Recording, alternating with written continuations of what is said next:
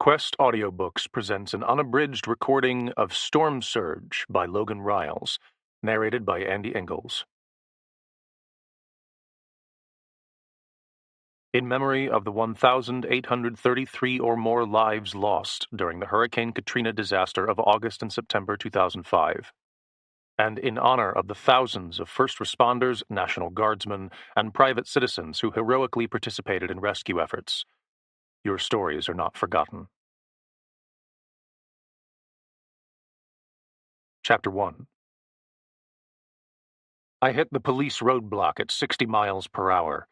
The wooden barricade erected across the road exploded over the hood of my captured Chevy Blazer and splintered against the windshield. Tires screamed, and the back end of the SUV fishtailed. I swung instinctively right, dropping beneath the dash as handguns cracked, and a bullet slammed into my rear fender. The Mississippi State Troopers were likely aiming for my tires, but they missed. The Blazer struck the concrete at the base of the on-ramp, and with a surge of overworked horsepower, I rocketed onto the highway. The cops didn't follow. The blue lights faded. Rain pounded the SUV's roof and streamed through the busted passenger side window. I choked on blood and swabbed my obliterated nose with the back of one hand, piloting the Blazer down the middle of twin southbound lanes. Both lanes lay completely empty, vacated as the intensifying wind drove the rain sideways. I had to manhandle the wheel to keep the SUV on course. I swallowed blood to keep from choking on it. But I didn't stop driving. I spun the radio's tuner dial with dirty fingers, searching for a clear signal. Most stations were obscured by static, distorted by the storm. Finally, a computerized voice broke through with a weather alert. The National Weather Service has issued a tropical storm warning for the entire state of Louisiana, along with the southern counties in Mississippi and Alabama. Hurricane Nadia has now strengthened into an extremely dangerous Category 5 superstorm and is expected to make landfall 56 miles south of New Orleans, Louisiana, at around 5:25 a.m. this morning.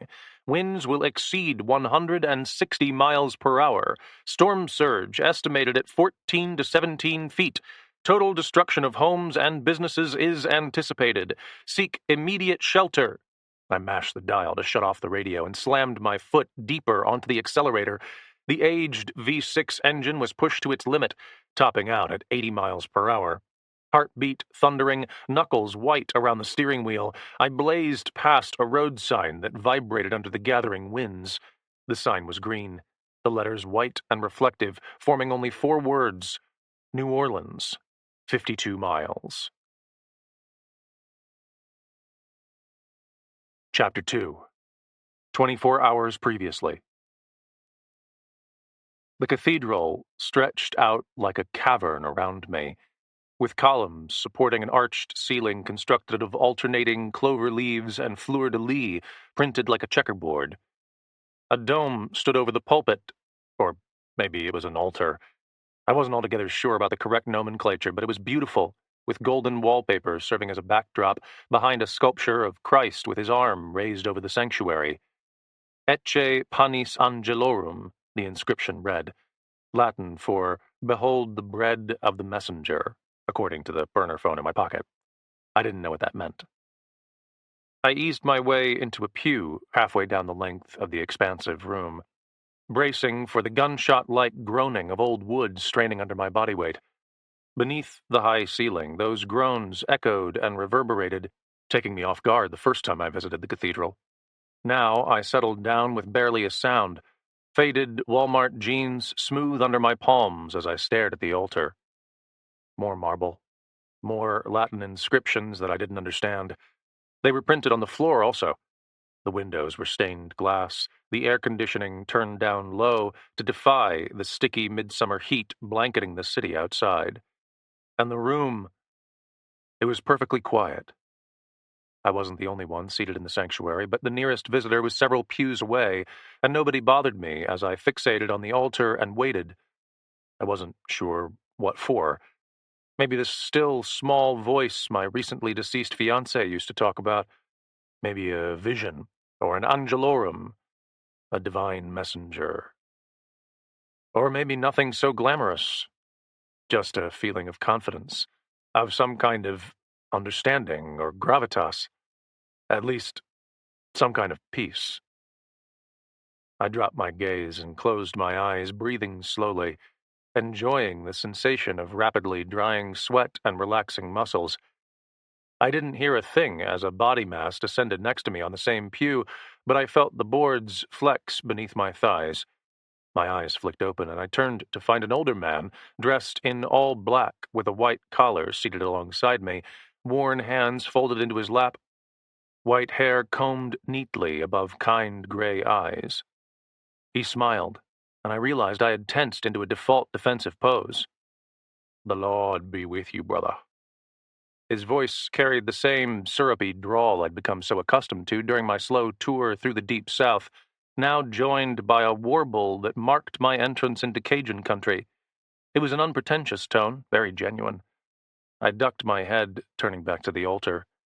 For a while we sat in silence. Then the old man spoke again.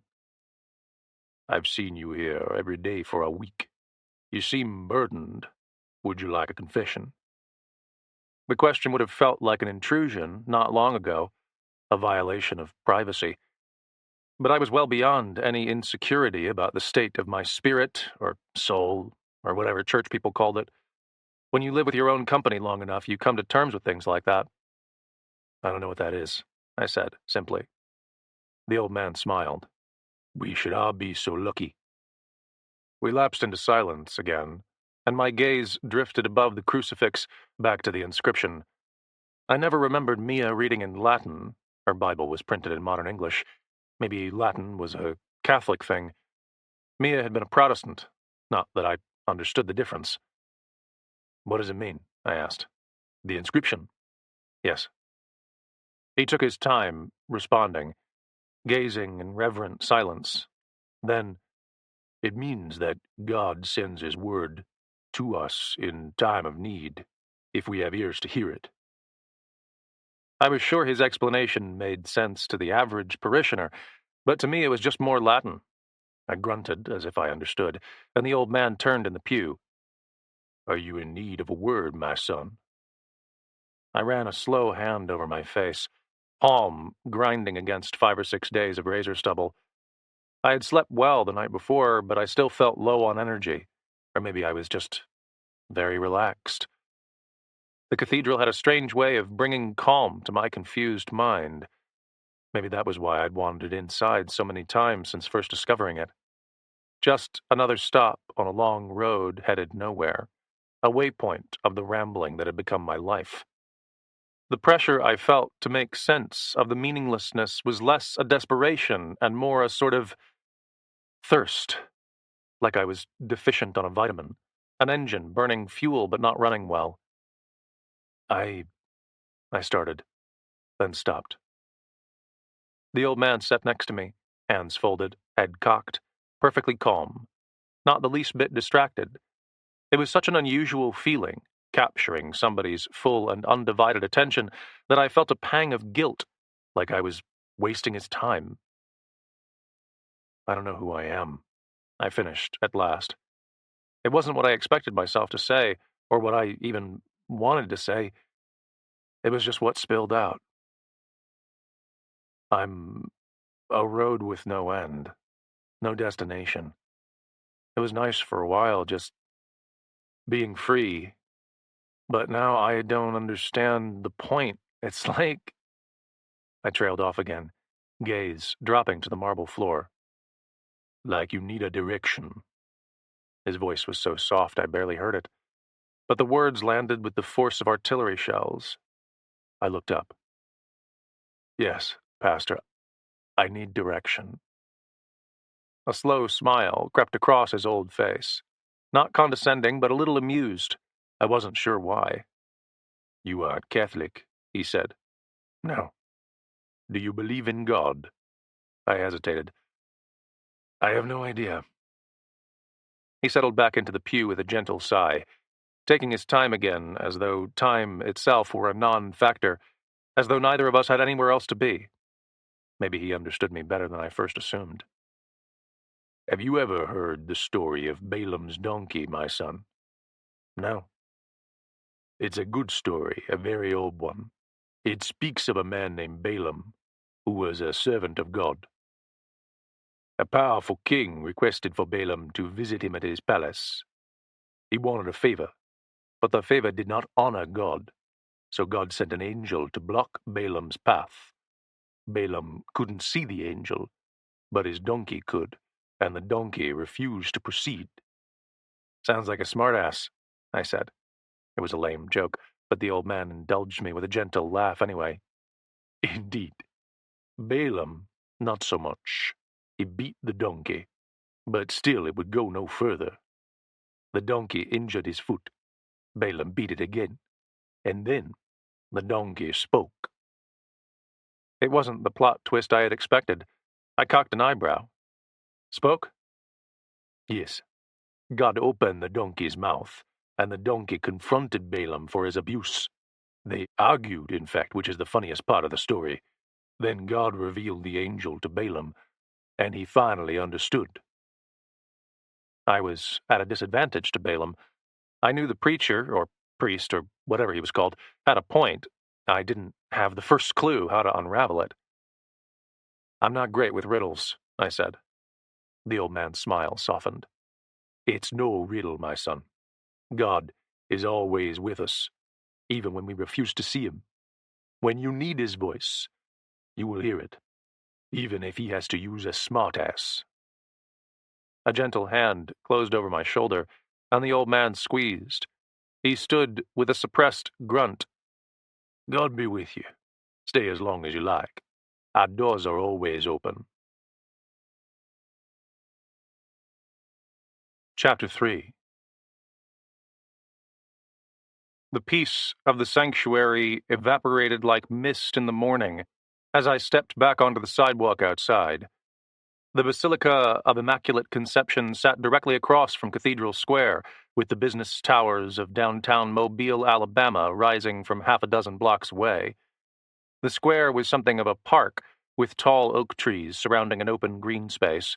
Or, at least, it was usually an open green space. Just then it was clogged by tables and cardboard boxes, both loaded with medical supplies, dry foods, and enough bottled water to flood the church behind me. Federal emergency management workers dressed in dark blue vests distributed the goods to a long line of cars moving slowly through a drive-up service lane running right in front of the cathedral. All the license plates read Mississippi or Louisiana. Many of the cars were loaded with household belongings, small furniture, books, photo albums.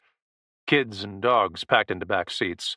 Harried mothers and exhausted fathers negotiating with FEMA workers to pack as much food and water into their already overloaded minivans and SUVs as possible before grinding along through the downtown slog.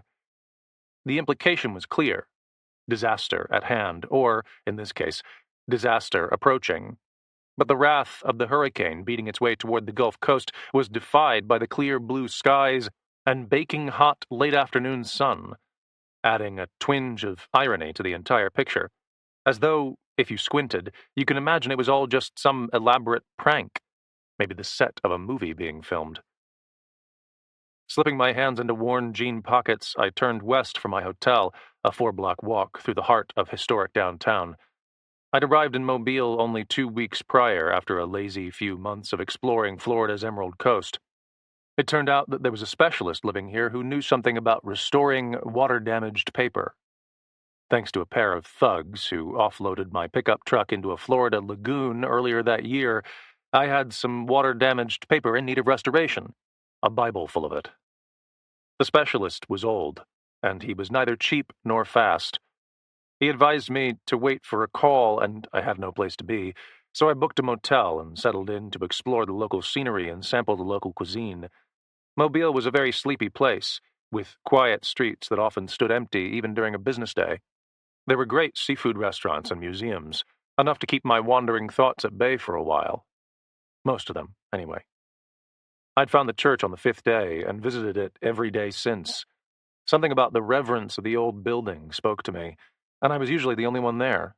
At least until Tropical Storm Nadia rotated eastward and developed into a hurricane, crashing first for Lake Charles, but moving steadily eastward toward a much bigger, even more vulnerable target, New Orleans. Mobile would take a beating, but it was far enough outside the projected landing zone to serve as a refuge for a growing caravan of evacuees. Hotels were booked, traffic clogged the streets and overwhelmed the highways, grocery store shelves were swept clean. FEMA had their hands full. I tuned out the chaos as I strolled along streets shaded by oak trees that were older than the city. Many of the homes dated back to the mid-19th century, with wrought iron fixtures and narrow windows. Traffic had congested considerably, and a fast food restaurant I passed was flooded with hungry travelers. I was hungry myself, but wasn't interested in braving the crowd. I stopped at a convenience store instead, picking up jerky, a bottle of water, and a king-sized Baby Ruth candy bar. Then I was back on the street, chewing jerky as I walked. The motel I'd called home for the past 2 weeks consisted of a seedy little strip of 20 rooms built into an L shape, 10 on top and 10 on the bottom, with an office constructed into the end of the L's foot. It was ironically named the Azalea Lodge, perhaps an homage to Mobile's nickname of the Azalea City. Any grandeur in the reference was long exhausted by the expired neon lights that spelled out the letters A and G, to say nothing of the trash drifting across the parking lot or the busted swimming pool now clogged by weeds. It was the sort of place that rented rooms by the hour, usually, but living the life of an unemployed drifter meant compromising on accommodation. At least the roof didn't leak. The parking lot of Azalea Lodge was packed as I crossed off the sidewalk and headed for the office. My 1967 GMC pickup had sat almost alone in the lot only 4 days prior, but was now joined by additional Louisiana and Mississippi license plates. A Yorkshire Terrier barked from the second-floor walkway while a woman in a nightrobe smoked a cigarette. Kids kicked a ball around the perimeter of the abandoned pool, and a couple of shirtless fat guys drank beer while relaxing in lawn chairs. The place had become a little metropolis almost overnight, and the serenity I had savored in Mobile had vanished just as quickly. Not that I could blame anyone. They were probably all standing on the brink of homelessness. As I approached the glass window of the office, I noted the faded television standing on a filing cabinet in the background, a storm chart depicting Nadia's progress toward the coast. The hurricane had attained Category 3 status the previous night and was still growing. As her projected path shifted ever eastward, whispers of an unspeakable name were uttered as if by accident by the weather forecasters. Katrina. My gaze switched from the TV to the office chair, where a hairy guy in his late 40s sat kicked back with one foot on the counter.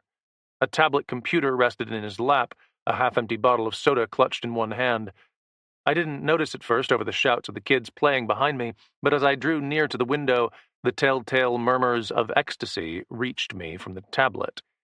Moaning blended with the occasional expletive. It was porn, and the guy was zeroed in on it. I rapped my knuckles against the glass partition, hard enough to rattle the pane in its frame. The clerk didn't jump, taking his time to look up from the screen. His eyes were hooded, and I smelled marijuana, just as I had every time I'd paid my rent.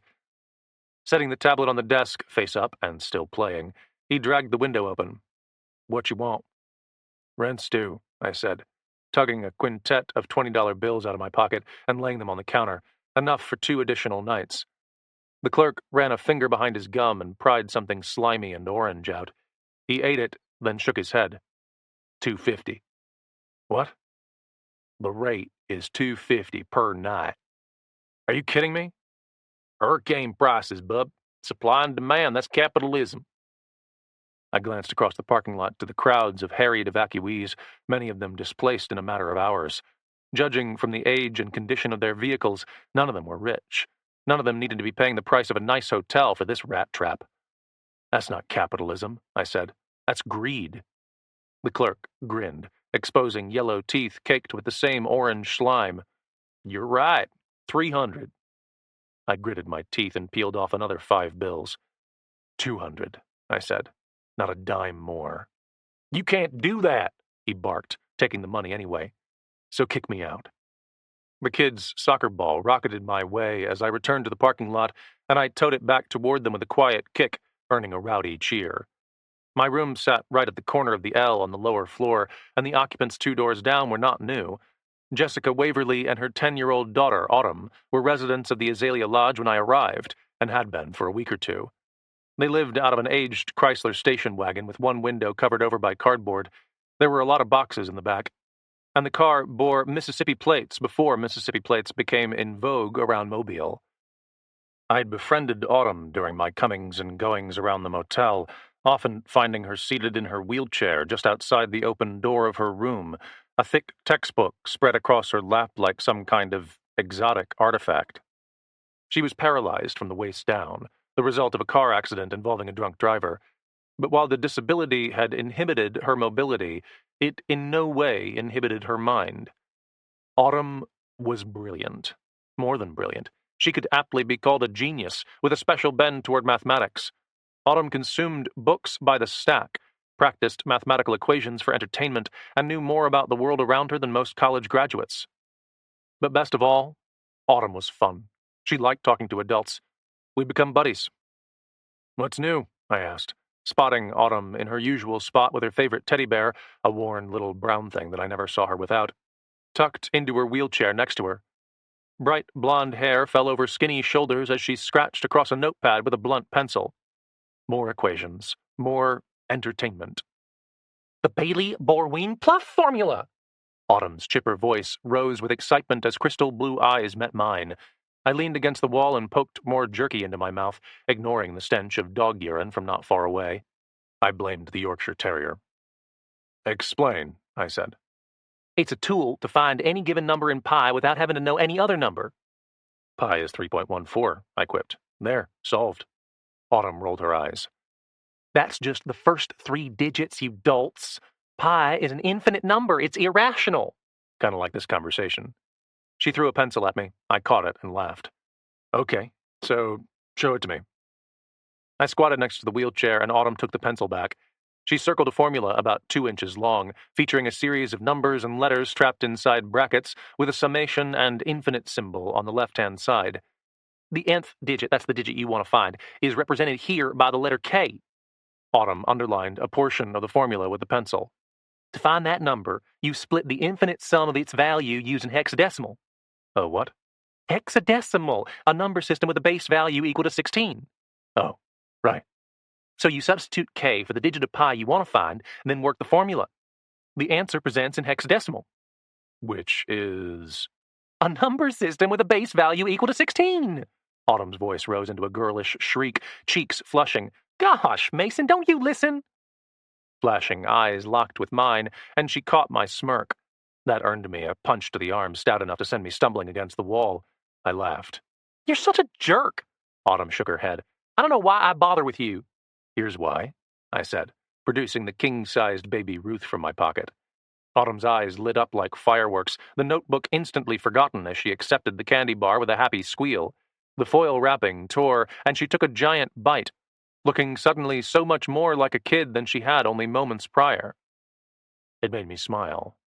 My gaze drifted back down to the notebook, and I scanned repeated expressions of the BBP formula used over and over to identify different random digits of pi. There was no calculator. Autumn didn't need one. Her brain was like a computer, wrapping its supercharged synapses around advanced concepts that turned my own mental state into instant mush. It was remarkable. But when I looked up from the equations, Autumn was no longer fixated on the notebook or even the candy bar. Her gaze had drifted beyond the cars and across the lot to where the other kids were still busy kicking their soccer ball. My stomach descended into a leaden weight, and the grin faded from my face. Autumn chewed slowly, her gaze suddenly lost in whimsy. "Where's your mom?" I asked. "Laundromat," Autumn said. "She'll be right back." As if on cue, I recognized the squeal of an old serpentine belt, and the banged-up Chrysler with the cardboard window appeared in the parking lot with Jessica Waverly seated behind the wheel. Blonde-headed and slender like her daughter, I could never tell if Jessica had already reached her early 30s or if the first 20-something years of her life had simply left their mark. She smoked cigarettes when Autumn wasn't around and swore like a sailor. But she was a good mom, a really good mom. The circumstances that had driven the two of them out of their Mississippi home all orbited around Autumn, and Jessica didn't resent that for a moment. Clambering out of the car with a laundry basket under one arm, Jessica lifted her hand in a wave toward the two of us before she turned for the motel office. I caught the clerk ogling her over the top of his tablet computer, one finger jammed behind his gums again. The two held a confrontation, and Jessica's body language became animated. I guessed that he was grifting her for the rent money the same way he'd grifted me. Well, maybe not the same way.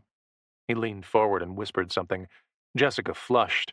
She slammed money down on the counter and extended a hand. The clerk passed her a stack of mail with a sly wink. Jessica marched off. Mom doesn't like him, Autumn said. Your mom's a smart woman, I grunted. Jessica stopped halfway across the parking lot, shifting through the pile of letters. An advertising circular slipped from her hands, and she allowed it to flutter to the concrete. She fixated on a single white envelope and grew suddenly very still. Fingers found an opening beneath the seal. Paper tore. I straightened instinctively off the wall as Jessica ripped a sheet of paper out and unfolded it. Her eyes scanned quickly. Her hand trembled. Then she dropped the laundry and burst into a sprint across the parking lot, sobbing before she even reached us. She hit her knees and wrapped Autumn in a hug, clutching her close and kissing her on the forehead, heedless of anyone and everyone watching from around the hotel. Mom! Autumn scoffed. Stop it! You're messing up my hair! Jessica pulled away, cheeks streaked with mascara. She swallowed hard and grinned. Is it over? Autumn whispered. Jessica nodded. Then she looked at me. It's over, sweetie. The judge says we're free to go. Jessica wrapped Autumn in another big hug, defying her attempts to resist as some of the other residents of Azalea Lodge rushed in to hear the gossip. Jessica's personal business was no great secret. Those of us who'd been around for a few weeks all knew about the lawsuit, the custody battle, the deadbeat dad, and the school for gifted children waiting in San Francisco. If only a judge would allow Jessica to move that far. It's a final ruling, Jessica mumbled, breaking away from Autumn to recover a little bit of her composure. We're free to move anywhere in the country. Randy has no further claim. I returned her smile. Jessica blushed and scrubbed her tears away as Irene from 2 doors down brought her toothless grin to join in the celebration. Pushing away from the wall, I dug my phone out and ran a Google search. Then I called through the gathering crowd to Autumn. Ham and pineapple? A beaming face turned my way. Huh? Pie, kid. The Italian kind. This calls for pizza. Chapter 4. I ordered half a dozen large pizzas for delivery. Then I trailed a rolling cooler to the local convenience store where I bypassed the beer fridge in favor of canned soda. Somehow, it didn't feel respectful to drink alcohol in front of Autumn. Back at the Azalea Lodge, I dropped the tailgate on my GMC and spread the food out for anybody who wanted to stop by to partake. In short order, a party kicked off, and additional pizzas were required. I didn't mind, happy to sit in the motel breezeway and sip Dr. Pepper while refugees and locals mingled together to learn the details of Jessica and Autumn's celebration. By late evening, I could smell a salt breeze laden with menace blowing in from the coast as the sun vanished behind a bank of darkening clouds. Updates from somebody's bedroom TV indicated that Hurricane Nadia had gained additional strength and was now projected to reach Category 4 status before making landfall. The closer she churned toward the coast, the tighter her landfall projections became. One thing was certain. Louisiana was about to get wrecked. Hey. Jessica's heavy South Mississippi drawl rang from over my shoulder, and I looked up to see her cradling a Coke, tired eyes reflecting the closest thing to joy I'd seen in anybody's face for a good while. She offered me a gentle smile and swished the soda can. May I? Sure. I scooted over a few inches, allowing room for Jessica to settle in next to me. Autumn had retreated to their hotel room to watch cartoons. Most of the Azalea Lodge residents who remained outside had descended into lawn chairs, swapping jokes and sweating off the pizza. Country music played from a car stereo. The traces of cigarette smoke drifted down from the second-floor walkway. It was a strangely comforting smell, not because I smoked, but because it smelled like calm. Jessica must have thought the same, because she dug through her neckline to retrieve a flattened pack of Marlboros. Want one? I shook my head, and Jessica lit up. She inhaled deeply and closed her eyes, shoulders drooping a little in apparent relaxation. Even from 4 blocks away, I could still hear a soft clamor of voices from the disaster relief station in front of the cathedral, but darkness had brought a respite to most of the chaos. The calm before the storm. Wow, Jessica sighed. not a moment too soon. I knew she was referencing the court order. It had been pending for weeks while Randy Mercer, Autumn's biological father, launched petition after petition to prevent Jessica from relocating to the West Coast. He didn't have any custody over Autumn, only occasional visitation, but an old clause in the divorce agreement prevented Jessica from moving beyond a certain radius without Randy's consent. And Randy wouldn't consent. Not under any conditions. When news of Autumn's opportunity at a school for gifted children first reached him, Randy Mercer had gone ballistic. He'd harassed Jessica so violently that she'd been forced to flee her Mississippi home, finding shelter for Autumn at Azalea Lodge while the court ground slowly through the proceedings of her own petition. It was a story she had shared with me not long after we met, a brutal, exhausting tale, but it was finally ending. "When do you leave?" I asked. "Tomorrow. Just got to scoot over to the bank and get some running money. They don't have my bank out west." "When does Autumn start school?" "As soon as we get there. They got an apartment for us and everything.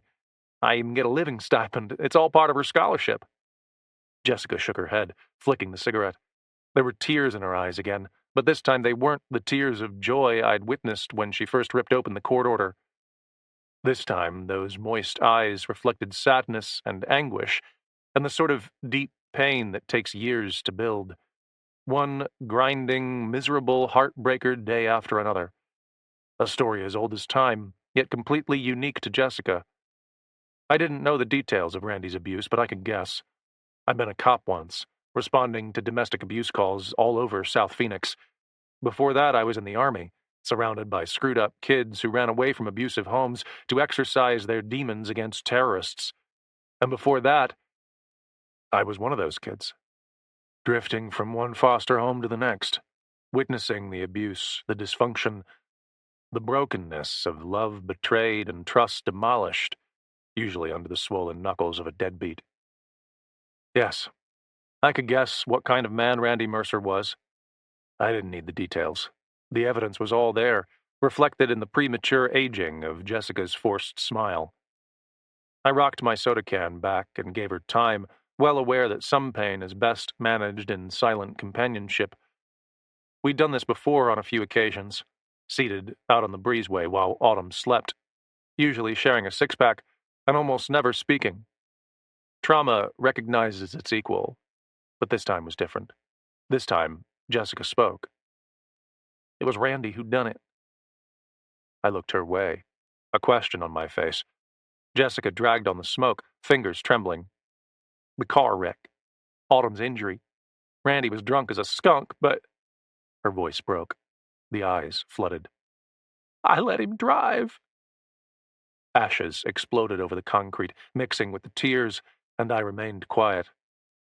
The revelation wasn't really a revelation, I'd already guessed. But the story still hurt. "I should have put a bullet in his face," Jessica whispered. "Years ago. The first time he hit me. The first bone he broke, but I didn't, you know. And Autumn was born, and that night he was deep in the whiskey, and I didn't want to argue." She looked up slowly. "You ever carry a pain like that, Mason? Something you can't take back, something you'd give the world to do differently?" My shoulders slumped under an avalanche of invisible pressure, and I looked away. Oh, yes. I knew all about that kind of pain, that kind of regret. All the questions that dumped into your soul in the late hours of the night when you beg for sleep to envelop you. Questions like, what if I'd driven a little harder, shot a little faster, somehow thrown myself down that school hallway and stopped that shotgun blast from blowing my fiancée to the ground? But those questions were pointless. Just like Jessica's questions were pointless. There was no going back. Not ever. Only pressing forward, hoping to do better. "You're almost there," I said. "Light at the end of the tunnel, right?" I forced a smile. Jessica forced one back. She lit another cigarette, and the tears dried slowly. I saw anger instead, and a little smug satisfaction. Randy's gonna freak. Ever since he stopped being able to control me, he's absolutely obsessed with Autumn, wants her under his thumb. I wish I could see his face when he opens the court order. You don't think he'll turn up in San Francisco, do you? She looked sideways at me, blew smoke through her teeth. He better not. I lifted my can in salute and took a long drink. Jessica inhaled a lungful of clean air and closed her eyes. She seemed to let something go. Her body relaxed a little. Maybe she was just that tired. I really appreciate how you've treated Autumn all these weeks, Jessica said. Being her friend. She don't know what it means to have a good man around. It was good for her. I really owe you one. You don't know me anything, I said. Autumn's a special kid. The world would be a better place if we all appreciated each other. A soft grunt of agreement. Then, so what about you? You sticking around for the biggin'? Jessica didn't know about Mia's Bible. She didn't know about Mia at all. It was something I'd elected to keep to myself in the context of everything Jessica and her daughter were going through. I'll be headed out before long, I said. Might stick around to volunteer for a few days. I'm sure there will be cleanup to do. Jessica snorted. Volunteer? You're really something, you know that? Green eyes lingered on mine a moment longer than usual, and sudden discomfort tensed my body. It wasn't resistance, and it certainly wasn't distaste. It was just the thought of Autumn and the friendship we'd developed. I could only imagine how many of her friends had bought her candy bars only to take advantage of her mother. Another story as old as time. I think I'm going to get some shut-eye, I said, standing and stretching. You should, too. It's a long drive to California. Jessica turned away quickly and dragged on the cigarette. Smoke billowed around her face, and she grinned. Best drive of my life. Chapter 5. Mason! Mason! Fists beat on the door of my motel room, and I sat up shirtless in bed. The room was dark, the window blinds pulled closed. I blinked back the fog of sleep and turned quickly to the clock. It was 9 a.m. on the dot. I'd slept much longer than usual, and as my brain awakened, I detected a howling sound from the breezeway outside. Wind and rain, the precursor of Nadia closing in on the coast. And fists still beating on the door. Mason! I rolled out of bed and walked barefoot over sticky carpet. 2 latches held the door closed. They both rattled as I got it open. Jessica stood immediately outside, hair streaming with rainwater, face taut with panic. Behind her, a steady shower beat down over the roof of my GMC. The sky was dark and torn by occasional lightning, but it was the storm in Jessica's eyes that caught my attention. What is it? I said. What's wrong? She's gone! Jessica gasped. What? Autumn! I left her to sleep in while I went to the bank. She's gone, Mason. She's gone! My gaze snapped toward Jessica's room, and then I pushed past her into the breezeway. Jessica's door stood open. The lamps on both nightstands shone over a room messy with unpacked luggage and assorted household items. The TV was on, cartoons played, but both Autumn and her wheelchair were missing, as was her teddy. Autumn! I shouted, stepping inside without waiting for an invite. Rushing around the end of the bed, I reached the bathroom. Cosmetics and hairbrushes lay strewn across the sink. The little neon hairbands that Autumn favored were piled on the toilet lid, and the shower curtain stood open, but Autumn wasn't there. Did you check the parking lot? I asked. I checked everywhere. I even drove down the street. She's gone, Mason. I lifted a hand, breaking Jessica off in mid-panic. Tears gushed down her cheeks, and her hand shook. I remained calm. There's no sign of forced entry on the door, Jessica. She probably just went down the street for a candy bar. In this? Jessica gestured to the growing thunderstorm. She never leaves. I told her not to. I told her. Jessica. I put a hand on her shoulder. I squeezed once. Take a breath, okay? Let's get in the car and drive around the block. She can't have gone far. Jessica looked to the parking lot. She hesitated. I already called the police. Should I not have? No, that's fine. You wait for them. I'll run the block. I left Jessica in her room and returned to my own for my shirt. Then I fired up the GMC with some effort. It had sat for nearly 2 weeks, and gave it 30 seconds to warm before I rumbled out of the parking lot. My left windshield wiper was the only one that worked, something I should have fixed months prior. As I reached the street, I could barely see in either direction, and I decided to roll my window down and turn left. I would orbit the block facing the sidewalk that Autumn would most likely have used. I couldn't imagine her crossing the street in her wheelchair. Actually, I couldn't imagine her leaving the motel room at all. Jessica had left her there on occasion to run errands, and I'd witnessed her aggressive admonitions for Autumn to stay put. I'd never seen her break those rules, not once. But like I told Jessica, there was no sign of forced entry. The most obvious answer was likely the correct one. Autumn had broken the rules and gone for a baby Ruth. The corner convenience store stood 1 block away, rain gusting beneath the awning to soak the lone fuel pump. Lights were visible behind the bar-covered windows, but I didn't see a wheelchair. I barged in anyway. "Hey, you see a kid in here?" The clerk was watching weather updates on a washed-out TV screen. He wrinkled his nose. "Huh?" "A kid," I said. 10 years old, blonde hair, and a wheelchair. "Nah, man." I returned to the truck and completed an orbit of 2 additional blocks before returning to the hotel, starting to question my original hypothesis. I'd seen Autumn traverse the parking lot in the wheelchair before. She was strong, but the asphalt was busted and riddled with potholes. Jessica frequently had to assist by pushing the chair. How would Autumn have managed it on her own? And why would she bother? If she needed something, she would have phoned my room. She'd done so before. A single police cruiser waited in the parking lot, headlights blazing through the rain. A pair of Mobile city cops stood in the breezeway, one taking notes, the other working to calm an increasingly frantic mother. I cut the GMC off and joined them. "Did you find her?" Jessica's voice cracked. I shook my head. "I checked the convenience store. The clerk never saw her." Jessica wrung her hands, damp and tangled hair blowing across her face in a fresh gust of wind. The cop with the notepad turned to me. "Who are you?" "Neighbor," I said. "You guys need to get a pair of units searching the area." "We know what to do, sir." The cop snapped his notebook closed. "Ma'am, is there any place your child would have ventured? Any local spot where she likes to play?" "Play?" Jessica's voice turned shrill. "She's in a wheelchair." The cop remained unfazed.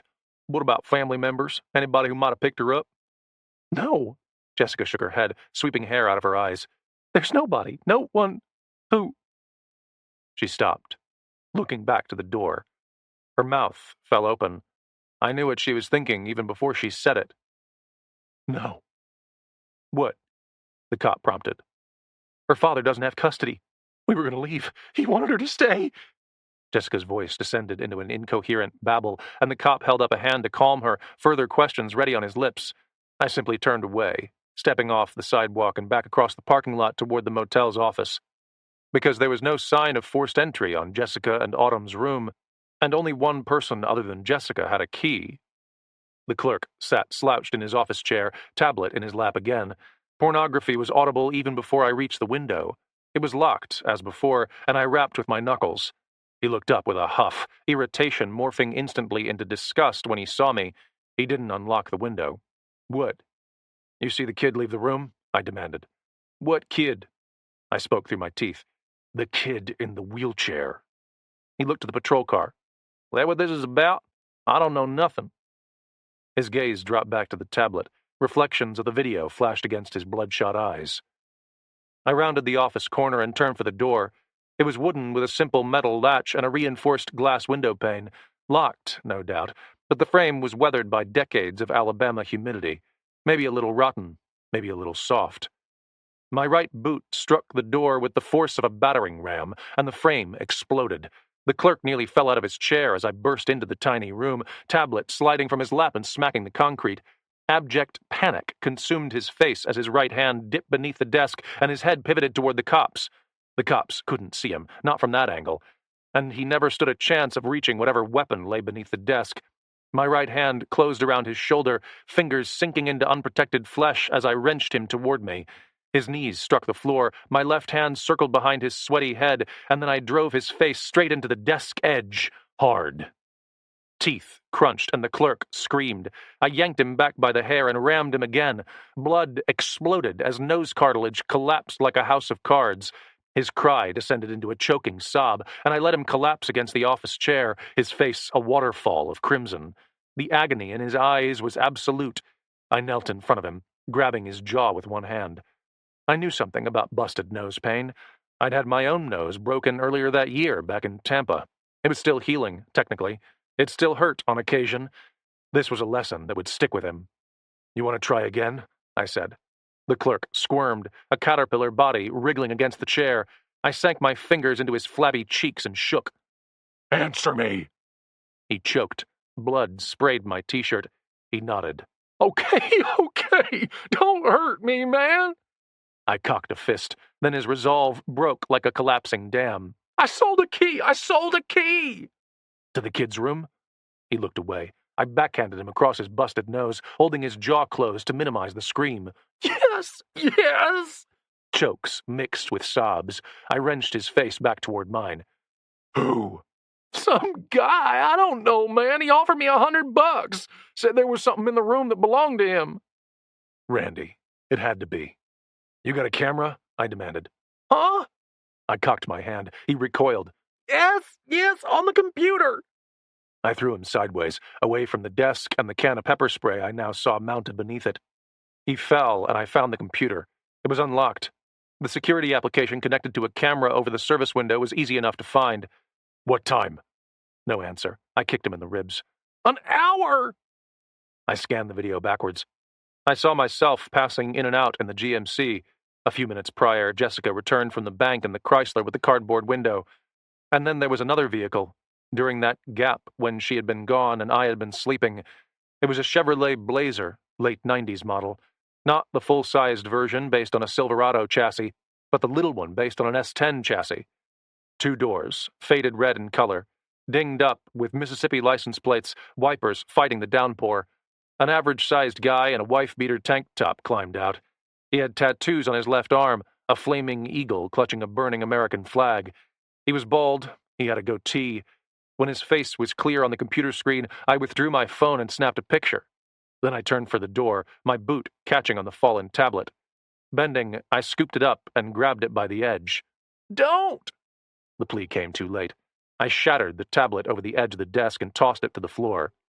I'm going to call the cops on you, the clerk choked. Go ahead. While you're at it, you can explain how you abetted a kidnapping.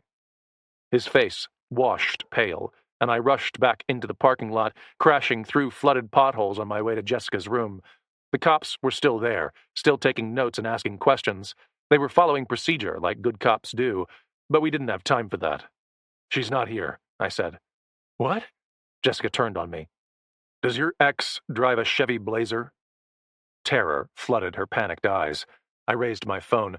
She surveyed the snapshot, and the terror turned to resolute rage. Without a word, she spun for the parking lot, abandoning the cops and charging for the Chrysler. Wait, I shouted. Jessica ignored me. I cut her off at the driver's side door, ramming my hand against it. Move! She screamed. I held the door. Jessica, breathe. Where would he take her? Mississippi, she snapped. His place. You have the address? Of course I do. So we called the Mississippi cops. They're his buddies. He lives out in the sticks. Get out of my way, or I swear. Okay. I held up a hand, my mind working to solve the equation before me with the speed of autumn locating a random digit of pi. Except this wasn't a difficult problem to solve. If Randy Mercer had kidnapped his daughter, he was no longer playing by the rules. He didn't give a crap about the court order, and I already knew he was a violent man. He'd beat Jessica to a pulp. I'm going with you, I said. Give me the keys. You should make calls on the way. Jessica hesitated only a moment. Then she passed off the Chrysler's keys and rushed to the passenger's side. The cops called from the breezeway as I fired up the old engine, rain thumping against the cardboard window to my left. We didn't call back. I powered backward out of the parking spot, then turned for the road, headed for Mississippi. Chapter 6. He lives outside of Beaumont. It's an hour up 98. Jessica called the turns as I piloted the Chrysler through downtown Mobile, taking I-165 to Saraland before connecting with State Highway 98 just outside of Wilmer.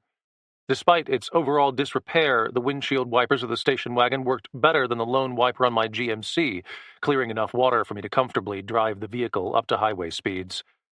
You sure he'd take her to Beaumont? I questioned. Jessica sat next to me, hands trembling as she knotted them around the tail of her T-shirt over and over, gaze fixated on the path ahead. We hit the Mississippi state line even as a column of dense traffic clogged the highway along the eastbound lane. More evacuees fleeing rural Mississippi. And this dumb POS was taking his daughter toward the storm. It's where he lives, Jessica choked. He has a trailer. Maybe took her somewhere else. I don't know. Her voice wavered. I put a hand on her arm. Stay calm. Focused for autumn. We'll sort this out. Jessica nodded several times, scrubbing her eyes. Is he armed? I asked. She glanced sideways. Panic returned. You don't think... No, I said. I don't. But he doesn't like you, and I doubt he'll like me any better. That made sense to her. She collected herself. He's always had guns. I don't know what kind. What about neighbors? Anybody nearby? Any dogs? They were only semi-relevant details. Ideally, whatever happened next would be non-violent, and would be mitigated by local law enforcement. I wasn't planning on breaking bones, but keeping Jessica talking helped to keep her focused, and it never hurts to know if a Rottweiler is waiting at the end of a long, muddy driveway. No dogs, no neighbors either. It's the middle of nowhere. A lonely spot, out of touch with society, a redneck with a few screws loose and a kid under his thumb. Not good. Try the cops, I said, jabbing my thumb. Jessica dialed and spoke to a local police station. Whoever picked up the phone stopped listening the moment she said the word father. I understood, in a way, as an ex-cop myself. Then again, I'd also been a good cop. I'd understood the difference between a petty domestic dispute and a true emergency, or at least I cared enough to investigate. The dispatcher who answered Jessica's call was caught between a crazed woman on one end and a Cat 4 hurricane on the other, with a massive evacuation effort sandwiched in between. Her response was predictable.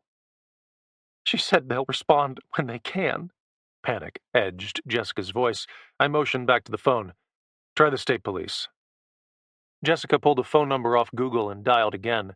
This time she couldn't even get through. They're overwhelmed, I said. We'll deal with it. You just focus on what you can remember. What is the house like? It's a trailer, single wide, about half a mile off the blacktop. Her voice wavered. I snapped my fingers. Hey, look at me. Jessica twisted in the seat. Is this how Autumn would react? That brought the hint of a smile. No. I agree. So let's rise to her level. Hit me with some numbers. How far? Jessica consulted her phone. 26 miles? 37 minutes? Let's make it 30. I mashed the accelerator, and the Chrysler roared. Water streamed across the windshield, and deep gray clouds turned gradually blacker. It wasn't yet midday, but I needed my headlights to illuminate the path ahead. Traffic became sparse as the highway arced northward for Hattiesburg. I figured most evacuees in this area would be headed for Jackson or Montgomery, someplace farther inland. Beaumont was little more than a dot on the map, and it was a dot well within Nadia's reach. Certainly it was no place to shelter inside a trailer. Take the next right, Jessica pointed. I slowed and turned, front tires crashing through a flooded pothole. The next road was a two-lane maintained by the county, riddled with ruts and busted asphalt. I had no choice but to slow as dense groves of mixed pines and hardwoods closed on every side. We crossed a bridge spanning a narrow creek, and I noted the water line rising rapidly up the bank. There were no other cars, no pedestrians, no houses. What mailboxes we passed were infrequent, leaning on wooden posts, long, winding driveways disappearing into the trees. The middle of nowhere. 6 more miles, Jessica said. The drive is dirt. It's going to be slick. I pictured the security footage at the motel, remembering the battered Chevrolet Blazer pulling up next to the office. The footage was grainy, but I remembered there being mud caked to the tires. I also remembered an elevated stance, indicating that the petite SUV was a four-wheel drive. Jessica's Chrysler wasn't. How long is the drive? I don't know. Few hundred yards? I accelerated over a low hill, the rain finally slacking off while the sky remained pitch black. We were now caught beneath Nadia's outer bands, I realized. It would rain off and on for the next few hours before the hurricane made landfall. Then all hell would break loose. I'd never experienced a hurricane before, but I'd learned the hard way to respect the forces of nature regardless of their form. As soon as Autumn was safely back in Jessica's custody, we'd all head inland. There, Jessica pointed. The mailbox wasn't a mailbox at all. It was an old microwave strapped to the top of an oil drum with a 4-digit street number spray-painted to the side. Most certainly not postmaster approved, but it did the job. I stepped on the brakes, and Jessica reached for the door. I caught her arm. Wait a minute. She tugged. I ignored her and looked down the drive. It was impossible to tell if there were any fresh tracks pressed into the clay, but there was a pair of deep ruts, and those ruts were flooded. Looking down a gentle slope, the path disappeared into the trees, winding past a pair of no trespassing signs. "Let me go!"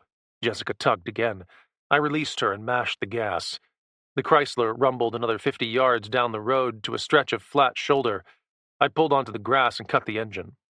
"We'll go through the woods," I said. "I don't want this jackass popping off a shot if he sees us coming up the driveway." Jessica nodded. Again, she reached for the door.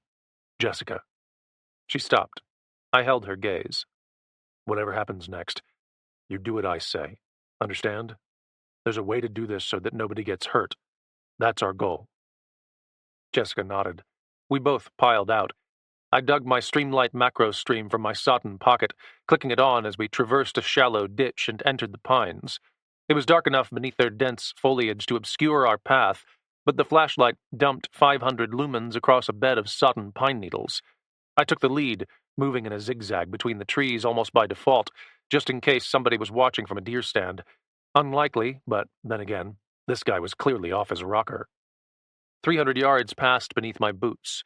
I clicked the macro stream off when dim gray light illuminated a clearing beyond a tangle of undergrowth.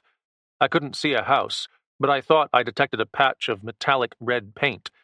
The blazer, maybe. I slowed. Jessica slowed with me, and we crept right to the edge of the undergrowth, dropping to our knees. The trailer was there, just as Jessica described, single-wide, set on columns of concrete blocks with sections of aluminum skirt missing like gaps in a smile. Rusted metal steps led to the door. All the windows were closed, but dim electric light glowed behind most of them.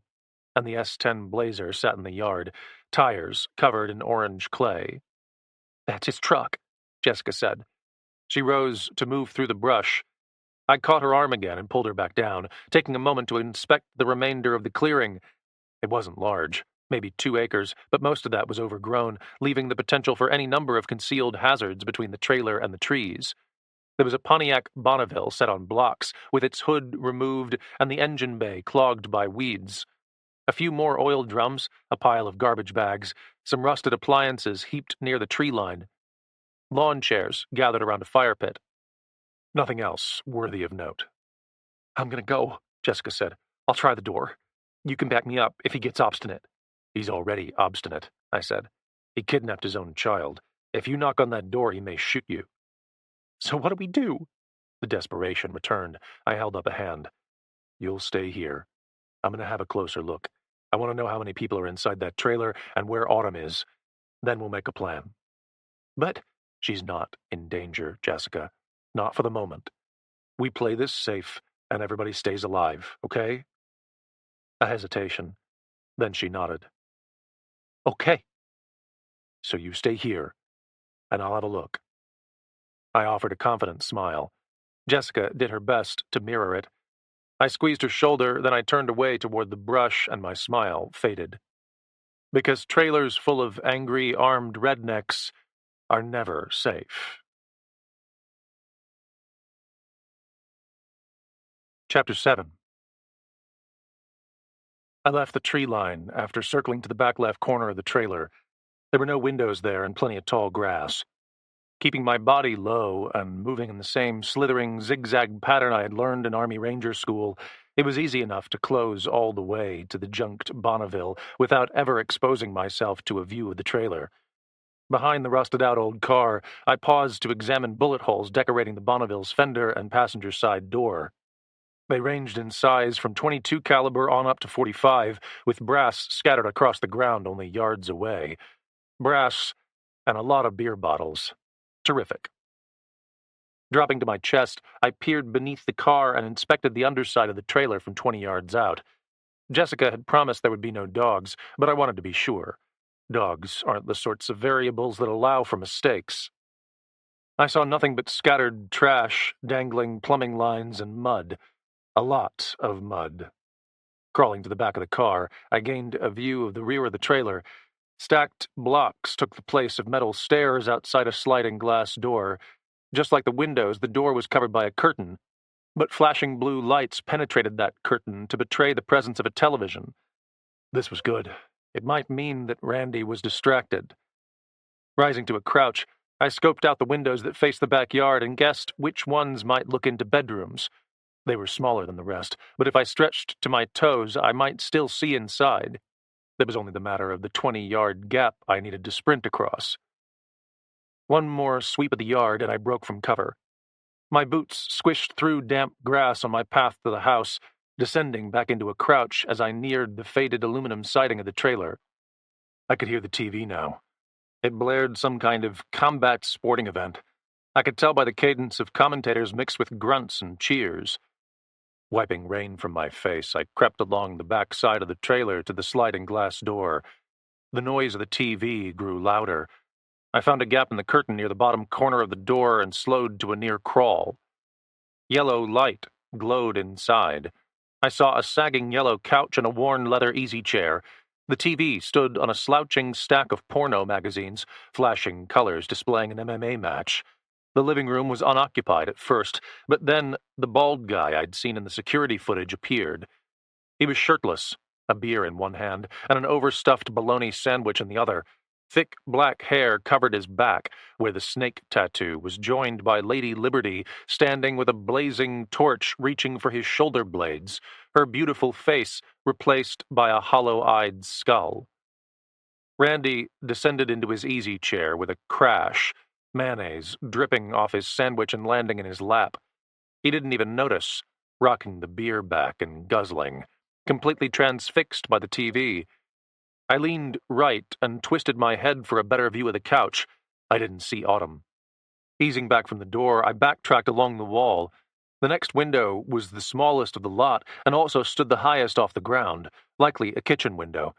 I couldn't reach it, so I proceeded to the first bedroom window, closing against the slick aluminum siding and rising to my toes. A sheer curtain obscured my view, allowing for only a partial view of the interior. I swept my gaze over stacked boxes and bags of trash. A storage room. No sign of Autumn. From the living room, Randy burst into an inebriated shout. The TV blared a combined cacophony of boos and cheers. I hurried to the next window, and again rose onto my toes, squinting through another sheer curtain. It was a bedroom, but it was darker than the first, the door closed, and the walls painted deep blue. With the cloud cover overhead, there wasn't enough ambient light for me to see very far into the room. I drew the macro stream again and angled my head. I saw a closet door, a banged-up dresser with one drawer hanging open, and then a pair of shoes, abandoned on the floor. Child's shoes. I craned my neck again, but I couldn't see beyond the corner of a bed. There was a blanket there, and I thought I detected a lump, maybe a foot or a leg. Glancing back toward the living room, I listened for another drunken cheer. Randy didn't keep me waiting, and I dug into my pocket for the Victorinox locksmith I carry, a Swiss-made multi-tool with a bottle opener/flathead screwdriver included. That screwdriver slipped easily into the bottom of the corroded aluminum window frame as I held the flashlight between my teeth, then pried upward. The window shifted. It squealed as damp metal scraped against more of the same. It rose an eighth of an inch, then stopped. The window was locked. I jiggled the knife and leaned on it, but the window wouldn't budge, and the noises coming from the living room now sounded more like commercials. Flicking the screwdriver closed, I switched to the 3-inch locking stainless steel blade instead. It was razor sharp, but I only needed it to be thin. The cutting edge slipped between the window pane and the dry, rotted rubber gasket that held it in place. I scraped, prying rubber free. Inside the bedroom, the edge of the bedsheet fluttered, and I froze. Then I matched the movement with the grind of an air conditioning unit from someplace beyond the living room. The TV sounded with cheers and grunts again. I stripped the gasket away and wiggled the blade to displace the window. It slid out faster than I anticipated, and I never had the chance to catch it. The entire pane skated over my right shoulder and landed in the mud with a dull crack, shards of bright glass scattering around my boots. The TV was instantly louder, a rush of cool air enveloping my face. I placed both hands on the bottom of the window frame and hauled my body upward, the Victorinox clutched in one fist, the flashlight held between my teeth. My head cleared the gap, feet dangling. I bent inward and peered right. And then I saw her. Autumn lay on the bed, curled up beneath a stained blanket atop a bare mattress. Bright blonde hair clouded around her narrow face, chin tucked low, little fists wrapped near to her chest, paralyzed legs helpless to provide an escape. Pressing both boots against the sides of the trailer, I scraped for additional stability, but the wet aluminum provided zero traction. I could haul myself through the narrow window, but I was going to get beat up doing it. I spoke around the flashlight instead. Autumn. The child didn't so much as flinch, head still tucked low, body so perfectly still that for a moment a tinge of fear rushed through my chest. Biceps strained as I hauled myself up another inch and pushed my head all the way through the window. The TV had grown quiet. Randy must have turned the volume down. What little protection it offered now felt nearly worthless. Tearing the sheer curtain aside, I rocked my head right, directly toward the bed. Autumn. Still, the girl didn't budge, but from my improved vantage point, I detected a very slight flex of her chest as she inhaled, then exhaled.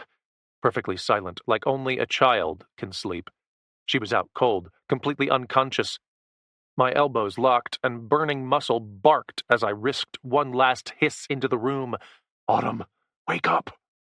The girl didn't budge, but as if on cue, something else answered my call. A low growl of a heavy engine, followed by the short blast of a truck horn. My gaze snapped instinctively toward the driveway, even though my view of it was blocked by the trailer. From down the hall, a toilet flushed, and Randy hollered, I'm coming! My muscles were about to give out. All 200 pounds of my broad frame had hung on them like a dead cow suspended from a hook. I couldn't hold on any longer, and with Randy only yards away, somewhere down the hall, attempting to wriggle inside wasn't an option. I dropped, instead, landing on the glass-covered mud and falling into an instant crouch. From the far side of the trailer, the engine had grown louder and was now joined by a twin. A horn blasted again, and Randy shouted a curse. Hang on! Boots thumped down the hallway. I dropped back onto my chest and peered beneath the trailer. I could see all the way through a tangle of loose insulation and dangling water pipes to the front yard. A pair of heavy trucks sat there, beefy four-door Fords with mud tires. Extended beds were loaded down with heavy plastic bins secured by straps. The trucks were painted utility white, with thick blue stripes and 4 bold letters printed on the sides. FEMA, Federal Emergency Management Agency. What? Already, doors were popping open, and heavy-set guys in boots, jeans, and wife-beater tank tops were spilling out, all muscled, all tattooed with long hair and graying beards, all looking decidedly like Randy somehow, and all of them armed. Handguns, held in hip holsters or jammed into the smalls of their backs, not like FEMA workers, not like any kind of federal disaster relief, more like a crew of bumpkins turning out for a supremacy rally, but I didn't have time to speculate further. Footsteps thumped against the floor overhead, and Autumn's door creaked open. I froze beneath the trailer, not daring to breathe as my fingers tightened around the knife. I remembered the missing window pane. The sheer curtain would cover it, but if a breeze came along... Randy didn't speak. He stepped across the floor toward the bed, and I pulled my legs beneath the edge of the trailer. I waited. Body weight shifted overhead. Randy grunted, and I closed my eyes. And then the breeze came. A gust from one of Nadia's outer bands, rushing out of the forest and ripping through the empty window frame. Randy grunted another curse. His feet thumped on the floor. He reached the window. And then the game was up. What the... Hey! Y'all get over here! Somebody's here! Chapter 8. The rednecks responded in record time, breaking into gut-jarring jogs and already drawing their sidearms. I wriggled quickly beneath a section of insulation, pocketing the flashlight and making for the front of the trailer. There was no chance of getting Autumn out now, not by myself and not unarmed. There were 8 or 10 guys outside, plus Randy, and they were all circling to the back of the trailer. Pretty soon they would reach the window and do the logical thing, look beneath the trailer. I had to be outside by then, beyond their trucks and beyond the tree line where I could regroup with Jessica. Mud fouled my shirt and coated my arms as I fought my way around a drooping air duct and beneath a row of water pipes. The rednecks had reached the back of the house and were closing on that patch of dirt with the shattered glass. Randy hadn't left Autumn's bedroom. He was shouting through the window, but despite the noise, I still hadn't detected any sign of Autumn waking from her sleep. Maybe that was better. Unable to run on her own 2 feet, there was little she could do besides complicate things. I needed to regain the initiative. A gap in the trailer's skirt opened ahead of me, 6 feet wide and clogged by weeds. I scrambled toward it, even as the boot falls of the rednecks reached the spot beneath the window. I could tell by the crunch of glass breaking beneath hard rubber soles. Then Randy shouted again. "It's her mama! She come to get her! Y'all spread out and find her!" I reached the gap in the skirt, but now I froze, peering back over one shoulder. The call from Randy wasn't what I'd expected. He jumped to a conclusion much quicker than I would have guessed, and already his comrades were falling into line, fanning out and tearing through the high weeds with guns brandished. I looked back to the gap beneath Autumn's window, momentarily considering the possibility of snatching her while Randy and his pals were distracted. I could make it back to the trees, sprint for the truck. "There! I see her!" The shout ripped from someplace to my right, and my head snapped in that direction. Most of the skirting at the end of the trailer stood intact, but a jagged hole about the size of a basketball offered a view of the field I'd zigzagged through. I saw 3 guys turn in unison, like a formation of fighter jets rolling toward a target. One pointed towards the woods, another shouted, a gunshot cracked, and then Jessica screamed. No. I've been in a lot of nasty predicaments throughout the course of a career in the U.S. Army's 75th Ranger Regiment, followed by a host of gnarly situations on the streets of Phoenix, working in law enforcement.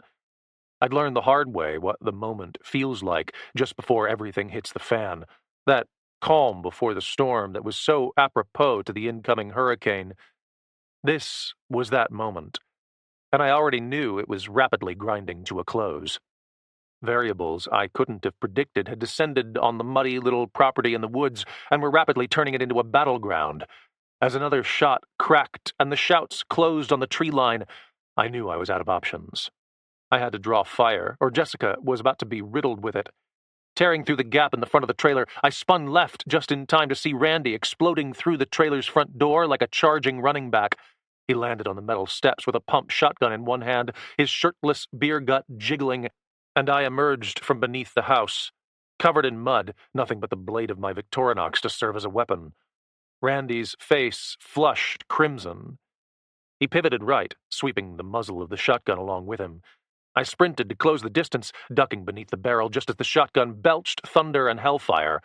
Lead pellets exploded over my shoulder, and I struck his knees with the full force of my charge, like a defensive end circling in to knock out the quarterback. Randy toppled backward off the steps. I followed him, driving to the ground. The shotgun spun out of his hands, and I landed on top, blade flashing.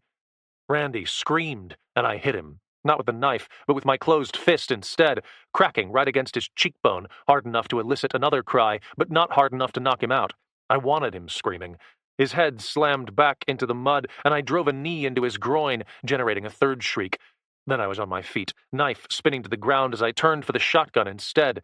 It was short, a defensive model, 12-gauge, with perhaps a 5-shell capacity, now down to 4. I pumped a fresh load into the chamber and spun the muzzle toward the tree line. The rednecks were 50 yards away, well outside the effective range of birdshot, but I wasn't trying to kill anybody.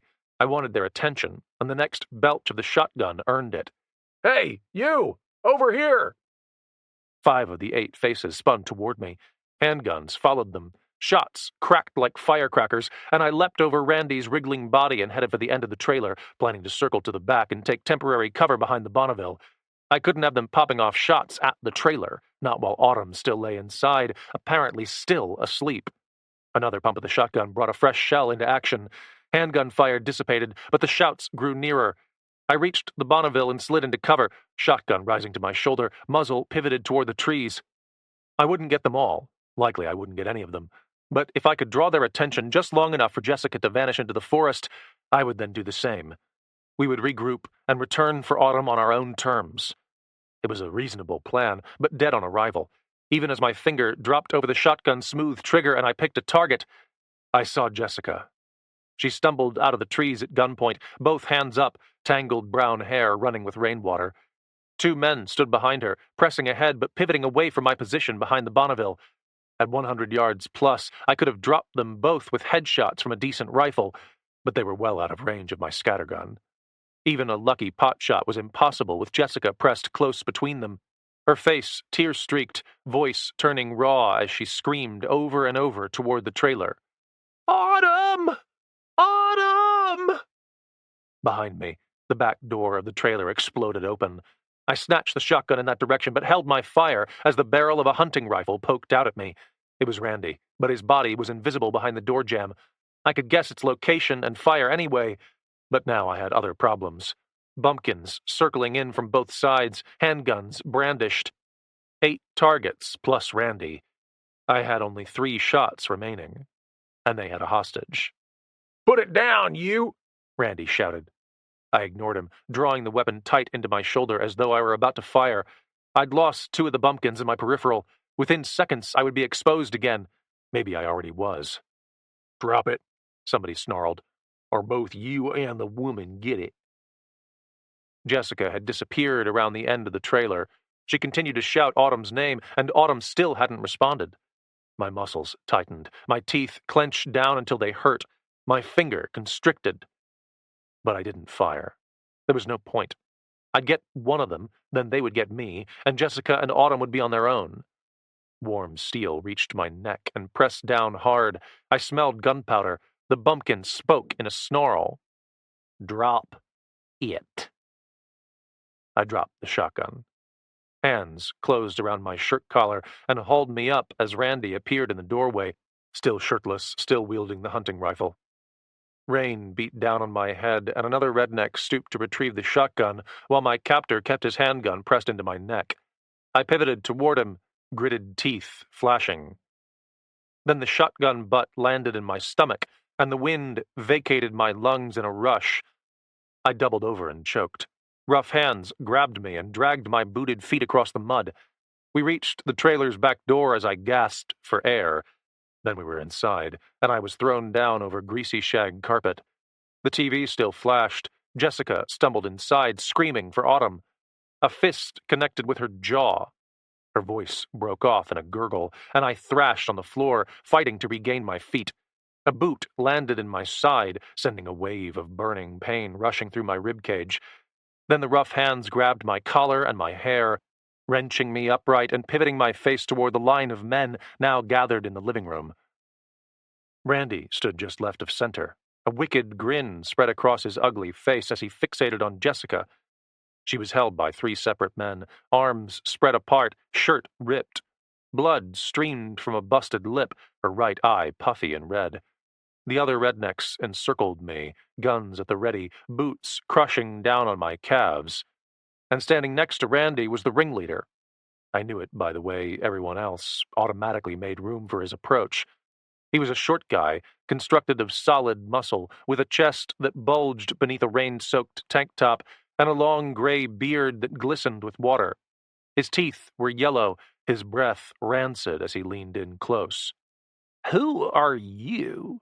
he snarled, voice laden with an accent someplace near to a bayou. I made no answer. One of my captors crushed down his boot, shooting more searing pain up my leg. I gritted my teeth and endured it. "You know him?" Now it was Randy who spoke, barking at Jessica. She spat blood. "Never seen him before." "Horse biscuits!" Randy screamed. "You've been screwing him, ain't you?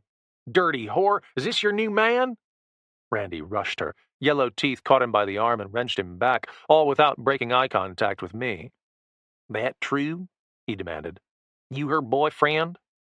I thought quickly and decided it wasn't a bad cover. "That's right." Yellow teeth snorted. He shook his head, then swept his gaze slowly down Jessica's face, across her torn neckline and down to her hips. "Lucky man," he said. "Why are you here?" "You know why," Jessica snarled. "Where is she, Randy? What have you done with her?" "Shut up!" This time Randy got in a hit before anybody could stop him, right fist striking like a snake. Jessica's nose took the brunt of the blow, and I actually heard the crunch of cartilage as she stumbled back. Randy followed her up, raining another blow to her rib cage, hard enough to crack bone. Then his men were on him, hauling him back.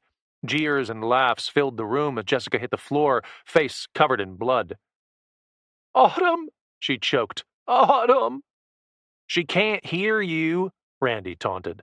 "I drugged her up real nice. Gave her them sleeping pills you used to love so much. Still got your name on the bottle. Works good on a kid. I tore my gaze away from Jessica and turned to Yellow Teeth.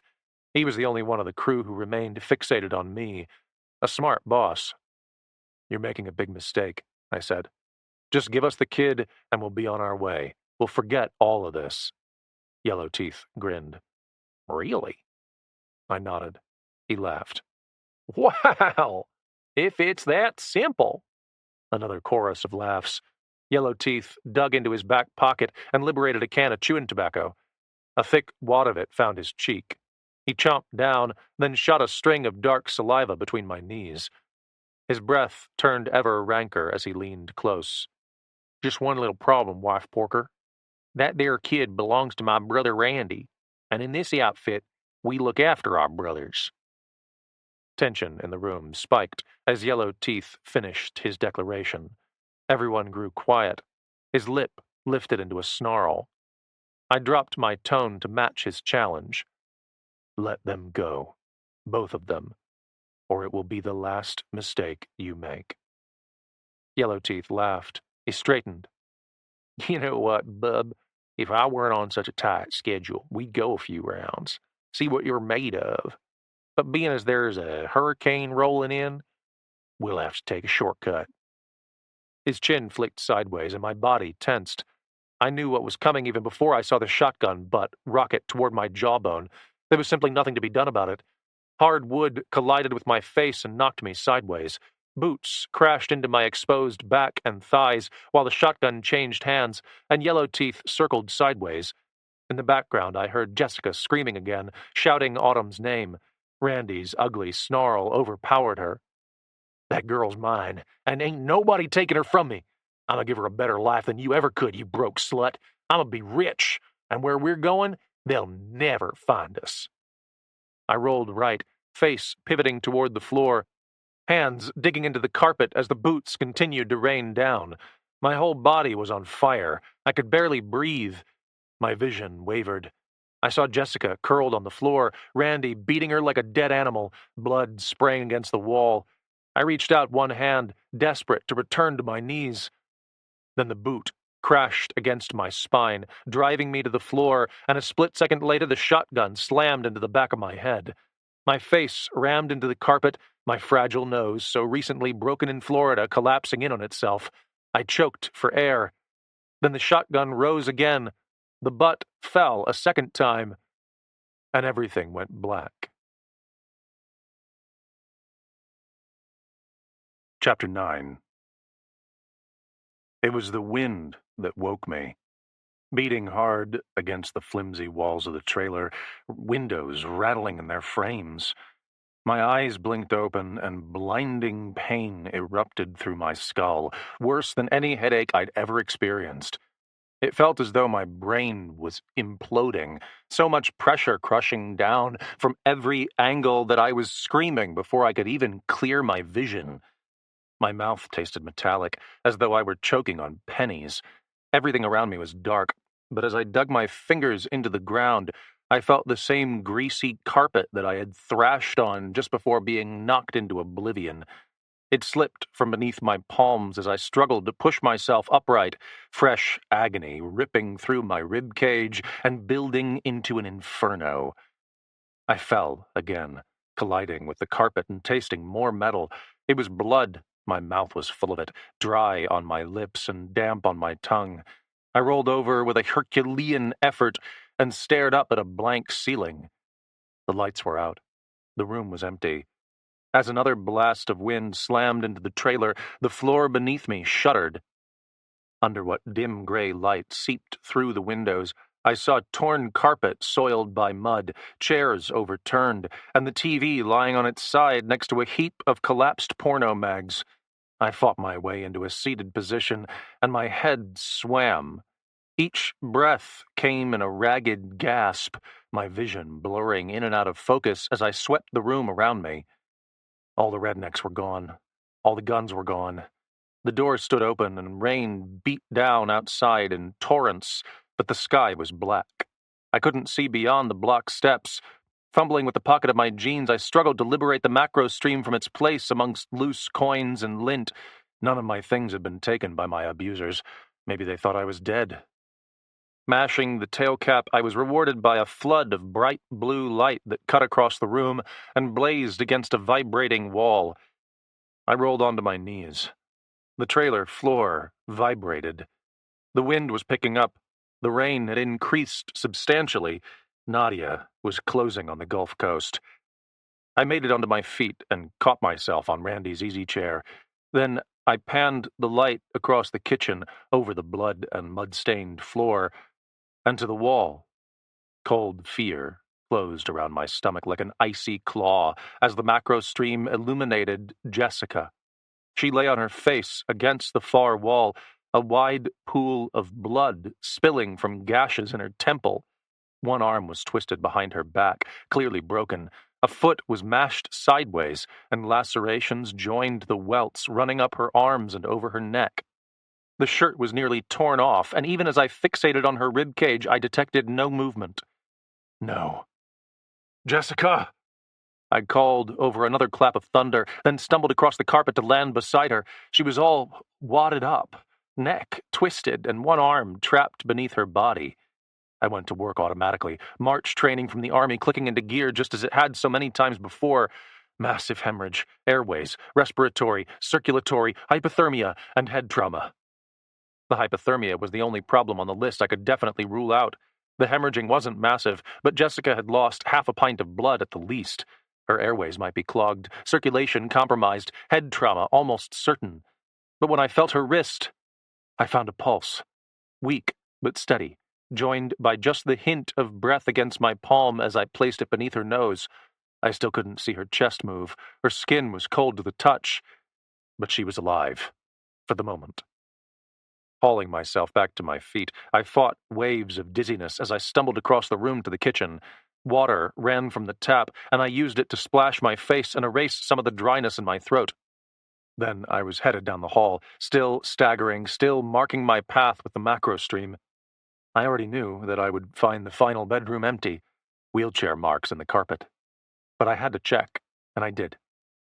Autumn's bare mattress was vacant, the blanket tangled on the floor. Instead of wheelchair marks in the carpet, I found the wheelchair itself abandoned in one corner. Autumn was gone. Gritting my teeth against the pain, I swept my hands over my body to inspect for injuries. Tender spots across my rib cage and down my back were abundant. The blood I'd tasted ran freely from a busted lip and an obliterated nose. My eyes burned, and the headache pounded on in a relentless, miserable tempo. But I could stand. I could balance. With effort, I could walk.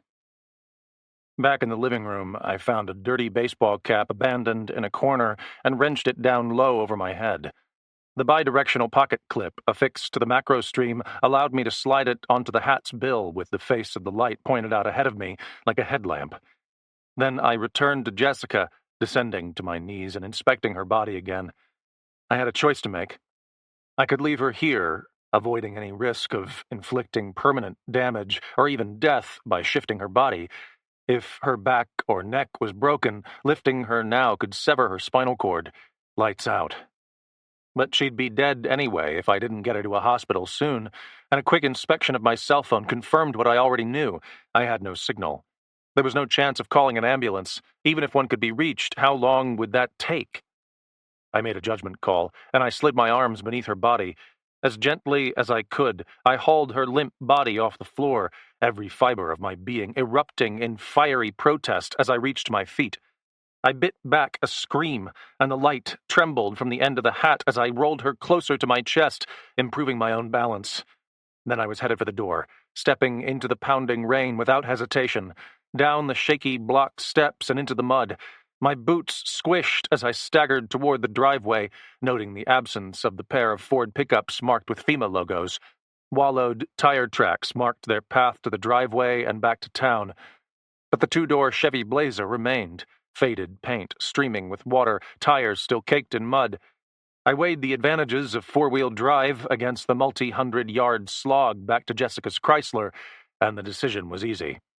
I tugged the door latch with one finger, but it was locked. Easing Jessica down into the mud, I hustled to the last place I remembered using my Victorinox, the mucky corner of the trailer where I'd beaten Randy and taken his shotgun. Sure enough, the red plastic scales of the tool were visible under the beam of the macro stream, and I snatched it up, along with the broken half of a brick. The brick went through the Blazer's side window. Jessica went into the passenger seat. The Victorinox went to work beneath the dash, slashing ignition wires and peeling insulation back. I found the right combination on the third try, and the starter turned over with a whine.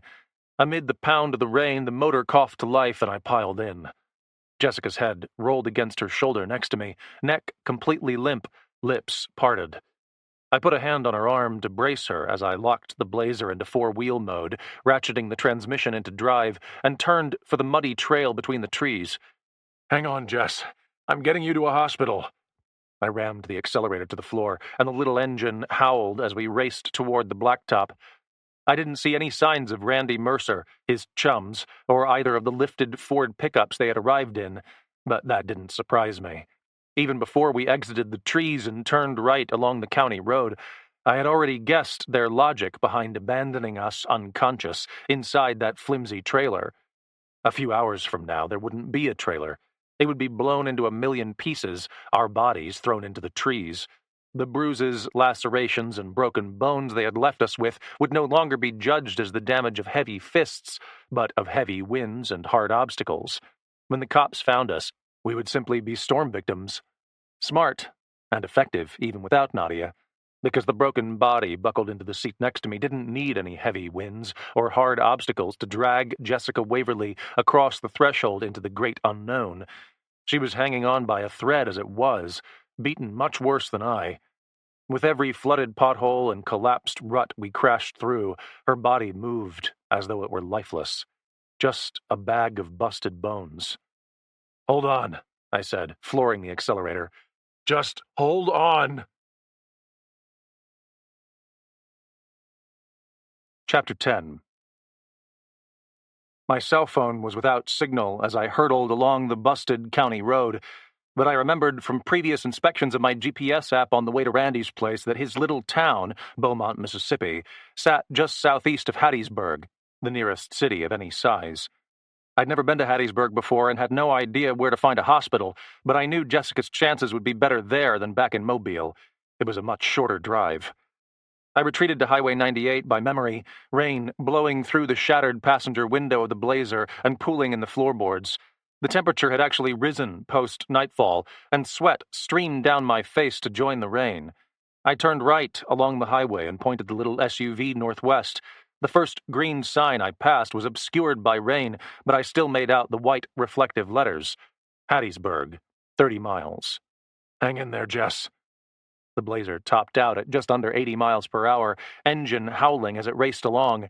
Only a few other cars braved the weather to join us on the highway, and all of them were headed inland. Long before I reached the city, I was already searching for the familiar white on blue of a hospital sign, but I didn't see one until I was well inside the city limits of Hattiesburg. The first I found was Forest General, located on the west side of town. I blew through a red light on my way to the emergency center pavilion, where a trio of paramedics stood smoking alongside a parked ambulance. "Over here!" I shouted through the busted window as I squealed to a stop. "Help me with her!" Cigarettes fell to the pavement, and the paramedics rushed to the passenger door. A flashlight clicked on as one guy leaned in. "She was beaten," I said. "Broken bones and possible head trauma. She's barely breathing." Nobody asked questions. One guy snapped an order for a stretcher. The other two rushed for the ambulance and returned with a gurney. "Easy now," one paramedic said. "Don't let her rock." Jessica's limp body exited the pickup slowly, resting on the gurney in a disjointed heap, head rolling, one arm hanging off. Then the paramedics jogged toward the emergency entrance, and I followed. A blast of cold, sterilized air flooded my lungs as we burst through automatic doors. The paramedics orbited directly for triage, calling to the nurses' station as they passed. "Female mid-30s, unconscious with possible head trauma." Phones lifted from cradles. Nurses spoke quickly, and I ground to a stop as Jessica disappeared between double doors, her bloodied face pointed toward the ceiling. Maybe dead or dying. Sudden dizziness overwhelmed me as the doors closed. I caught myself on the wall and choked. Bile exploded out of my throat, carrying chunks of the previous night's pizza party with it. My head pounded, and I almost fell. My fingers curled around a fire extinguisher cabinet just in time. "Sir?" One of the nurses spoke from behind the desk. I barely heard. "Are you all right?" Footsteps tapped. I scrubbed my mouth, looking up just as a round brunette with spiked hair reached me. "Oh, my heavens," she chirped. "Miranda, get over here. He's all banged up." I blinked hard, my brain suddenly confused by her statement. Who was Miranda? Then the hospital floor swayed beneath me like the deck of a Navy ship. Deja vu of those hellish weeks I had been deployed on the USS Baton rushed my mind, and my knees buckled. And then, for the second time that day, everything went black. I awoke to the murmur of detached voices punctuated by the slow beep of a heart monitor. Dry eyes fluttered open, and my throat tightened behind a wooden tongue. I felt no pain, not like I had before. The swimminess was still there, but my head didn't pound. I only felt stiff as I squinted against fluorescent light. The voices I'd heard clarified a little, and I recognized a man and a woman speaking, both voices deadly serious.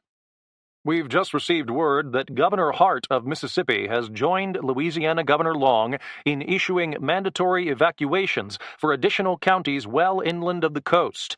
With only hours remaining until Hurricane Nadia's landfall, this superstorm has strengthened to just shy of a Category 5 behemoth, with sustained winds reaching 150 miles per hour. For reference, Hurricane Katrina made landfall in 2005 as a Cat 3, with winds of 140 miles per hour. At that time, Katrina was already weakening, but even as Nadia closes on the shallower waters just south of Louisiana, wind speeds and storm surges are only increasing. We can't overstate how serious this storm is." "We really can't, Doug." Now the woman joined in. I flexed my neck and earned a flash of dull pain along the entire right side of my ribcage. Dulled by drugs, I guessed. I could feel the IV rammed into the left elbow. "What's most shocking are all the parallels," the woman continued. "Katrina made landfall in the early morning hours of Monday, August 29th, just south of Buras, Louisiana. Now, Nadia is set to make landfall only 28 miles west along Grand Isle, also in the early morning hours of a Monday. We can only pray that the results will be different this time. With better levees in place, the Army Corps of Engineers is confident that New Orleans will stand strong, but she's about to take a beating." A beating. My eyes flickered open again, and I rammed one hand along a groaning hospital mattress to force myself upright. Thoughts of Jessica returned in a tidal wave, her lying on the floor, her screaming as heavy leather boots rained kicks over her helpless body. "Sir?" I twisted toward the voice. It was the spiky-haired nurse standing beyond the curtain of an emergency room triage bay. The IV that I'd felt in my elbow fed fluids, while wires connected to my fingers served to monitor my heartbeat. I reached up to tear them away, and Spiky's face flicked from concern to outrage. "Hey, don't do that." "How is she?" I said, tossing the heart monitor to the floor and moving to the IV. Spiky cut me off, smacking my hand with the force of a medical veteran. "Sit back, sir. The doctor will be in shortly to review your condition. You're banged up bad." No joke. I rotated to lift my legs out of the bed. I still wore my muddy jeans, but my boots were gone. "Where are my boots?" I demanded. Spiky bit back a curse. "Miranda, get in here. I got a problem, child." Miranda appeared at the opening of the curtain like a bowling ball, twice as large as Spiky and not nearly as pleasant. Flushed red cheeks garnished a scowl as she tore the curtain out of the way and placed a powerful hand against my shoulder. "Sir, you better lie down." Her accent spoke of bayous and crawfish. I had no choice but to capitulate, crashing back against the pillows as Miranda grabbed my hand and forced the monitor back over my finger. "You got yourself up the creek, didn't you?" she asked. "Bar fight? Forget to pay your tab?" I blinked hard. Memories of the trailer returned. I shook my head to clear it. "No, nothing like that. Where is the woman? Is she okay?" Miranda exchanged a look with Spiky. Spiky folded her arms, then both women turned hard eyes on me. I knew what they were thinking. "I didn't touch her," I said. "Uh-huh." "I didn't," I snapped. "Where's the doctor? I need to—" "Right here." The curtain moved again. A petite woman, or maybe she was average in size and her nurses simply dwarfed her, appeared next to my head. Black hair, narrow glasses, mid-40s, tired but focused. She addressed a clipboard. Mr. Sharp? I blinked again. My hand fell to my hip pocket. No wallet. That's right. Want to tell me what happened? The question was all business, no sympathy. Miranda and Spiky stood in the background, bulging shoulders tensed and ready to make me sorry if I attempted to leave the bed. Is she alive? I demanded. The doctor lowered the clipboard. Barely. She's in a coma. She has a brain bleed, a half-dozen broken ribs, a busted wrist and a busted fibula, one punctured lung and some savage lacerations. Kinda looks like she was run through a wood chipper. The doctor's eyes drifted to my knuckles. The right one was bruised, results of my collision with Randy. I didn't have time to explain. Is she being treated? I demanded. The doctor looked genuinely offended. Of course she is. Do you have her name? Jessica Waverly. Relationship? What? How do you know her? Oh. I stopped. Hesitated. I'm a friend. Sure you are. Miranda spoke through tight lips. I ignored her. What happened, Mr. Sharp? That was the doctor again, but I was barely listening. My gaze had blurred out as my mind clicked into gear. I wasn't thinking of Jessica anymore. There was nothing more I could do for her. Now I was thinking about Autumn and what had become of her. Kidnapped by Randy and his brotherhood of third-rate thugs. Where would he have taken her? I closed my eyes, ignoring the doctor's repeat of the question. I thought about the trailer. Randy's snarled words as he beat Jessica. He'd said where he was going, hadn't he? He'd bragged about it. But where? My mind worked in slow motion, like a tank struggling through a bog. I wound the event back like a movie.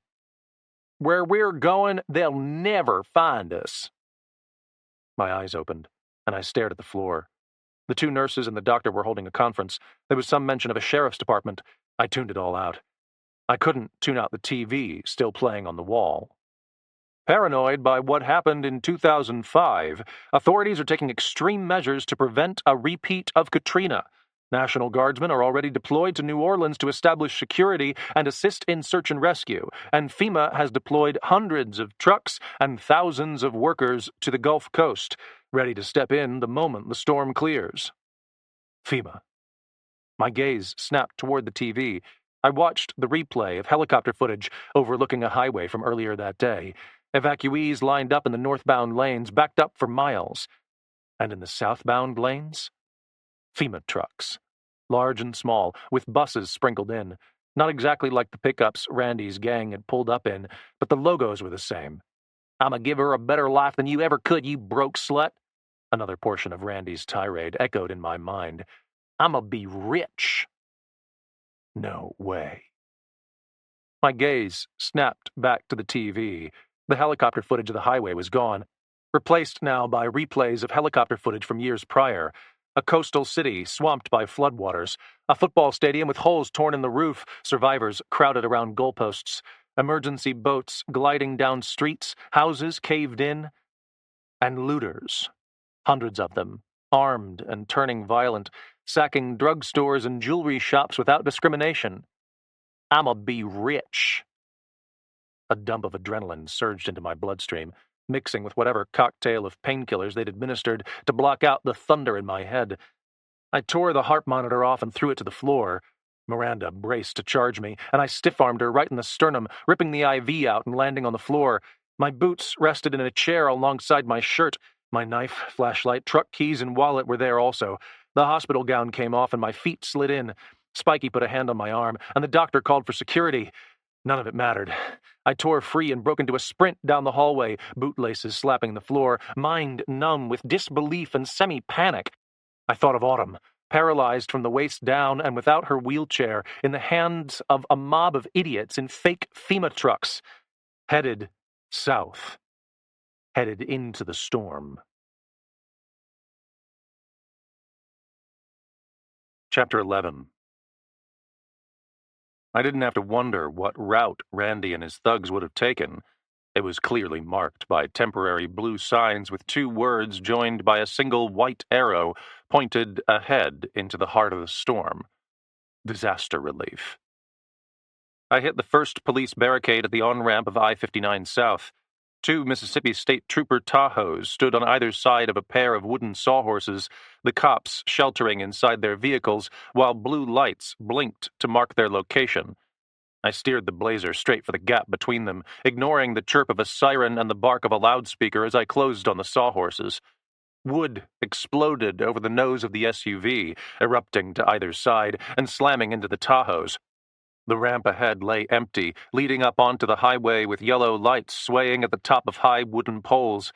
I slammed on the accelerator, and all four tires dug into the concrete, launching me toward the freeway. The cops did not follow. I hit a pair of empty southbound lanes and swung automatically to the left into the fast lane. With the majority of daily traffic traveling along the right-hand side, the left lane ruts would be shallower and carry less water.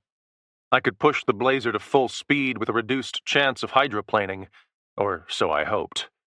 With the speedometer locked in at 79 and the V6 engine thundering, I fought with the radio to narrow in on a weather channel. Static streamed through the speakers, and distorted country music blended with coastal jazz. Then I recognized the same male voice I'd heard in the hospital room, the guy on the TV. In a sinister parallel to Katrina, New Orleans officials have gathered what residents have been unable to evacuate the city into Caesars Superdome, home of the New Orleans Saints. Correspondents on the ground inform us that as many as 20,000 such refugees are now taking shelter under the same roof that gave way during Katrina's calmer winds. But, of course, the real threat with Hurricane Nadia is the storm surge. Nadia's eye is now passing to within 100 miles of its projected landing at Grand Isle and has officially reached Category 5 status, with winds reaching 160 miles per hour and storm surge expected to exceed 17 feet.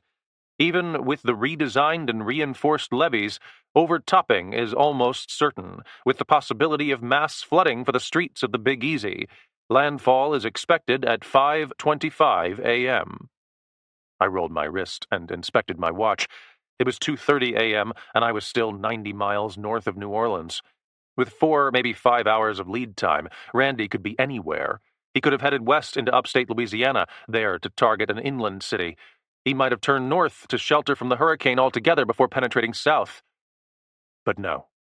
There was nothing about this crew of wife-beating thugs that spoke of smaller targets or timid strategies. Those trucks were painted with FEMA logos because it was the best way to evade police blockades and run under cover. New Orleans was the target because New Orleans would be the most vulnerable. Randy was dragging his disabled daughter straight into the heart of the biggest natural disaster in a lifetime. I rammed the pedal harder into the floor and forced out another 3 miles per hour. The gusts of wind and rain had slackened some, indicating that an outer band of the storm had passed.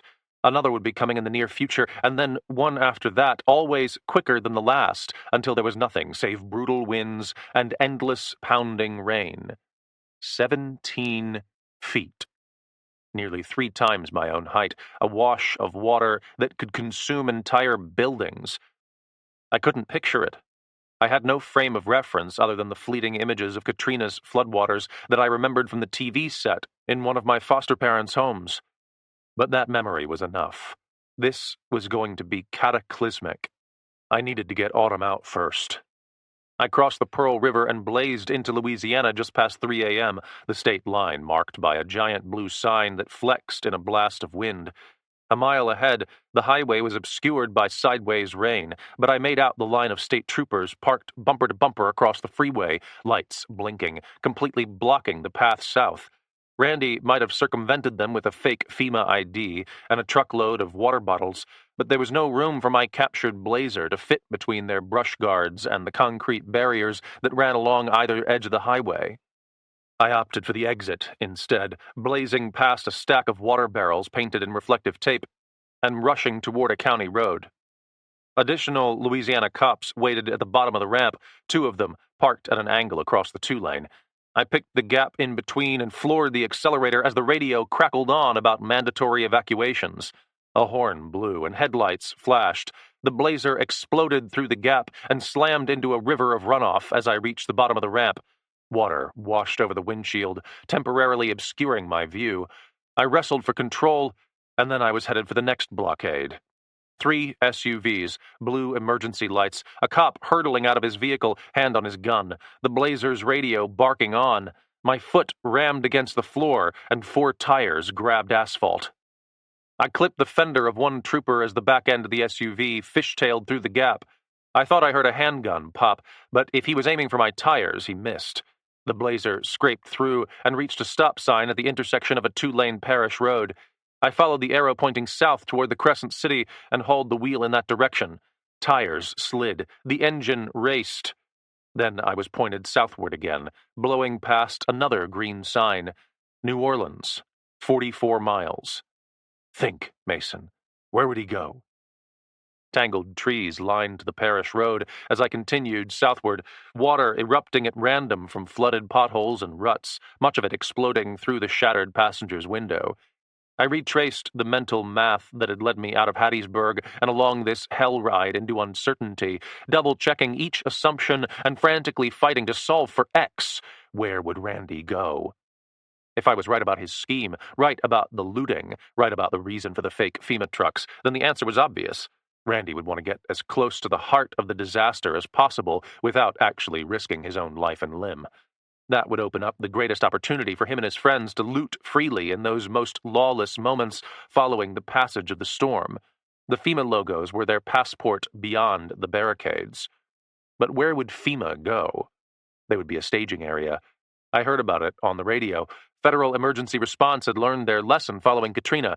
They wouldn't be caught scrambling this time. They would gather resources at a central location near the heart of the city, someplace high enough to remain dry, but close enough to respond quickly.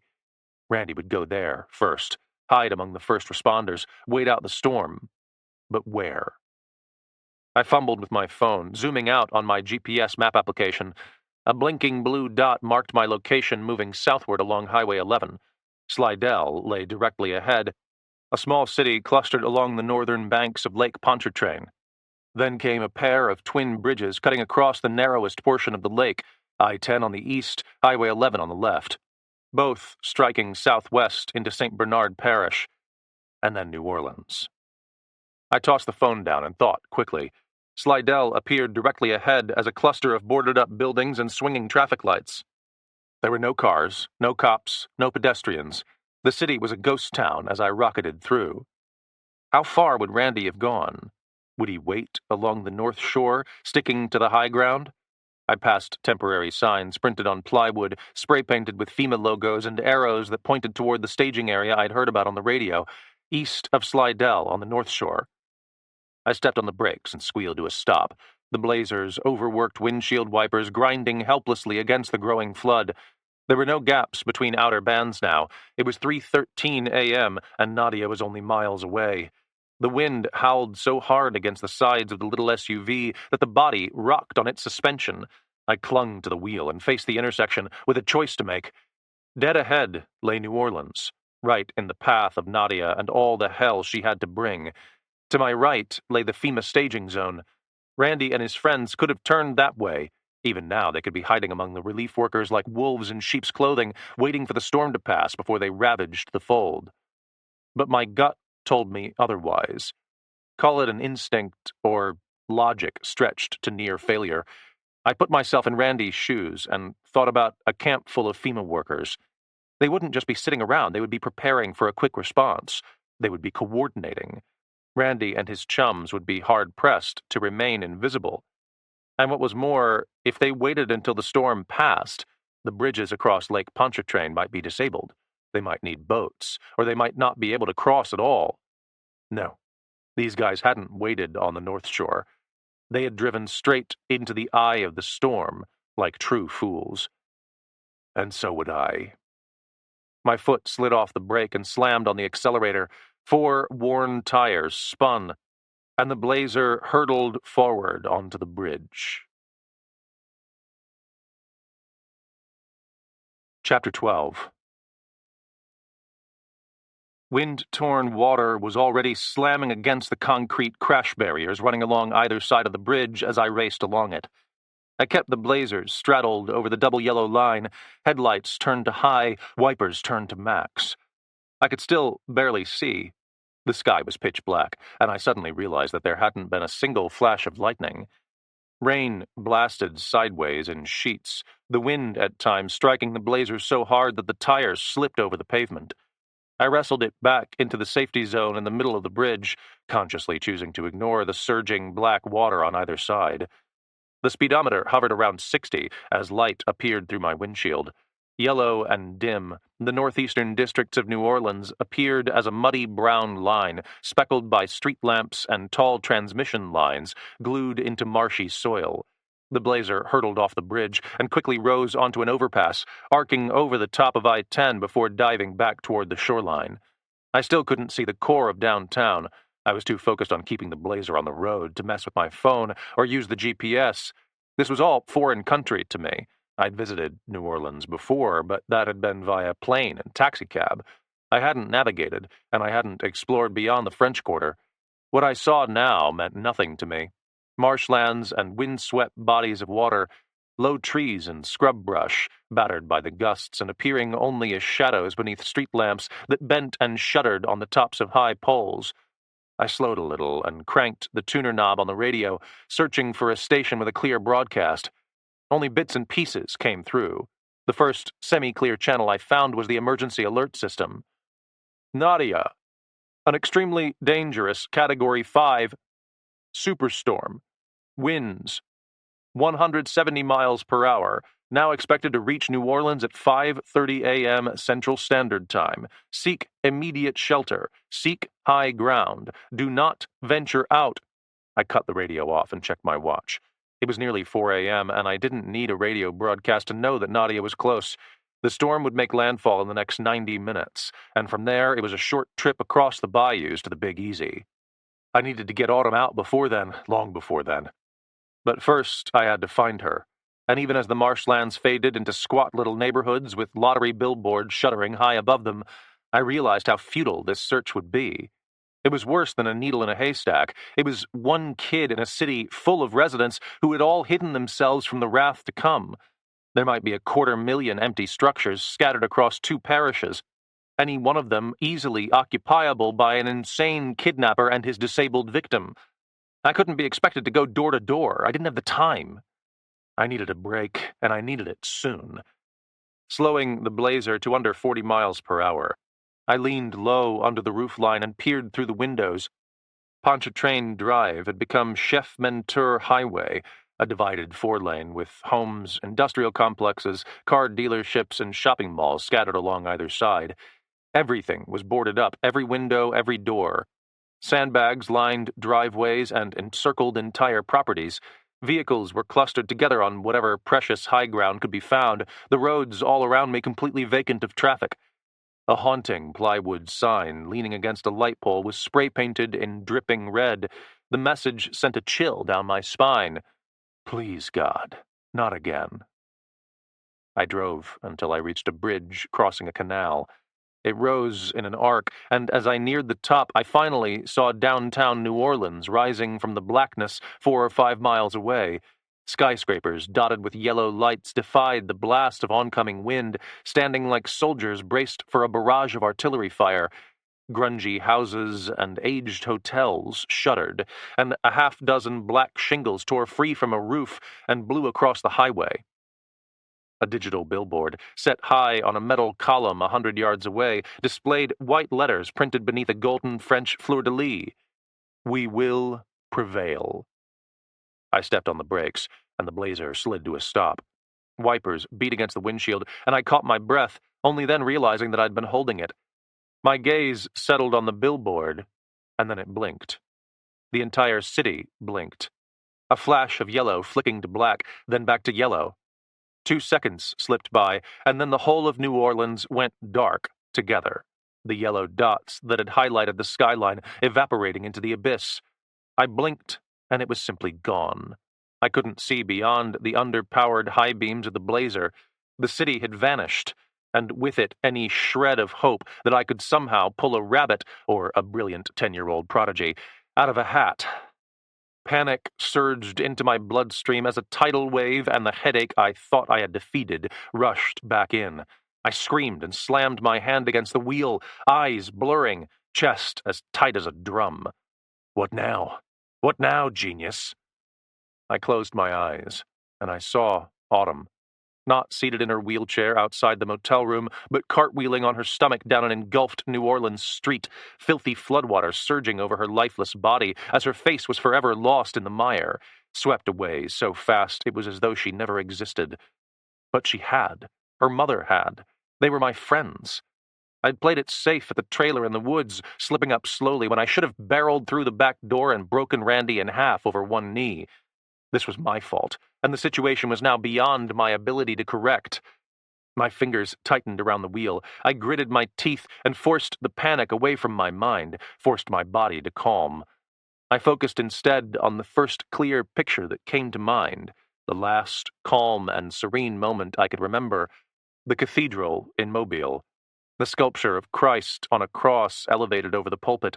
The old man seated beside me, his voice soft as he recounted Balaam and his talking donkey. The blazer was definitely a donkey, but it wasn't talking. I opened my eyes and swept a hand over my mouth to scrub away sweat. My foot dropped off the brake, and I rolled off the bridge and back onto the streets. Trash and debris clattered against the blazer's body panels and tore across the street, visible for only a moment before it vanished into the dark. The wind had intensified in the precious few seconds that had elapsed since I'd entered the city. I could feel it in my bones. The storm was almost there. Give me something. Please, give me something. I kept the blazer rumbling at 30 miles an hour down the vacant highway, rolling past more homes and businesses, a Baptist seminary and a small strip mall. Palm trees lined the median, thrashing in the growing wind and littering the street with torn leaves. On my right, a power pole bent toward the ground, lines stretched, and one suddenly popped like a gunshot, snapping back toward the road. A trash bin tumbled by. The blazer shuddered and slid a few inches sideways, and I still saw no sign of a child prodigy kidnapped by wife-beating thugs. Give me something! Don't let her die! I wasn't sure if it was a thought or a prayer. It was so spontaneous and desperate a voice in my head that I didn't fully understand it until it had already exploded through my mind and then straight out of my mouth. Give me something! The trash bin came hurtling my way again, reflected off the side of a pharmacy and now spun across slick concrete. I smashed the brakes to avoid a collision, watching as the bin lifted off the ground, lid flapping, then vanished into the darkness. My gaze followed it by default, and then, out of nowhere, a flash of vibrant blue ripped in streaks across the sky, accompanied by a blast of thunder so loud the blazer shook. For a split second, the streets on every side were as bright as day, hot blue light saturating every storm-blown house and splintered palm tree, every tumbling trash can and warped street sign, and every abandoned vehicle. I saw it from 100 yards away, slid sideways across a sidewalk and straight into the block wall of a gas station was a minivan. Now smashed and twisted with glass gleaming on the asphalt, the vehicle had clearly spun out of control following a collision, and I didn't have to guess what the van had collided with. The heavy-duty pickup sat 10 yards away, planted right in the middle of a lane, the front left quarter panel smashed and the front left wheel missing. The truck rested against the pavement with engine fluid swept away by the rain. The windshield was shattered, the hood buckled up and the headlight obliterated, but what caught my eye was neither the nature of the wreck nor the other vehicle involved. It wasn't even the Mississippi license plate affixed to the Ford F-250's front bumper. It was the logo, painted awkwardly along the driver's side door, royal blue on utilitarian white. FEMA. Chapter 13. I slammed on the gas and yanked the wheel left, cutting through the median and beelining for the wrecked pickup truck. I knew it was one of the two I'd seen at Randy's property long before I slid to a stop next to it. The blazer's door exploded open. I barreled out and ran to the mangled front end, brushing my hand against the exterior of the engine bay as I proceeded toward the cab. The metal was cold. The wreck had sat at least long enough for the engine heat to bleed away. I braced myself on the side view mirror as my boots slipped over spilled oil. Then I reached for the handle and tore the door open, ready for anything but expecting nothing. I was right. The cab was empty of passengers, with only mud and fast food trash littering the floor. There were no rednecks in wife-beater tank tops, no disabled girl prodigy fast asleep beneath a cloud of adult-grade sleeping pills. I spat rain from my mouth and looked up the street as a fresh gust of wind ripped past the pharmacy and hit me like a charging bull, nearly knocking me over. The rain felt like an endless shotgun blast, pelting my skin so hard that it stung. I crawled into the pickup and tore the macro stream from my pocket, using its illumination to search the glove box. I found nothing save empty cigarette packets and an oily pair of pliers. The center console contained napkins and more cigarette packets, spilled toothpicks, scratched sunglasses, and a screwdriver. Nothing of use in identifying where Randy and his crew would have gone next, but they had been there, not all that long ago. I slammed the console shut and bit back a curse. The blast of the wind thundered outside the pickup, rocking it on the 3 remaining mud tires. I resolved to take one glance into the back and rammed my head between the front seats, and then stopped. There was something on the floor, wadded up with a boot print across the face, but glossier than the empty McDonald's bags littered around it. Leaning low, I scooped it up and cleared spilled French fries away. It was a road map of New Orleans, with marks made in red ink across several locations throughout the city, circles and X's, with a line traced along the snaking trail of the Mississippi River, leading south of the city and out to the sea. I bit down on the macro stream and squinted at the map, focusing on the marks. One circle, situated near the heart of town about 3 blocks northeast of the Superdome, 2 X's, each with a circle surrounding them. The first was scrawled a half-dozen blocks due east of the Superdome, halfway to the river. The second lay north of downtown amid the Gentilly neighborhood. What? My focus was shattered by a sudden shudder from the pickup, harsh enough to slam my face into the seat and send the macro stream ramming into the roof of my mouth. I choked and tore the flashlight out, looking up just in time to see a mailbox hurtling toward the pickup's back glass like a ballistic missile. Throwing both hands over my head, I bent into the seat just as the mailbox struck. Glass exploded in 1,000 little cubes that mixed instantly with the beating rain and pelted my back. The mailbox reached the front seat and slammed into the dash while the truck rocked again. Outside, the wind pounded like the fist of a giant against a tin wall, so loud I couldn't hear myself think. It had doubled in strength in the time I had been inside the truck, unleashing a new terror through my mind that was more immediate than the riddle of the marked-up map, more pressing than the question of where to find Autumn. I had to find shelter, immediately, or else I might not be alive to rescue Autumn. The clock had run out. Nadia had arrived. Fighting my way through the back door, I fell face first to the asphalt as the wind struck me broadside. The map was wadded up in my right hand, but long before I could ram it into my pocket, the next blast tore it right out of my grasp and swept it into the darkness. I lay on my hands and knees next to the truck and looked back to the Blazer.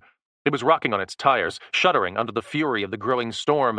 Not an ideal getaway vehicle, given the circumstances, but I was out of options. I'd waited too long. I needed brick and mortar, fast. Pocketing the microstream, I used the bed of the truck to haul myself back to my feet. Then I stumbled to the Blazer, nearly falling again before I got the door open. The engine was still running, and I shoved it into gear. The fuel light clicked on as I mashed the gas, ripping the wheel to the left down the first street I found. I wanted to get away from the divided 4-lane, away from open ground with nothing around me to break the wrath of the wind. My new path led between boarded-up houses, but they were all one-story structures built of wood, not brick. I kept my foot on the gas, crashing through 3-inch puddles as storm drains overflowed into the street. My heart pounded as I passed a stop sign just as it bent in half, folding like a plastic straw. Shingles broke free of roofs on every side and fluttered down the street, smacking the side of the Blazer. I blinked, and I was back in Afghanistan. The vehicle wasn't a Chevy, it was a Humvee. The debris peppering my doors wasn't shingles but gunfire. The roar of the wind was the fog of war. The adrenaline surging through my system replayed one thought over and over in my head, in the voice of my lieutenant barking through the radio. "Don't stop! Don't stop! Don't stop!" I rammed my boot onto the accelerator. Houses became a blur as the compass built into the Blazer's rearview mirror read south. I crossed another 4-lane as the back tires slid sideways across wet pavement, the entire vehicle rocking so hard that the right-hand wheels must have left the ground. I leaned against the roll and hurtled down the next street, narrower than the first, with tall and skinny homes on either side. Downtown, I thought. I need to get downtown. There would be plenty of tall buildings there, built of robust concrete and steel, with glass windows I could break to gain entry. In the event of a flood, I could simply ascend to a higher floor. A hotel or an office tower would suffice, but I didn't have a clue in which direction the business district lay, or how far I would need to travel. Checking my watch, I found the time at 4:30. Nadia would make official landfall in the next hour.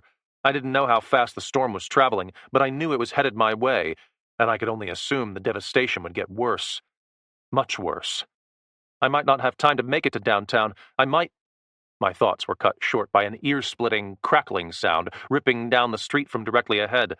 I instinctively put my foot on the brake pedal, and not a moment too soon.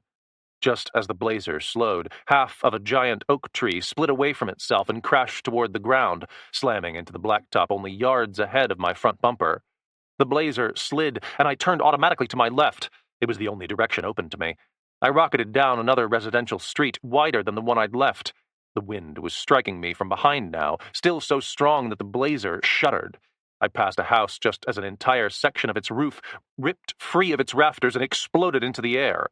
I couldn't see more than 20 yards. I couldn't see behind me. It was like being lost inside the core of a tornado, only this tornado was large enough to engulf an entire city. By the time I saw the bridge, it was almost too late to yank the wheel left and avoid impaling myself on the business end of a guardrail.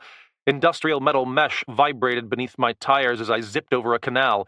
The water beneath was torn and muddy, already crashing against the protective sides of the levee built on either bank. I blinked, and it was gone. I was back on a city street, still headed east. My headlights bounced along with the blazer, and when they flicked upward, I saw a refrigerator lying directly ahead, squarely in the middle of my path. I turned the blazer, swerving hard right. The wind caught my rear bumper again as brakes locked, tires screamed, and I hurtled onward toward the fridge. I might have rolled even without the help of 100-plus-mile-per-hour winds barreling against me from the side, but with them, there was no avoiding it. I turned, the blazer's tires snagged, the wind swept beneath me, and then I was rolling. I hadn't buckled my seatbelt when I climbed back in after investigating the truck. I left the seat now, bending over and striking the ceiling with the back of my head. The blazer crashed sideways into the pavement and glass exploded. Then it tumbled again, landing on its roof and sliding.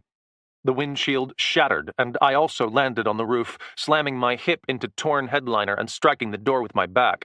Cubes of glass pressed into my jeans, and the SUV continued to slide, not stopping until it struck the fridge. That was enough to halt forward progress.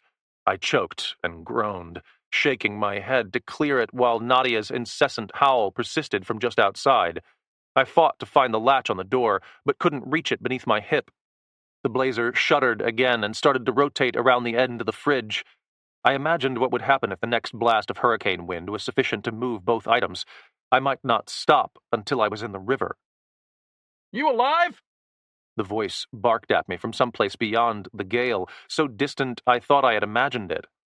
I rolled onto my knees, spitting blood that had run from my aggravated nose. Glass crunched beneath my knees, and again I looked for the door latch. It didn't matter. The roof had bent downward, folding against the top of the doorframe.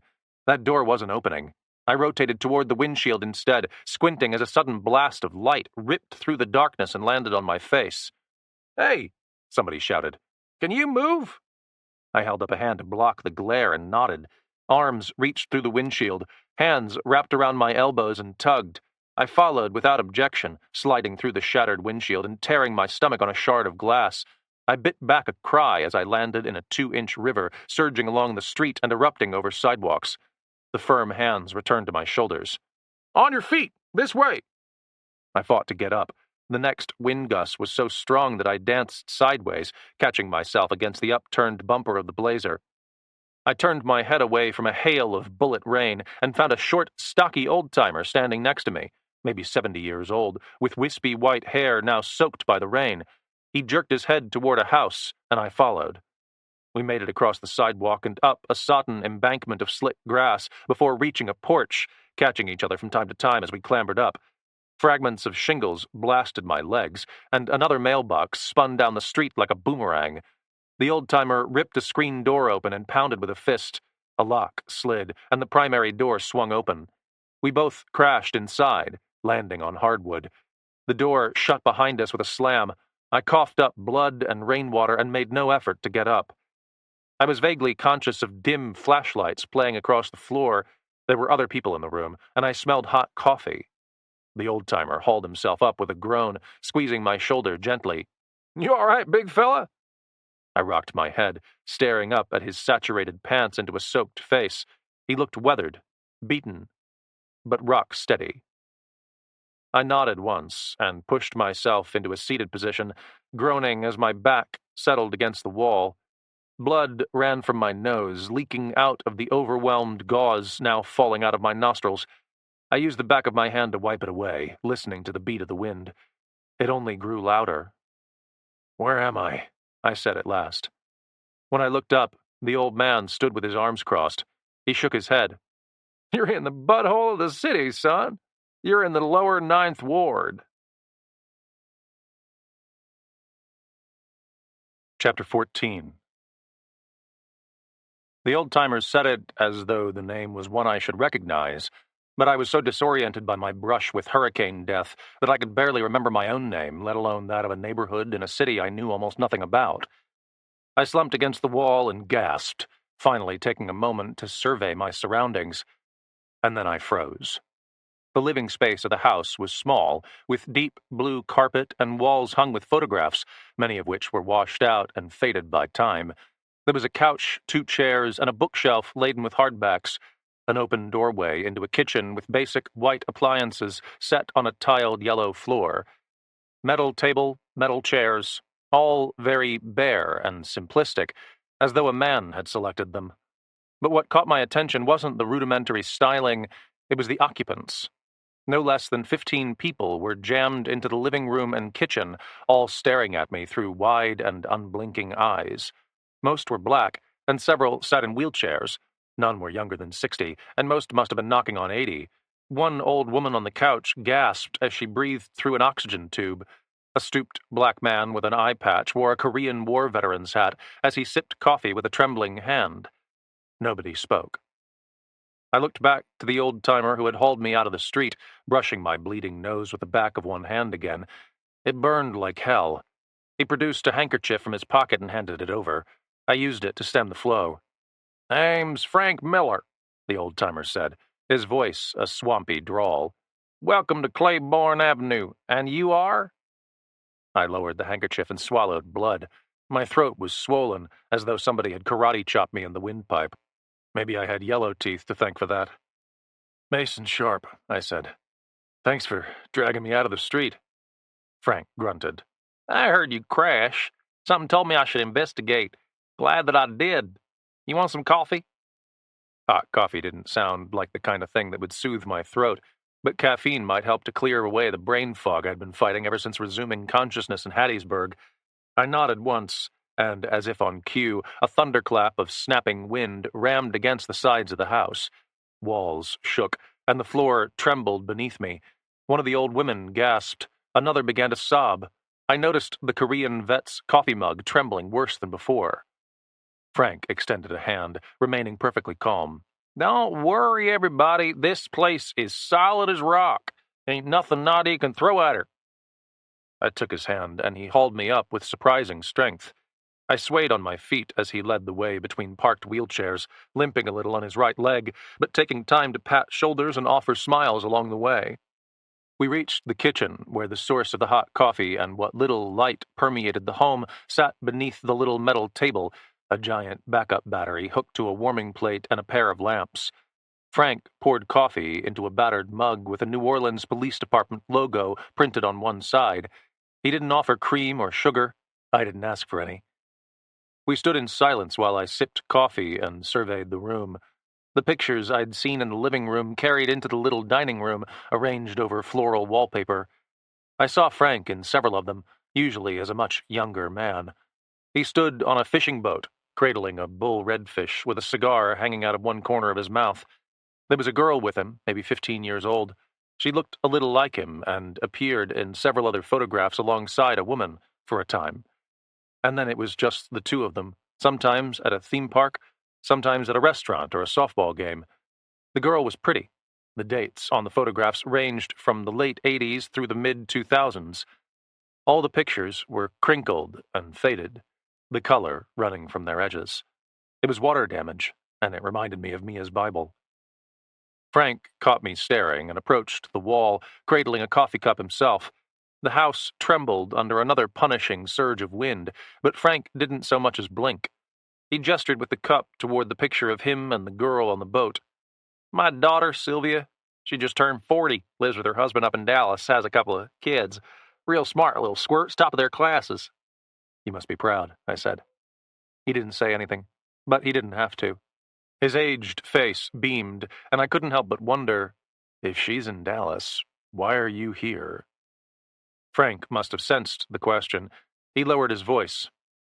You live in New Orleans? No, I shook my head. Well, you picked a heck of a time to visit. This one's gonna get ugly. Has it made landfall yet? She's about to. Headed for Grand Isle first, then moving north at about 10 miles an hour. That's slow. Real slow, which is real bad. Luckily for you, you're in the only house in the lower ninth that's likely to be standing come sunrise. I learned my lesson after Katrina. This thing's built like a tank. He patted the wall with a confident nod, and I wasn't sure if I should congratulate him on his forethought or question his insanity for being here at all during a storm. One glance around the living room full of quaking old people, and I thought I understood. They won't leave? I asked. Nope, some never do. They put a lot of them in the Superdome, but it got ugly in there last time round. Scared the old folks. I built this place up pretty good. We'll make it. As if Nadia had interpreted his statement as a challenge, the next burst of hurricane wrath slammed broadside into the old home, so hard and sudden that the glass in the windows rattled even behind the thick sheets of plywood that covered them. A shrieking, ripping sound tore through the air like a goat being gutted. Something harder than wind struck the house and ripped across the front porch, screeching on down the street. More gasps from the living room were joined by a "Dear Lord" from one of the older women. Frank simply sucked his teeth. Roof and metal, he said. There'll be a lot of that. My eyes drifted toward the ceiling, where sheetrock trembled, little bits of it flaking off and raining across the floor. Picture frames on the wall shifted, and Frank set his coffee down, slowly removing the frames and stacking them on the floor. I helped, moving past more photos of the daughter who had moved away and the wife whom I assumed to have died, until I stopped over a photograph of 4 men standing in front of a scene of absolute carnage: tangled power lines, flattened homes, splintered 2x4s and shredded trees. And water. A lot of water, reaching up to their thighs as the men stood in waders with gold emblems embroidered on their chests. I recognized the symbol. It was the same logo as was printed on my coffee cup, the New Orleans Police Department. One of the men was Frank. You're a cop? I asked. Was. 42 years in the NOPD. Retired now. I nodded. Me too. Phoenix. Homicide. A glint of respect reached his tired eyes. I squinted at the picture. Something about the backdrop was familiar, despite the carnage. There was a brick porch painted in dull green. The house behind it was heavily damaged, with a dirty brown line left near the eaves where the floodwaters had topped out. Street numbers on the wall were crooked. 2 feet of water still flooded the yard. But I'd seen the house before. No, I hadn't just seen it. I was standing in it. It was Frank's place. The street was Claiborne Avenue in the lower Ninth Ward. And then I remembered why the neighborhood sounded so familiar, why I thought I should recognize the place when Frank called it the butthole of the city. This place flooded, I said, my gaze snapping toward him. The entire neighborhood was submerged. I remember hearing about it after Katrina. This was the worst part of the city. Frank didn't so much as blink. He simply stood with a pair of photographs held under one arm as Nadia's next gust sent another earthquake shiver through the home. When the noise finally subsided, he nodded once. That's right. I looked to the old people huddled in the living room, many of them infirm, none of them very strong or healthy-looking, none capable of looking after themselves. The house was a one-story. The geography of the place hadn't changed. I wasn't standing in a refuge, I was standing in a death trap. What if it floods again? I said. The Corps of Engineers rebuilt the levees. They'll hold. And overtopping? I asked. The storm surge is 17 feet. Long pause. I met his gaze. Frank still hadn't blinked. They'll hold. Chapter 15. Hurricane Nadia reached the Crescent City just before 6 a.m., and I didn't need Frank's battery-powered weather radio to tell me so. The ravage of roof-ripping winds from an hour previously now felt like exploratory jabs as the knockout punches arrived. It was unlike anything I'd experienced anywhere in the world. The noise was so loud and so constant that it was impossible to speak in anything less than a shout. Frank's house vibrated in a perpetual creaking hum as shrieks of ripping roof metal and the splintering crack of house timbers echoed down the street. Rain pounded against the plywood-covered windows, and glass rattled so hard that some of it cracked. Water blew in beneath the rubber seal of the front door, and Frank and I wadded up towels to block it. The refugees gathered in the living room made no sound, no screams, no cries. They simply sat in trembling silence, some with heads bowed, others fixating on spots on the walls or floor, breathing like winded horses, clutching blankets and pillows despite the heat. All the hallmarks of PTSD were there.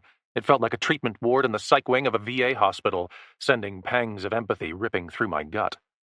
I knew what it was like to be blanketed by emotions you couldn't control, to be swarmed by grief, fear, uncertainty. They are the rawest and most unrelenting of all human emotions, and I'd made close friends with each of them over the past 18 months. Standing there in Frank's battered home, thoughts of autumn only added to my mental strain, leaving me to desperately hope that Randy had enough rudimentary intelligence to find suitable shelter for his daughter, even if he'd been the idiot who dragged her here in the first place. Her security was completely out of my hands now. The only thing I could do was what I'd always done in a time of crisis: drown the anxiety in a deluge of action, and there was no shortage of action needed on Claiborne Avenue. Even as Frank's rebuilt and reinforced house withstood minute after agonizing minute of Nadia's 160-plus mile-per-hour gusts, I braced myself against the kitchen counter and listened to the weather reports, waiting for the inevitable.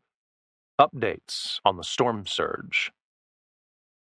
Hurricane Nadia's eye wall is expected to pass 4 miles west of downtown New Orleans within the next 25 minutes, the robotic voice croaked. The storm is currently proceeding north-northwest at a speed of 11 miles per hour, with wind gusts exceeding 165 miles per hour. Storm surge of 14 to 17 feet is now landing along Lafourche, Jefferson, Plaquemines, St. Bernard, and Orleans parishes. Levees are holding strong, but overtopping is expected in low-lying regions along the Mississippi River and the Intercoastal Waterway. As the storm passes, do not leave your shelter until granted permission to do so by authorities. Do not venture into flooded areas. Live power lines may be down, presenting risk of electrocution. Do not drink from standard water supply lines. Do not... The voice faded out as I directed my attention back to the front door. Something heavy and hard had just slammed into the porch, sending an earthquake shiver through the entire house. Frank ran that way and pressed his eye against the peephole. I knew he couldn't see anything in the dark. He grunted in reassurance anyway. Just a stove. Looks like somebody's getting a replacement. It might have been a joke, but nobody laughed. I walked to the door, knowing that the slam was far too hefty to have come from a kitchen appliance. More likely it had been a vehicle, but the nature of the sudden shudder was indicative of a sliding, spinning trajectory. The winds might be strong enough for that. Or... I pressed my ear against the door, and I thought I heard a sloshing sound beyond the heavy wood. I looked down and stepped on the towel we had wadded up at the bottom of the door jamb. It squished, and muddy water streamed out. I looked to Frank. He shook his head once. I remembered the height of the front porch in the photo. It had been 18 inches, maybe 2 feet.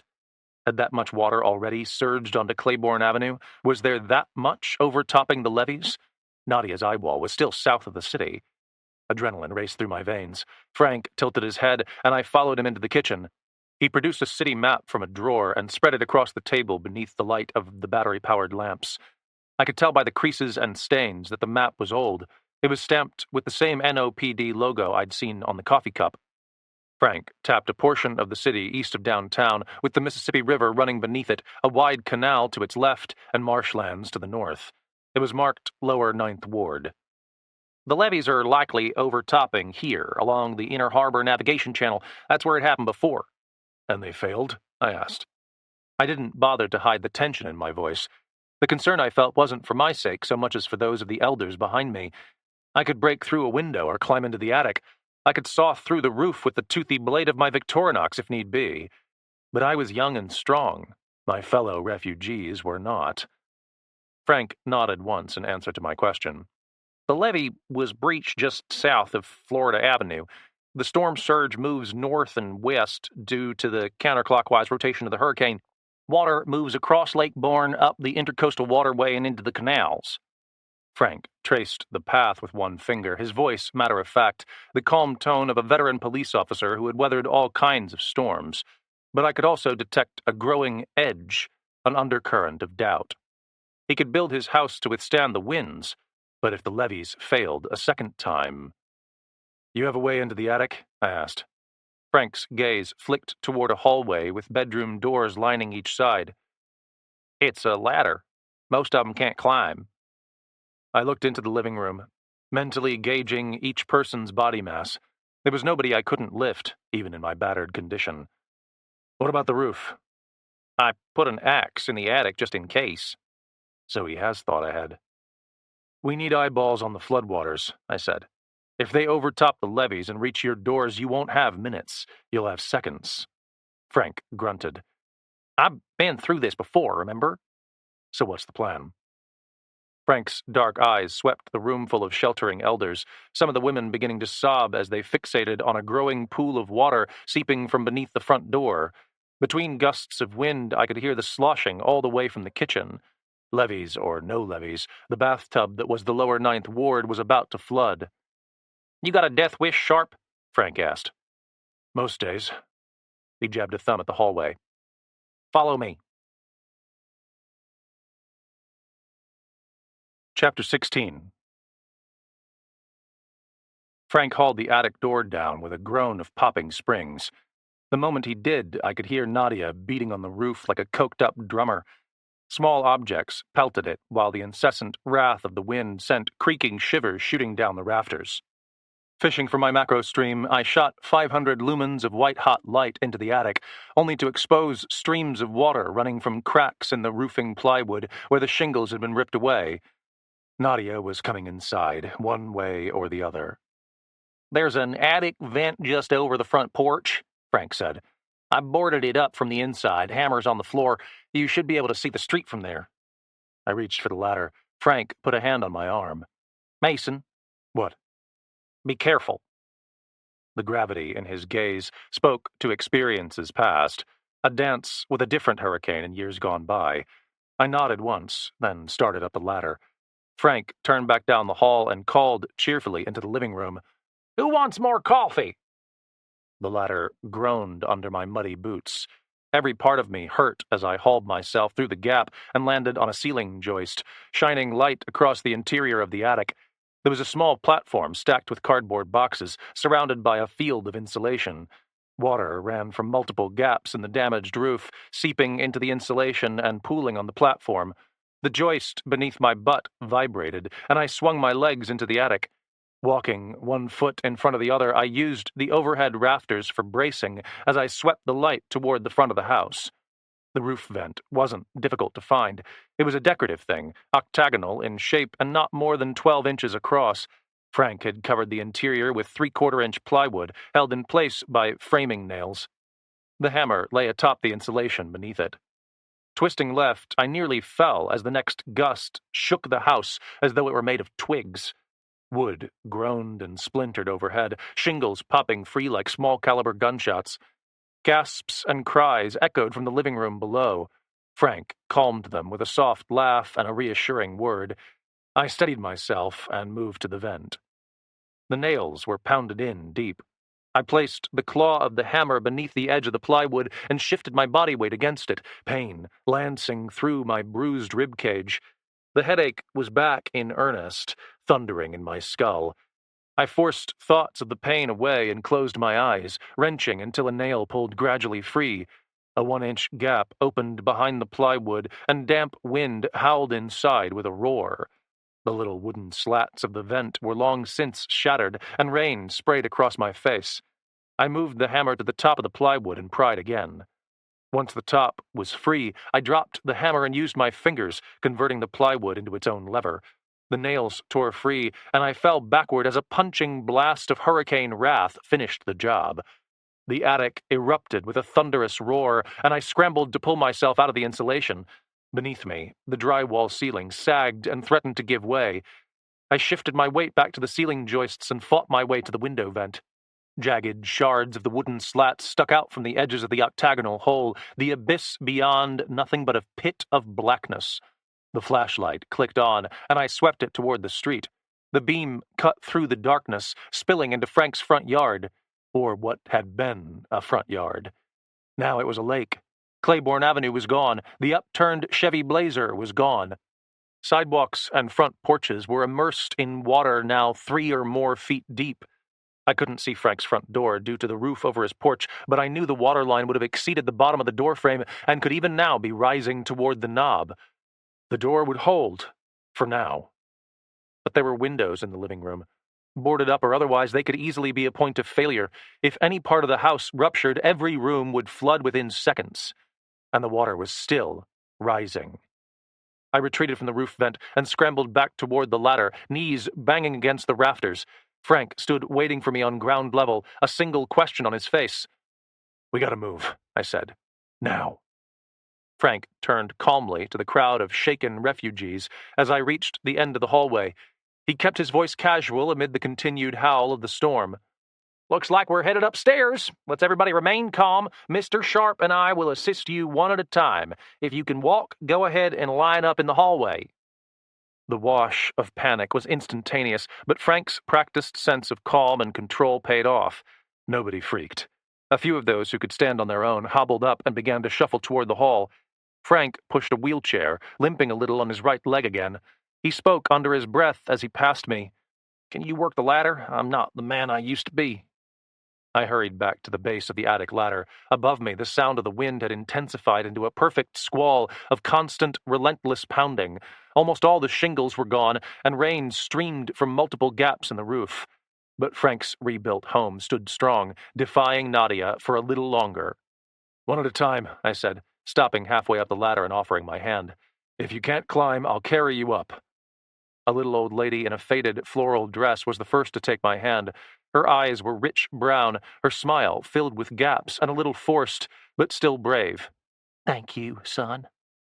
I hauled upward.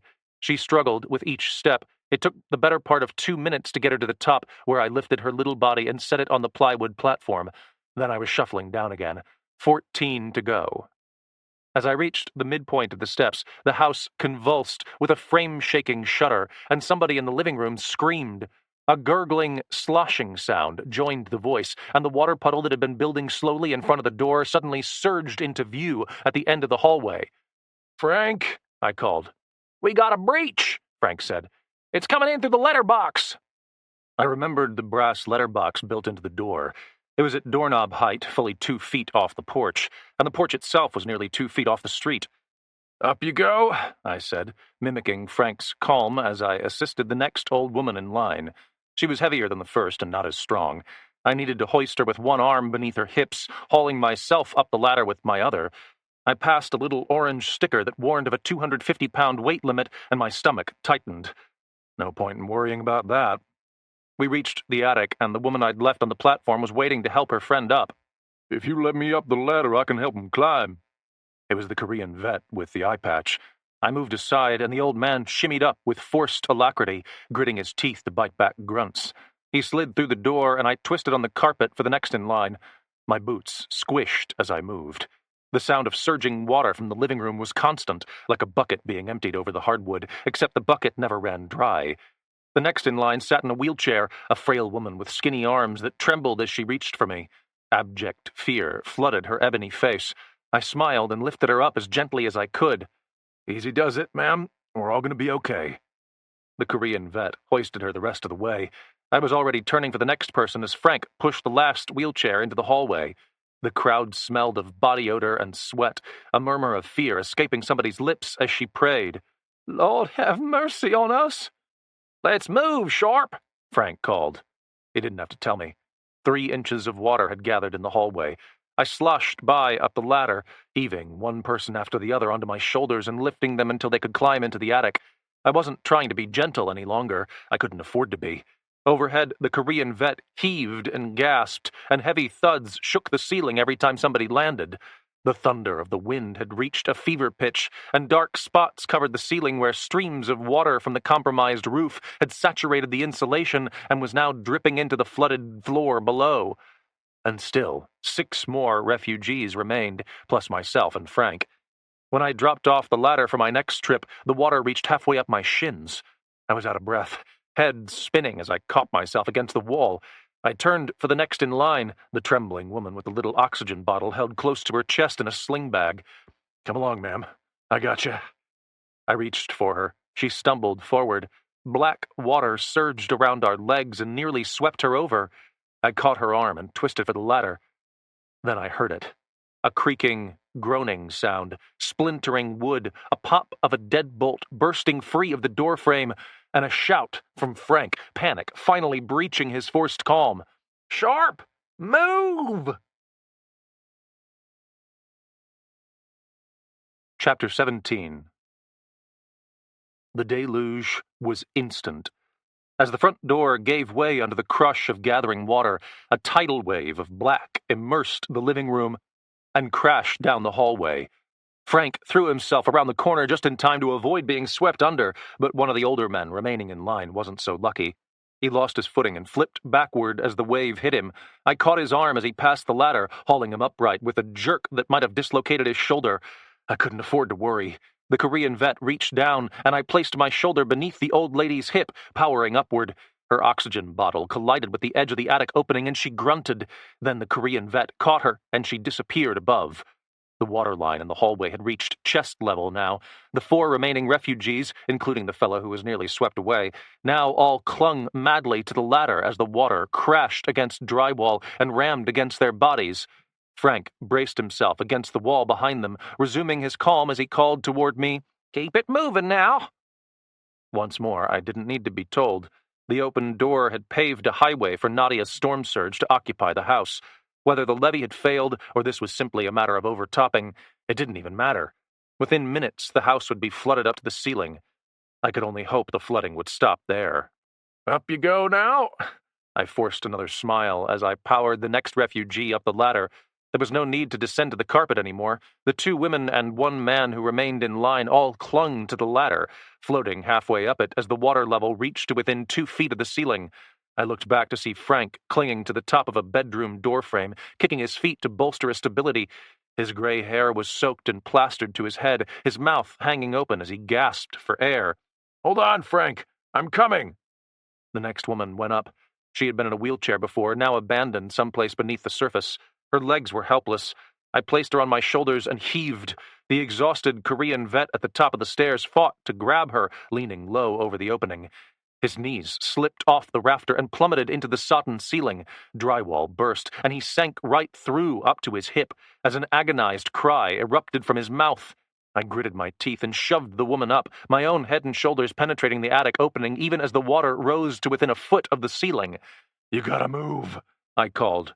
He trembled, his lone good eye flooding with agonized tears as I wrapped my arms around his stomach and heaved. His knee broke free of the ceiling, revealing the sloshing surface of murky water below. He fell backward, and I turned immediately for the last 2. As I dragged the first through the attic door, the worn and overworked ladder step beneath my left boot finally gave way. I crashed downward and caught myself on a ceiling joist. The water engulfing my lower body was now only 6 or fewer inches from the ceiling. I couldn't see Frank. I couldn't hear anything other than the beat of the wind and the crash of the water. The last refugee choked with his face pressed close to the ceiling, 2 feeble hands clutching the ladder. I caught him just as he let go, descending into the depths. His body was limp as it passed into the attic, mouth hanging open. Maybe he was already dead. I left him in the care of the others and turned back toward the hallway. The water sloshed all the way to the ceiling, a black abyss that flooded the entire lower story of the house. Frank was nowhere in sight. "Frank!" I shouted. No answer. "Get away from the opening," I called. "I'll be back." Then I sucked down a chest full of damp air and plunged into the black. Oily water closed over my head, and I dove into the hallway, kicking away from the ladder. I turned for the living room first, fighting upstream of a surge so putrid that I couldn't see my hand in front of my face. It was pitch black and swarming with debris. My leg brushed sodden drywall, and my hand touched something furry and limp, a dead animal spinning down the hallway next to my arm. I was out of breath. My heart thundered, and my brain screamed for me to inhale. I fought back the urge and reached the living room.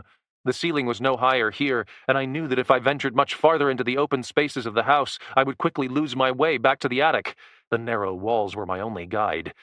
I thought quickly, estimating the pressure of the crushing water against a weakening body, and remembered Frank clinging to the door frame of a bedroom.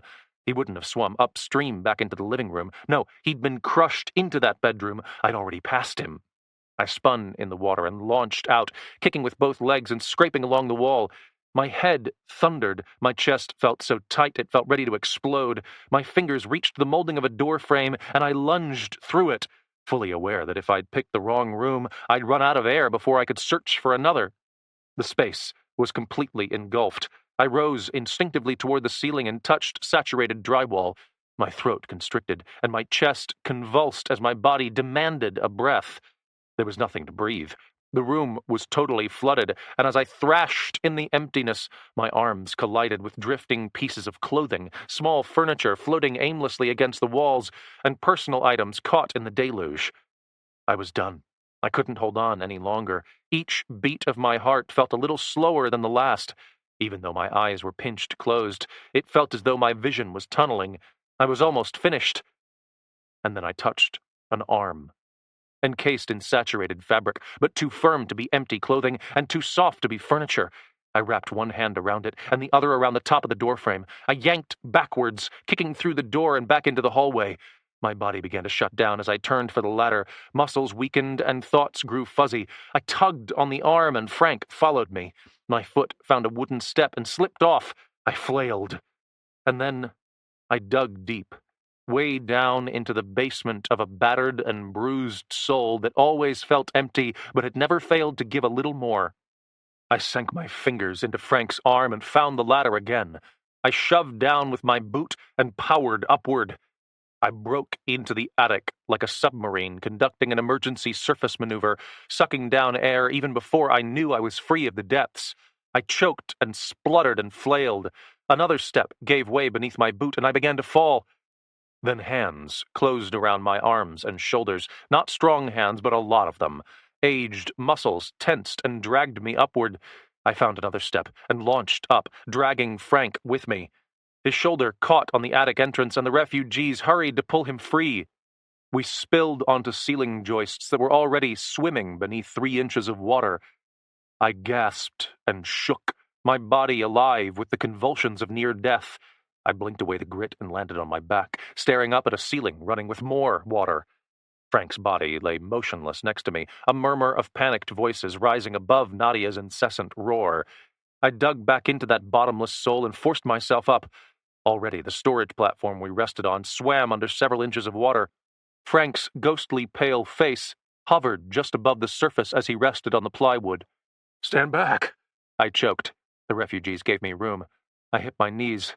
Hands crossed over Frank's stomach. I counted and pressed, counted and pressed. His body jerked and a little water dripped from his lips.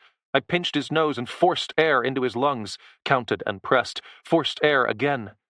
The murmur around me grew perfectly silent as rain sprayed over my back, and the physical panic I'd experienced only moments prior was replaced by a somehow more horrible mental anguish. "Come on, you old swamp dog. Breathe." Frank might have heard me. He might have been insulted. Or maybe the last press of my hands against his chest was just the magical number required to restart his dying heart. His eyes flickered open, and he choked, water exploding from his mouth. I kept pumping, and his hands smacked the water. The Korean vet lifted his head out of the water, and I collapsed against the platform, heaving like an overworked mule. Frank sat up, still choking, still gasping for air. He puked up more sordid water and sank his fingers into any hand that would support him. A joyous cheer rang through the tired crowd, and one of the old women turned her face toward the roof, tears in her eyes. "Thank you, Jesus!" Frank's gaze met mine, and a dull smile crossed his filthy face. I returned it. Then Frank's smile melted, his attention passing over my shoulder. I followed his line of sight to the attic opening, and my blood ran cold. Water was surging in. Already a foot of it had filled the attic, and I could actually see the current pumping upward through the attic opening to fill our refuge of last resort. "Give me the axe," I said, clawing my way to my feet. The Korean vet scrambled for the tool. I caught the handle and turned immediately for the octagonal hole of the roof vent. My exhausted muscles sagged as I sloshed along the rafters. My head went light and my knees locked. I spat water. Nadia bellowed. And I swung. Chapter 18. Frank hadn't exaggerated about the reinforcements he'd made to his home. The shingles were almost all stripped away, but he'd bolstered the subroofing with thick, heavy-duty plywood, screwed in, not nailed.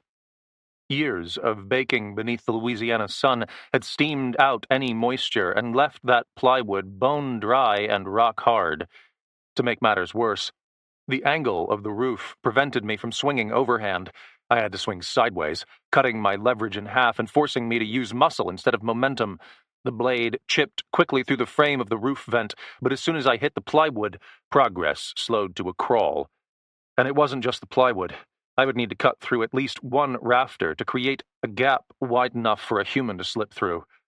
Those thick 2x6 boards were every bit as dry and hard as the plywood, and just as difficult to strike directly. There was nothing for me to do save ignore the pain racing through my body and keep swinging long after my brain told me I was finished. With each blow, I heard my old Army drill sergeant chanting a push-up cadence in my head. "One for the Army! One for the Army!" I repeated the chant as I swung. Heavy steel bit into pine, raining chips and splinters over the water washing against my legs. Sergeant Patrick Smiles called the next cadence in his booming Georgian drawl as I readied the axe for the next swing. "One for the nation! One for the nation!" A chunk of plywood broke free. Empty blackness opened beyond, streaming with rain. "One 'cause you're a fat slob! One 'cause I'm a fat slob! One 'cause you're too skinny! One 'cause I'm too skinny!" I was in a rhythm now, moving like a machine. I didn't feel the pain anymore. I didn't recognize the exhaustion or the pressure building in my skull to explosive levels. Just like it had all those years ago back at Fort Benning, the pain receded into a cage of sheer willpower, and the strength of 100 voices chanting alongside me powered into the next blow, and the next, and the next. Those voices were all in my mind. The men who had lined up alongside me on the parade ground at Benning were just ghosts. But they were there, and the roof was no match for the grit Sergeant Smiles had ingrained in me. Wood shattered, and plywood evaporated. The rafter was gone. The hole was 3 feet across inside of 10 minutes. I didn't lower the axe until I felt a hand on my arm and looked to see Frank shaking me. "That's enough!" The axe dropped out of my hand and plunged into the water. It was up to my waist, almost to the bottom of the hole. Outside, the perfect darkness that had enveloped the city when I first took refuge with Frank had weakened to a soft gray. My watch read 7:15, and the winds outside had calmed a little, still blowing hard enough to sweep shingles and small debris across an expanse of black water outside, but no longer hard enough to shake the house. "We gotta get him outside!" Frank choked. I nodded, and the routine we'd begun at the bottom of the ladder resumed. Frank and the Korean vet ventured out onto the gently sloping roof, both looking ready to collapse into total exhaustion, but not yet giving up. Soldiers themselves, with a cadence of their own. I lifted the first old lady through. It was the one with the gap-toothed smile, and despite her saturated clothes and trembling body, she still smiled at me as I passed her through. One after another, the refugees lined up along the ceiling joists, using the overhead rafters for support as I helped them onto the roof. Frank and his friend guided them to the apex, where the ridgeline offered them something to cling on to, and there they laid down on their stomachs and pressed their faces into the rough plywood still studded with shingle nails. The hole I'd bashed through the roof was already semi-submerged as I passed the last of them through, then scrambled onto the roof myself. Shingle nails bit into my chest as I collapsed, face first, along the ridgeline. Nadia's diminishing winds ripped at my shirt and tore at my hair, flooding my ears with an incessant howl as I heaved for oxygen, muscles cramping from head to toe. I didn't care. I barely even noticed. I simply closed my eyes, ignored the rain still washing across my back, and descended into unconsciousness. Chapter 19. The heat woke me, bearing down on my back in suffocating, scalding waves. My eyes flickered open, and I saw damp wood and torn shingles. They glared in my face, reflecting bright yellow sunlight that blazed down from someplace overhead. My eyes burned, crusted with dried sweat and dust. I swallowed past a swollen throat and lifted my face.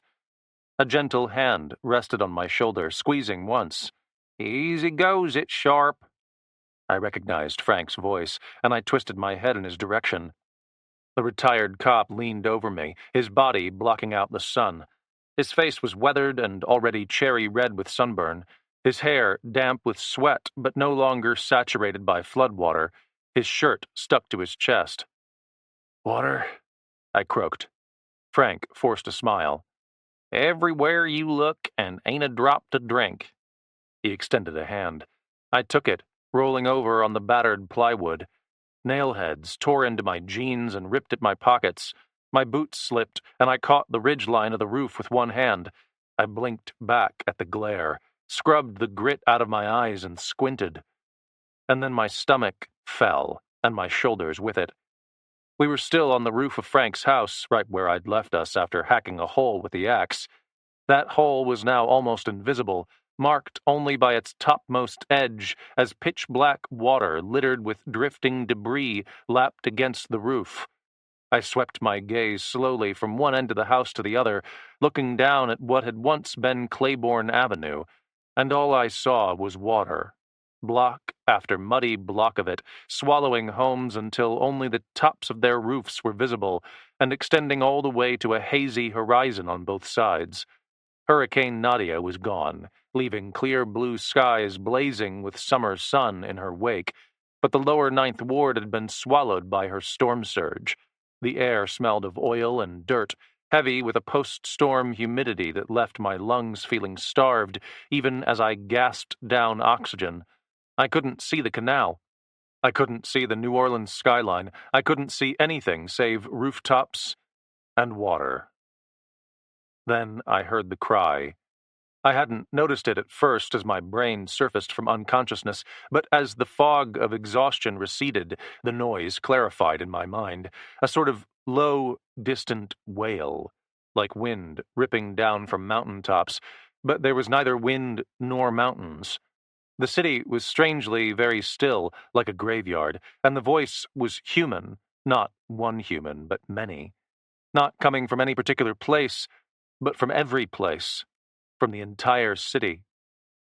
It was a unified sound of desperation, of defeat, of heartbreak and disbelief and wretched despair. I couldn't pinpoint the source. It was at once all around me, rising maybe from the lower Ninth, maybe from the entire city. I pivoted to Frank, and I saw the truth in his eyes. He sat on the roof next to me, wiping sweat from his face. Scattered about us were all 15 of the refugees from his living room, most clustered right at the ridgeline, using hands and shoes to shelter themselves from the blast of the Gulf sun, while their clothes stuck to baking bodies. More than a few of them were very still. Others were already scalded by the blaze, skin turning cherry red as it burned. Everyone was thirsty. I could see it in their swollen lips and frequent swallows, fighting back the clutches of building dehydration. We were surrounded by water, just as Frank had said, and there wasn't a thing to drink. They'll hold, huh? It wasn't a helpful comment, but it was the first thing I could think of to say. My voice rasped and croaked. Frank's sad eyes pivoted naturally to the west, toward the canal. Overtopping, he said. I estimated the depth of the water based on its position along his roof, and guessed it to be no less than 15 feet.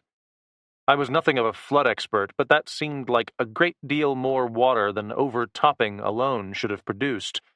I thought about the levees the Corps of Engineers had rebuilt, and wondered if they ever actually expected a repeat of Katrina. So, I trailed off, partly searching for words, partly searching simply for a clear thought. I'd seen devastation before, many times, in many places, but usually those places were far away from American shores, and never had I seen anything like this. It was so sweeping, so absolute, that my drained mind couldn't make sense of it. I couldn't really grasp that I was there, seated on a roof that had once overlooked a neighborhood and now overlooked a lake. It wouldn't compute. It was too extreme. What happens now? I said finally. It was the only thing to say. I looked to Frank, and the old cop slumped over with aged shoulders sagging, face dropping. He looked like a man who'd just been told his dog had been run over, like a father of four who loses his job, like a man who'd just watched his entire life swept away again. Now we wait, he said quietly. And hope. Chapter 20. The deadliest things in life are almost never the flashiest. Bullets crack and bombs rattle your teeth out, but I've seen more lives consumed by the slow erosion of narcotics, cancer, toxic relationships, and broken economies than by the wrath of any weapon of war. It's the insidious things that you don't expect to slither beneath your skin and tighten down on your very soul, slowly squeezing the lifeblood away until you're nothing more than a walking corpse, a zombie. Dehydration is like that. So are heat and exposure. The wristwatch still strapped to my left arm displayed 2 p.m., and the plywood island we clung to felt like a cookie sheet in an oven. My throat tightened, my tongue swelled, and I pinched my dry eyes closed to avoid the direct glare as I felt the precious moisture leaving my body in trails of sweat. There was nothing I could do to stop it, nothing any of us could do to escape the burning blaze, or even to fight the heat. If we stripped our clothes off, we'd only burn faster. If we bathed our skin in the filthy water lapping against the roof, we'd leave a sheen of oil on our skin that would magnify the scalding effect. The wrath of the wind had torn away not only the shingles, but also the black paper lining pinned beneath them. There was nothing to hide beneath, nothing but other stripped and battered roofs to swim to, and most of us couldn't swim anyway. We were truly stranded, and it didn't take long for me to understand what Frank had meant by hope. Without a third-party rescue, many of the older folks gathered around me wouldn't last through the evening. Even as healthy and strong as I was, I wouldn't last more than a couple of days. Dehydration would shut down my organs and stall out my heart long before hunger or sun poisoning could touch me. Bet you wish you were in California, Frank croaked. I squinted, pivoting toward him. I never said I was from California. Nope, but I bet you wish you were there. That brought the hint of a grin to my busted smile. I closed my eyes and focused on breathing slowly as the sun reached its apex and focused its malice on my head. It made me wish I were a Korean War vet with a hat to wear. The old guy had mopped his cap through the water, and I thought the damp probably helped a little.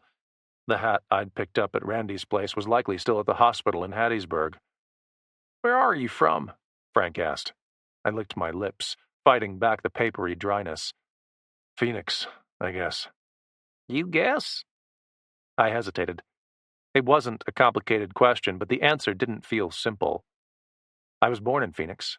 I'd been raised there. I'd lived there for most of my tumultuous life outside of the Army, but not recently.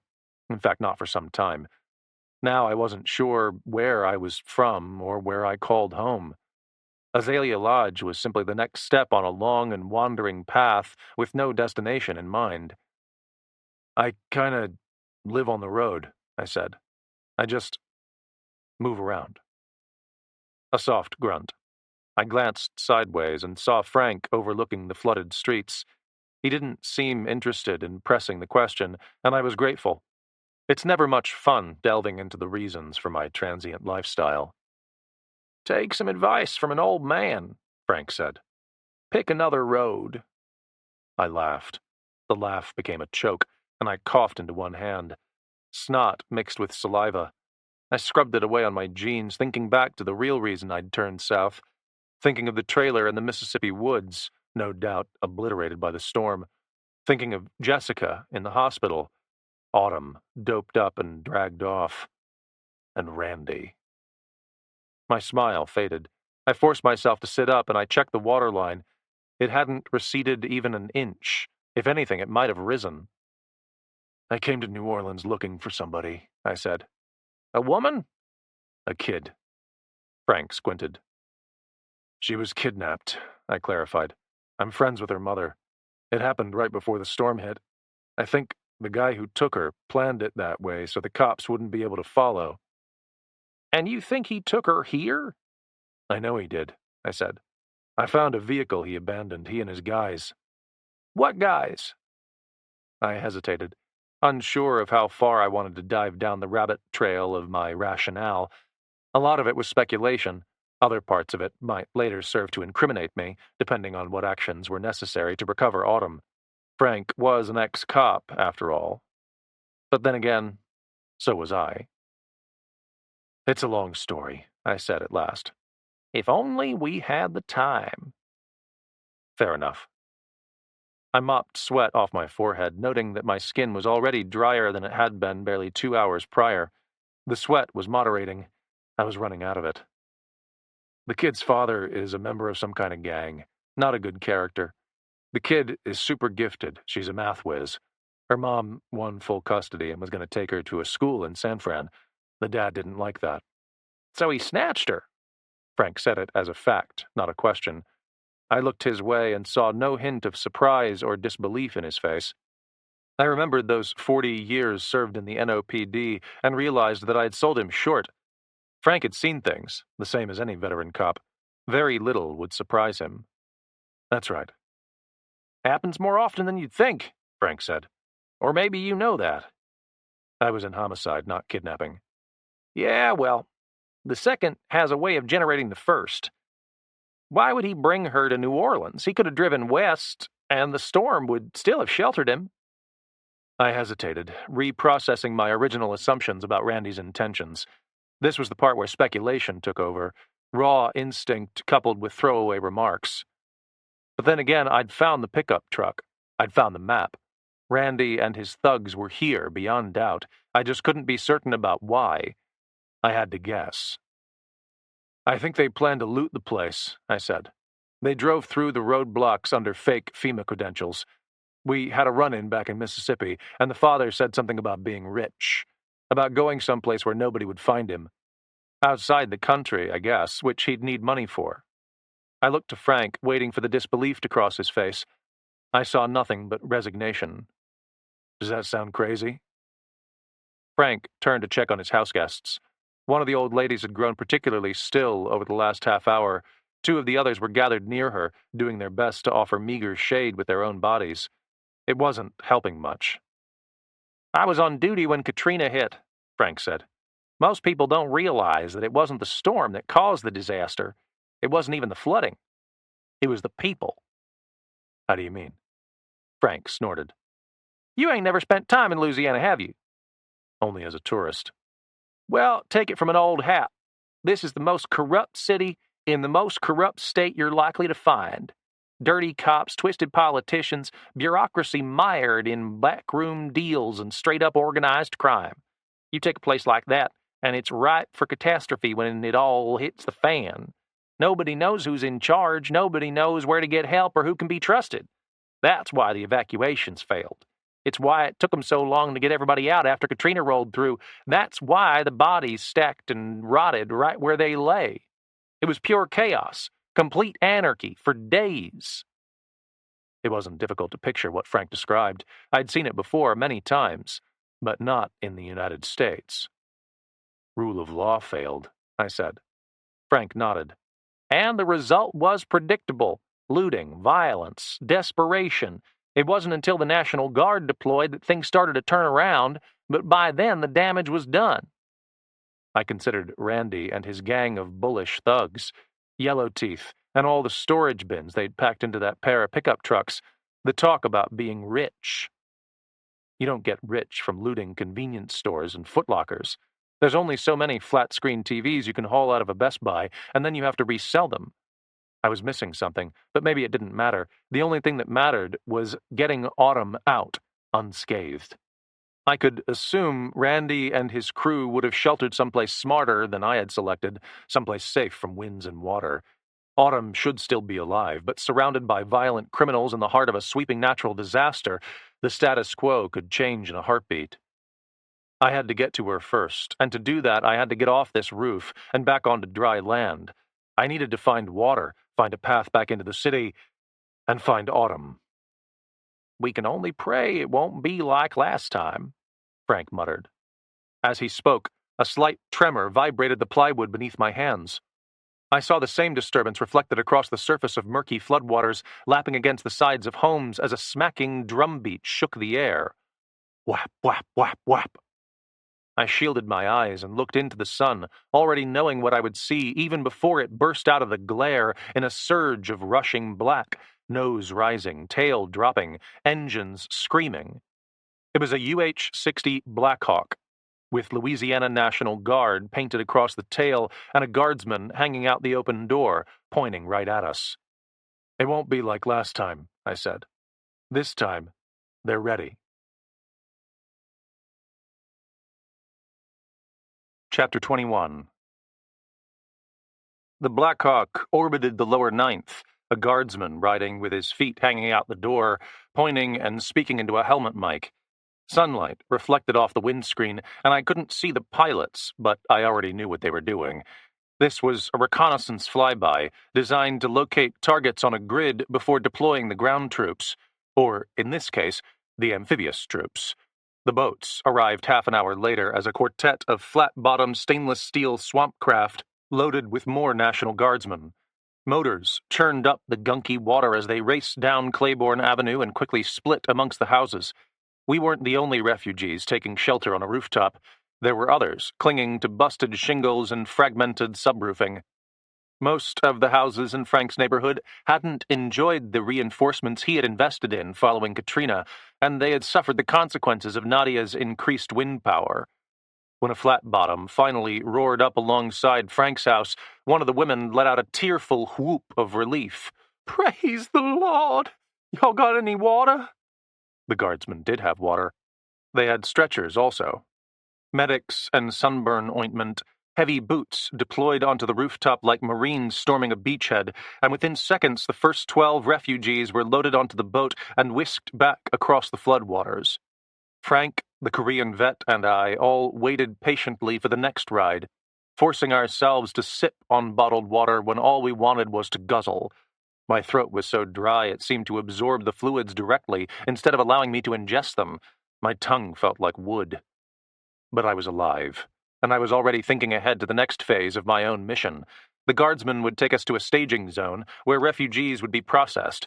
FEMA would be there, and I could get whatever I needed to refit. Fresh clothes, more water, possibly some medical supplies to keep on hand, something for the headache that had yet again returned to haunt me. And then I was headed back into the city. They wouldn't want me to go, but I wouldn't give them an option. This was a disaster zone. Chaos would reign supreme for days, if not weeks. I knew all about slipping away in a disaster zone. "Thank you." It was the Korean vet who spoke. His weathered voice rasped, his single, deep brown eye bloodshot, ebony face once again glistening with sweat. He extended a hand, and I was gratified by a firm grip. "Thank you," I said, nodding to the hat. He smiled softly. and then the next boat was rumbling up to the roof, and the rest of our party climbed in. I thought all of Frank's refugees had survived the storm, although a couple of the older, frailer women had looked nearly unconscious when they were loaded onto the first boat. I could only hope the FEMA station would be able to rehydrate them quickly. As our flat bottom churned westward along Claiborne, I stood next to the pilot and rested one hand on the center console, surveying the passing carnage with a feeling that still verged on disbelief. I had no idea what had become of Randy's blazer or any of the vehicles that had been left on the street. They were swallowed, just like all of the yards and all the street signs. Many of the roofs we passed had failed completely, rafters broken and exposed as floodwater lapped into attics. Others were occupied by a bizarre assortment of debris, appliances, barbecue grills, even a motorcycle. And the smell. It was changing, right in my nostrils. What once was a blend of mud, heat, and salt now became sticky and sweet, tinged with something a great deal more sinister. Death. "You guys got plenty of help?" I addressed the pilot without breaking eye contact with the carnage. "National Guardsmen from 6 states, he said. "Plus FEMA, state troopers, volunteers. If anything, we got too much help." It wasn't a joke. I knew exactly what he meant.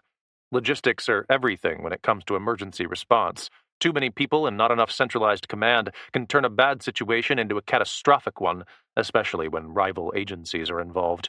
Hopefully that wouldn't happen here. "How bad is the rest of the city?" A soft grunt. "Better than last time. Wind damage was much worse, but thus far the lower ninth levees are the only ones to fail. Still don't know why yet. Overtopping was extreme. I'm sure the engineer weenies will figure it out after the fact." They'll hold. I remembered the desperate conviction in Frank's voice and knew that it wouldn't much matter what conclusion the engineer weenies reached. It would be a moot point. The damage was done. Again. Judging by most of the refugees I saw clustered in the boats that gathered around us on Claiborne, it seemed the blow couldn't have landed in a worse place. These weren't wealthy people. They likely didn't have great insurance, or any insurance. This was the kind of thing that could leave a mark for decades to come. "Don't leave the boat until we escort you. We'll have water and medical aid available. Please cooperate with security searches and remain calm. We're working as fast as we can." The National Guard sergeant stationed in the bow called directions as the pilot swung our boat northward. On my right stretched the flooded expanse of the lower ninth, marked only by the broken tops of roofs and a swarm of churning, flat-bottomed boats. To my left ran a muddy slope with a metal wall standing only a couple of feet above the waterline. I recognized it as a levee, which meant we were now churning up the canal. Thus far, that barrier had held, protecting the core of the city, but its twin on my right-hand side was simply gone. No sign of any metal wall stood above the waterline between our boat and the lower ninth. It was just empty water. "Catastrophic failure," the pilot said, catching me looking. "Wind?" I asked. He simply shrugged, shoulders falling into a slump. I noted the gray in his hair and wondered if this wasn't his first time responding to catastrophe in the Big Easy. I knew from experience that catastrophe never gets easier. We glided on for another 5 minutes before the pilot at last swung us west, landing at a muddy bank with Interstate 10 standing only yards above the inflated waterline. Federal emergency management workers were already there, hundreds of them. Four-wheel drive trucks stood on slick streets, while travel trailers powered by generators served as command centers and medical stations. There were tents set up with rope aisles to guide incoming survivors toward processing stations, security checkpoints, and tables laden with food. Box trailers stood with their doors open, stacks of bottled water, blankets, clothes, and medical supplies being unloaded behind them. It was like I had told Frank before. Everyone was ready this time, at least in principle. Something about the nervous energy of the emergency workers coupled with the sheer mass of survivors already gathered on the bank hinted at chaos yet to come. I thought about the 20,000 survivors sheltering in the Superdome and wondered if they'd been rescued yet, if the city itself was secure. "Right this way, everybody! If you need assistance, lift your hand!" I dropped off the bow of the boat into 6 inches of murky water and assisted the National Guardsmen with offloading the passengers. Those who needed wheelchairs were carried one at a time in camping chairs between 2 burly privates. 2 survivors went off on stretchers. One of those two was covered by a sheet. That sheet dropped a hot rock into my stomach, but all I could do was look away. "Right this way, sir. We need to clear you through security." I submitted to the guidance without objection, sliding into a line of refugees stumbling toward a pair of horseshoe metal detectors. NOPD cops stood outside them, patting each person down and inspecting pocket contents before admitting them beyond a metal barrier to the assistance tent. The third person ahead of me was discovered to be carrying a snub-nosed .38 Special tucked into his waistband. The cops confiscated it without comment, tossing it into a bin before waving the man through. He didn't object. I reached the metal detector, and the cop motioned for me to empty my pockets. A waterlogged phone, a wallet full of squishy cash, and an Arizona driver's license, my MacroStream and my Victorinox dropped into the bin. The cop took one look at the knife and reached to confiscate it. I shook my head. He looked up. "We're confiscating weapons, sir. Mayor's orders." "That's not a weapon, that's a tool, and regardless, Nadia destroyed the city, not the Bill of Rights." The guy stiffened. I didn't so much as blink. The line had backed up behind us, and I waited. At last he glanced sideways to the sergeant, who was busy unloading a 9mm into another plastic bin. Then he tilted his head for me to step through the horseshoe. I passed without a sound, and he handed me the bin. "Keep it in your pocket," he warned. "No problem." I emptied the bin as Frank appeared in line next to me, shuffling along with tangled gray hair shiny with sweat. When he reached the horseshoe, he produced a wallet from his pocket and flipped it open. The sergeant barely glanced at it before tilting his head to the side of the horseshoe. "Good to see you, Frank. Glad you made it out okay." Frank stepped around the horseshoe, bypassing its metal detecting function. "Interesting." He migrated my way, poking the wallet back into his pocket and limping on his right leg again. I cocked an eyebrow but didn't say anything. "Let's find some water," Frank rasped.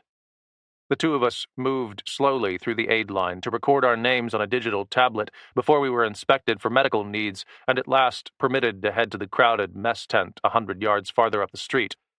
I wrote my name as Kurt Fitzgerald on the tablet, blending the names of two of my favorite Cardinals players, before typing visitor in the address box. Nobody needed to know who I was or why I was there. In the mess tent, Frank and I stuck together as we collected bottled water and plates of food truck grub cooked by a conglomerate of local vendors all assembled to feed the survivors. Payment wasn't requested. My meal was some kind of etouffee on rice, a little cold but delicious nonetheless. Frank and I sat across from each other at a crowded table and shoveled down our meals in silence while we both endured the aura of despair around us. The tent was baking hot, trapping in the Louisiana humidity as a trade-off for blocking the sun. The voices were all low and defeated. Some people cried. Others only spoke in short, demanding snaps. A baby wailed. Children fought over a single precious toy saved from a flooded home. It was gut-wrenching. I set my fork down and drained my fourth bottle of water as Frank surveyed the crowd with tears bubbling in his eyes. He caught me watching him, and he didn't look embarrassed as he rubbed his thumb across his face. "I'm so sick of seeing these people suffer," he said. "There's only so much you can do." Frank snorted. "There's nothing you can do. Not really." I paused, set the bottle down. "Maybe not about the hurricane, but there might be something you can do about a kidnapped little girl." Frank's eyes narrowed.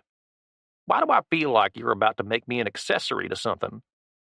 "Because you have impeccable instincts. I need your help." Chapter 22. I need a map of the city and a pen. Frank got up from the table, leaving me to start on a fifth water bottle while he filtered through the crowd to one of the cops standing security nearby. The guy wore a full plate carrier with an AR-15 slung across his chest. He looked about as friendly as a granite statue, at least until he recognized Frank. Then a handshake and a warm smile were exchanged.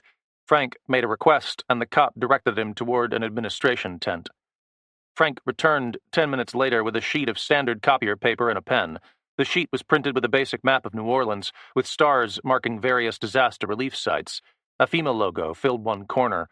I ignored the stars and clicked open the pen, taking my time to examine the map before drawing an X near the heart of the city, just a few blocks east of the Superdome. I circled the X, then drew another north of downtown, on the western edge of the Gentilly neighborhood. I circled that X as well before moving back to the heart of downtown and drawing a final circle this time without an X, just northeast of the Superdome. Finally, I traced a line along the Mississippi River leading out to the Gulf of Mexico. I clicked the pen closed and rotated the map, pushing it toward Frank. He set his bottle down and peered at it. Do these locations mean anything to you? I asked. A long pause. He shook his head. I know where they're at, but they don't ring any immediate bells. What's this about? When they took the kid, they drove off in a pair of pickup trucks marked with FEMA logos. That's what led me to believe they were headed to New Orleans. Just before I found myself on Claiborne Avenue, I located one of those trucks someplace north of downtown. It was wrecked. Nobody was inside. There was a map on the floor with marks on it, just like these. You don't have the map? Nadia took it. Right. He studied my marks again, more slowly this time, squinting at each one. Then he shook his head. There's nothing these three sites have in common, at least nothing that I can think of. Your marks near the Superdome are just random business locations. That spot in Gentilly sits on the banks of the London Avenue Canal, no place special. Any place where you might weather a storm? Frank snorted. You'd be a fool to weather it next to a canal.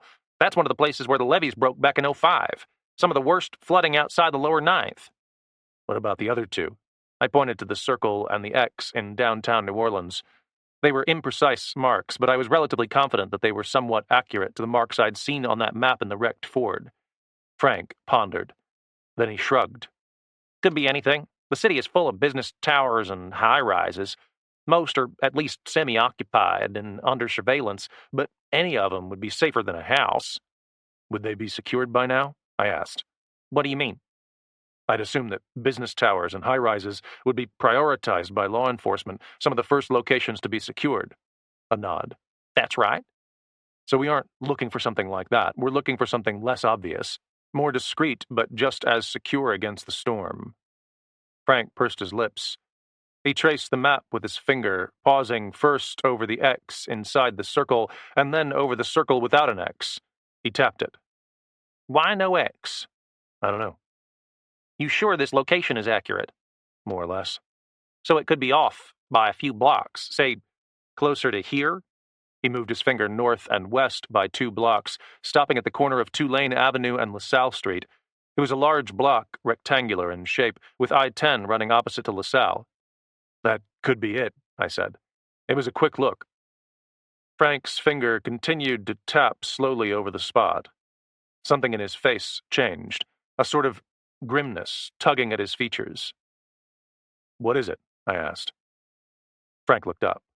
He blinked once, seeming to remember where he was. That's Big Charity. What? Charity Hospital. Big Charity, we always used to call it. It's America's oldest continually operating hospital, or it was, anyway, until Katrina. The hospital was occupied when the storm hit. Lots of patients couldn't be evacuated. They had generators, but those were located in the basement, and the basement flooded. So they lost AC, they lost power for ventilators, they lost lights, everything. And then they were forgotten. What? I said again. It was chaos, Sharp, for everybody. Nobody expected 80% of the city to be underwater. Balls were dropped, among them Charity Hospital.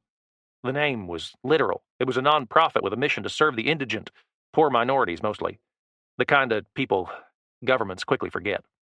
They left them in there for days. A lot of people died, and the hospital never reopened. It was replaced by University Medical Center. The old building was just abandoned. And it's still there. Frank nodded. Cost too much to tear down. They just fenced it off and parked a security guard down there to keep homeless folks and kids out of it. 1 million square feet of just nothing. Abandoned hospital beds and broken glass. Sounds like a great place to hide a kidnapped kid, I said. Frank grunted. Could be. It'd definitely be a great place to weather the storm. That building is solid, but it wouldn't be safe in general. Nobody's used it in nearly 20 years. I ain't been inside myself since just after Katrina, I guess. Frank trailed off, then shook his head with a sad little smile. I was born in that hospital. Lots of locals were. It's a shame. Frank's nostalgia was lost on me as I stared off into space, fixating on one thought over and over again. 1 million square feet, multiple levels, long hallways and lots of small rooms, all situated right in the heart of the city, with easy access to any number of looting targets. Assuming a thorough knowledge of New Orleans streets, Randy and his crew of thugs could launch lightning strikes into the city, snatch what they wanted, and disappear back inside the hospital. Unless somebody actually saw them enter the old building, it might take law enforcement days to consider searching the place. And even then, Randy could slip away. If he were smart, he'd have an exit strategy mapped out, a route planned well in advance that would help him elude an overworked police force. Yes, the hospital made perfect sense, but there was only one way to know for sure. I need to get there, I said, tapping the map. Frank snapped out of his daydream, immediately shaking his head. No chance. They're keeping survivors here, or didn't you see the fence? I'm not planning on asking permission. Frank studied me a moment. Something between a scowl and a smirk crossed his face, the conflict of a long-time peace officer colliding with an old man's mischief, I thought. You're a troublemaker, aren't you, Sharp? Only when I need to be. And I guess you get to decide when that is. Obviously. A soft grunt. A long pause. You're not BSing me about this kid. Not for a second. And you really think they'd be in the hospital? I have no idea. It all depends on how sound my detective work is, but I was a pretty good detective. A soft nod. Frank glanced down the long line of tables to a steady current of survivors shuffling in to eat a late lunch. Or maybe it was an early dinner. I'd lost track of the time. National Guardsmen processed the crowd through check-ins and supply lines, while New Orleans cops performed the security work, metal detectors and perimeter duty.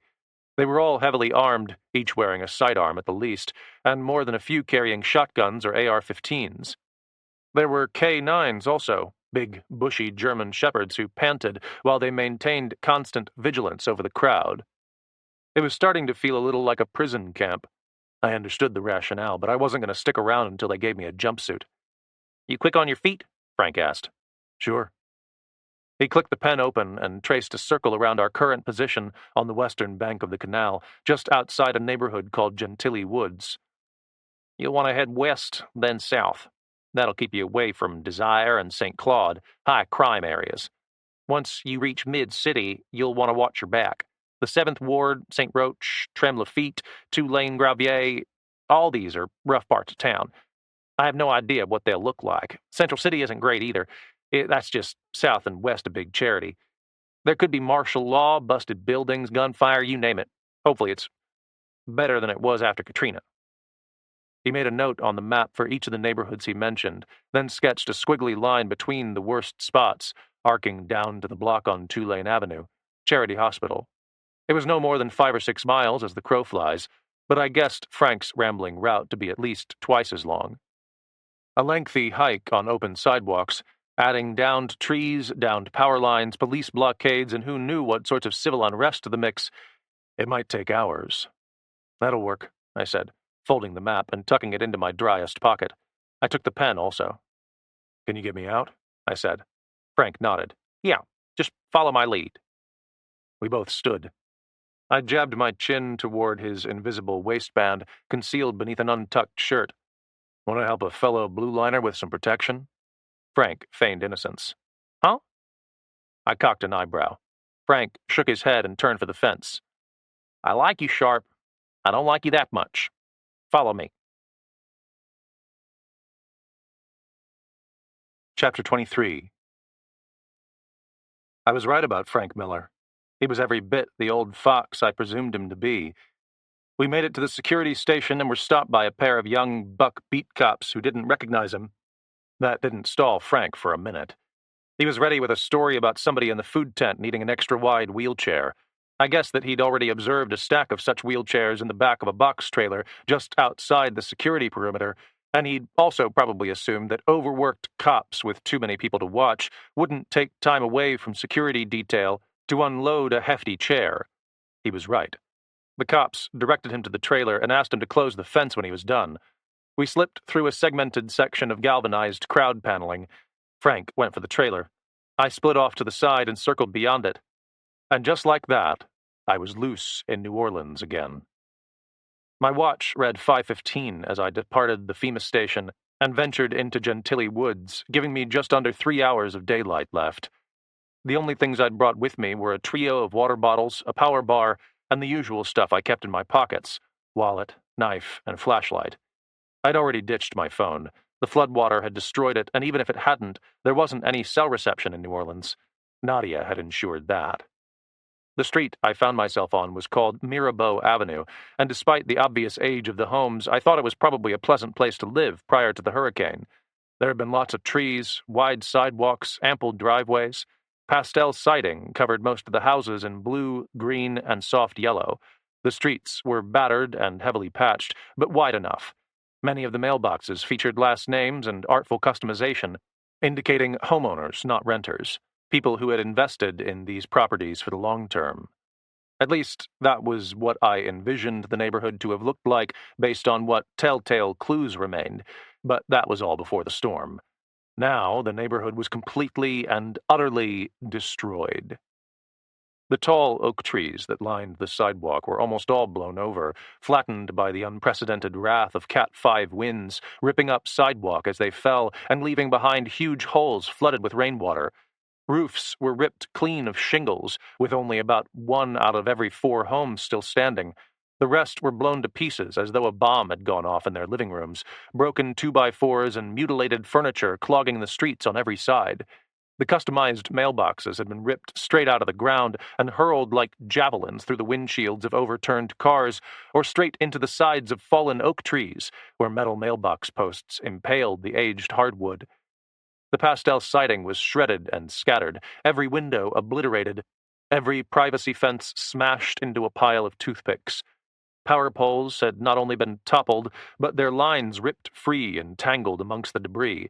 Streets that had survived the mass flooding of their neighbors in the Ninth Ward still ran with as much as 3 feet of oily black water, from rainfall and levee overtopping, I supposed.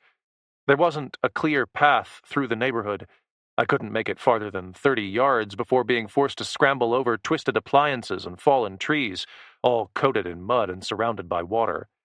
When I fell back into the mire, my boots flooded with it, their soles crunching on unidentifiable objects trapped beneath the wreckage. Some of those objects crushed beneath my body weight. A few felt fleshy and lifeless. I swallowed back an urge to vomit and waded ahead, steering clear of the power lines, even though I knew that if they had been active, I would have already been electrocuted. The smell almost choked me. Mud and rot. Maybe food rot, maybe something more sinister. It was subtle but persistent, and I knew it would be insufferable within another 48 hours. I pulled my shirt over my face and fought through it, referencing my marked-up FEMA map from time to measure my progress. I was creeping, moving at much less than a walking pace, and there was no end to the carnage stretching out ahead of me. I passed people on occasion, each of them wading through the mess and sorting amid the devastation for what personal property could be salvaged. Some of the houses that stood upright were swimming with water, others sat on slightly elevated ground, like islands in a lake of hell. I passed a shirtless black man seated on his front porch with his bare feet resting on his front steps, only inches over the water line. He smoked cigarettes, vacant eyes staring across the street to a preschool that had been wiped off the block like a smudge of dirt. I knew it was a preschool because the concrete sign still stood. Part of a swing set was tangled amid a toppled oak tree, chains dangling into the water. Behind the man, his house was flattened. Not one stick of wood stood atop another. Not one scrap of furniture remained. The block foundation was scraped so clean it looked ready for reconstruction. But he didn't look at it. He just smoked. By the time I exited Gentilly Woods and entered the greater neighborhood of Gentilly, I was so exhausted I had to find a front porch of my own to sit on and catch my breath. Already the etouffee I'd eaten at the FEMA station was gone, and I wolfed down the power bar, wishing I'd brought more. Half my water was gone also. I had expected a relatively easy walk, likely with convenience stores along the way, where I could pilfer what substance I needed to survive. I hadn't seen a convenience store yet, and I wasn't walking so much as scrambling. Peering up at the empty blue sky, I was gratified to see the demon sun receding into the west. A steady whap, whap, whap of helicopters had beat paths over my head for most of the afternoon, both National Guard Blackhawks and cable news choppers with cameras mounted to their noses, flying low over the wreckage.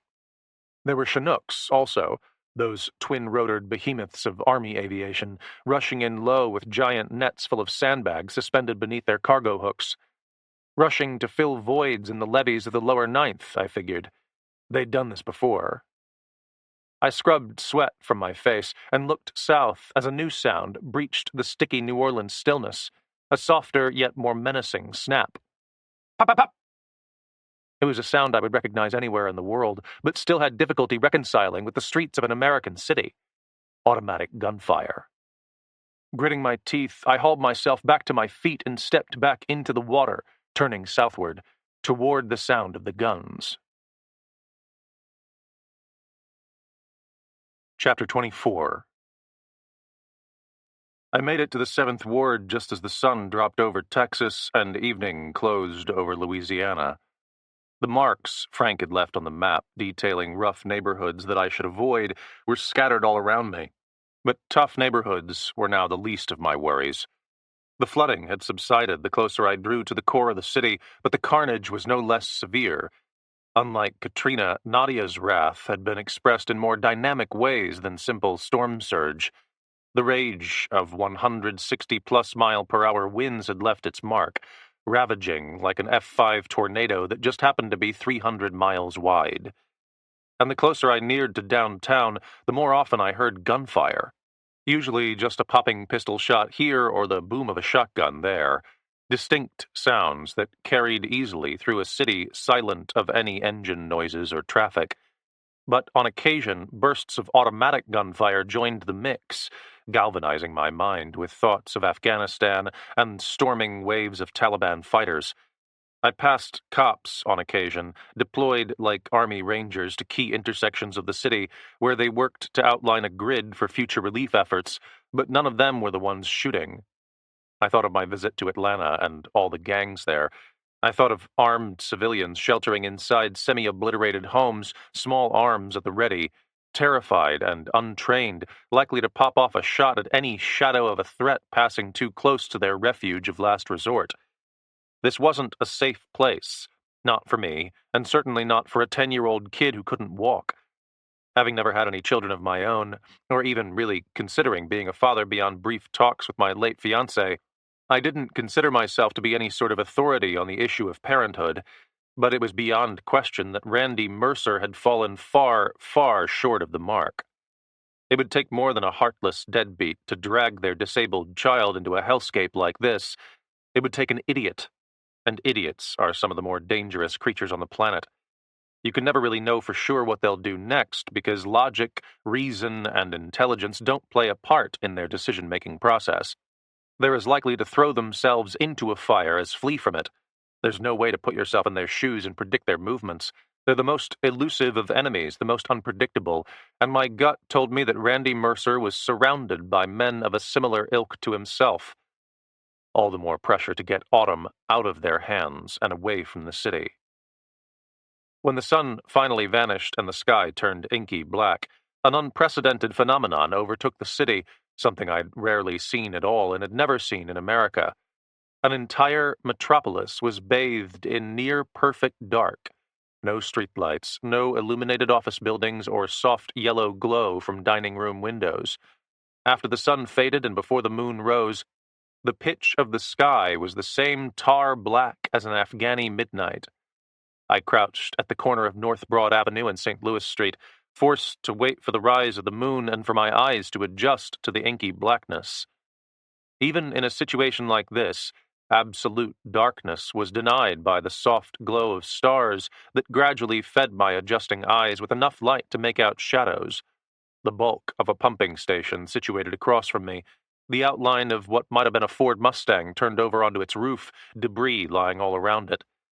Most objects took the form of dark blobs, not distinct shapes, but after 45 minutes the soft glow of a partial moon joined the stars, and once again I could see my path ahead. After another 20 minutes, my pupils were capturing enough soft light to clarify objects as far away as 100 yards. My watch read 11 p.m. To my left lay the core of the city, and it was from that direction that the most noise rose.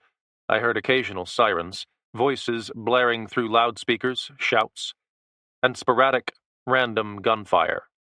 It sounded like a war zone, not a major American city. But war zone or otherwise, those gunshots lay between me and my destination. There was nothing to do but press ahead.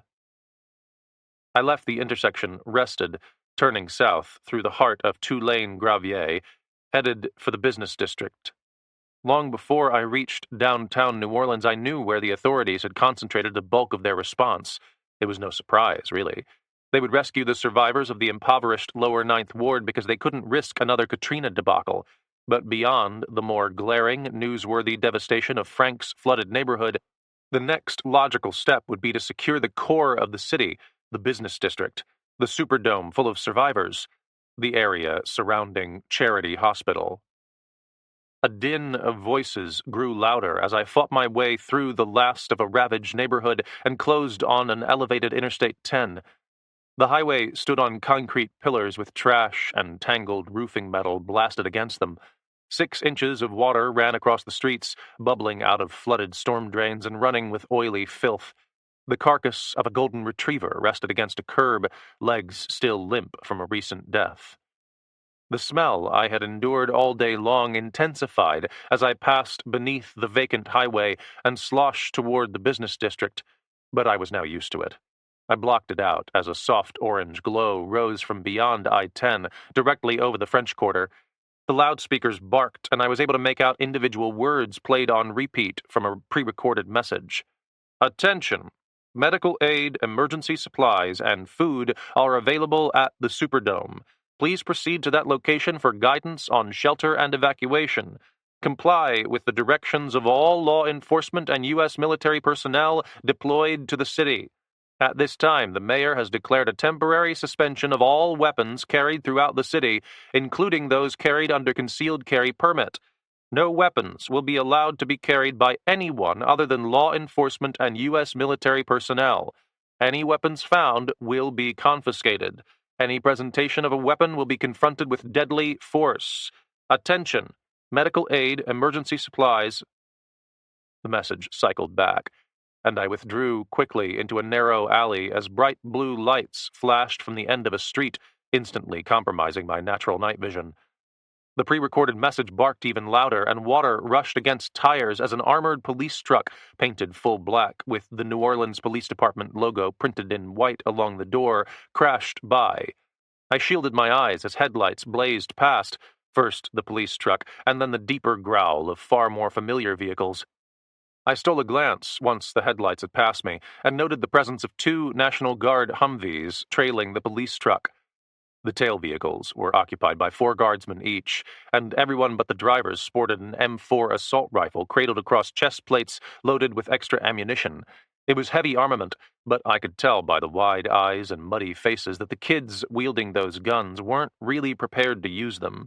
They were still in shock by the devastation around them, likely put on patrol to guide survivors toward the relief staging area at the Superdome, but also told to be ready for anything, because this city had experienced catastrophe before, and this time the government would be ready. As soon as the vehicles passed, I left the alley and accelerated south. By my estimation, Charity Hospital stood less than a mile away, but between myself and my destination stood the business district's broadest and most famed boulevard, Canal Street. I recognized the name from my previous visits to the Big Easy alongside my fiancée. Those late, steamy nights spent stumbling between Bourbon Street bars and French Quarter hotel rooms, too much liquor, an abundance of jazz, and hardly any sleep. The memory tightened my stomach as the glare of generator-powered security lights illuminated the next intersection, further deteriorating my natural night vision.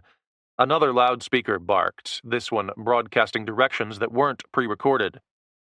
"Proceed toward the Superdome," a heavy Cajun drawl shouted. "Remain calm. Comply with the National Guard. We've got food and shelter for everybody." I reached Canal Street, hugging close to the shadows alongside a hotel full of blown-out windows. Downed palm trees had been shoved into the median by heavy trucks, and a giant lottery billboard lay splintered into 1,000 pieces right across the middle of the intersection.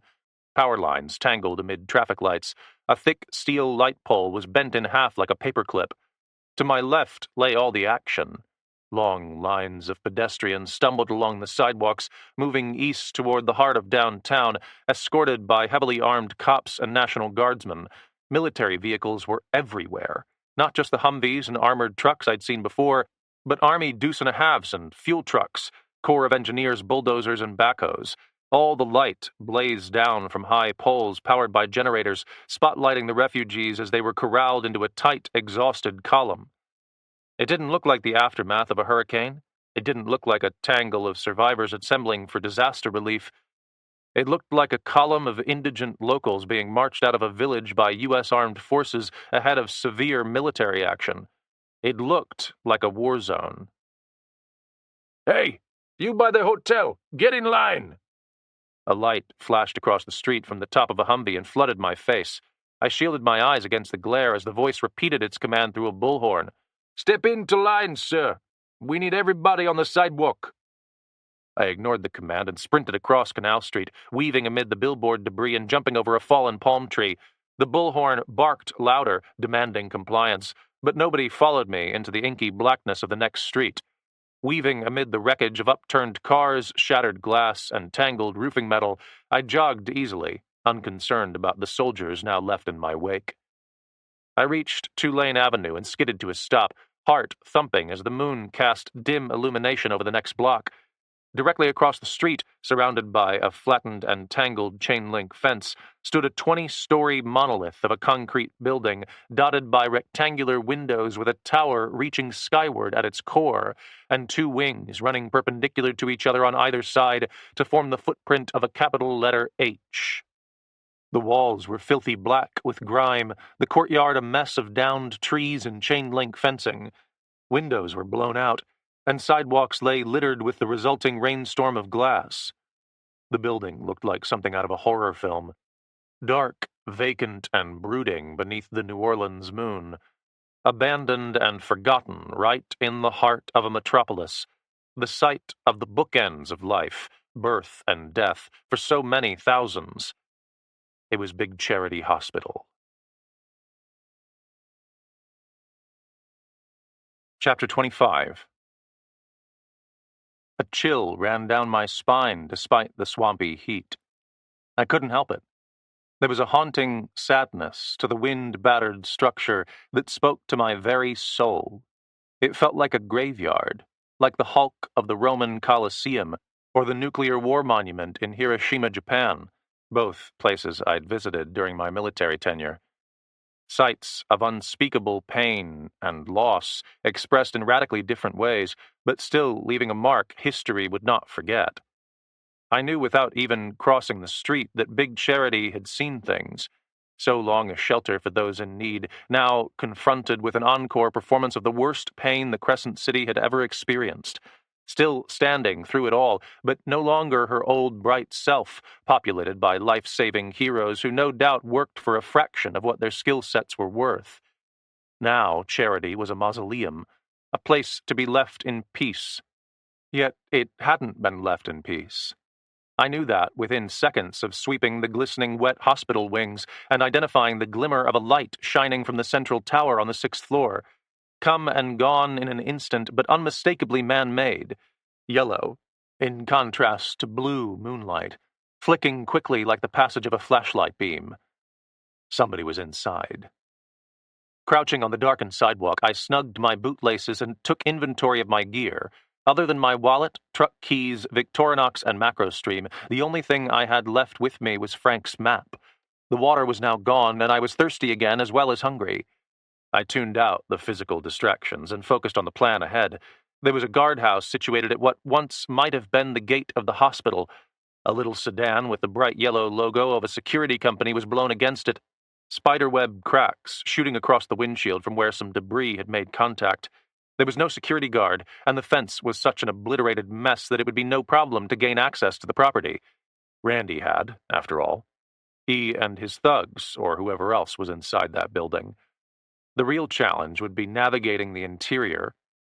Elevators would be out of commission, of course, and stairwells would be tactically inferior options. There's no place to hide in a stairwell, no place to find cover should somebody open fire from 2 floors up. They're easy to secure and difficult to sneak through. But I didn't have a choice. If there was even a chance that Autumn was inside that hospital, held captive by the very person who had originated her existence and should have loved and protected her at any cost, I was going in. I was getting her out. It wasn't a question. I crossed the street and navigated over the chain link with ease.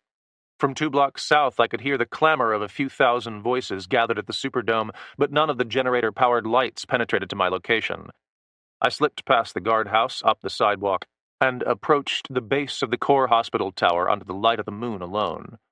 It rose skyward, with dozens of window frames staring down at me like empty eye sockets, a few of the bottom ones covered in plywood, but most of the rest standing completely open. The door was blockaded, also, plastered with government warning signs, all commanding me to stay out. I turned right, boots sloshing through 5 inches of water standing in the yard, as I approached a bank of tall, commercial air conditioning units abandoned behind another tangled fence. They stood about 6 feet tall, and I hoisted myself to their tops with ease. From there, it was another stretch to wrap my fingers around the bottom of a second-story window, the frame covered in grit, and the window pane long gone. My muscles tightened as I hoisted, walking up the sides of the concrete wall with my boots and reaching inside to pull myself through. The metal window frame bit into my abdomen as I wriggled inside. Muscles stretched, and my feet dangled for a moment as I caught my breath. Then I rolled through, landing on a hard tile floor with a grunt. It was a hospital room, but not a private one. Both large and sprawling, it was more like the open wards that were in medical vogue 80 years ago. There were still beds surrounding me, most of them stripped of mattresses and now standing as shadowy outlines, amid a tangle of IV poles and other medical paraphernalia I couldn't even begin to identify. The air was heavy with mildewy must.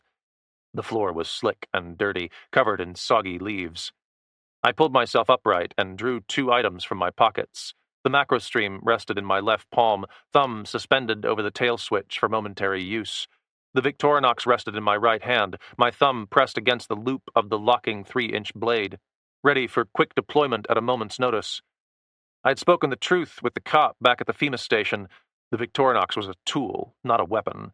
But in the grimy, dark halls of an abandoned building populated by who knew what sort of murderous scum, it could pull double duty. I ventured into the hallway, using the macrostream only in short bursts to illuminate my path to either side. The floor was filthy, the walls rotten. Drywall swelled with moisture and caved in at places. Light fixtures hung from the ceiling, wires dangling.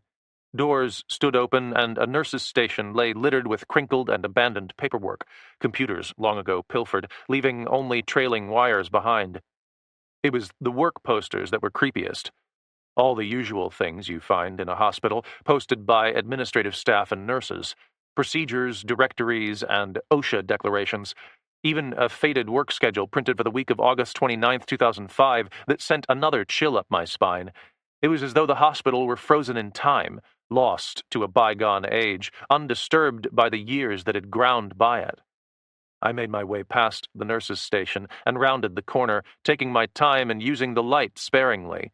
I remembered what Frank had said about the size of the hospital, 1,000,000 square feet, and tried not to be overwhelmed by the sheer magnitude of the search ahead. With so many hundreds of small rooms and a tangle of snaking hallways, I could walk in circles for hours without even realizing it, and never find a prodigy kid doped up on sleeping pills. What was worse, Randy and his crew could be expected to have a better knowledge of the building than myself.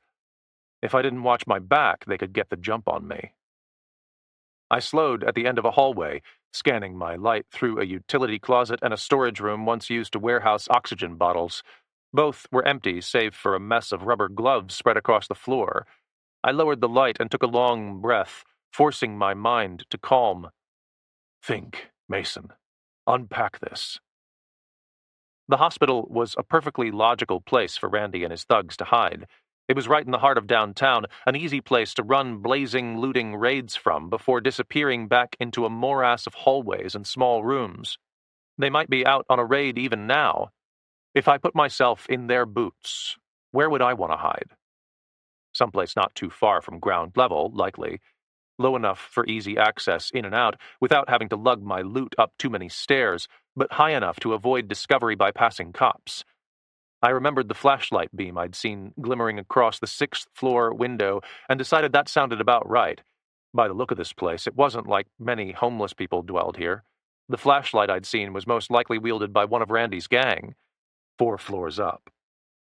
I needed stairs, and I found them around the next bend in the hall. A bank of elevators stood with their doors rolled open, empty elevator shafts reaching high into the tower overhead. Next to them stood a metal door with a dusty panel of reinforced glass. The sign mounted next to the door displayed both the stairwell symbol as well as a little map indicating that I should head downward for an evacuation. I eased the door open and bumped the tail switch on the macro stream. The landing beyond was concrete, painted dull gray. Steps led upward. I released the tail switch and listened. Water dripped, echoing against block walls. The scuttle of a rodent's toenails slipped over concrete. Nothing else. I took the stairs with the light turned off, using the handrail for balance and easing my way upward. I stopped at the third and fourth floor landings and listened at the door. When I heard nothing, I pulled them open an inch and looked beyond. Empty blackness greeted me, and when I flipped the macro stream on, it revealed more dirty and abandoned hallways, more vacant window frames staring out over a devastated city.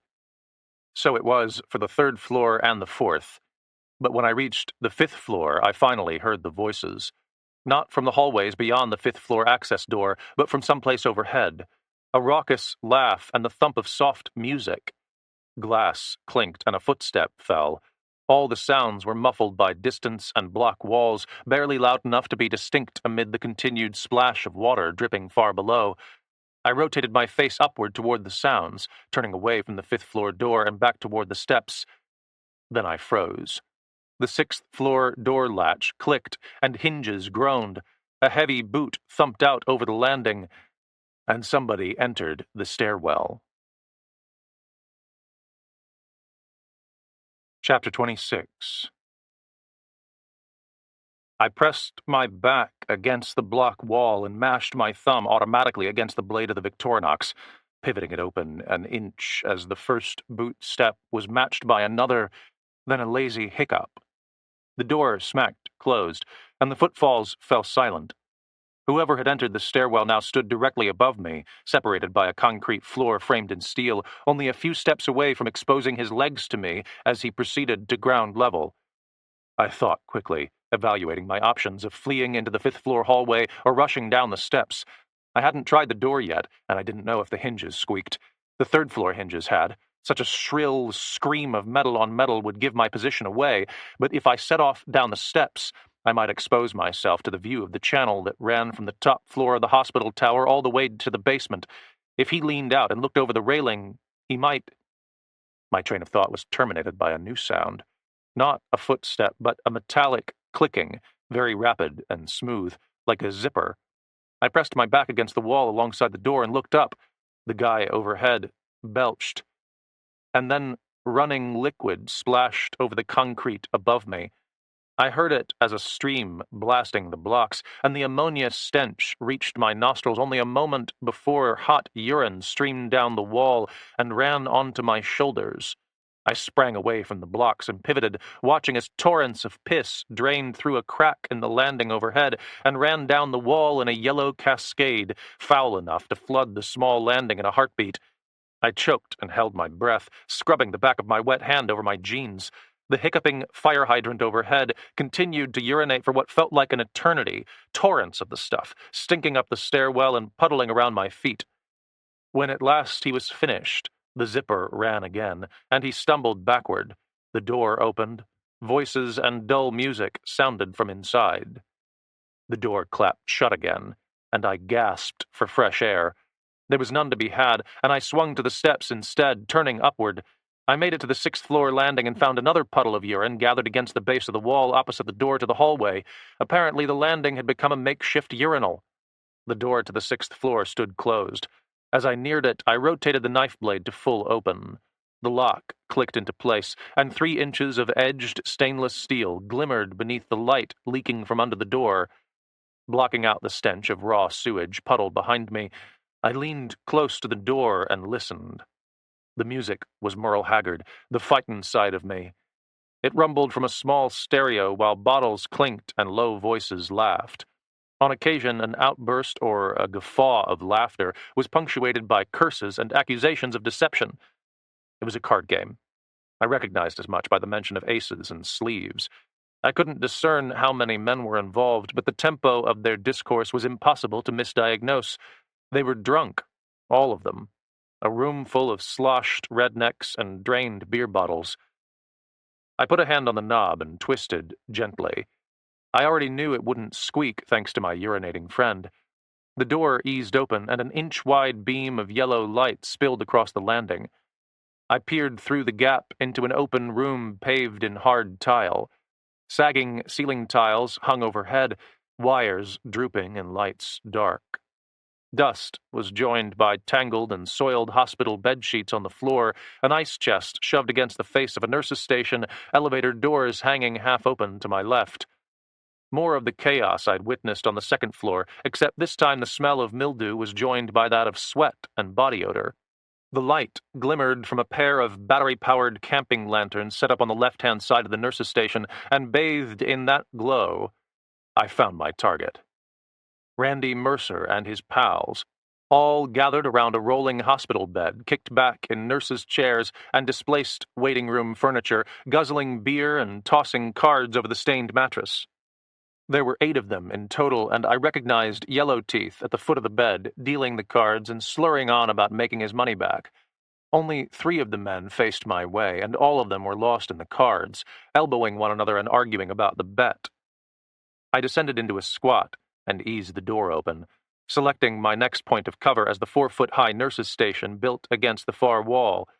Randy's crew would see the door open if they looked, but with the next flop of Texas Hold'em in play, everyone was distracted. Outside the soft glow of their camping lanterns, the room was drenched in darkness, allowing ample concealment for me to slip into. I stepped through the door and eased it closed behind me without a whisper of detection from the crowd. In another 2 seconds, I crouched behind the nurse's station, knife still held at the ready as I peered carefully around the corner to inspect the poker circle. There were guns. I saw them almost immediately, leaned against the wall and protruding from waistbands, Glock and Beretta pistols, a pair of Mossberg pump shotguns and a deer rifle, and an M4A1 carbine. I stopped and did a double-take as I passed down the line of weaponry, squinting in the dim light. There were actually 2 of them, short black rifles fit with 14-inch barrels, A-frame sight posts and standard GI mags. But it wasn't any of the usual military accoutrement that gave away the restricted nature of the rifles. It was the exposed selector switches mounted to the receivers, each of which could convert a standard semi-automatic sporting rifle into a fully automatic weapon of war with the flick of a thumb. They were Army rifles, not civilian AR-15s. I even thought I saw a DoD serial number stamped above the magwell of one of them. Heavy firepower. What? I backed deeper into the shelter of the nurse's station as the next flop of the cards produced a flurry of drunken cheers and curses. Behind me ran a hallway, striking out through the middle of the hospital tower toward the east wing. There was a parallel hallway beyond the nurse's station where the poker game was set up. If Autumn was being held hostage in this place, I expected her to be set up there in one of the multi-bed wards I'd seen on the second floor. But there was no chance I could walk right through the middle of that den of thieves without catching a storm of gunfire to the chest. I needed to circle, stepping deeper into the inky blackness outside the glow of those camping lanterns. Setting off down the hallway, I kept the Victorinox at the ready and stuck my head briefly into each room I passed. The core of the building consisted of storage closets and some kind of abandoned laboratory. It was almost impossible to make out details with so little available light, but I didn't want to risk flashing my macro stream. As my eyes began to adjust again, I made out enough to know that Randy's gang hadn't penetrated these rooms.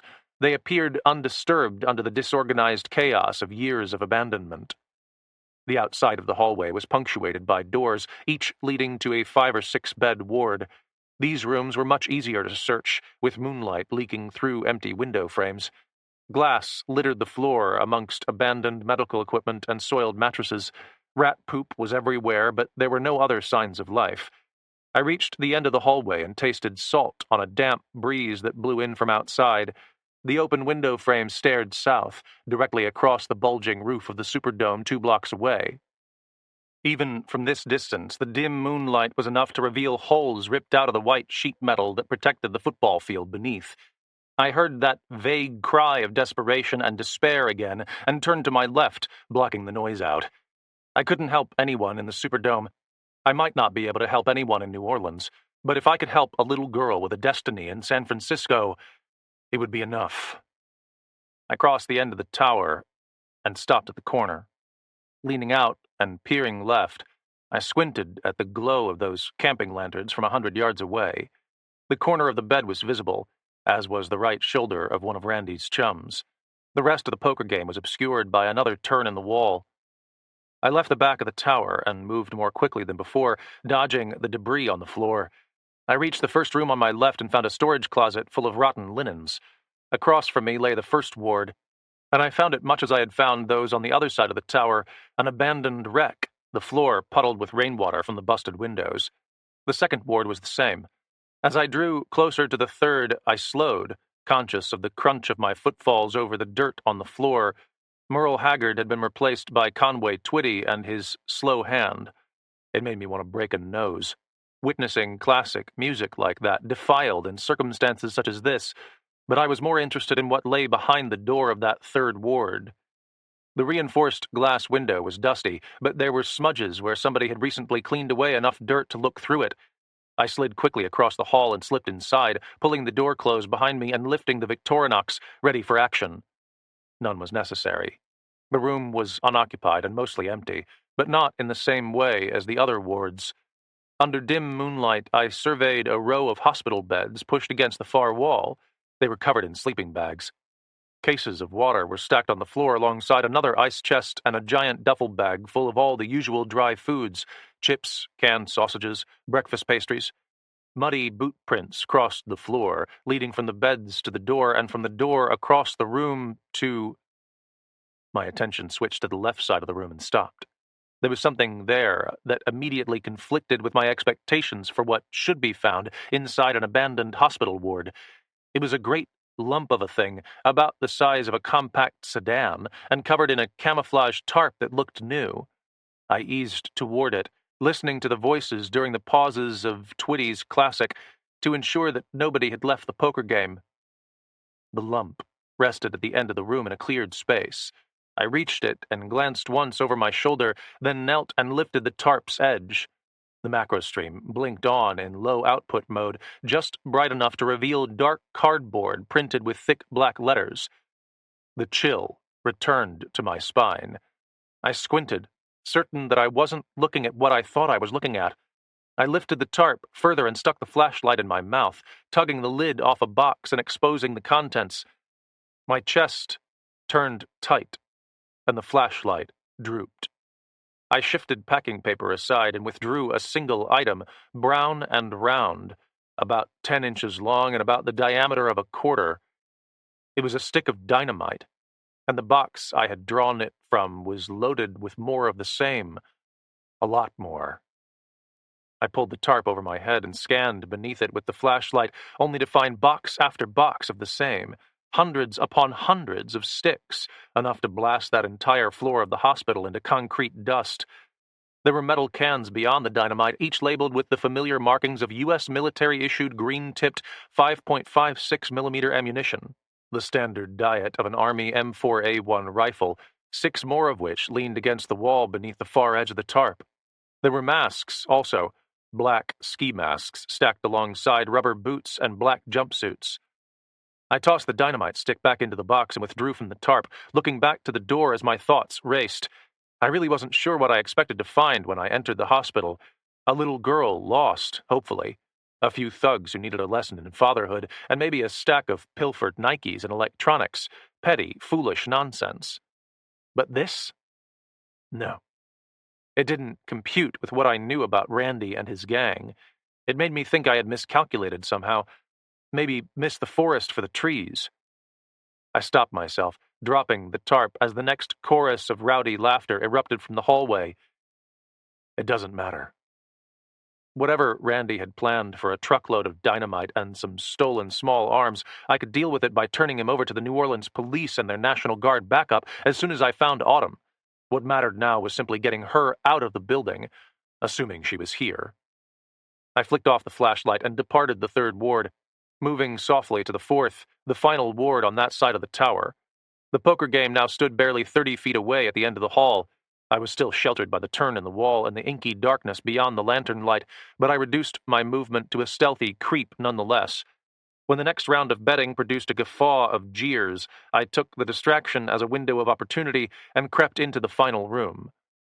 Disheveled hospital beds, illuminated by soft moonlight, greeted me as before, a walkway marked by dusty boot prints leading past another small heap of duffel bags and bottled water. Those footprints ran beyond an abandoned cafeteria cart with cups of chocolate pudding still heaped across the bottom, across a bank of windows covered over by sheets, right to a bed at the end of the line, pushed against a rotten wall with a small figure curled into a sleeping bag atop it. I moved silently on the balls of my feet. I identified the cloud of bright blonde locks spread across the pillow. The head beneath trembled a little. The sleeping bag tucked close to the face, the entire body wadded up into a fetal position. I stopped next to the bed and closed the knife without a sound. Easing it into my pocket, I crouched and gently placed one hand on the girl's shoulder. Autumn? Chapter 27. Autumn jumped as though she'd been electrocuted, head snapping back toward me with wide blue eyes locking onto mine. Terror and panic faltered into instantaneous confusion and deadlock, that moment when a brain identifies a familiar object far outside of its typical context and subsequently descends into confusion, but only for a split second, because Autumn Mercer was a child genius. Mason? Her voice rasped, turning shrill with excitement. I grinned but held a finger to my lips, motioning for her to lie still. Stay quiet, I whispered. Are you hurt? Autumn winced. My legs. I can't walk. I hesitated a beat, caught off guard. Then a sudden grin broke across Autumn's girlish face, as bright as the sunrise. Gotcha, she chuckled. I shook my head. I hate you. Glancing over my shoulder, I surveyed the door for any change in the pattern of light that spilled through the reinforced glass. There was none, but I thought I heard chairs scraping across the tile floor outside. Maybe one of Randy's chums, headed to piss down the stairwell. Or maybe Randy himself, headed to check on his kidnapped child prodigy. Time to go, I said. Your mama's worried sick. My mention of Jessica brought a sudden gleam to Autumn's eyes, the grin melting into a deeper smile. I twisted on the floor, easing my hips toward the bedside and scooping my arms into cradles. Come on, kid, piggyback. Autumn pulled herself out of the sleeping bag with her arms, dragging limp legs across the bed and pushing them to either side of my sweaty torso. Then those same strong arms encircled my neck, and her skinny little body pulled close against my spine. I cradled her legs and stood, barely noticing her 60-pound bulk on my back. She was lighter than the average army rucksack. We gotta sneak now, I said. Whatever you do, don't make any noise, okay? Just hang on. Autumn tucked her chin over my shoulder, arms wrapped around my neck. I started toward the door, but her voice stopped me. Mason? Huh? My teddy. I hesitated, the footfalls from outside the ward growing louder as additional rednecks scraped their chairs back. There was a discussion of more beer, questions about snacks. Somebody was fiddling with the music, and a lot of people were moving. But I remembered Autumn's teddy, that stuffed animal I never saw her without. It was a complete contrast to the adult-level conversation she practiced with ease, a reminder that she was still a kid. Where? I asked. In the bed. I turned back and leaned down, dropping one of her legs to scoop through the sleeping bag. I thought I felt the toy buried beneath a layer of goose-down camping insulation. I squatted and dug a little deeper, wrapping my fingers around the soft fabric of a well-loved companion. And then the door opened. I didn't see it. I heard it. The stereo had switched to 90s Brooks and Dunn. They saw the light the same moment as I saw Randy Mercer appear over my shoulder, dressed in his customary torn blue jeans and sweaty wife-beater. He stopped in the doorframe, disorientation flashing across his face as he experienced the same mental deadlock that his daughter had, but longer, because unlike Autumn, Randy Mercer was as dumb as a fence post. Brooks and Dunn were almost brand-new men before he seemed to realize what and who he was looking at, and by then it was much too late. I cleared the gap between Autumn's bed and the doorway in 2 quick strides, releasing her right leg and cocking my arm like a battering ram. Randy's mouth opened for a scream a split second before I closed it for him, hard. Teeth busted, and his head snapped back, eyes rolling. Randy hit the wall and knocked over an IV pole. It clattered to the ground as loud and jarring as a gunshot, plenty loud enough to be heard by the crowd of rednecks outside. Even as I extricated myself from the tangle of Randy's legs and the fallen medical equipment, I could hear shouts in the hallway, calls to Randy, concerned demands for an update. Yes, my cover was blown. And if I didn't get out of that room quickly, I'd be boxed in. The only thing left to do was make a run for it. Hang on, kid. Time to go. Autumn's bony arms clenched around my neck, and I barreled back into the hallway. I didn't have a plan. It wouldn't matter if I had. The moment Randy stepped into that room, every variable became an active variable. The only thing that remained was violence of action, moving faster and harder than the enemy, and hoping for a little luck. My path of escape had to be the stairwell, the one route from the 6th floor to the ground floor that didn't involve a suicidal jump. I hit the hallway outside the nurse's station like the rolling stone described by the stereo. The makeshift poker table was still there, a gunky hospital mattress covered in cards and cash. 4 of Randy's wife-beating chums surrounded it, staggering to their feet even as I burst around the corner. None of them had time to rise or reach for guns before I hurtled past, spinning around the nurse's station and headed for the stairwell. That was when I hit the 5th guy, a regular cow of a man with flabby arms and a bulging beer gut. He stood just outside an open elevator door, a box full of beer bottles upturned as he dumped them down the shaft. Glass shattered, and a wounded Randy screamed from the hallway behind me. "Duke, get him!" Duke spun. The box dropped. His hand closed around the grip of a Beretta 96 tucked into his waistband, rotten brown teeth exposed by snarling lips as he drew. I never gave him the chance to raise the weapon. I released Autumn's right leg again and flat-palmed Duke right in his sternum, driving with a twist of my shoulders. He stumbled back and dropped the gun as the force of my blow shoved him backward over a slick floor.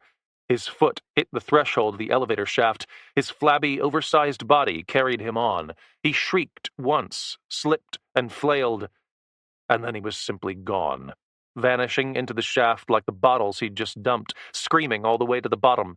I kept going, reaching the stairwell door and tearing it open as the first shot cracked from behind, shattering reinforced glass and zipping into a concrete wall. "Stop, fool! You'll hit her!" Randy called the ceasefire as we reached the stairs. I nearly wiped out over the raw sewage still coating the landing. We turned right and went down, Autumn's chest thumping against my shoulder blades as she clung on for dear life. A cacophony of shouts, curses, and pounding boots mixed with the Brooks and Dunn drawl just overhead. I could feel the hounds on my heels, maybe only yards behind, but I didn't dare look. "Are they coming?" I shouted. "They're 17 steps back," Autumn replied. 17? I count fast." My heart thundered as we reached the 3rd floor. Autumn clung relentlessly on, conscious to keep her forearms clear of my windpipe as her fingers wrapped around my shirt. I thought ahead to the bottom, weighing my options. We could head all the way to the 1st floor, but I didn't know where to find an exit that low. Hiding would be a short-term option at best, and not a good one with all the guns bearing down on us. Randy might be afraid of shooting his daughter, but I wouldn't use her as a shield. No, we had to get out of Big Charity, back onto the streets, lose them in the chaos, get out of New Orleans and back to Mississippi. Our best option was the window, the air conditioning unit, and the tangle of chain-link fence. It would be a lot harder to navigate with the kid on my back, but I didn't have much of a choice. "Hang on tight," I called, exploding through the stairwell door on the 2nd level and spinning immediately for the sick ward I had infiltrated through barely half an hour prior. I didn't bother trying to lock the stairwell door. I already knew that it wouldn't have a lock. It was against standard fire codes, and I didn't have time to improvise. I just needed to run. The sick ward was exactly as I'd left it. I skidded over broken glass and reached the window just as the stairwell door burst open behind me. 70 feet, Autumn said. "By my calculations, you've got about 3 seconds. "Gee, thanks, kid." I swung a leg through the window. Autumn pressed her face close to my shoulder, and I swung the other leg out. Then I dropped, 8 feet to the top of the AC unit. Sheet metal dented as we landed with a boom. I dropped to my knees and broke my roll with my left hand. Then the gunshots resumed. 2 quick pops from overhead. The first bullet struck the AC unit, while the second zipped just past my face. "Stop shooting!" Randy screamed. "He's seen us, fool! He's seen everything!" I left them to argue and dropped off the AC unit, breaking into a sprint again. We crashed over the fallen chain-link fence, and I hurtled toward the guard shack. Heavy bodies struck the AC unit behind me. Redneck cursing and confused orders flooded the air. I stretched my legs out and reached the sidewalk, turning automatically left, away from I-10, toward the tangle of buildings that clogged the business district. The soft glow of security lights from the refuge station guided me forward. I stretched out my legs, and then I ground to a halt. 200 feet directly ahead, rolling down Tulane Avenue, were a pair of armored NOPD trucks, fully equipped with spotlights and bullhorns, a small detachment of SWAT officers walking alongside them, dressed in full riot gear. They saw me the same moment I saw them, a spotlight dropping over my face and blazing as bright as the sun. "Stop right there!" Chapter 28. I had only a split second to make a decision, but it was a simple decision to make. Nothing about the armored cops rumbling toward me, barking through a bullhorn, spoke to safety or security. There were half a dozen heavily armed, half-drunk rednecks on my heels, all ready to pop off a shot at the first thing that moved. If I ran toward the cops, Autumn would be caught dead in the inevitable crossfire. I had to run the other way. Spinning on the wet pavement, I hitched Autumn up my back. Then I burst westward, dead toward I-10. The bullhorn blared behind me, commanding me to stop. I thought I heard one of the trucks accelerating. I didn't wait to find out, commanding every last ounce of strength out of my worn muscles. I was giving out. I could feel it. A cocktail of too much physical effort combined with loads of mental strain was taking its toll. New Orleans had swallowed me whole, thrashed me around, and was ready to spit me back out. But I couldn't stop running until we were well clear of the hospital. Autumn called into my ear that Randy's crew was spilling out of the building. The bullhorn blared again, this time addressing the gang, but I knew they would ignore it. I rounded the corner onto South Robertson Street. Gentle moonlight illuminated a tangle of downed power lines and a street sign bent fully in half, with a sidewalk running along the right-hand side of the street and an expanse of parking lots littered by trash and battered cars standing to my left. I hopped a splintered power pole and took my chances with the downed power lines, muddy water exploding over my jeans as I hurtled along. "They're just behind us," Autumn said. "They got away from the cops. Can you run any faster?" "What do you think?" I couldn't resist the sarcasm as my foot caught on a power line and I nearly fell. I knew Randy and his pals were right on our heels without needing to be told. I could still hear the bullhorn from Tulane Avenue, joined now by the growl of a motor. We were being driven from that angle, but even amid the clamor of the armored vehicle, I imagined the pound of redneck boots mixed with the heaving gasps of overweight men pushing their bodies well beyond their established limits. South Robertson Street intersected with Cleveland Avenue dead ahead.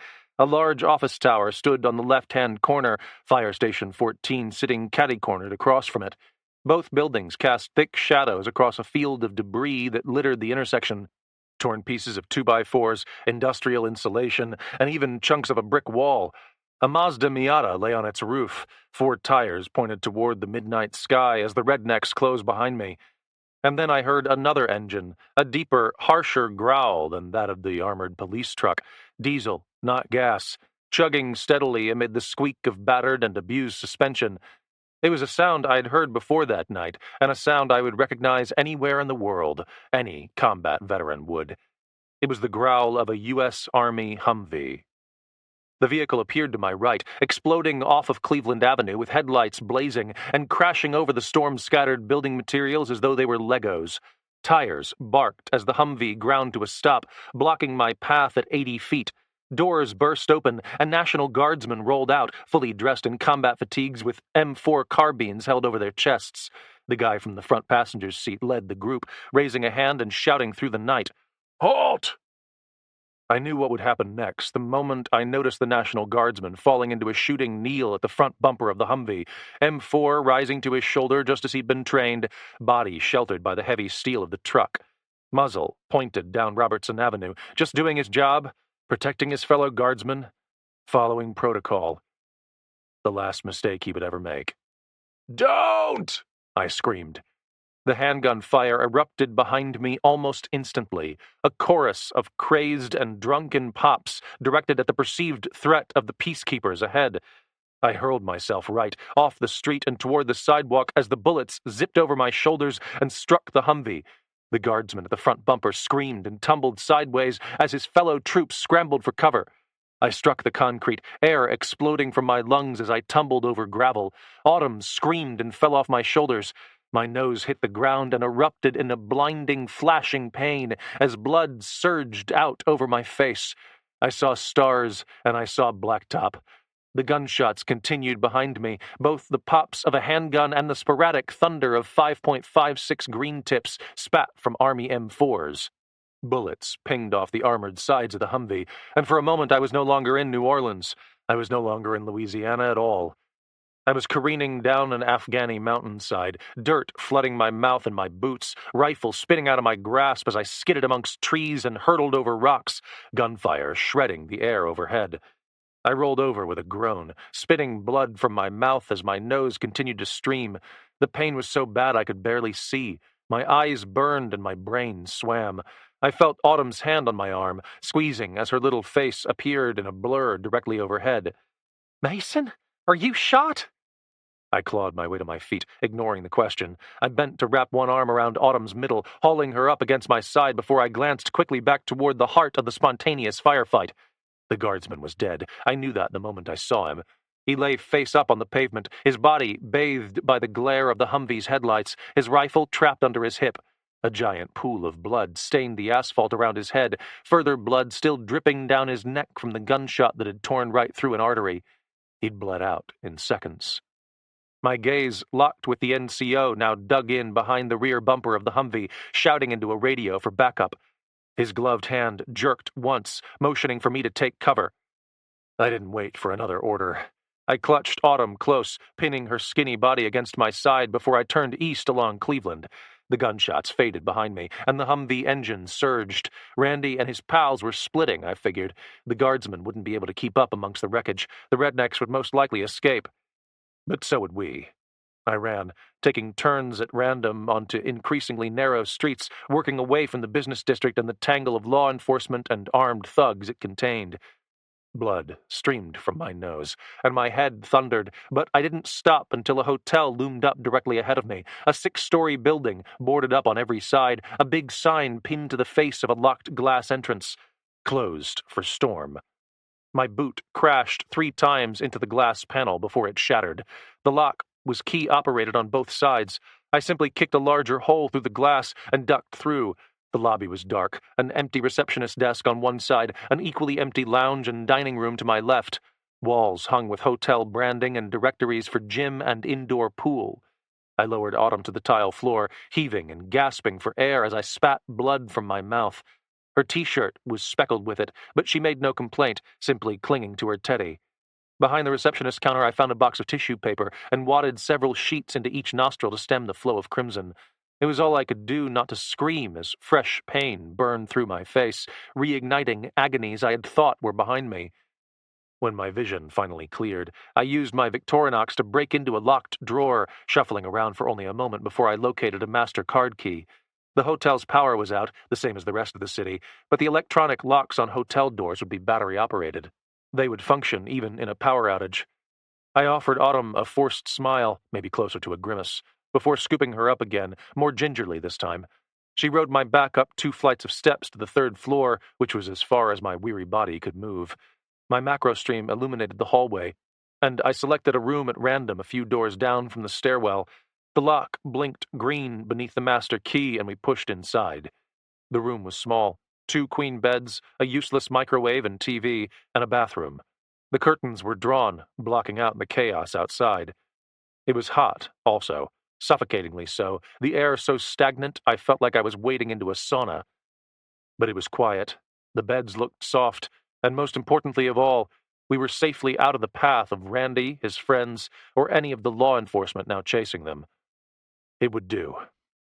I shut the door and flipped the latch. Then I carried Autumn to the first of the 2 beds and squatted, allowing her to slide off my back.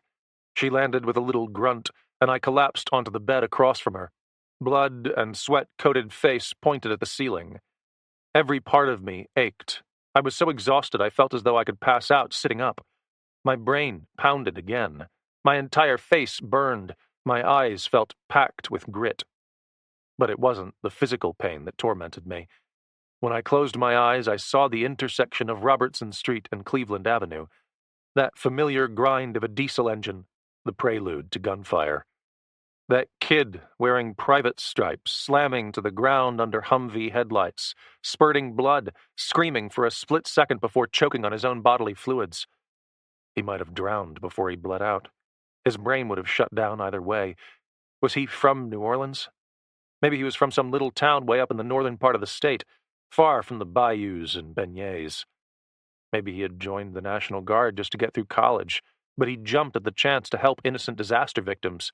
Surely, he never expected to be shot at. He never expected to die in a domestic war zone. "Are you okay, Mason?" I lifted my head, blinking away the vision and suddenly remembering Autumn. She sat on the bed, the teddy clutched across her lap. One of its ears was stained crimson, likely with my own blood. But Autumn wasn't focused on the toy. She was focused on me. Wide child eyes unblinking, and perfectly calm. She was filthy, and I noted vague bruising on her left forearm. The marks looked like thick fingers clamped too harshly. But she wasn't crying. She didn't even look afraid. She was perfectly calm, just as she had been during our entire frantic escape.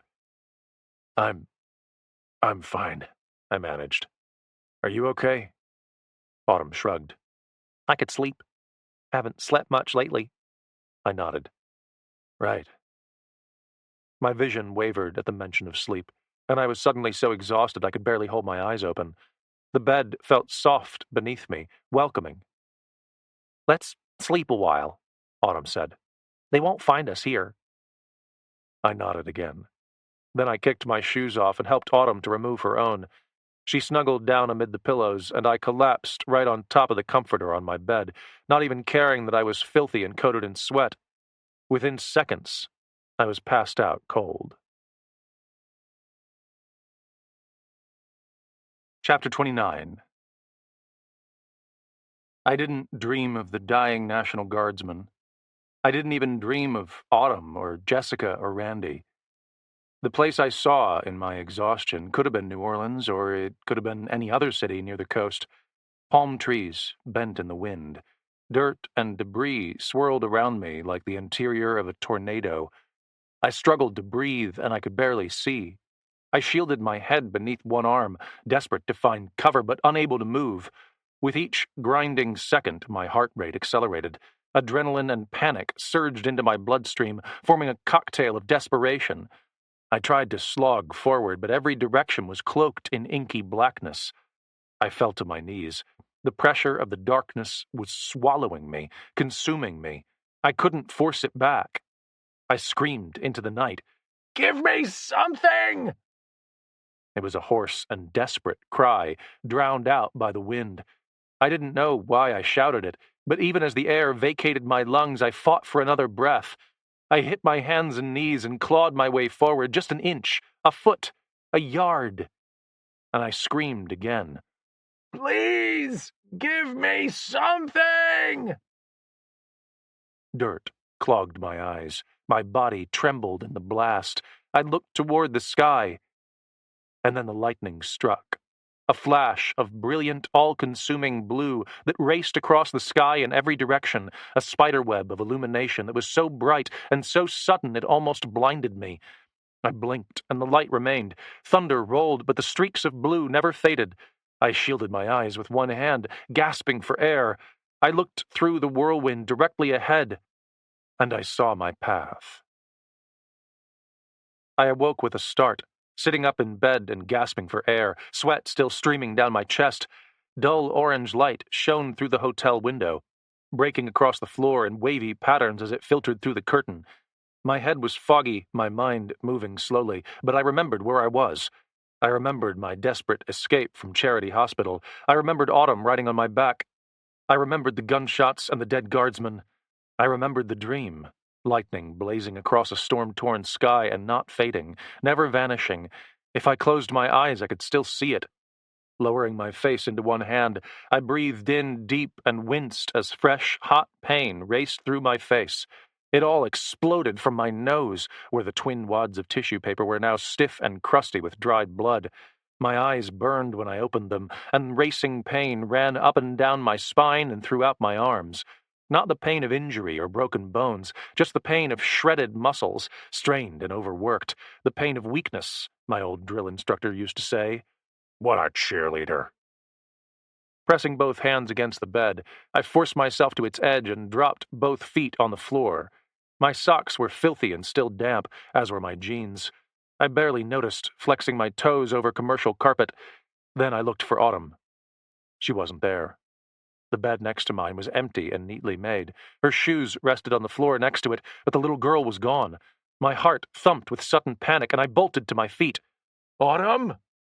My voice boomed in the perfectly quiet room, devoid of the usual electronic and HVAC hums. Over here, a soft voice squeaked. I spun toward the window, head suddenly light with dizziness. Autumn sat in a chair, propped directly beside it, the curtain pulled back 3 inches, allowing her to look out over the city. Her legs draped lifelessly over the edge of the chair, the teddy held beneath one arm. The toy's ear was clean, and a dirty, wet washcloth lay on the windowsill next to her. Autumn smiled. Good afternoon. I blinked. Afternoon? Seems so. The sun's in the west. My wrist snapped toward my face, exposing the face of a filthy digital watch. It read 2:31 p.m. I breathed a curse. You needed to sleep, Autumn said. I didn't want to wake you. I sat on the end of the bed again, rubbing both eyes with my finger and thumb, still trying to clear my mind. I blinked at my own reflection in the TV set and wished I hadn't. I looked like hell, not just dirty and worn, but kind of, well, old. I wasn't a 21-year-old Army Ranger anymore, and I was feeling it. You sleep okay? I asked, forcing my mind back to Autumn. Yep, it's a good bed. I nodded slowly, then squinted. Wait, how did you get over there? Autumn rolled her eyes. I have arms. The first picture that popped into my mind was of Autumn walking on her hands across the little room. I knew it wasn't accurate, but it made me smile anyway. The kid seemed totally unfazed by the predicament of being kidnapped, dragged into a superstorm, and left to shelter in a hotel room with a near stranger. It made me wonder what other trauma she had already endured, what misery had empowered her to shut her feelings down, drowning the moment in sarcasm for her own emotional survival. So, you're good? I wasn't exactly sure what I was asking. I figured I would let Autumn decide. I'm kind of hungry, Autumn said. I didn't drink the water. I read one time that you shouldn't drink tap water after a storm. The floodwaters can contaminate the water supply. I nodded slowly, my own stomach growling at the mention of food. I had only eaten the power bar since my meal with Frank at the FEMA station. I hadn't drunk much either, but I'd certainly sweated. Wait here, I said. I found a pair of vending machines down the hallway. Both were dead without power, of course, leaving the damp cash in my pocket worthless. But one of them had a glass face, allowing a full view of chips, crackers, candy bars, and a small assortment of drinks.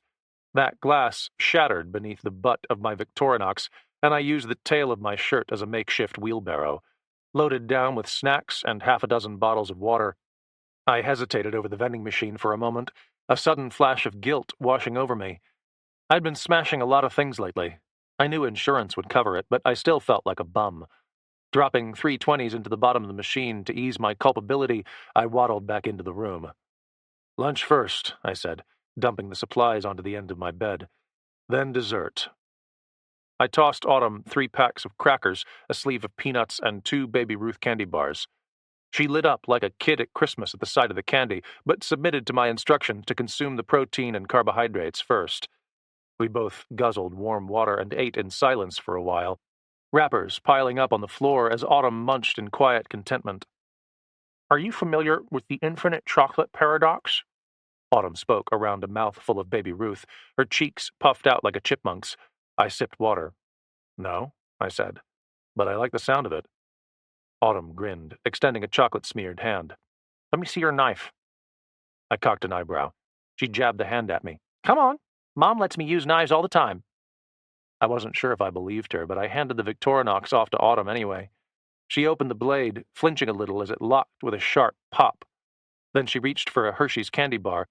pulling the foil wrapper away to reveal a 5x5 block constructed of little chocolate rectangles.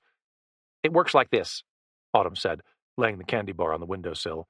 She cut with the knife, starting 2 blocks down on the right-hand side, and working at an angle until the cut finished exactly at the bottom of the 3rd block on the left-hand side. Then she cut a vertical line through the top half of the bar, 2 blocks in from the right. Her final cut ran across the top of the front left piece, liberating 3 squares of chocolate. I watched with detached interest as my mind skipped ahead to the next problem at hand. Now, rested and refueled, we would need to leave the hotel. I had evaded Randy and his thugs, but I needed to get out of the city. The longer we waited, the more difficult that would be. If we were detained by police, we would almost certainly be corralled into some disaster relief zone near the Superdome, packed in with thousands of other survivors, all clamoring for relief. That wouldn't be a good situation, especially with Randy and his thugs still lurking around. It would be much better to simply get out of the city, then find our way back to Mississippi. I had enough cash in my wallet to float the expenses. Autumn would be safer with Jessica. Assuming... My mind stopped cold at the thought of Jessica in the hospital room, beaten to within an inch of her life, maybe pushed over the edge. No, I didn't want to think about that. "And there you go." Autumn clapped her hands. I blinked and refocused on the windowsill. She had rearranged the chocolate bar back into a 5x5 rectangle, except now there was an extra cube of chocolate set to one side. I frowned and scooted down the bed, squinting at the puzzle. "What did you do?" "I made more chocolate," Autumn said with a goofy grin. I picked up the piece of chocolate and turned it over in my hand. Then I looked to the floor. "I didn't open another," Autumn said. "Here, I'll show you." She took the block back and rearranged the pieces. In a split second, it was part of the bar again, still 5x5 in size. I muttered a laugh. "Okay, you got me. What did you do?" Autumn shifted the blocks a few more times, adding and removing the same piece over and over, and finishing with a 5x5 chocolate bar every time. "It's a function of the Banach-Tarski paradox," she said. "Oh, sure, the Banach-Tarski paradox. Why didn't you say so?" Autumn rolled her eyes. "Mason, I'm being serious. It's a mathematical theory, basically, that 1 equals 2, which is, of course, patently absurd." Autumn laughed again. It was a pleasant little sound, like water rolling over stones in a mountain brook. It made me want to smile also. "The idea is that any object split into enough parts can create 2 objects of the same size. It's an illusion." "Looks pretty real to me." I gestured to the chocolate bar. Autumn shook her head, extending her thumb and forefinger into an L shape and pressing it against the outside of the chocolate bar like a framing square. She arranged the bar both ways. "See? It's smaller without the other bar, still 5x5 but not as big. It's a geometrical illusion." Another broad grin. This time I returned it. Autumn went back to work shifting the little blocks around, and I settled onto the bed. As I watched her, I noticed the smile remained on her face, but it failed to reach her eyes. She blinked a lot as she fiddled with the chocolate, looking more like a child playing with toys than a prodigy exploring an elusive phenomenon. I thought about her father and her mother and suddenly realized she hadn't asked about either of them. She hadn't inquired about our travel plans. She hadn't asked why I had been sent to save her, or what my intentions were. When I'd found her in the hospital, she hadn't been crying or distraught. She'd been sleeping quietly. And then she'd simply gone along with me, unfazed by the gunfire and chaos. It wasn't natural. It wasn't the way a child should behave, and I didn't think her emotional detachment had much to do with her spectacular brilliance. This felt more like trauma, like when a soldier jokes about being blown in half as a way of managing his own fear. "Autumn?" I said. She didn't look up. She continued to fiddle with the chocolate. "Autumn, I need to talk to you." She blinked hard. Suddenly, her eyes filled with tears, but she still didn't look up. The chocolate was melting under the warmth of her fingertips, leaving brown trails across the windowsill. "Is she gone?" Autumn whispered, her voice barely audible. "What?" Autumn looked up. "My mother." I frowned, then shook my head. No, of course not. Why would you think that?" Autumn shrugged, looking down again, still crying. And then I understood. It was a logical trail of thought that any genius could traverse with ease. Jessica loved her daughter more than anything, more than life itself. Yet Jessica hadn't come to save her. "She got hurt," I said. deciding that frank honesty was the best approach. She's in a hospital, but she's going to be okay. We're headed there next. Autumn nodded slowly. She sniffed, then she looked up. Did Daddy do it? An invisible fist hit me in the gut. I tensed, my chest suddenly tight. My mouth half open but unable to move, unsure what to say. Autumn just stared at me, unblinking, waiting. I nodded, again deciding that honesty was the only approach. This kid was nobody's fool. She deserved the truth. Autumn looked down again, gently scrubbing her hands on the damp washcloth she'd used to clean her teddy. When she spoke again, she sounded years older than she was, like a young adult. Daddy doesn't mean it. He just gets that way sometimes.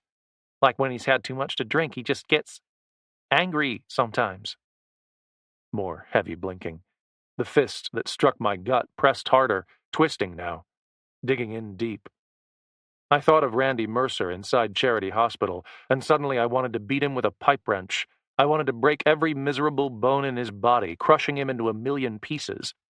How dare he do this to his own daughter, to his own wife? What kind of miserable scum? I broke my thoughts off. The anger wouldn't help Autumn. I didn't have the first clue how to tend to the psychological damage Randy had unleashed. I could barely deal with my own psychological problems. Autumn needed her mother. Sliding to my knees, I grabbed her little hands in my own and offered her a smile. Autumn looked up, tangled hair framing her face. She was still crying. Hey, I said, here's a math problem for you. If I had infinite pockets, how many baby Ruths could you steal from them? That brought a little grin. I winked. Come on, kid. You can ride piggyback again. We're getting out of here. Chapter 30. I cut strips of hotel towels and used them to fashion twin slings that draped crossways over my shoulders and down to my hips. The slings were wide and strong, offering plenty of support for Autumn's legs and allowing my hands to remain free as she clung to my shoulders, the teddy riding between us. Then I revisited the busted vending machine and loaded a laundry bag with more peanuts, crackers, and bottled water. And, of course, Baby Ruth candy bars. We departed the hotel at 3 p.m., giving us an ample 5 hours of daylight to escape the city. I stuck to the sidewalks of quieter, narrower streets, striking east through the French Quarter before turning north for the FEMA station where I'd left Frank. I figured that whatever connections had allowed him to sneak a firearm past the metal detectors might be enough to secure passage for Autumn and me out of New Orleans. Or at least a phone call on a borrowed emergency satellite phone to the hospital in Hattiesburg. If Jessica had surfaced from her coma, she'd want to know that Autumn was safe. And if she hadn't, well, I didn't want to think about that. The demon sun had returned in full wrath as I slogged along narrow streets that sliced through the oldest portion of the city in a neat grid of rectangles, a little like Autumn's chocolate bar, but not as easy to manipulate. French Quarter, New Orleans is the classic part of the city you always see in travel guides and postcards. Multicolored, multi-leveled buildings all built directly together, with scrollwork iron columns and railings. Tall, narrow windows, grimy streets, and an absolute menagerie of bars, restaurants, boutique hotels, gift shops, voodoo stores, and 300-year-old apartments with iron gates held closed by deadbolts. I chose the French Quarter as our method of egress because I remembered hearing that this part of the city was built on the highest ground in New Orleans and had sustained minimal damage during Katrina. Even though they were significantly different storms, I hoped the same would hold true for Nadia, meaning that police and recovery personnel so hell-bent on corralling citizens toward the Superdome would be occupied elsewhere. I was right. The French Quarter was boarded up solid, with trash and debris strewn about the streets and clogging storm gutters that bubbled with muddy water. Lamp posts were bent, and occasional porches dropped under the abuse of 160-mile-per-hour winds. One old building had caved in altogether, dumping a 2-story wall of bricks atop a parked Nissan. Portions of the street ran with as much as 3 inches of water, and everything stank. It smelled of mud and rot and spoiled food. It stank of heat and mildew and the everlasting punishment of that demon Louisiana sun. But for all that, it was relatively easy to navigate eastward along the northern banks of the flooded Mississippi, sidestepping debris and crashing through mud puddles at times, but remaining undisturbed by cops or refugees. What law enforcement officers I did pass rumbled by astride all-terrain vehicles, nodding at me occasionally, but making no effort to stop our progress. They were looking for something else. I wondered if that something was a soldier-slaying gang of Mississippi rednecks. Stopping at the corner of St. Philip Street, I sipped bottled water and squinted into the sun as I stared down the length of New Orleans's most famous avenue of drunkenness and revelry. I had deliberately avoided Bourbon Street during our multi-mile trek away from the hotel, not only because I thought a bar-laden portion of the city might be likely to draw more looters and law enforcement, but also because I didn't want to face the memories. Already standing, surrounded by the distant architecture of the French Quarter, was unleashing long-dormant feelings of passion and heat, the burn of whiskey on my throat and the taste of my fiancée's lips on my tongue. No matter how many decades passed, I thought I would always remember that long weekend. Our first little getaway as a couple. She hadn't wanted to go. She was a good girl and old-fashioned. She didn't believe in shacking up with boyfriends. I was considerably less noble, if I'm being honest. I couldn't wait to get her into bed. In hindsight, I don't think she ever would have succumbed to the temptations of spicy seafood and good New Orleans jazz if she hadn't already come to terms with spending her life with me. Mia was always like that. She was one in a billion. "You okay, Mason?" Autumn spoke quietly from my shoulder. She'd sagged a little in the sling over the past hour, arms loosening around my shoulders. The heat was getting to her. She was slender, but not in overly great shape. I imagined that exercise opportunities must be limited, living in a wheelchair. "Terrific," I said. "We're making good progress." I passed her the bottle and waited until she drained it, steadying myself on a bent stop sign. Then we were off again, slogging across Bourbon Street and up St. Philip, leaving all those memories in the muck. "What does math say about hurricanes?" I asked, just to make conversation. "Not to get caught in one?" Autumn giggled. "I don't need a doctorate to know that. Hit me with something impressive." "I was reading something interesting about energy. An average hurricane can produce as much as 1.5 trillion watts of it. That's about half the total energy generated by the world's power grid each year. Of course, Nadia was bigger, much bigger." "Like a nuclear bomb," I muttered, surveying a block of aged French-style buildings that had succumbed to the pressure of the winds.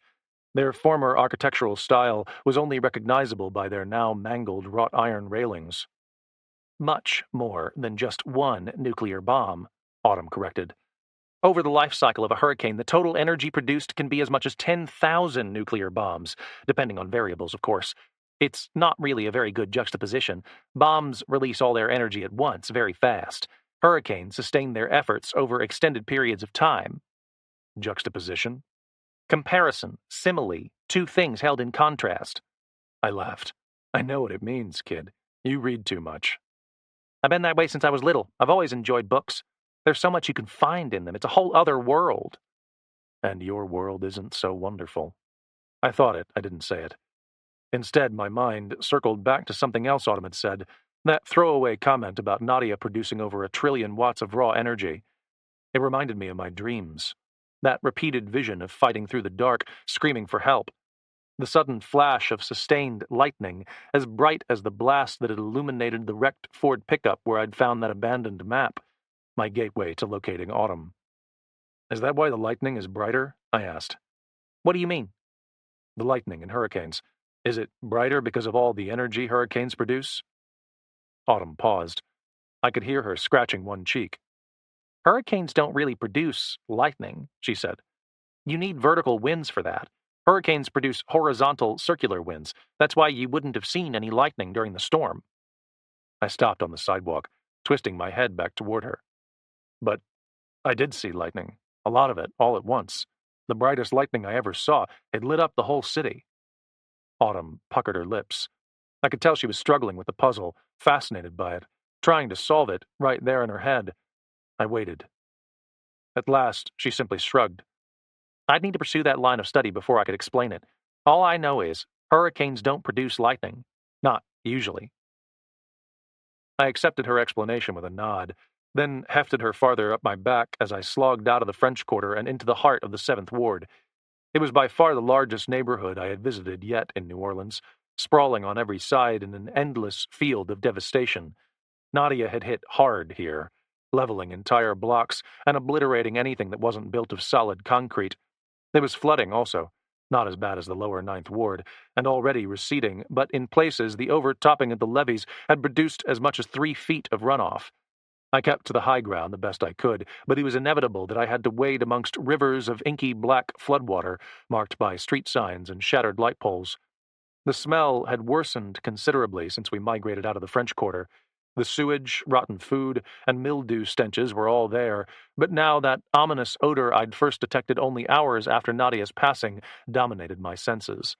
It was death, and it was much stronger than what I had smelled the previous day. Rotting flesh and decaying bodies, sweet and sticky like the perfume of hell. I choked and tried to ignore it, but I knew Autumn had noticed. She said nothing, simply lifting her little t-shirt over her nose while we powered on beneath thundering helicopters that circled overhead like flies over dog crap. For the first time since leaving downtown, I saw refugees en masse, many of them sorting through their shattered homes for what could be salvaged. New Orleans police patrolled in flat-bottom boats, but they didn't attempt to intrude. Based on simple observation, I judged the 7th Ward to be a poorer part of town. Maybe it was low on the priority list of places to secure. Judging by Frank's tattered FEMA map, we were nearing the outskirts of St. Roche when I first heard the scream. The street I trudged along was mired in shin-deep water, a dead cat floating slowly by amid chunks of residential insulation. Most of the houses were blown to matchsticks, with only a few standing atop muddy block foundations. The paint schemes were pastel, the roofs fragmented and sagging, cars tossed at random among the streets like abandoned toys in a sandbox. The scream was female, shrill, and not young. It tore from beyond the next block, loud with desperation and fear. As I ground to a halt and listened, the voice of panic repeated, joined now by a rowdy jeer and a burst of profane threats. I broke into a jog down the street, shoving past the cat carcass to reach the next intersection. I looked right and located the source of the disturbance 50 yards away on the next block. 3 homes erased from their foundations, leaving only one standing. The surviving structure was pastel pink in color, 100 years old at the youngest, with a sagging roof and slouching front porch. The front door was open, and 4 beefy black guys stood on the steps, skin glistening with sweat, as they jeered at an aged black woman.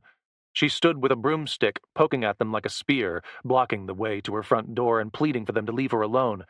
They weren't leaving. That much was clear in a millisecond. Whatever lay inside the house, they'd come to take it. "Come on, Granny, we hungry." "I ain't got nothing," the old lady sobbed. "I ain't ate since yesterday." "Sheesh, you still look like you've been packing, don't she?" A chorus of laughter. The ringleader swung onto the porch, and the old lady stumbled backward. He bypassed her broom and reached for the door. Then I saw the kids, 2 of them, maybe 3 or 4 years old, sheltering inside with wide eyes. "Mason," Autumn hissed, "do something." I hesitated, uncertainty slowing my natural instincts. Alone, I would have already broken bones, but with Autumn on my back and... My thought process was cut short as the woman struck one of the intruders with the broom, cracking him across the arm. Thick muscles flexed, and he tore the broom from her grasp. His 3 buddies reached the porch, and one shoved the old lady. She crashed backwards, slamming into a screen door. The ringleader cocked a hand and slapped her right across the face. Hard. Enough. I slid my arms out of the makeshift sling and set Autumn down on the raised foundation of a house. "Stay here," I said. "Don't make any noise." "Go get him," Autumn urged. "Hurry!" Chapter 31. I departed the intersection and fast slogged down the next street, heedless of the noise I was making as I closed the gap to the pastel pink house. "Hey, you!" My shout was enough to draw the attention of the ringleader. His hand was still wrapped around the old lady's blouse, hauling her up and pinning her against the door. Wide eyes and flashing teeth turned on me, joined by his 3 companions.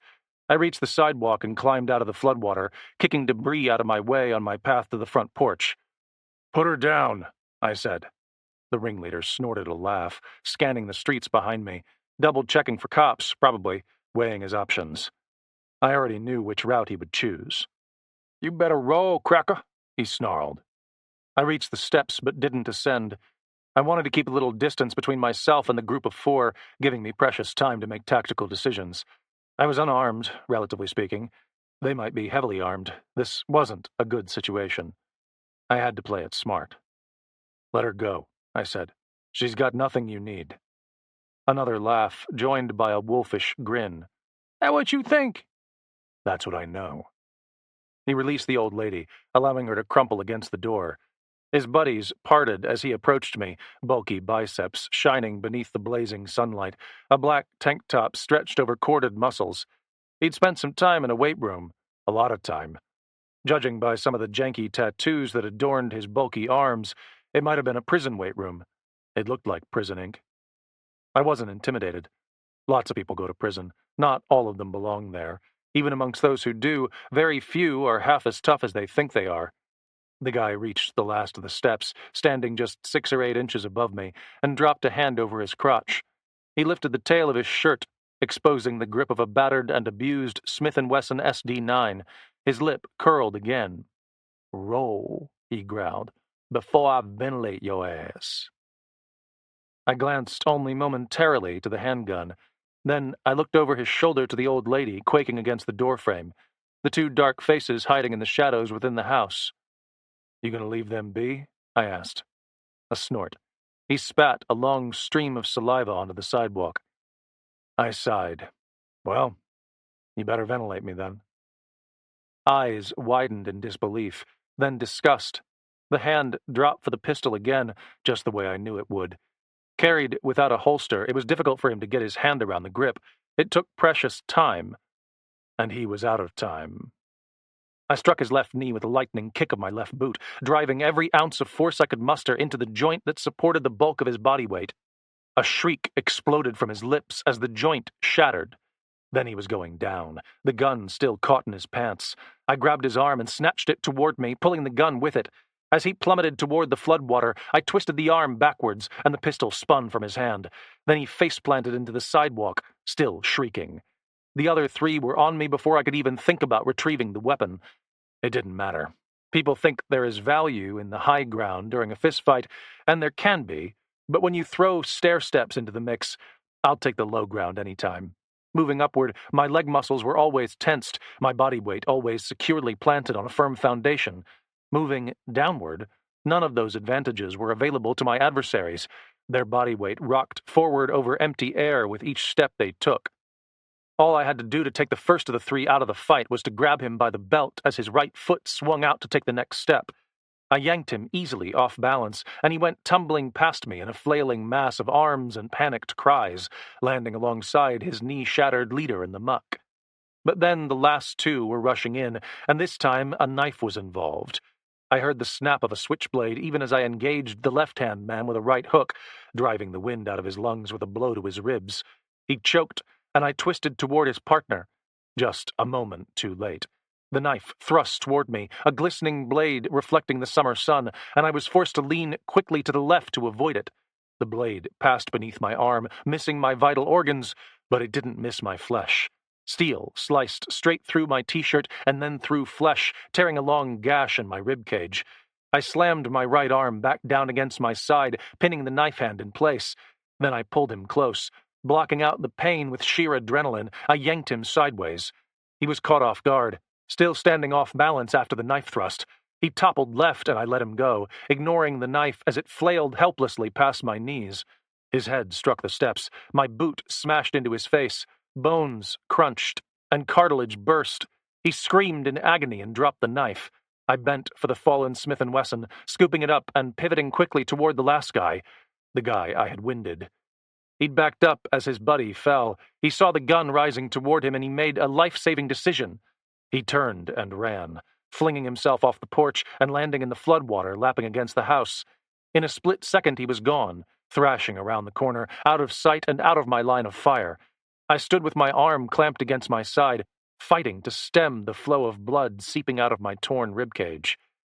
And then I heard 2 things at once, both shrill, high-pitched sounds that broke through the city as loud as the gunshots I just fired. The first was the wail of a police vehicle, heralding the arrival of a four-wheel drive Ford F-150 that crashed down the street toward me, blue emergency lights blinking. The second was a child's scream, loud and desperate, ringing from down the street where I'd left Autumn. My gaze snapped in that direction just in time to see two guys fighting their way toward another jacked-up Ford, this one painted white with blue labels running down its sides. The labels read FEMA, and the guys wore wife-beater tank tops. Between them, they dragged Autumn. "Stop!" I leapt over the vanquished thugs still cowering on the sidewalk and hurtled toward the flooded street. Already the rednecks had reached their pickup. Doors popped open, and Autumn was thrust inside. She screamed again and reached for me. I raised the pistol. There was no shot, not at nearly 100 yards. The New Orleans police truck was almost on top of me, water exploding from its front tires as a loudspeaker blared down the flooded street. "Drop the weapon! Hands up or we shoot!" I looked left as the truck ground to a halt. A wave of murky water surged up my thighs, even as blood drained from my wounded side. Two cops deployed into the street. Both wore body armor. Both wielded pump-action shotguns. There was no time to run and no place to hide. I flung the pistol down and gritted my teeth, raising one arm while I used my other to maintain pressure on my wound. The first cop stopped at the nose of the still-chugging Ford, shotgun pointed at my chest. The second grabbed me by the arm and manhandled me against a grimy black brush guard. He was sweaty and smelled of body odor. His uniform was speckled with mud, but I could read the name tape as I looked over one shoulder. Broussard. "Hands behind your back." "You need to listen to me." I spoke through my teeth as damp steel handcuffs ratcheted down over my wrists, tighter than necessary, binding my hands over my spine. "There's a girl who was just kidnapped. Put me in the truck and I'll point the way." "Shut up," Broussard snapped, shoving me against the brush guard as he turned to overlook the house behind us, the front porch, the one thug with the busted knee and the second with an obliterated face. Where the final man had gone, I had no idea. He had the good sense to join his fleeing buddy, apparently, but there was more than enough evidence left behind. The face-smashed guy hadn't stopped screeching yet, hands pressed against his flattened nose, writhing on the front porch steps. "Did you do this?" Broussard demanded. I said nothing. He shook me. "Hey, you better start talking." I just glared, and the cop with a shotgun twitched the weapon. "Put him in the truck. Backup's on the way." I didn't fight as Broussard hauled me to the back seat of the pickup. A steel partition divided the back seat from the front, but it wasn't a purpose-built containment compartment like you might find in the back of a patrol car. The door handles remained on the insides of the back doors, and the windows were unprotected. The cop shoved me in anyway, manhandling my body into the seat before slamming the door. I'd barely landed on my back before I was at work with the hidden compartment stitched into my nylon belt. There was a handcuff key hidden there, planted right at the base of my spine. This wasn't the first time I'd used it. The practice was becoming downright familiar. As the two cops rushed to triage the bleeding street thug, my fingers found the key. While he continued to thrash, I broke out of the handcuffs and threw them onto the floor. As the cops called for backup, I dropped out of the far side of the pickup, back into the floodwater. Then I was rushing across the street, clamping one arm against my wound, headed back the way I'd come, back toward the last place I'd seen Autumn. I reached the intersection and looked both ways, but the fake FEMA truck was long gone. The rednecks and the wife-beater tank tops were long gone. Autumn was long gone.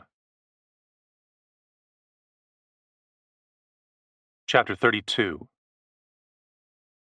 I staggered to a stop at the intersection and looked both ways, breath running ragged through my lungs as I searched the streets for any sign of the departing pickup. Floodwater lapped against the sides of houses and ran up to my knees, but there was no discernible trend to the current, no specific direction of the ripples that might give away the truck's direction of travel. Already too much time had passed. The vehicle had vanished, but the streets were far from empty. A pair of armored New Orleans police vehicles and a National Guard Humvee rumbled up the street toward me, water exploding over their front bumpers and crashing over muddy windshields. Blue lights flashed, and the scream of the face-smashed thug behind me served as a homing beacon to draw them right toward my position. Backup had arrived in force, and I had to move. I held my bleeding ribcage as I crashed through the collapsed side of a shotgun home, bricks and broken boards peeking out of the murky water like alligator teeth. Clambering over them, I found footing on a soggy, hardwood floor just as the convoy of heavy vehicles reached my block. Descending into a crouch behind a busted wall, I grimaced through the pain racing up my side and exploding in my brain. Blood seeped between my fingers, and I looked over one shoulder. The convoy reached the intersection, but they didn't so much as pause at a wind-bent stop sign, rumbling right through and turning for the parked police pickup in front of the pastel-pink house. Through cracks in the damaged wall, I recognized the outline of a SWAT helmet behind armored glass. Then came the Humvee, occupied by another wide-eyed kid from the Louisiana National Guard, an M4 rifle held across his chest. Terrific. I sagged against the wall and fought to catch my breath, regarding my newfound hiding spot for the first time. It was a nursery, or it had been a nursery before Nadia. The walls were flood-stained but decorated with cartoon characters. A busted crib lay pinned beneath a fallen roof timber. Plastic toys painted in bright primary colors lay strewn across the floor. There was no child, thank God. Peeling my hand back, I finally inspected the nature of the knife wound to my side. The cut was deep, I could already tell that. 4 inches long and jagged near one end, but I didn't think the blade had cut beyond my ribcage. I forced myself to spread the cut and contort my body until I could gain a direct view. No, the blade had only sliced muscle. No organs were reached, but one of my ribs was visible, scraped by razor steel. Dirty steel, also, more than likely. Grit in the cut was visible. It made me think of all the billions of microbes that swarmed amid the floodwater, rotten flesh and decaying foodstuffs, all baking beneath the heat. It was an infection incubator in the truest sense of the term. If the cut wasn't cleaned, it would swell and inflame by midnight. There was only one problem. I had nothing to clean it with. I'd left my laundry bag full of snacks and bottled water next to Autumn, 1 block closer to the old lady's house. The cops would see me if I attempted to recover it. I could surrender myself, of course, and receive medical care, but I would also go to jail. I would have to answer for the blood sprayed across the old lady's front porch steps. Precious hours would be lost while I pled my case, and all the while Autumn would be held by Randy and his team of trigger-happy thugs, locked into the epicenter of prolonged violence and almost certain injury, if not death. How did they find us? The frustrated question thundered through my mind over and over again as I ripped my t-shirt off. The blade of my Victorinox snapped open, tearing the shirt into strips. I selected the cleanest section of cloth and wadded it into the gash, igniting fresh pain that seared into my brain. I blocked out the agony and focused my thoughts on the problem at hand. The problem of, yet again, finding Autumn in the midst of a big city wrecked by a superstorm and swarming with now hostile cops and National Guard. Had Randy been trailing us all the way from the French Quarter? Had I been that blind? No way. I'd checked my 6 regularly. I'd taken a weaving, irregular path. He couldn't know where we were. He couldn't possibly know where we were headed. We'd lost him. I'd made sure of it. Unless... the teddy. My mind locked on Autumn's beloved toy bear, and I gritted my teeth in fury. Not at Autumn, and not even at Randy, but at myself. Stupid. Randy knew that Autumn never went anywhere without the toy. He was also paranoid and controlling. He must have placed some kind of tracking device inside it while she was doped up with sleeping pills. The moment we slipped away at Cleveland Avenue, he would have known where we went. He would even have known that we were holed up in that hotel. But the hotel wouldn't have been a safe place to strike. Not so close to the heart of the city, with so many cops around. Randy would have bided his time. He might even have paid those third-rate street thugs to harass the old lady, knowing that it was an injustice I couldn't ignore. Stupid, stupid, stupid. Peeling the t-shirt strip away from my injury, I inspected the blood flow. It had subsided a little. I replaced the makeshift bandage and used a shard of busted hardwood flooring as a makeshift windlass to tighten down another strip of t-shirt around my torso. It held the wadded-up t-shirt in place, freeing my hands. My fingers were stained in crimson as I pulled them away. They trembled as I swallowed past a dry throat and looked to my watch. It was nearly 5 p.m. The demon Cajun sun had crossed into its final stretch of torment, but hours still remained before darkness resumed. The grimy map I pulled out of my pocket still bore Frank's markings, now blurred by water damage as I spread it across my thighs. I referenced the bent street sign, still visible through the busted wall, to obtain the names of the intersecting streets. Then I pinpointed my position on the map in the northern section of the 7th Ward. Thinking quickly, I forced my mind to focus past the pain and stress and frustration, cutting down to what truly mattered, to what the Army had trained me to zero in on, the next tactical step. As badly as I wanted to go after Autumn directly, I knew I couldn't.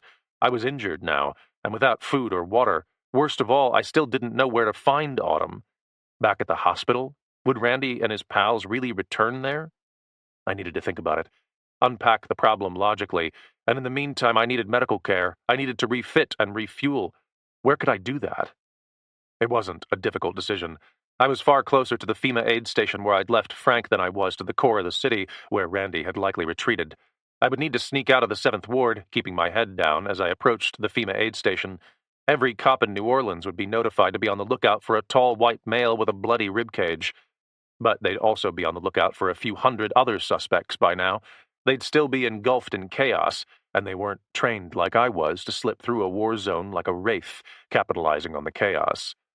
I would make it to the FEMA station. I would stitch up the wound and swallow some antibiotics. Then I was headed back into the city. This time, I would take no prisoners. Chapter 33. The final leg of my journey back to the FEMA aid station, even minus the presence of a 60-pound kid on my back, was the worst stage of my storm-torn trip to New Orleans by far. The sun was arcing toward the west, but the heat that had blanketed the city all day long seemed to have seeped into its very soul. Steam rose from stagnant rivers of water flooding out of storm sewers and at time consuming entire streets. The smell was worse than ever, a thick cocktail of death and despair, dragging the 7th Ward into a new level of misery as the cries of desperate survivors rose toward National Guard helicopters beating paths back and forth across the city. I was desperately thirsty, hungry, aching with pain, and so tired I thought I could drop. But I wasn't the only one. I could feel the despair of thousands of displaced and devastated souls in the very air, hanging like a blanket as thick as the Louisiana humidity that sucked the energy from my muscles. Those broken thousands were gathered on front porches and spread across muddy yards, huddled around what imperfect shelter they could find, just sweating it out. Some acknowledged me with a grunt or a dip of their heads as I staggered past, but most just stared off into empty space, waiting, hoping, praying for the next chug of a heavy vehicle to promise water and aid, or at least transportation to an aid station. But every truck that passed, both military and police, was destined for a clearly different purpose. Word of the gunfight north of Charity Hospital had spread quickly, I judged. I could see the aggression and mistrust in the face of every cop and National Guardsman as I shrank into the shadows of obliterated homes and let them roll by. They weren't here to get people out or deliver relief. They were here to establish security and pave a way for secondary convoys to bring the aid. With gunfire still popping from distant neighborhoods across the city and occasional shrieks echoing down flooded streets, I couldn't say that I blamed them. Nothing about the environment I was lost in felt like the land of the free. If I blinked, I was back in the Middle East. The sun beating down drew sweat out of my army ACUs, and those guns popping from blocks away were wielded by Taliban insurgents rolling my way. I made it through St. Roche and back to the swollen banks of the mighty Mississippi just as my knees began to give out beneath me, the cumulative effects of exhaustion, blood loss, and dehydration building into a new kind of storm that battered the levees of my resolve. My makeshift bandage had stemmed most of the blood flow, but a trail of it still ran down my leg, and the pain had only magnified as inflammation set in. The perimeter of the FEMA aid station was more defined than before.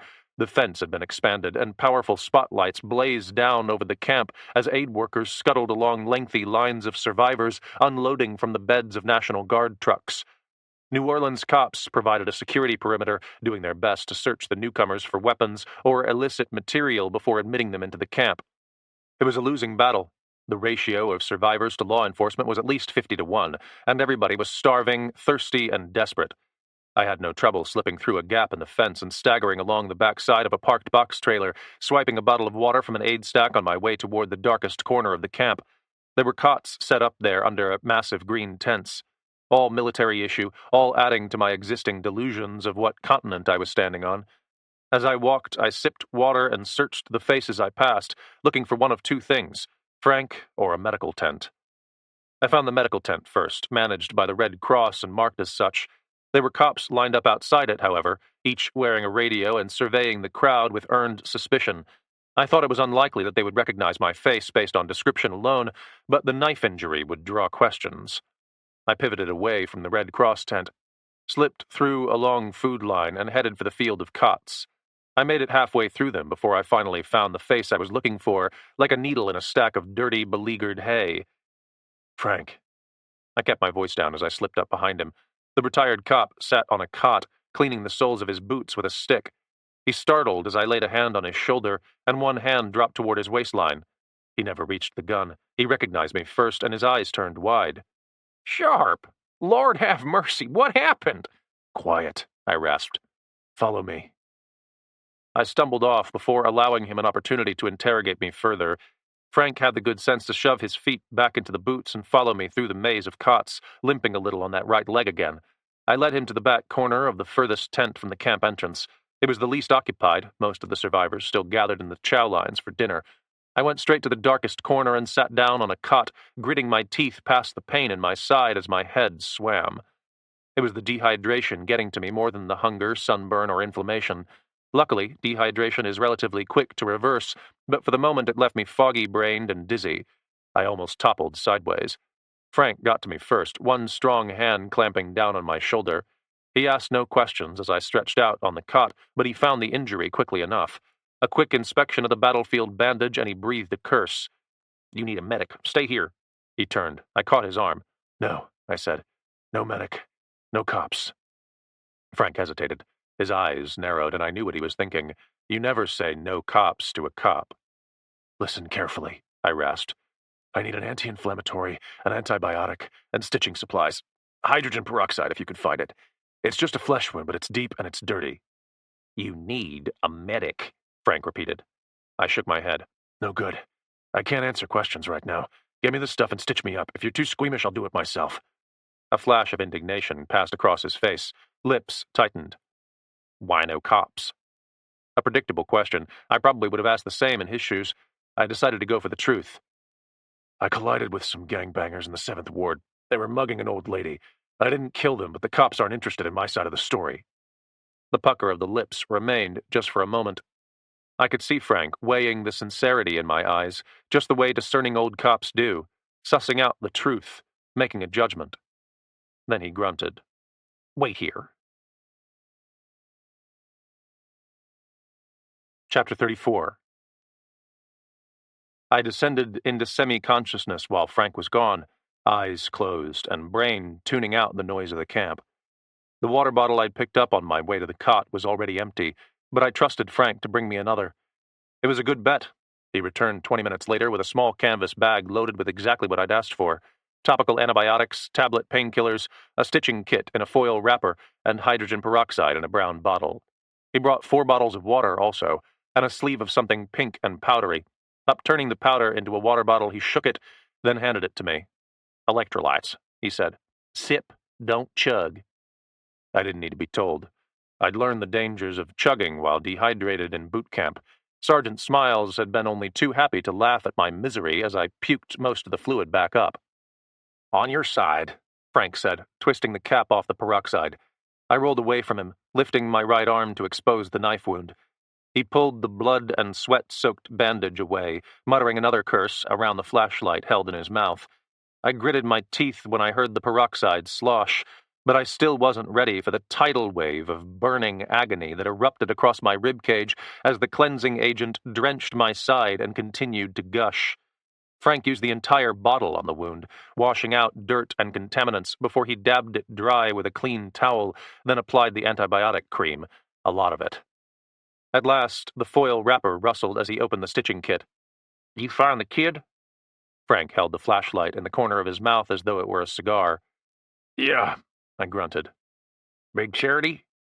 Yeah. Short pause. And Cleveland Avenue?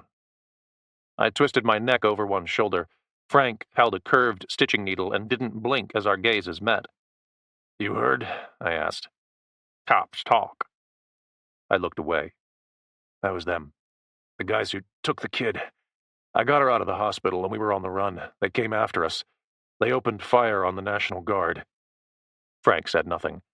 He simply placed one hand on my rib cage to pinch the flesh together. Then came the first bite of the needle, a little like a bee sting, followed by the uncomfortable sensation of my skin being tugged together by the thread. I kept my teeth gritted and my eyes closed while he worked. Frank didn't say a word until the job was done. He knotted the thread and bit off the end. Then came a final splash of peroxide, followed by a large adhesive bandage. "Okay," Frank said. "That's about as good as I know how to do. You're going to have a scar." I rotated with a restrained grunt, sitting up on the cot. 4 painkillers washed down easily with half a bottle of electrolyte-enhanced water. Frank peeled surgical gloves off and sat down on the cot next to me, clicking the flashlight off. Outside the tent, the noise of the camp churned on, but nobody had bothered or even so much as noticed us. It was uncomfortably warm beneath the thick army canvas. It reminded me of deployment. "I'm going to ask you once, and you're going to tell me the truth," Frank said. "No BS. One cop to another." I met his gaze. "I didn't shoot that guardsman. I didn't shoot any cops. Just some gangbanger."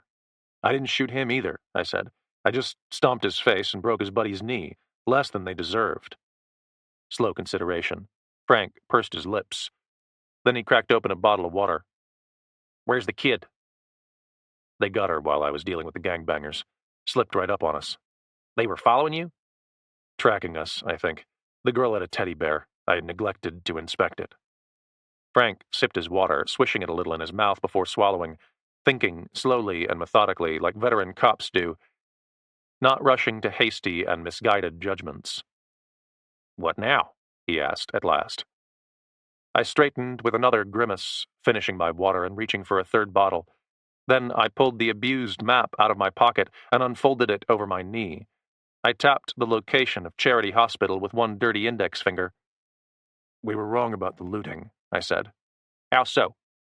"I found them in the hospital, drinking, playing cards, killing time. In the next room, they had enough small arms to lay down a platoon of Marines. Not civilian stuff, this was Army issue. Likely stolen from a nearby National Guard armory during the relief deployments." "Smart," Frank grunted. "Difficult to trace back to them." "Especially after the Big Bang," I said. Frank cocked an eyebrow. I looked up from the map. "The second thing in that room? Dynamite. A lot of it. Enough to blow out that entire floor of the hospital, maybe bring the building down." Frank squinted in disbelief. "Seriously?" "I don't know how they got it up there. They must have trucked it in using their fake FEMA vehicles. At least one of those trucks survived the storm. I'm guessing they parked it in a garage near the hospital." "Is the dynamite rigged to blow?" I shook my head. "No, it's stacked in boxes." Another pause. Frank finished his bottle, then he straightened. "We need to report this. I'll do it if you want. Keep your name out of it. The National Guard needs to know." I shook my head. "Not an option. Remember Cleveland Avenue. Whatever these thugs are planning, they're willing to unleash hell to make it happen. They've already killed a National Guardsman, which likely wasn't part of the original plan, but it must have escalated their timeline. If the Guard goes charging into that hospital, they're going to have a bloodbath on their hands. Dozens of casualties, maybe hundreds if the dynamite goes off. This is a powder keg, Frank. And you know as well as anyone that these cops are amped out of their minds. So is the Guard. There's no central command. It's a disaster waiting to happen." Frank considered, visibly bending more of his decades-long experience against the problem, adjusting the pieces and eventually reaching the same conclusion I had, only a little more reluctantly. He was a man of law and order, after all. He disliked the vigilante method. I was growing more comfortable with it by the day. "What's your play?" Frank said at last. "I've got to get the kid out. That's priority number one. If the fireworks start, she'll be caught in the crossfire." Frank shook his head. "I don't understand that. You said her father kidnapped her." "Right." "And dragged her into the middle of a room full of dynamite in the heart of the storm?" "He isn't Father of the Year," I said. "Obviously. I've seen my share of domestic violence. I was a cop, remember? Some men are dogs." "Most men. What's your point?" "My point is that even dogs are rational. If these guys are killing guardsmen and ready to set off a mountain of dynamite, there must be an end game in sight. They can't seriously expect to head back to wherever they're from and crack open a keg." My gaze drifted back to the crinkled map. I'd thought the same about Randy and his gang. Whatever they were up to, it was clearly both violent and insane, but unless they were a band of political revolutionaries willing to martyr themselves, I couldn't imagine rational men backing themselves into a corner like this, ready to gun down guardsmen and blow up the world without any sort of escape plan in mind. "The kid is the linchpin," Frank said. "There's nothing unusual about a deadbeat controlling father. He wants his kid under his thumb. I've seen it 1,000 times. But she won't be under his thumb if he goes to jail or blows himself up. He has to know that." "So there's a next step," I said. Frank nodded. And soon. That business on Cleveland Avenue kicked up the heat. The guard may not have traced these guys back to the hospital yet, or wherever else they're hiding, but they will. And it's over when they do. You need to know why these jerkwads came to New Orleans. I focused on the map, chewing one corner of my lip. The painkillers hadn't kicked in yet, but the rehydration was already working some magic. My brain began to clear. I thought back to the confrontation at the trailer in Mississippi, the wife beating and all the excessive bravado, Randy bragging about taking his kid back, about taking her someplace where nobody would ever catch them, about being rich. We're thinking too small, I said. You don't need a truckload of dynamite to loot a jewelry store, especially after a storm. They're planning something else, something bigger. I ran both hands over the map, stretching the crinkled paper over my knee. I tapped the intersection of Tulane Avenue and LaSalle Street. Big Charity Hospital. It's a lot of dynamite, Frank. Too much to move quickly or move far. The target is close. What about this other circle, the one with the X? I pivoted my hand east and south of the hospital, right to the heart of the central business district. The X was a little distorted by water damage, but still visible. Frank clicked his flashlight back on and took the map. He squinted through aged eyes, taking his time, tracing streets with one finger, maybe imagining the layout of the city in his mind, picturing each corner, each building. A lifetime of policing his hometown now leveraged into the mindset of a criminal. He shook his head. This is nothing, just a hotel building. I think there's a sandwich shop there. It's honestly been a while since I was downtown. No bank? I asked. A dry laugh.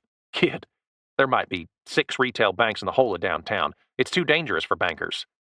A bank would make sense, though, I pressed. With that much dynamite, maybe they're figuring on blowing a vault. I trailed off, thinking. Frank's eyebrows pinched together, and he rotated the map. You sure this X is in the right place? He questioned. No, I said. I told you before I drew it from memory. So it could be off by a few blocks. Sure. What are you thinking? Frank didn't answer. His finger dragged along the paper, moving farther eastward, and then stopping. He muttered a disbelieving curse. What? I said. Is it a bank? This time Frank croaked a laugh, still not taking his eyes off the paper. You could say that. More like a banker's bank. Huh? Frank looked up, lowering the flashlight. His smile melted. It's the United States Federal Reserve. Chapter 35. That's it, I said. Frank snorted another laugh. They'd have to be out of their minds. They are. 100%. They're half drunk and strung out on idiocy. You can reason with dogs and you can debate children, but there's no talking to idiots, Frank. Help me up. I extended a hand, grimacing past the fire in my ribcage. The painkillers helped, but nothing from over the counter was going to completely dull the abuse of the past few days. Or weeks. Or months. If I thought about it, I could be accused of more than a little idiocy of my own. Frank ignored my hand, crossing his arms instead. What are you going to do? What do you think? I got to get the kid out before they start setting off dynamite. Another pause. Maybe we should notify the cops. I shook my head. Not before I get the kid out. They'll roll in with guns blazing, and who could blame them? They want blood, and they'll get it, but only after the kid is out. We talked about this. I made as if to stand on my own. Frank put a hand on my shoulder and pushed me back onto the cot. Sit down, hotshot. Wait a minute. He rose with an exhausted sigh and limped off to his backpack. A moment later, he returned with a small yellow canister plastered with a white label. He cracked the lid open and shook out 2 tablets. Then he extended his hand. What's that? I demanded. Hydrocodone, super Tylenol. I knew what it was. I'd consumed it before several times. Potentially addictive and even dangerous, but relentlessly effective. I squinted at the label. It was printed with Frank's name. Knee replacement last year, Frank sighed. Doc prescribed them. I never took them. Saw too many kids addicted on the streets. Now, do you want them or not? I took the tablets and swallowed them on a dry throat. Is that why you're limping? I'm limping because I only let them replace one knee. Now the other's going bad. Take it from me, Sharp. Growing old ain't for sissies. Frank sat down with a gentle grunt and took the map, producing a pen from his pocket. He tapped the location of the Federal Reserve. This is a public spot. Lots of witnesses. And there's an aid center at the Superdome, I added. Only a few blocks up Boyders Street. 20-plus thousand people. Frank sighed, shaking his head. They'd have to be out of their minds, he said again. Maybe they didn't bet on the refugee center being located so close by. Or maybe they didn't bet on refugees at all. Given the amount of preparation at hand, it's reasonable to assume that they were plotting this long before the hurricane arrived. I guess they assumed that Nadia would help them. A snort from Frank. Stupid fools. He tapped with the pen, lips puckering. He didn't comment further. What's the hang-up, Frank? I'm trying to think of how to go about this without blowing up a whole bunch of people. There's one way. He looked up, raised both eyebrows. You put one of those National Guard M4s in my hands and call for a truckload of body bags. Frank didn't blink. There was no bravado in my voice, and he didn't seem to doubt my statement. A smart man. I'll hazard a guess that method lands you in prison, he said. Not if I'm gone before sunrise. So then it lands me in prison. A dry smile. Free knee replacements in prison. Frank huffed. He looked back to the map, studied a moment, then nodded. The kid is the priority. You get her out, and then... He stood again, shuffled over to his bag, and returned with a pair of black plastic police radios. A little outdated and more than a little battered by heavy use, but they crackled straight to life when he rotated the dials. You call in the cavalry, he finished. I've got some contacts on the force, people who will trust my intel without too many questions. You let me know where the targets are, and I'll point the cops that way. Then you slip out. No need for direct contact between you and the authorities. Frank handed me a radio, and I rolled it in my hand as I considered. It was a good plan, logical and simple. 2 key ingredients for any tactical ambition. But it left me with a question. Why are you covering for me, Frank? The old man folded his arms. What if we just say, I owe you a favor? I'd say I appreciate it, but I don't believe you. Another long pause. Frank looked over his shoulder toward the entrance of the tent. Nobody was there. He settled onto a cot again, voice dropping. Look, I don't know who you are, Sharp, but I'm a pretty good judge of character. My gut says you're a man who colors outside the lines. I waited. Frank's shoulders fell. My discharge papers say I retired from the NOPD, but truth is I was pushed out. Corruption? I asked. It wasn't an accusation, just a logical guess. No, confrontation. I spent 30 years watching the city I loved descend into an abyss of corruption and crime, lawlessness ruling the streets, greasy politicians setting the tempo, and sticky-fingered cops getting in line. Truth be told, I barely recognize this place. The government's so crooked they're kissing their own asses. And you got tired of it, I said. A nod. I busted a prostitution ring, lots of young kids, most of them immigrants. It was all fireworks and champagne in City Hall, at least until I wouldn't stop digging. Turns out the mayor had a hand in it. A couple of state senators also. I was just about to investigate our own congressman when I was offered a retirement package and an exit, or else. Frank's gaze fell. I saw a little shame in his posture and a lot of anger. My wife had just died. Cancer. Kids all out of town. Lots of my buddies already retired, a few of them already dead. My knees were going bad. I was so tired. I put a hand on Frank's shoulder, squeezed it once but didn't say anything. He didn't have to explain. I'd been a cop myself, a good one, I thought, or at least an effective one. I'd witnessed corruption. I'd watched colleagues go dirty and usually get away with it. I understood the impossibility of it all. Frank met my gaze. His eyes turned hard. You do what you have to do to get that kid out, Sharp. Then you call me. There's still a lot of good cops on the force. They'll take it from there. I extended my hand. Frank shook it once. Then we were both on our feet. He emptied out his backpack and loaded it for me, dropping in the bottle of hydrocodone, 3 bottles of water, several power bars, the police radio, and last of all, the map. He handed me the bag, and I slung it over my shoulders. There's a small convention center just south of the Federal Reserve, Gallier Hall. It's an auxiliary facility for the city. My guess is that they would have evacuated it and locked it down prior to the hurricane, meaning that it should still be empty. If I was going to stage a truckload of dynamite someplace just outside the reserve building, that would be a good spot. With the electricity out, all the security systems should be down. And the reserve building? I asked. They'll have generators, remote security monitoring, but you can't put generators in a basement round here. We learned that lesson with Big Charity. My guess is that the feds will have parked mobile generator trucks behind the bank, enough to keep the security systems running. But easy to sabotage, I said. Another nod. I extended my hand again. We shook once. I turned for the tent door. Sharp? I looked back. Frank sighed. Then he tugged up the tail of his shirt, exposing a small black leather holster affixed to his belt just over his appendix. Polished stainless steel glinted as he deholstered the weapon. Here. You might need this. I extended my hand. Something very small and very light dropped into it, like a pocket knife. I rotated the object into the light spilling through the tent door and opened my hand. It was a gun, sort of. Not even 5 inches long and only a few ounces heavy. It had a cylinder, a hammer, and something that might have been considered a grip, maybe for a baby. North American Arms was printed along the frame, the scuff marks of years spent in a holster wearing against shiny steel. What's this? I said, not bothering to disguise the disappointment in my voice. Frank appeared next to me. It's a revolver. A revolver? I laughed. No, Frank, this is a straw with a spitwad. My fingers around the textured end of the guide rod, held just beneath the barrel, and I mashed a button on the end to draw it out. The cylinder dropped into my palm, and I exposed the butt of it to the light.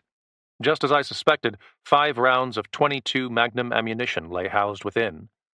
I stand corrected, I said. 5 spitwads. This is useless. Frank folded his arms, lips pursed. That was my backup piece for 15 years. Well, I'm glad you never had to use it. You'd be dead. A derisive snort. Frank extended his hand. Fine, give it back. I looked to the pistol, rotating the cylinder in my palm. It fit neatly back into the frame, clicking like a toy as the guide rod locked back into place. I flexed the hammer. The revolver was single action, and the trigger didn't even look like a trigger, more like a button. Useless, or directly adjacent. But still better than nothing. I'll take it, I said, slipping it into my pocket. It vanished like a stick of gum. Frank remained unmoved, arms folded again. I saw some uncertainty in his gaze. Not about the gun, and maybe not even about me. Maybe about what lay ahead. I'd go myself, but with my knee. You're more use here. Stand by the radio. Make sure the cavalry's ready. Frank nodded a couple of times. Then he extended his hand for a final shake. The grip was firm. I turned for the door. Frank caught me with a final question. One other thing. Yeah? He scratched one cheek. The circle was the hospital, and the first X might have been the reserve bank. So what are the other marks on the map? It was a question I'd already considered, and I didn't have an answer. The second X in Gentilly and the squiggling mark along the Mississippi River, what did those mean? It doesn't matter. I just got to get the kid, I said. I turned back for the door. Outside, sticky New Orleans midnight waited for me, and somewhere in the midst of it, a dozen rednecks sitting on a pile of dynamite, with a disabled girl prodigy held captive. Chapter 36. Mixing hydrocodone with whatever manner of anti-inflammatory I'd already consumed was likely ill-advised, but the resulting physical relaxation was nothing short of divine. Warm and encompassing, almost as good as afterglow, it blanketed my body and loosened my muscles, numbing pain out of existence, soreness out of memory. I was lithe and awake, my head a little floaty and my stomach a touch nauseated, but none of the stiffness or aching agony that had plagued me ever since my beatdown in Mississippi remained. I was unfettered and energized, ready to take on the city for the 3rd day in a row, and not the least bit intimidated by it. Guided by the water-stained map, using the macro stream only sparingly to illuminate the darkest of city streets, I kept up a fast walk out of the FEMA station and into Desire area. Contrary to my previous incursion into downtown New Orleans, I skipped the long orbit into Gentilly and turned directly south into St. Roche. It was theoretically the more dangerous path, but also the shorter one. Streets pointed almost directly south, but from time to time I skipped a block westward, ensuring that when I popped out on the far side of the devastated neighborhood, I would collide with the French Quarter instead of the north bank of the Mississippi. From there, I would skirt westward again, avoiding lights and avoiding cops. swinging out and arcing ever southward, all the way to the central business district. It was there that I had a choice to make. I could return to Big Charity and ascend to the 6th floor, hoping to collide with Randy's crew right where I last had left them, or I could roll the dice and head directly for the Federal Reserve. It all depended on how confident I was in my assumptions about Randy's plans. If he really was striking the Reserve Bank that night, I likely didn't have time to visit Big Charity first. My wristwatch had already crossed 11 p.m. and was now edging toward midnight. There was no logical reason for an explosive bank heist to happen much closer to sunrise. But did I believe it? Was it too crazy to presume? Frank had been right on the money when he said that only a fool would try something this brazen, this absurd. The only way it made sense was if I switched my brain into the tried-and-true gear that had already helped me solve so many cases during my brief career as a homicide detective. The gear of thinking like a criminal. Or, in this case, thinking like an idiot.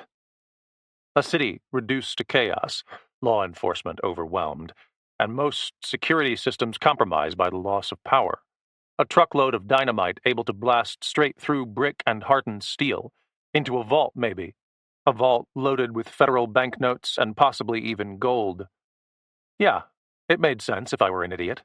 But being an idiot didn't make Randy Mercer any less dangerous, and it gave me no more wiggle room. My best bet was to proceed straight to the bank and roll the dice. Find out if Randy was really as dumb as he looked.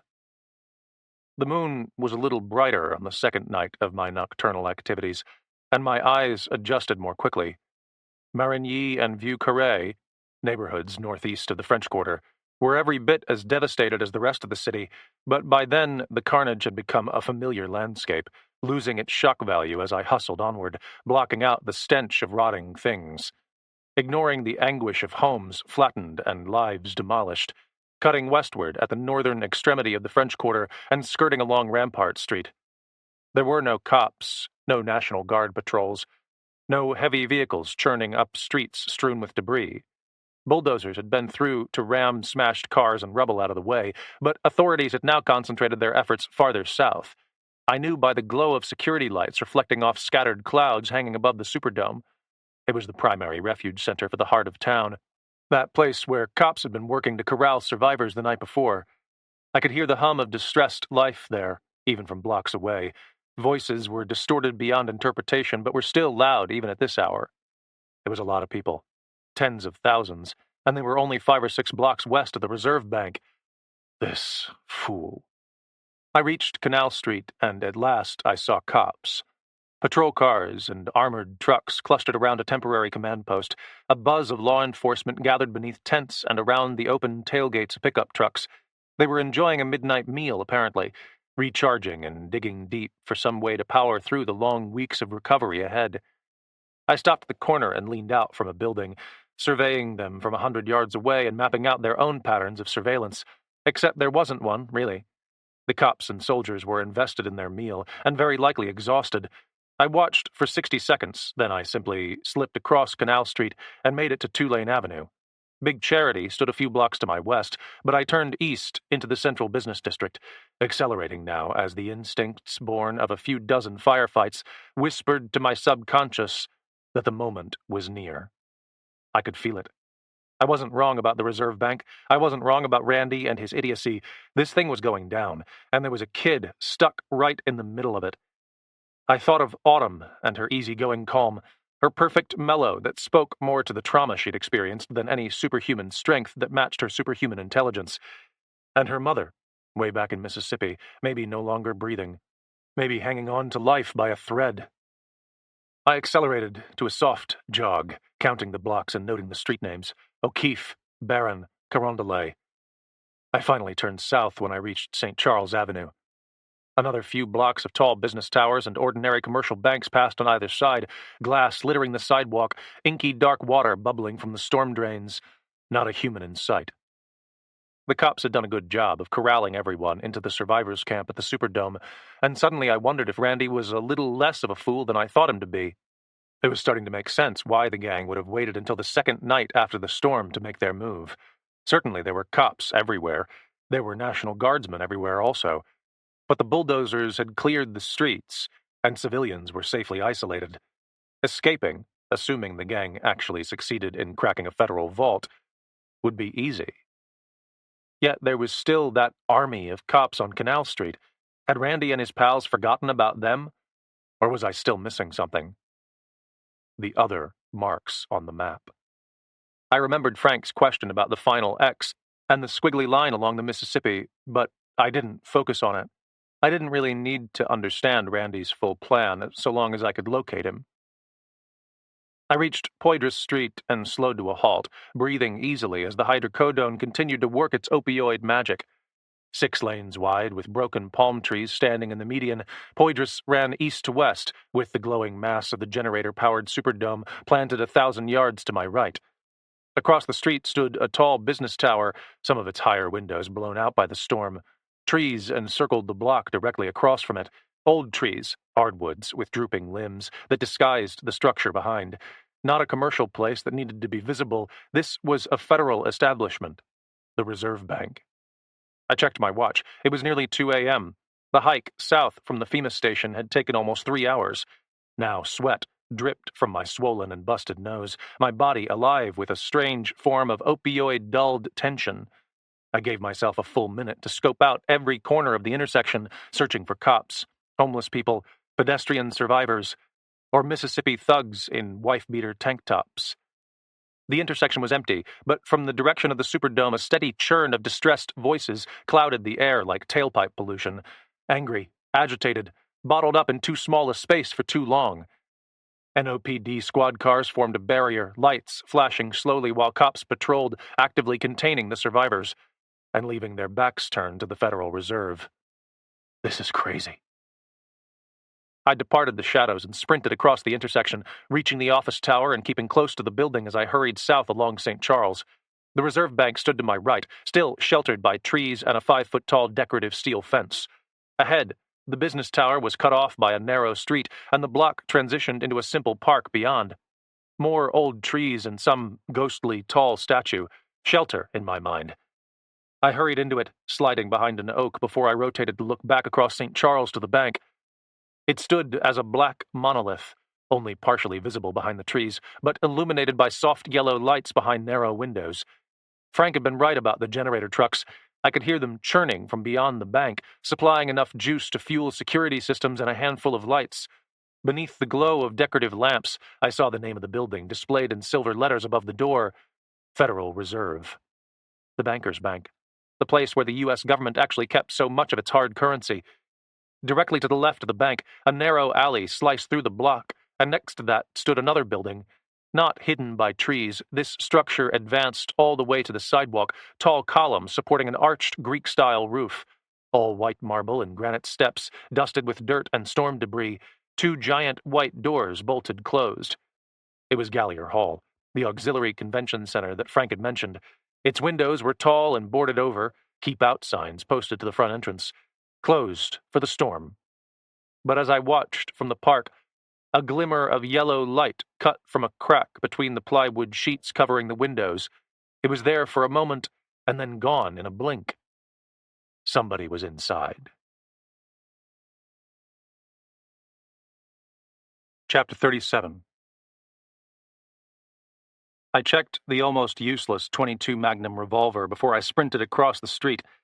All 5 rounds loaded into the little cylinder were ready for action, but I doubted whether any of them would deliver terminal velocity after penetrating the layers of beer fat that encased each member of Randy's gang. Maybe up close, but if things got that bad, I might opt for my knife. The alley between Gallier Hall and the Federal Reserve would be the most likely intrusion point for Randy and his gang, I decided. A quick sprint through the shadows to a wall, over the wall and up to a side entrance of the bank building. With the generators already terminated, security cameras would be blind. An application of dynamite would open the door, with a much larger application held back for the vault. All those millions of federal dollars churning in from banks across the region held in literal reserve. A prime target, assuming Randy didn't bring the entire building down. I'm not an explosives expert, but the quantity of dynamite I encountered on the 6th floor of Big Charity still seemed like far too much. He wouldn't just breach the vault. He'd level the building. More urgency for me to get Autumn out. Moving south, I orbited the left-hand corner of Gallier Hall and advanced to the far side of the building, the side furthest from the Federal Reserve. It was lined by windows, some of them only a couple of feet off the ground, and all of them boarded over with plywood. I advanced far enough into the alley to be lost in shadow, then deployed my Victorinox. Instead of the blade, I opted instead for the thick bottle-opener screwdriver, an exceptional prying implement that had never let me down. The plywood sheets were affixed by framing nails, likely shot in place with an air nailer. It took me a moment to locate a groove behind the plywood to insert the screwdriver. I braced my boot against the block foundation of Gallier Hall and pried backward, leaning against the strength of the embedded nails. It was imperfect leverage. I really needed a crowbar. But the plywood creaked a little, and the groove widened. I relocated the Victorinox closer to the corner nail and pried again, wiggling until a 1-inch gap was opened. Then I abandoned the knife and used my fingers, reaching in deep and tugging. It was easier than it should have been. The nails were relatively short, designed to hold the plywood in place against the force of direct wind, but also designed to be easy to remove. The plywood quickly became its own lever. Nails slid free of damp wood. A 2x4 section peeled away, revealing pitch-black window panes in a forest green frame, white shutters behind. I set the plywood aside and looked back down the street, listening. The hum of life at the Superdome continued, but nobody advanced toward my position.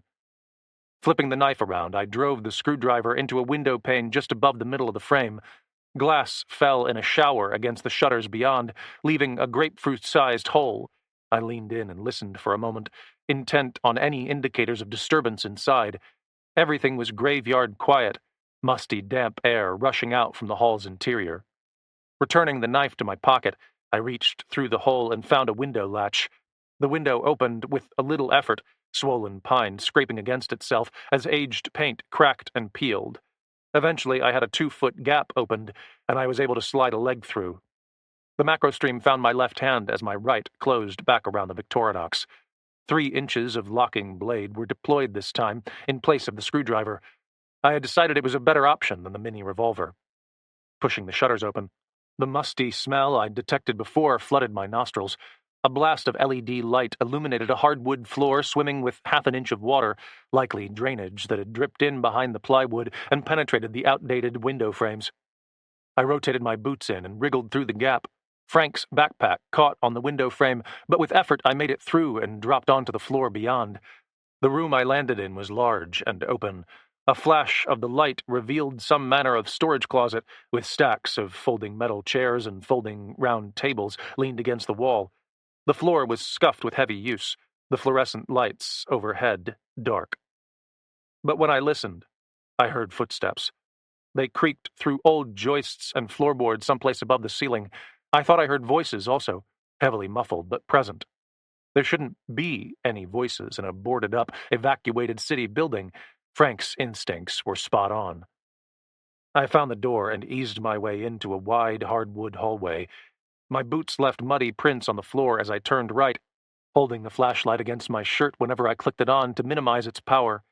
I only wanted enough light to guide me along. I didn't want to draw any attention. Thinking back to the glimmer of yellow I'd seen behind the plywood sheathing at the front of the hall, I thought it had come from the building's main floor, likely 1 floor up from where I now walked. That meant I needed stairs. I located them near the end of the hall. A wooden door blocked the way, with a modern plastic sign indicating what lay beyond. I kept the knife at my side, ready for a thrust or a razor slash, whatever was required. Then I eased the door open. The stairwell was narrow and dank. It smelled of more mildew as I eased my way up. Thumb on the macrostream's tail switch. A double tap would initiate the strobe function, enough to blind an adversary while I closed in for the attack. I reached the main level and slowed. The voices I detected from before had grown louder, and I recognized the accents, rural and southern, twanging a lot with impatience and command. It was one voice, not multiple. I thought I recognized the growl of Yellow Teeth, with everyone answering in mere grunts. I still couldn't make out the words because there was music also, playing from a stereo. More classic country titles. Stopping at the door, I pressed my back against the wall. I twisted the knob slowly, and it rotated on a greased mechanism. The hinges glided silently as I swung it open half an inch, and then I squinted through. It was a ballroom, 50 feet wide, twice that long, gleaming hardwood polished to a shine, paved the floor beneath the glow of camping lanterns. In the middle of the room, a grand piano stood with its lid propped open, polished white keys reflecting the lantern glow. Windows were covered by shutters and boarded beyond. The ceiling was high and dark. And clustered on the far side of the piano, gathered around an unfolded tarpaulin, was Randy's gang. I had to lean close to the floor to get a clear look beneath the piano's body, but as soon as I did, I recognized the faces almost immediately. 7 in total, with Yellowteeth calling the shots. Duke, it seemed, hadn't survived his fall down the elevator shaft, but all the others were present and accounted for, dressed in the same stained tank tops they seemed to favor. The tarp was pinned down by boxes and heavy black duffel bags, and dynamite. A lot of dynamite. Although maybe not as much dynamite as I'd seen in Big Charity. I squinted at the thought, momentarily hung up on it. Then I looked quickly to the right, sweeping the wall. Moving past piles of backpacks and stacks of M4 rifles, my gaze reached a recess in the front corner of the room. It consisted of a slightly raised platform encased in a 4-foot wall, hidden by shadow, but I could make out the silhouette of wires running through an opening on one side. There must have been a desk also, because a computer monitor rose above the top edge of the wall. It was a DJ station, I decided, the modern equivalent of the grand piano across the room, and just outside the station's opening, I detected a small pair of shoes stacked neatly together. Children's shoes, Autumn's shoes. She always took them off when she slept. Easing the door open, I glanced left once more toward the army of thugs huddled around the tarp, all muttering and working, stacking sticks of dynamite into an overstuffed duffel bag, wiring them up, probably. They were focused, and the grand piano sat between us. The DJ station was only 20 feet to my right, and the room was inky dark in that direction. By creeping along the wall, I could keep the bulk of the piano between myself and the gang. It wasn't perfect cover, but it was the best plan I could think of on short notice. I left the stairwell and turned immediately right, keeping myself well outside the dim pools of light cast by the lantern. Moving my feet in easy, rolling motions, my footsteps were nearly silent as I gobbled up yards, knife and macro stream still held at the ready. Neither Yellowteeth nor Randy nor any of their comrades looked up. I reached the DJ station and stepped quickly to the entrance, moving past the shoes and sliding behind the 4-foot wall. Autumn lay huddled beneath the computer desk, the teddy clutched to her chest, her eyes pinched closed. I thought she was sleeping as I took cover behind the low wall and knelt beside her, but I cupped my hand over her mouth all the same before gently squeezing her shoulder. Autumn's eyes popped open like twin headlights blazing straight to high beams. Her lips parted, and she might have begun to scream, but my heavy hand muffled the sound into silence. Her gaze snapped upward, and I lifted my free hand to hold a finger over my lips. Autumn's eyes glimmered as fear melted into hope. I relaxed my hand from her mouth, emphasizing my directions with a shake of my index finger. She nodded, lips stretched into a grin as my hand fell away. Then she reached out with both arms and wrapped them around my neck before I could stop her, limp legs dragging the hardwood as her skinny body pressed against my chest. I staggered, catching myself with one boot as a strange warmth rushed my chest. More than familiarity, more than relief to have found her, it was not affection, but a sort of connection, an attachment. My gaze misted over as I clutched her close. Autumn squeezed hard, and I let her for a moment. Then I patted her shoulder and whispered into her ear, "You ready to go, kid?" Autumn pulled away, and I was surprised to see tears in her own eyes. She smiled again, but she shook her head. "I can't." "What?" I squinted. Autumn released me and slumped back into her spot beneath the table. She scrubbed a hand across her face. "Come on." I kept my voice barely loud enough to be heard. "You'll be safe this time, I promise." Another shake of her head. "No, you're not listening. There's something you don't know. They have a bomb." Her voice rose in an earnest hiss. I tensed, raising a hand and listening for any hint of detection from across the room. The grunts and redneck muttering continued, as did the music. Merle Haggard and his fightin' side were back, and I couldn't help but marvel at the irony of Randy's gang enjoying this song after gunning down a U.S. service member. It was something beyond disgusting. "I know about the bomb," I whispered. "They're building it now. We'll call the cops as soon as you're safe." Another shake of her head, more frustrated this time. "No, not that bomb. They have another bomb. A really big one." "What?" Autumn sighed with the exhaustion of a genius speaking to a complete moron. She grabbed my shirt and tugged me close, bringing my ear only inches from her own. The levee, Mason. They got a big whopper of a bomb on the levee. They're going to blow it wide open before they rob the bank as a distraction. They're going to flood the city. Chapter 38. A cold stab of ice penetrated my stomach, the first cold thing I'd felt in nearly a week. It sank into my gut and turned my muscles suddenly hard, as though they were encased in ice themselves. What? I whispered again. Autumn rolled her head back, mouth dropping open as she sighed dramatically. The bank, Mason. There's a bank next door. The Federal Reserve, it's like a bank for banks. I know, I cut her off. They're robbing it. They're going to try. But first they need a distraction. To get all the cops off Canal Street, right? They're not far away. I heard them talking about it. So they're going to blow a levee? As a distraction. They have more dynamite, a lot more. Apparently the floodwaters are still high. If the levee breaks, the city will flood. They say it could be 10 or 12 feet of water, enough to engulf some neighborhood. I don't know which one. Unbelievable.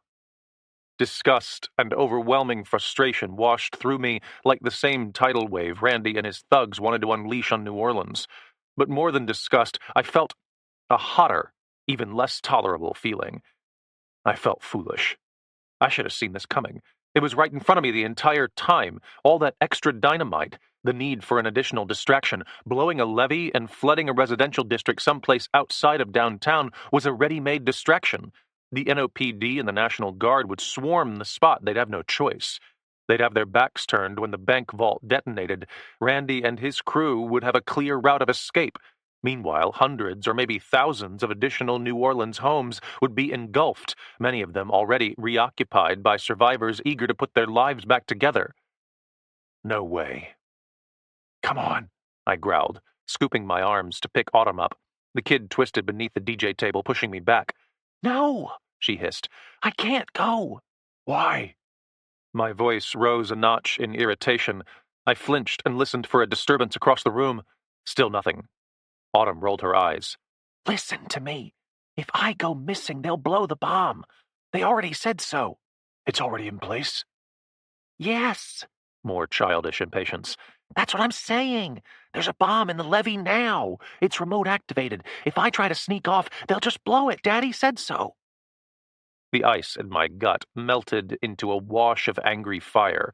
I gritted my teeth and leaned out around the opening of the DJ stand, looking back toward Randy and his pals still busy packing that bag full of dynamite. In a flash of sudden mental clarity, I was able to grasp that this was serious. It was so outlandish, a part of me hadn't wanted to believe it. Maybe hadn't been able to believe it, despite my conviction when I spoke to Frank. But this was real. These fools were seriously about to set off a massive duffel bag bomb right in the heart of a major city. I wanted to take them out. 8-1, it was a roll of the dice that was likely to land against me.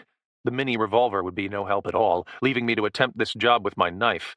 Maybe I could sneak Autumn away from the ballroom, then lure them out one at a time, make a noise. But no, there were too many ways that could go badly wrong. They could come out M4A1s blazing on full auto, spraying lead everywhere. They could mash whatever remote detonation button they had rigged to blast the levee, endangering God only knew how many dozens or hundreds of lives. And they likely would, too, because their backs would be against the wall. Desperate men resort to desperate measures, and with a heavy dose of pure insanity added to that cocktail, absolutely anything was possible. That made me the one with his back against the wall. I needed to play this smart, or it would end much worse than it began.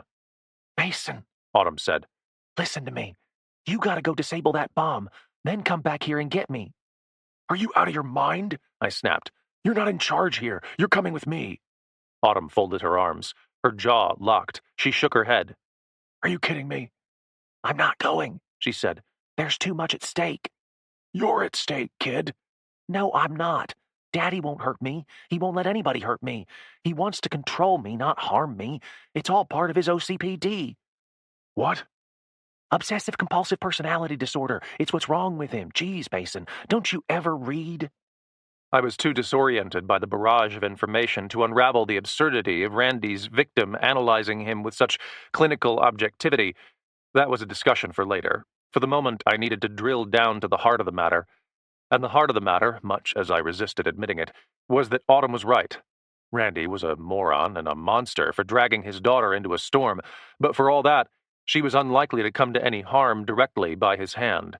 Not in the short term, anyway. Autumn was Randy's prize, after all, his possession. A levee bomb, however, would wreak havoc. Literally hundreds could die, maybe more. It was pure insanity unleashed. Heavily armed idiots at work. "Do you know where the bomb is?" Autumn's shoulders slumped. "No, they only said something about a neighborhood." I leaned toward the entrance of the DJ station, listening to the distorted murmur of discussion at the makeshift bomb station. I could pick up words over the continued blare of the boombox, but none of it was useful. The time for planning and debate had passed. Randy's gang had progressed to the execution stage. Every man knew his job. With barely 3 hours remaining until sunrise, I had to conclude that go time was almost upon us, and that meant I was on the clock. I closed my eyes and focused, trying to recount what Frank had said about the last time, about Katrina and all the places where the levees had failed. It was a case study for an internet-perusing maniac looking for the ultimate distraction, the ultimate magnet to draw police and National Guard away from downtown and away from downtown. There it was. It clicked in my mind in the form of a memory. The wind-torn and rain-saturated map from the upturned fake FEMA vehicle returned, and I saw the 3 marks. The circle over Big Charity, the X over the Central Business District, what I now knew to be the Federal Reserve Bank, and that one final X in the north of the city on the western edge of Gentilly, a big neighborhood. I'd asked Frank about the spot. What had he said? It was along the London Avenue Canal. "I've got it," I said. "I know where they put the bomb." Autumn's little face lit up with pride, and that rush of confusing warmth returned to my chest as she squeezed my arm. "Go! Go stop it!" I hesitated a moment longer, re-evaluating Autumn's mental health. As with all her calculations, it was relentlessly accurate. I couldn't bring her with me, not if these fools had the bomb on remote detonation. Any indicator that the cops were onto them could result in an immediate, impulsive decision to blast the levee and get out of Dodge. I was better off leaving them to the machinations of their idiotic bank robbery for a little longer. Randy would keep Autumn safe from the blast. So long as I returned to downtown New Orleans before the gang split, I would still have time to snatch Autumn. I just couldn't be late. "I'll be back," I promised, squeezing her little hand. "You stay alert, okay?" Autumn nodded, no trace of fear in her face. What did she have left to fear, anyway? She'd already faced more trauma in 10 short years than many adults faced in a lifetime. She had grown numb to it. She knew how to manage the anxiety. "Do you know their escape plan?" she asked. I did know. It was the final piece of the puzzle, and the final mark on the map. That squiggly line traced along the length of the mighty Mississippi, leading ever southward toward the coast. Roads might still be blocked, and an aircraft likely wouldn't be an option, but the swollen river would be wide open. Randy and his gang could race down it easily, make their way to the Gulf, maybe board a larger ship that was waiting for them there, head south towards Central and South America, where countries with low costs of living and no extradition treaties waited. "I'ma be rich, and where we're going, they'll never find us." "They're gonna take the river," I said. "They'll have a boat, but I'll get you out before then, okay? Be ready." Another short nod from Autumn. The warmth in my chest constricted into a hot weight. I hesitated, suddenly unsure what to say or do. A lump had formed in my throat. My gaze fell across the teddy still tucked next to Autumn, and I extended a hand. "Give me that."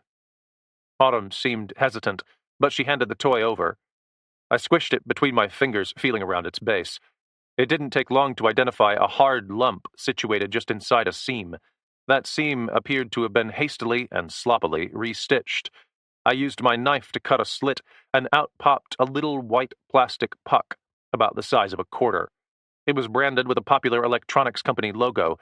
I raised an eyebrow at Autumn. "Unbelievable," she sighed, something between exhaustion and crushing sadness saturating her voice. I returned the toy and left the puck on the floor. Tucking the knife into my pocket, I again felt a hesitancy to leave. I knew the right step. I just wasn't ready to do it. Autumn broke the tension, reaching her skinny arms around my neck and pulling me close again. She squeezed hard. "Be safe, Mason." My eyes stung. I squeezed back. Then I was sliding to the opening of the DJ station, timing myself to the beat of old country music and the preoccupation of the gang before I advanced to the door. Back to the stairwell, back through the window and onto the dank streets of hurricane-smashed New Orleans. And back north, not sneaking this time, but sprinting, headed for Canal Street and the National Guard station. Chapter 39. I knew only two things as I broke down St. Charles Avenue, eventually reaching Canal Street 3 blocks down from the National Guard station. One, there was no precise way to predict when the levee bomb would detonate. I could guesstimate that Randy and his crew would trigger it ahead of their breach of the Federal Reserve Building, drawing law enforcement away from downtown to respond to a new disaster in the making. But there was no way to know how soon that would be. It could be minutes, it could be an hour. Two, regardless of Randy's timeline, I didn't have time to explain myself to the cops or the National Guard. They likely wouldn't believe me, for a start. Even if they did believe me, it would take precious time to get the wheels of a response moving. They wouldn't want to contact a bomb squad, and a bomb squad might be difficult to find. More than likely, they'd want to run straight to Gallier Hall and kick the doors down, which would leave me with my original problem of Autumn being caught in the crossfire of what was sure to be an absolute maelstrom.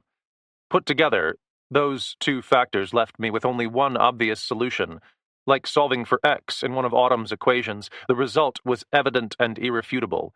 I had to go to the levee on the London Avenue Canal myself, and I didn't have time to hoof it the way I'd been hoofing everywhere since arriving in New Orleans.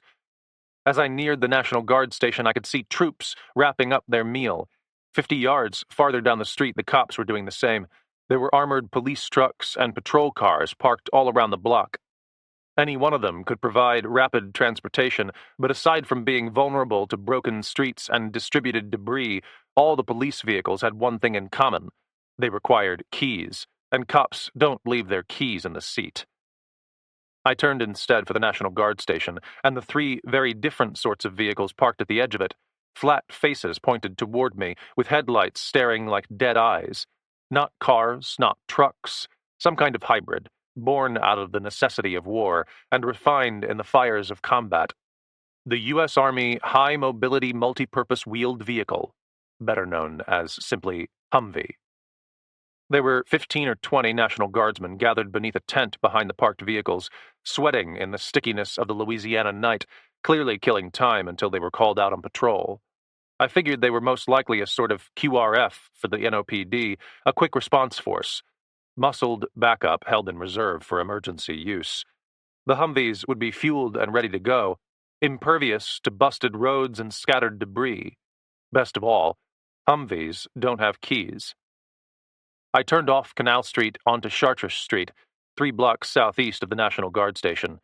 It was the western edge of the French Quarter, a narrow, one-way street with tall French colonial-style buildings lining it. Shredded industrial insulation, fragments of glass, and roofing metal littered the street.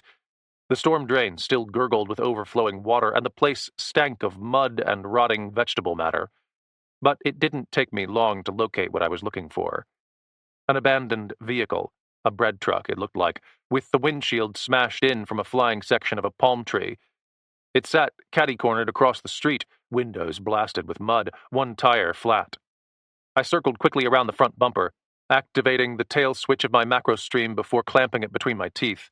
The beam was starting to dim after 3 days of heavy use. With a complete power failure across the city, I hadn't had an opportunity to recharge the built-in battery, and I didn't know how much juice remained. No time to worry about that now. I rolled onto my side beneath the edge of the truck and produced the Victorinox. On the back side of the knife was a curious little tool called a reamer, essentially a metal awl, very sharp and extremely sturdy. When deployed, it protruded from the middle of the knife, allowing me to wrap my fingers around the grip and leave the reamer sticking from between my knuckles. The bread truck's gas tank was built of sheet metal, mounted just beneath the driver's side of the cab. The rusted and flimsy steel was no match for the reamer, and a pungent stream of gasoline exploded through the tiny hole the tool left behind. I punched 3 more times, opening additional holes and providing additional streams of fuel across the damp New Orleans pavement. Then I was back on my feet. The flashlight and the knife returned to my pocket. Heart thumping, I stepped back, fishing past my wallet for that sodden book of waterproof matches I had carried since beginning my career as a full-time vagrant and part-time camper. The first match broke. The second sputtered out. But the third burst to life and arced through the air like a flaming arrow. It landed on the pavement, and for a split second, all was perfectly still. Then the raw gasoline erupted into a rush of hot flame, blasting against the sides of the bread truck and surging up the streams of gas still flowing from the tank. I watched for only a moment before I ran back around the bumper and sprinted for Canal Street. There was no danger of the fire spreading to the buildings on either side. Everything was still sopping wet from Nadia, the bubbling storm gutters forming a natural barrier to keep the flames from spreading. But that bread truck would burn. If the flames made it inside the tank, it might even explode, and that was one heck of a distraction. I was taking a page out of Randy Mercer's playbook. "Fire!" I screamed, swerving onto Canal Street and heading straight for the National Guard station. "Fire on Chartres!" The guardsman looked up from the table, temporarily disoriented by the unexpected cry.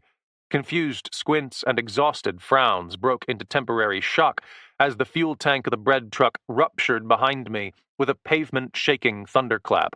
Windows burst, buildings shook. And then Louisiana's finest did the thing they stood before an American flag and swore to do. They grabbed their rifles and ran toward the threat of danger.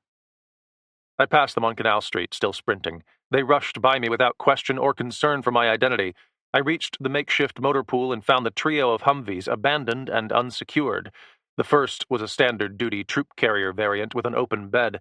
It looked a little like an armored pickup truck with 4 doors, painted desert tan with a rear bumper-mounted radio antenna secured to the roof. 3-speed automatic transmission, 6.2-liter diesel engine, 4-wheel drive, maximum speed of about 55 miles per hour. The workhorse of freedom. I yanked the driver's door open and threw myself into the hard driver's seat. In place of a keyhole was a simple ignition switch mounted to the left of the steering wheel. I flipped it from eng stop to run and was rewarded by a yellow wait light flicking on just above the switch, signifying that the diesel's glow plugs were warming to life. I slammed the door and put my foot on the brake, counting the seconds. Come on, come on. Sirens rang behind me. Cops were passing the Humvees and surging toward the scene of the bread truck fire. None of them paid me any attention as I held my breath, waiting for the glow plugs to warm to starting temperatures. It didn't take long in the tropical heat. The wait light cut off, and I twisted the switch to start. A heavy churn of the big motor was followed by a coughing growl. The cabin shuddered. My seat shook. Then the diesel roared to life, and I released the switch, allowing it to snap back to the run marker. The cops who were rushing in beside me made way automatically at the sound of the heavy motor. They still didn't pay any attention to who was sitting behind the wheel of the vehicle. I grabbed the gear selector and pulled it into drive. My left hand found the steering wheel, and my right hand disengaged the parking brake. The big motor roared. And then I was off, tires spinning, rushing down Canal Street, turning north beyond the scene of the vehicle fire and blazing through the French Quarter, headed for the London Avenue Canal. Chapter 40. My selection of the Humvee had a dual purpose. I knew it would survive whatever fields of shattered glass or strewn chunks of nail-infested building timbers I encountered on my 5-mile trip northward to the canal. I was also hoping, however, that it would provide me a shield of accepted legitimacy that would prevent another National Guard detachment or an NOPD patrol from apprehending me. I was right. I passed my first NOPD patrol car barely 4 blocks into the French Quarter. They blazed the wrong way up a one-way avenue, leading a fire truck toward the scene of the bread truck fire. No hint of brake lights illuminated my rear window as I mashed the gas and resumed my crashing trek toward the 7th Ward. The Humvee was rigid and relentless as it hurtled through mud puddles and rumbled over debris, shooting every vibration and jarring landing straight into my tailbone and up my spine. It was déjà vu to fleeing the Taliban in Afghanistan.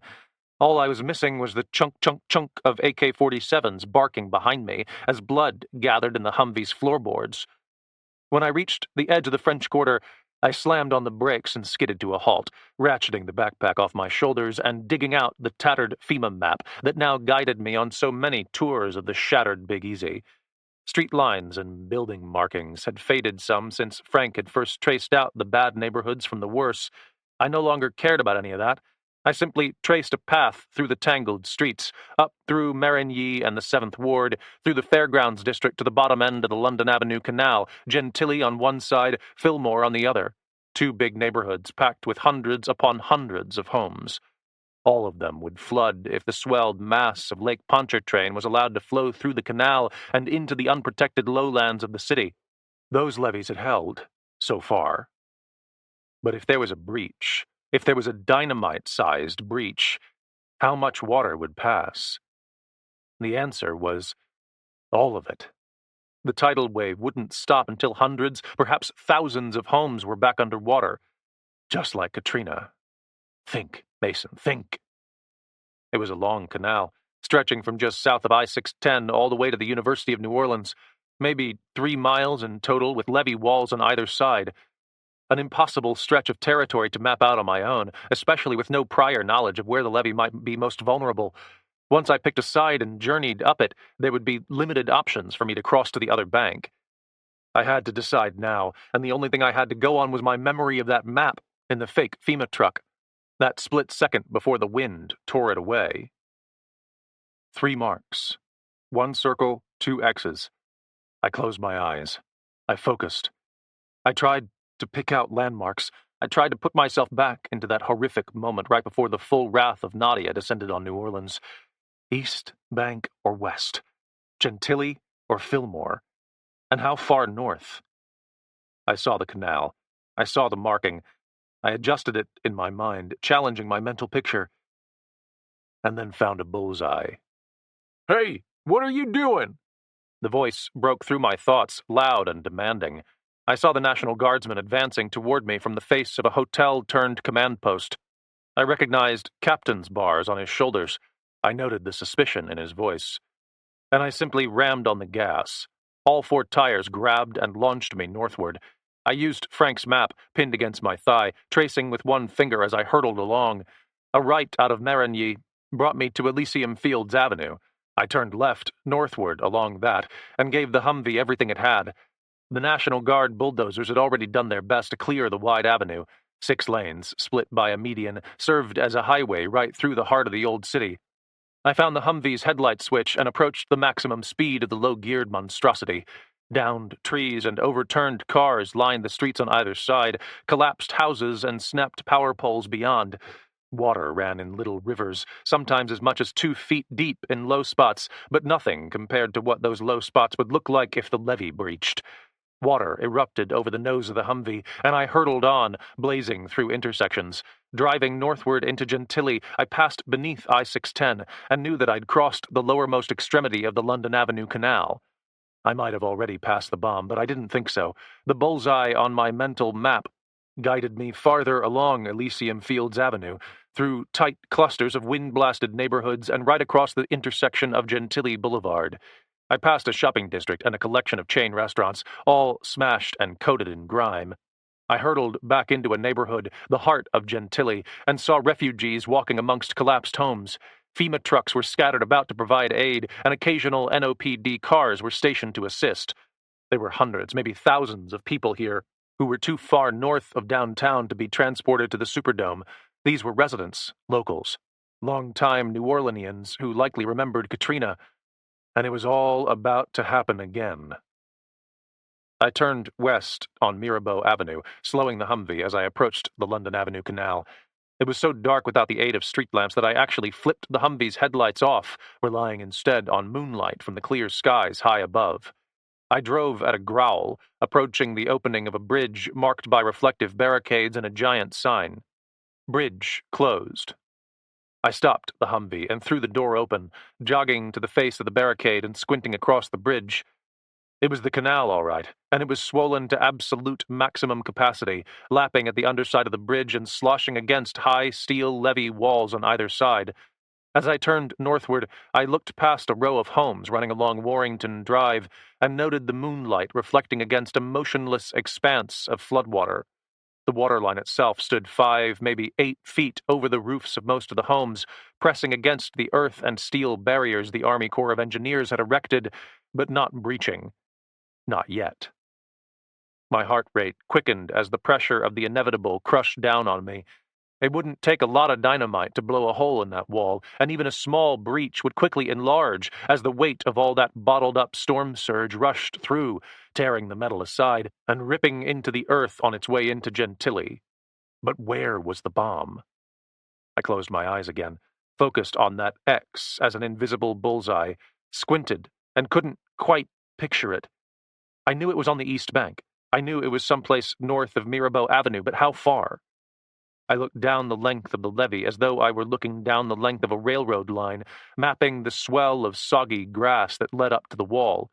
Like everywhere else in the city, storm debris littered the embankment in a minefield of shattered dreams and broken lives. But one piece of debris stuck out of the rest, literally. Rammed into the earth with its face twisted back toward me was a tall black sign. Not a street sign. This was made of thick metal 100 yards away, but glimmering gold in the moonlight. I lifted the macrostream from my pocket and concentrated its dying beam on it, squinting in the darkness. I somehow felt that I knew what I was looking at, but I was still struggling to clarify the recollection. And then it clicked, just as tires ground on the street behind me. The sign was one of those cast-iron historical markers, placed at the sites of important historical events by nonprofit societies, black with gold letters, battered but indestructible, impossible to read at this distance, yet I didn't need to. I already knew what it said. You've got to be kidding me. Hey! Hey, you! A flood of harsh white light blazed against my face. I twisted, shielding my eyes, and detected an NOPD patrol vehicle parked alongside the Humvee. Not a car, but a pickup truck. Elevated a little on beefy mud tires. A cop dropped out, one hand on his gun as he stepped toward the front bumper. Hey, you parked this Humvee here? I hesitated. He stepped into the spotlight, blocking the heart of the glare for a moment. I saw his face as my eyes adjusted. He saw mine, and my heart fell. It was Officer Broussard, the guy who had arrested me back at the pastel pink house, and I knew the moment our gazes locked that he recognized me. His body tensed, his hand closed around the pistol strapped to his hip. Then he drew. Hands up! Chapter 41. I never gave Broussard the opportunity to draw on me, or his partner for that matter. The second guy was bailing from the police truck as I vaulted over a guardrail and landed on the sloping exterior of the levee. Flashlights blazed over my back, and the shouting resumed. I sprinted, backpack slamming against my spine as I fought to stay upright on the slick grass, headed straight for the bent historic marker planted in the muddy earth. The cops' flashlights illuminated the gold letters as I approached, but I didn't need to read the multi-paragraph account of why the marker was placed in this neighborhood or what it signified. The headline was enough. London Avenue Canal floodwall breach. Stop right there! On the ground! I kept running. The macrostream was out of my pocket, and I was illuminating my own path with rapidly dying light. I detected boot prints in the muck, relatively fresh. They wound amongst storm debris, working northward along the levee wall toward a lonely spot situated behind a vacant lot, sheltered by overgrown vegetation and brush that grew right up to the levee wall. I saw the boot prints mashing through the grass and mud, leading that way. There was a single tire track also, a wheelbarrow maybe. These fools had used a wheelbarrow to cart dynamite right to the levee wall. The shamelessness of it all was so absurd, I didn't even have time to consider the disgusting implications of planting a bomb on the site of the original London Avenue Canal failure. It wasn't rocket science. Randy wasn't as smart as his kid. This was brutally simple math. The wall had failed at this point during Hurricane Katrina, and the flooding had been catastrophic. So it was the obvious place to plant the bomb. Broussard and his buddy were 50 yards behind me, but still coming on strong as I skidded to a stop at the base of the slope and looked toward the levee wall. The brush obscured my vision of its base, but the disruption was obvious. The boot prints, the tire marks. I scrambled upward, still clutching the dying macrostream. It shone at barely 20% power, casting a dull LED glow across glimmering wet grass as I reached the top. My boots crashed into the brush as I kicked it away, tearing back vegetation to expose the base of the wall. And then I stopped. My fingers touched cold sheet metal.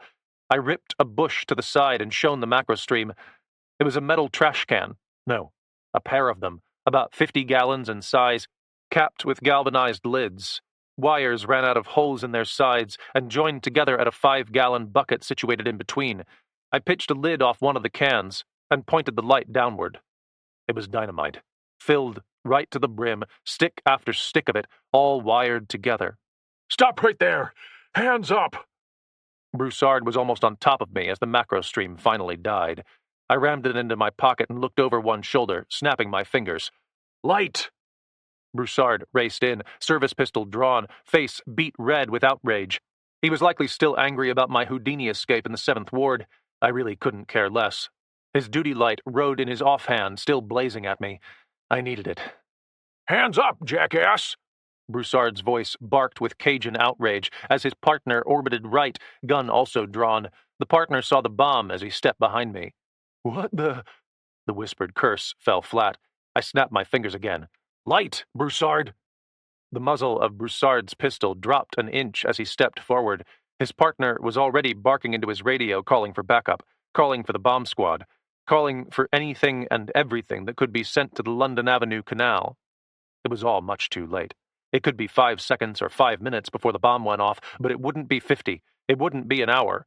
The sun would rise soon. Randy and his thugs wanted to be far, far away from New Orleans by then. "What are you—" It's a bomb, I cut Broussard off. I don't have time to explain. Point your light on it. I'm going to attempt to disarm it. "Are you kidding me? Did you plant that?" Would I be here if I did? I shouted, my patience finally failing. Point the light! Whether by an overdose of confusion or the commanding tone in my voice, Broussard complied. The pistol lowered, and the light leveled on the center of the bomb mechanism, that 5-gallon bucket. Broussard stepped forward. I stiff-armed him in the gut, shoving him back. Don't move! I bent toward the mucky grass and swept it gently with my fingers, searching out pressure pads or auxiliary triggers as I inched slowly forward. It was a lesson the Taliban had taught me, one of their many evil little methods for blowing kids from Kansas into bloody chunks. I didn't think that Randy was that smart, but I could already tell by the organization of the wiring running out of the trash cans that somebody in his crew had experience with explosives. Maybe not military, maybe demolition or mining. Something commercial.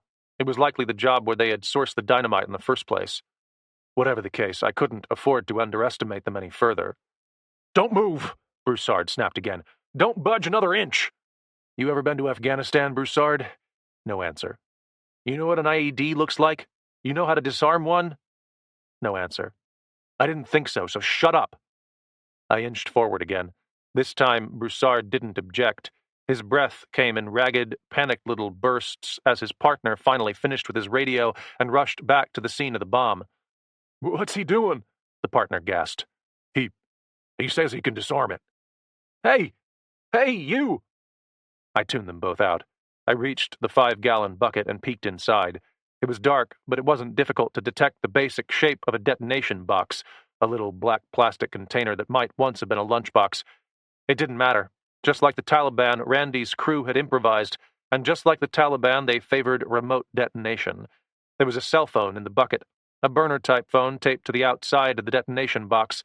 Its screen was black, wires connecting it to the box. My chest tightened. For the umpteenth time that week, I was back in a war zone. Louisiana vanished around me. Time slowed. My fingers stiffened. "You were military?" the partner demanded. Light, I said simply. Nobody moved. I gritted my teeth. "Either grow a pair or hand it off!" Broussard grew a pair. He closed in next to me and pointed the light into the bucket. A curse escaped his lips as the LED glow illuminated the detonation box and cell phone. I assumed there was a battery inside the box, something to generate the detonation spark. I'm not well versed in the use of dynamite. It's not something I used as a ranger, but the basics of explosive demolition aren't that complex. The problem lay in the duality of the trash cans, each fed by a cluster of wires. Had there been only one trash can, I would have already slashed the wires, disconnecting the detonation device from the explosive. Done deal. But with two cans, There was always the possibility, however unlikely, that one can was rigged to automatically detonate if the other was disconnected. It was an anti-bomb squad booby trap, another trick of the Taliban. Bomb squad's on the way, the partner said. How long? My voice was perfectly flat, betraying none of the stress I felt. 30 minutes, he breathed. They're outside the city. Of course. We don't have 30 minutes, I said, reaching into my pocket. The 3-inch blade of my Victorinox deployed with a snap. The knife still smelled like gasoline. The sharpened edge glimmered beneath Broussard's light. Don't! Broussard's voice cracked with sudden panic. Lower that knife! There was urgency in his voice, but no command. I looked up. You got a family, officer? Broussard swallowed. Sweat dripped from his nose. The service pistol still clutched in his right hand twitched as the muzzle drooped toward the ground. He nodded. I tilted my head toward the flood zone behind us. So did they. Then I grasped a handful of the wires running to the right-hand trash can and looped them over my knife blade. Chapter 42. The question of my next 2 seconds, and potentially my final 2 seconds, all hinged on how smart I thought Randy and his crew were. Smarter, or at least as smart, as the average Taliban bomb doctor? Maybe the real question was how vicious they were. If they were cold-blooded enough to rig a bomb that would blow a cop into lunch meat if it were ever found. Perhaps neither of those were the true questions. Perhaps the true question was simply whether I could afford to roll the dice and wait 30 minutes for the bomb squad to arrive. I knew in my gut that was a question I had already answered. So I cut the wires. One harsh, jerking pull of the knife brought the razor-sharp blade ripping through rubber and thin copper. My heart thundered. Sweat dripped from my busted nose. The fog in my brain left by the hydrocodone wavered for a moment, and a flash of pain burned from my ribcage. But the bomb did not explode. I immediately grasped the second bunch of wires routed to the left-hand trash can and cut again, tearing and jerking until the last was severed. The knife burst free. I rocked back on my heels, thrown off balance. I caught myself in the mud, gasping for air. And then the cell phone in the 5-gallon bucket illuminated through the thin plastic as a default ringtone chimed like an orchestra of doom.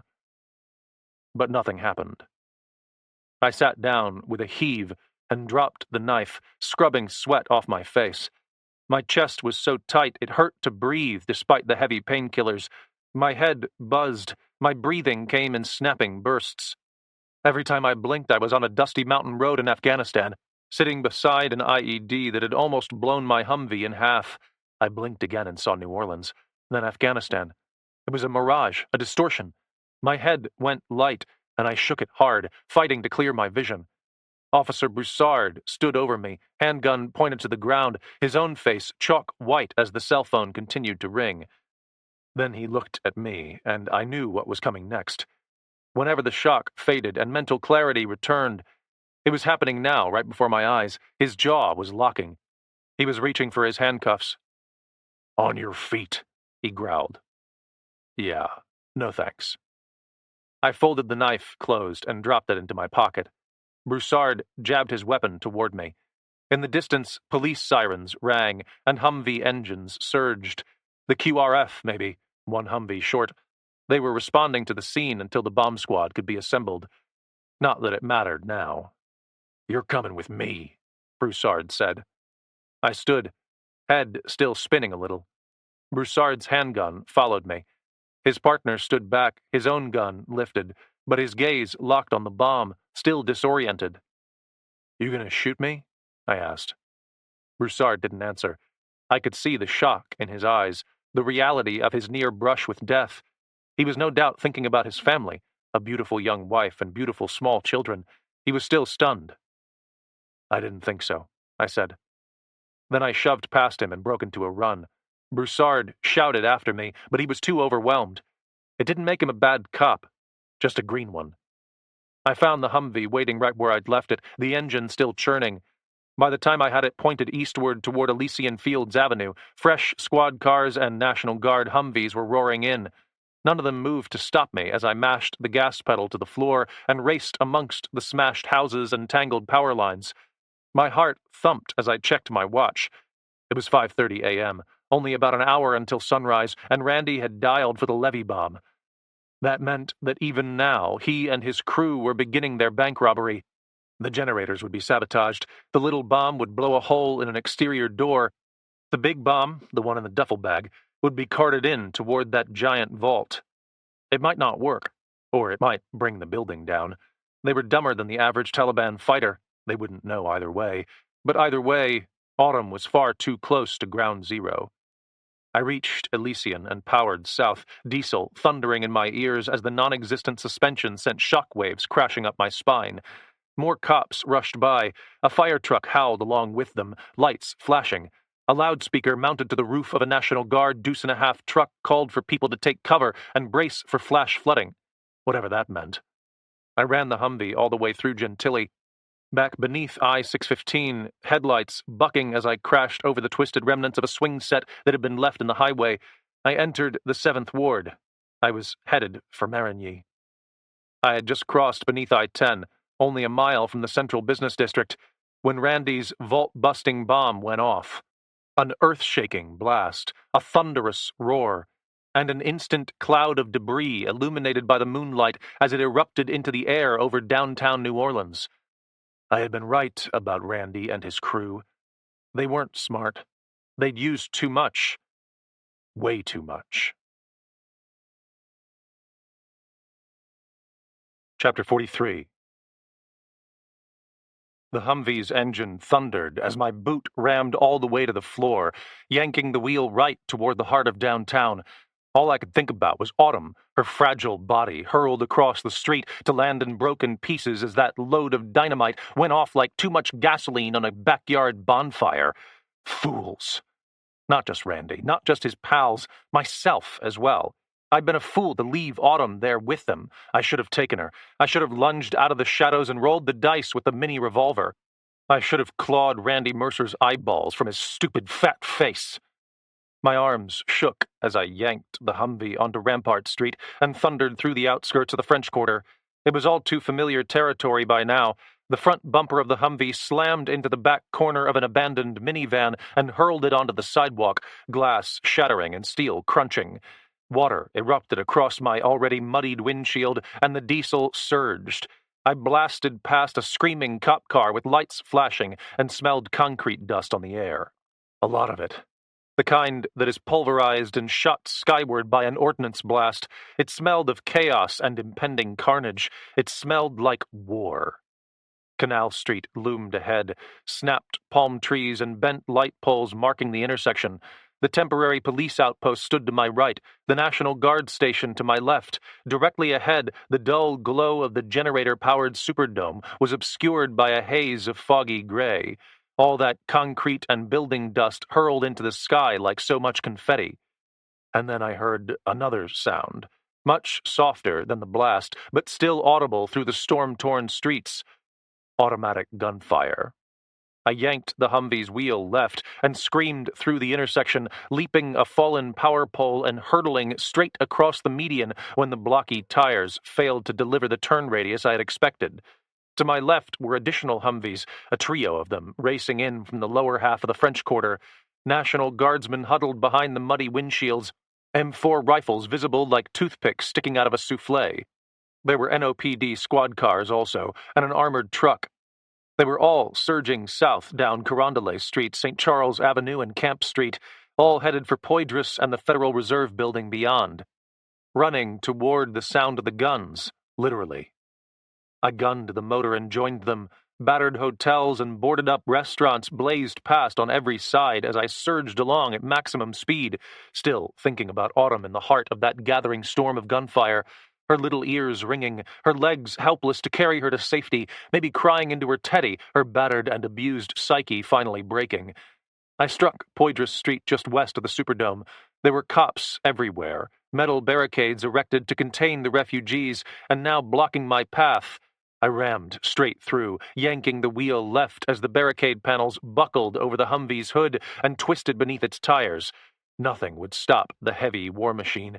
It grabbed wet pavement and ground onward, east toward the smoke rising from only blocks away. I recognized the face of the office building that stood directly across from the Federal Reserve Bank, only all the glass was blown out now. Dust clouded the air, and shards of oak tree limbs lay strewn about Poydras Street. The bomb had shaken the entire block, but clearly it hadn't killed its originators, at least not all of them. Several of Randy's gang members must have dug in behind the broken walls and blown out windows of the bank because gunfire rained from their position in a storm. I recognized the familiar star-shaped muzzle flash of M4A1s dumping green-tipped 5.56mm ammunition into the block as police car windshields shattered and armored Humvees pinged. Things had not gone as planned. The cops and the National Guard were responding more quickly than Randy and his chums had anticipated. Now the chaos would begin. I slammed on the brakes at the outer perimeter of the armored vehicles, about 100 yards from the 5-foot metal fence that surrounded the Federal Reserve, and threw the door open. There were 4 National Guardsmen huddled behind a matching Humvee only yards away, 3 armed with rifles and 1 with a sidearm. I sprinted to them, scrambling over a mass of tangled power lines, heedless of the bullets skipping off the pavement and whistling past my head. Just as I reached the Humvee and slid into shelter behind its armored mass, one of the guardsmen was leaning out around the front bumper and returning fire with his M4.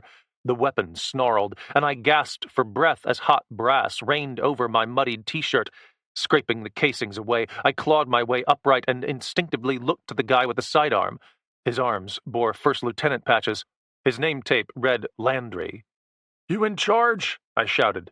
A fresh blast of gunfire slammed into the Humvee, and everybody ducked. Everybody but me, anyway. I already knew I was sufficiently covered. An instinct born out of a few dozen such brutal situations. These guys, I decided, were brand new at this. They'd never been deployed. "Welcome to Afghanistan." "Hey!" I shook the lieutenant by the shoulder. "You in charge?" His breath rushed through a sagging mouth. Then he seemed to collect himself, and he shook his head. "Captain's in charge." "Where is he?" Another blast of gunfire, crazed and wild, slammed like hail against the Humvee and whizzed overhead. It was worse than most gunfights in Afghanistan. Far crazier, more desperate. What were they thinking? "Where is he?" I repeated, ears ringing. I don't know." I looked over my shoulder, back toward the line of Humvees, patrol cars, and 1 armored police truck pulled up to face the reserve building. The absence of their levee bomb had cost Randy's gang. Instead of generating a distraction, they generated a mini Waco. And everybody knew how that story ended. "Listen to me!" I shook the lieutenant by the arm again. "There's a kid in that bank, you hear me? 10 years old, paralyzed from the waist down, blonde hair, blue eyes. You gotta tell your people to stop shooting." Another confused frown. "What?" "Stop shooting!" As if interpreting my pleas as a challenge, the storm of gunfire erupting from the bank redoubled. Bullets ricocheted off the Humvee and skipped against the pavement. One of them scraped off the lieutenant's helmet, and the next hit a guardsman in the boot. She screamed and crumpled, blood spurting over the blacktop. "They're shooting at us!" the lieutenant screamed. I released his arm and shoved him away, rushing to the side of the wounded soldier. She was young, likely still a teenager, strawberry hair and agonized green eyes. Blood stained her DOD-issued boots as she clutched at her foot, rocking against the front wheel of the Humvee. "Give me your leg," I called. Nobody answered. I grabbed the guardsman's foot anyway and went to work on her laces. They were double-knotted, and I went for my Victorinox. Despite the dulling of slicing through copper wire, the blade tore through the paracord laces, allowing me to loosen the boot. "Hold her!" The 2 other enlisted guardsmen finally followed orders, pinning their wounded comrade against the front tire of the Humvee as I removed the boot with a smooth tug. She screamed, helmet slamming against an armored fender. Her sock was already soaked in crimson, and half a toe fell out of the boot. I discarded the footwear and snatched the medkit off the spine of the nearest guardsman. There were a lot of things packed inside, a tourniquet, bleed stop, and various other hemostatic equipment. The only thing I wanted was gauze. I found a wad of it and ripped it out of the packaging, then pressed it against her busted foot. She screamed and jerked. I maintained pressure and read her name tape. Guidry, another classic Louisiana name. "You a Saints fan, Private Guidry?" The girl blinked hard, breathing through her teeth. She managed a nod. "Who dat?" "Go Falcons." Guidry flushed crimson and lifted a trembling middle finger. I patted her arm. "You're gonna be fine. You're a hero." Turning to her nearest companion, I grabbed his sleeve and tugged him close, placing his hand over her foot. "Maintain pressure. She can't lose blood, you understand?" He nodded. I squeezed his arm. Backup is on the way. Stay low. Then I scooped Guidry's fallen M4 off the ground. It was the standard model, not the A1 model. That meant it only fired in semi-automatic or 3-round burst mode, but I was fine with that. I'd never been big on spray and pray anyway. I liked to place my shots where they'd hurt most. Wait! It was the lieutenant. I looked over my shoulder. Where are you going? He allowed more fear into his voice than any officer should. I gave him a pass. It was his first firefight. To finish this, I said. Then I sprinted from behind the Humvee. Chapter 44. Concrete dust still hung in the air as I departed the cover of the Humvee, already locked in on my next point of concealment. It lay behind a muddied and storm-blasted Honda Accord parked on Poydras Street since before the storm. It was an altogether inferior form of protection as compared to the armored Humvee, but the Humvee stood in direct line of fire from the bombed-out bank building. The Accord stood at an angle. I needed an angle to get in a good shot beneath the raking cover fire of Randy's gang. They would run out of ammo eventually, but by then, Guidry's foot might not be the only casualty. I made the rear bumper of the Accord just as a burst of 5.56 Hellfire raked toward me. It pinged off the Accord's back bumper and shattered a taillight. I slid behind the rear wheel like a baseball player sliding into home base, grinding my jeans against the pavement. My body was so alive with adrenaline and so numbed by hydrocodone that I didn't feel it. I couldn't feel anything. I simply rolled my back against the side of the car, pressed the M4's stock against my shoulder, and flipped the selector switch to semi-auto mode, measured my breaths until I fell into the natural tempo of combat. And then I pivoted outward, swinging around the rear of the car and raising the rifle all at once. There was no optic, just iron sights. The ghost ring of the rear encircled the front post. The world faded around me, nothing mattering except that front post as it fell over my target, 60 yards distant. A shadow behind a blown-out bank window, a hint of movement as a rifle barrel pivoted toward me. But I fired first. 3 quick squeezes of the trigger, not the same as a 3-round burst, more controlled. All 3 bullets zipped through the window and struck home. I heard the scream and saw the shadow fall. Then I was sliding back into cover as the return fire blasted toward me in a storm of revenge. The Accord's rear glass exploded into 10,000 little cubes, raining over my head and sliding down my shirt. Body panels popped and pinged as steel core ammunition tore through them. The air was thick with gun smoke. My ears rang with the melee. But my heart rate was perfectly even, my body calm. In a strange way, this was so much less stressful than disarming the bomb or braving Nadia's wrath. Open combat was a brutally simple thing, and I'd had a lot of practice with it. Scrambling to the front door of the Accord, I gained a new line of sight through a broken rear window and the shattered rear glass. I could see most of St. Charles Avenue. The reserve building smoldered as small fires clogged the air with gray smoke. A good chunk of the roof was missing, and one corner of the outer wall was caved in. From blown-out windows on the first floor, 6 points of muzzle flash engaged the cops and guardsmen, even as additional Humvees screamed onto the scene, soldiers bailing out in full combat gear. I focused on one target at a time, measuring my breaths and squeezing off careful shots. One gunman went down, his face split open by my own steel core messenger of death. The next guy was smarter, swinging irregularly in and out of cover to unleash short bursts of gunfire against the line of law enforcement vehicles. There was no way to predict his pattern, and if I rushed a shot that missed, the bullet would zip through the window and land someplace else inside the bank building. Was Autumn in there? Maybe Randy had left her in Gallier Hall. There was no way to be sure. I gritted my teeth and focused, daring the gunman to appear again, already taking the slack out of my trigger and pressing it right to the breaking point, only a twitch away from firing. Front sight post resting over that black spot in the reserve wall. The world faded, my breaths timed, and then something caught my eye. Not from the bank, but to my left along St. Charles Avenue. A moment of hesitation forced my body to automatically relax off the trigger, preventing an accidental shot. The gunman appeared in the window for just a flash, and I missed him. But I was no longer worried about him. I was leaning left now, craning my head to get a better look down the street.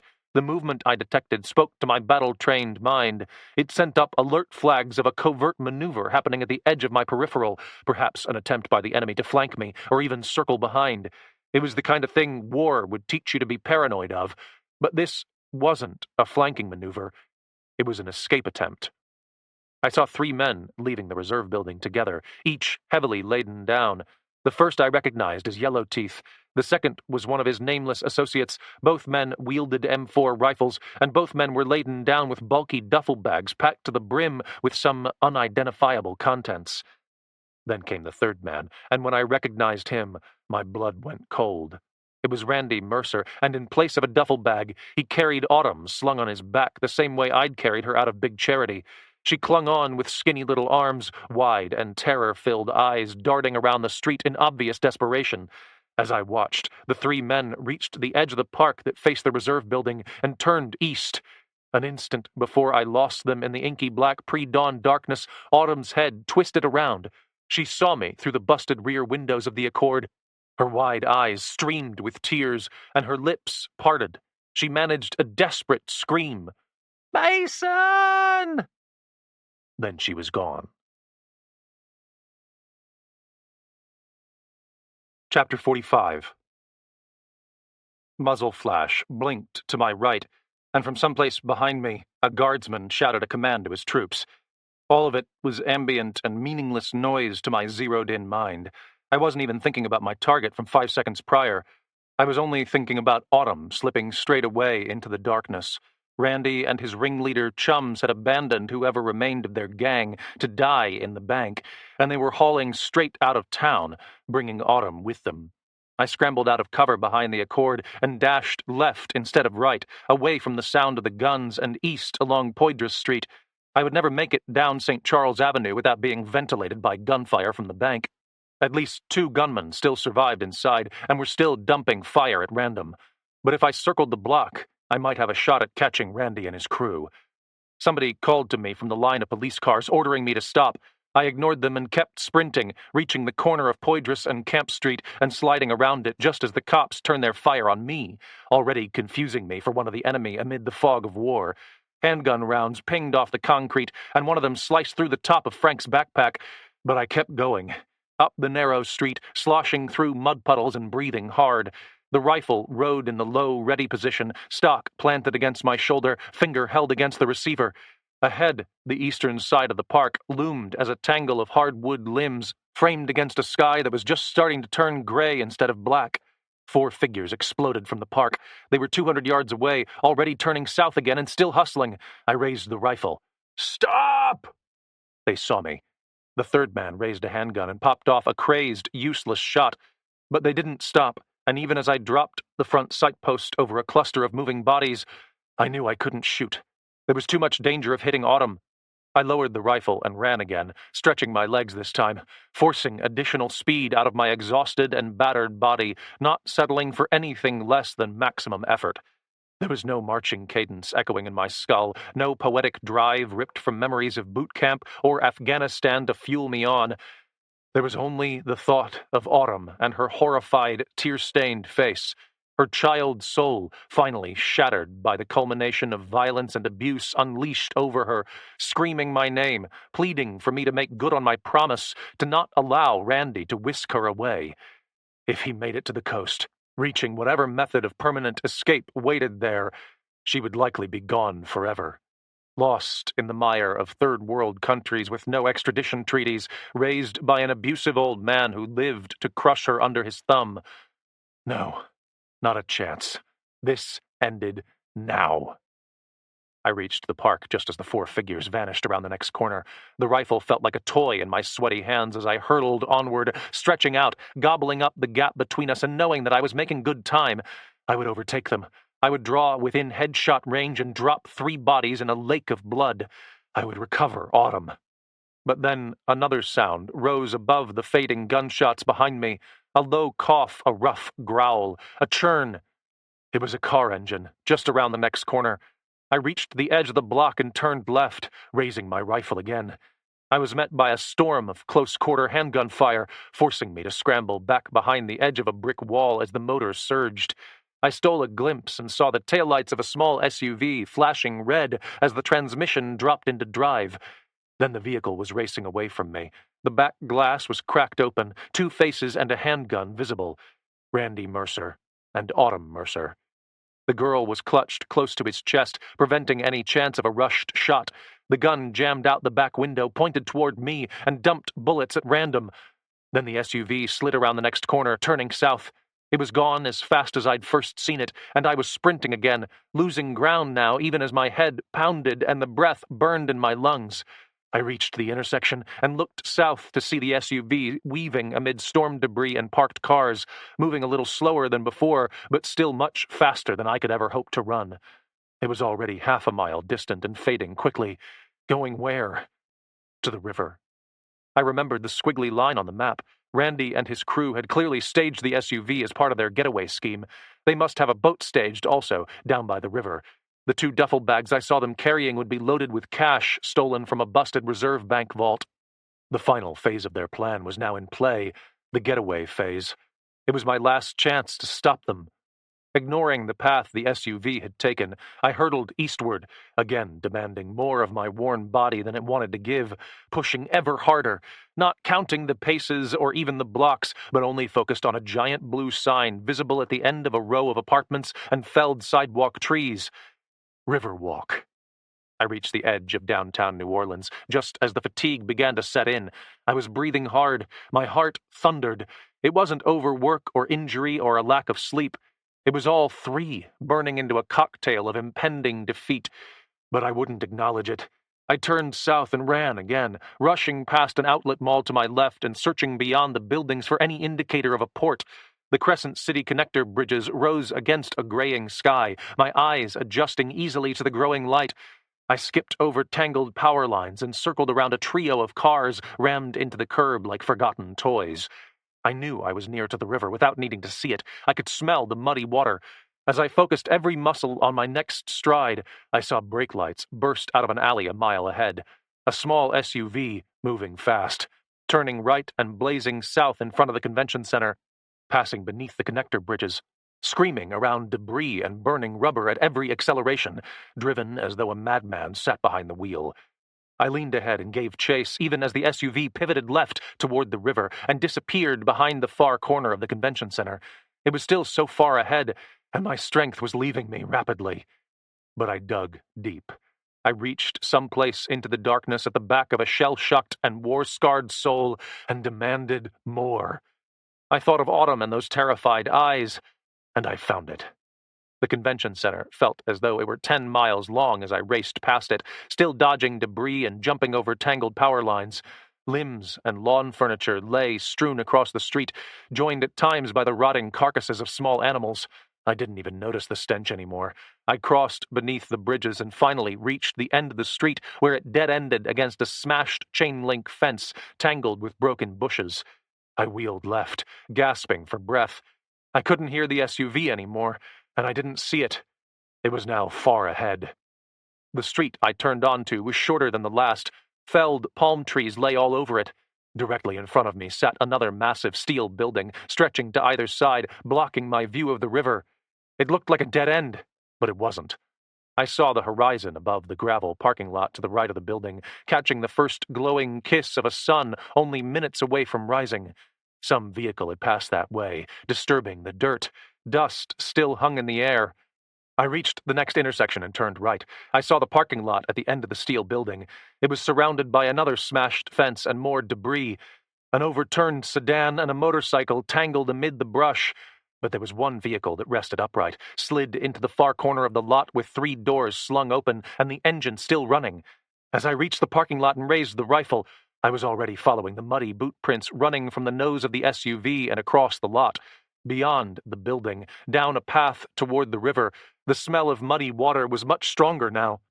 I could taste it on the sticky, stale breeze. I accelerated, ignoring the SUV.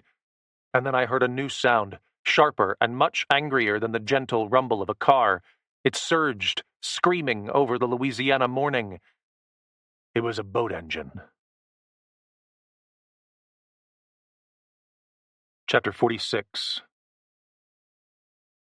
I made it to the dockside just as the flat-bottomed metal boat carrying Randy, his chums, his stolen money, and his kidnapped daughter raced southward along the Mississippi.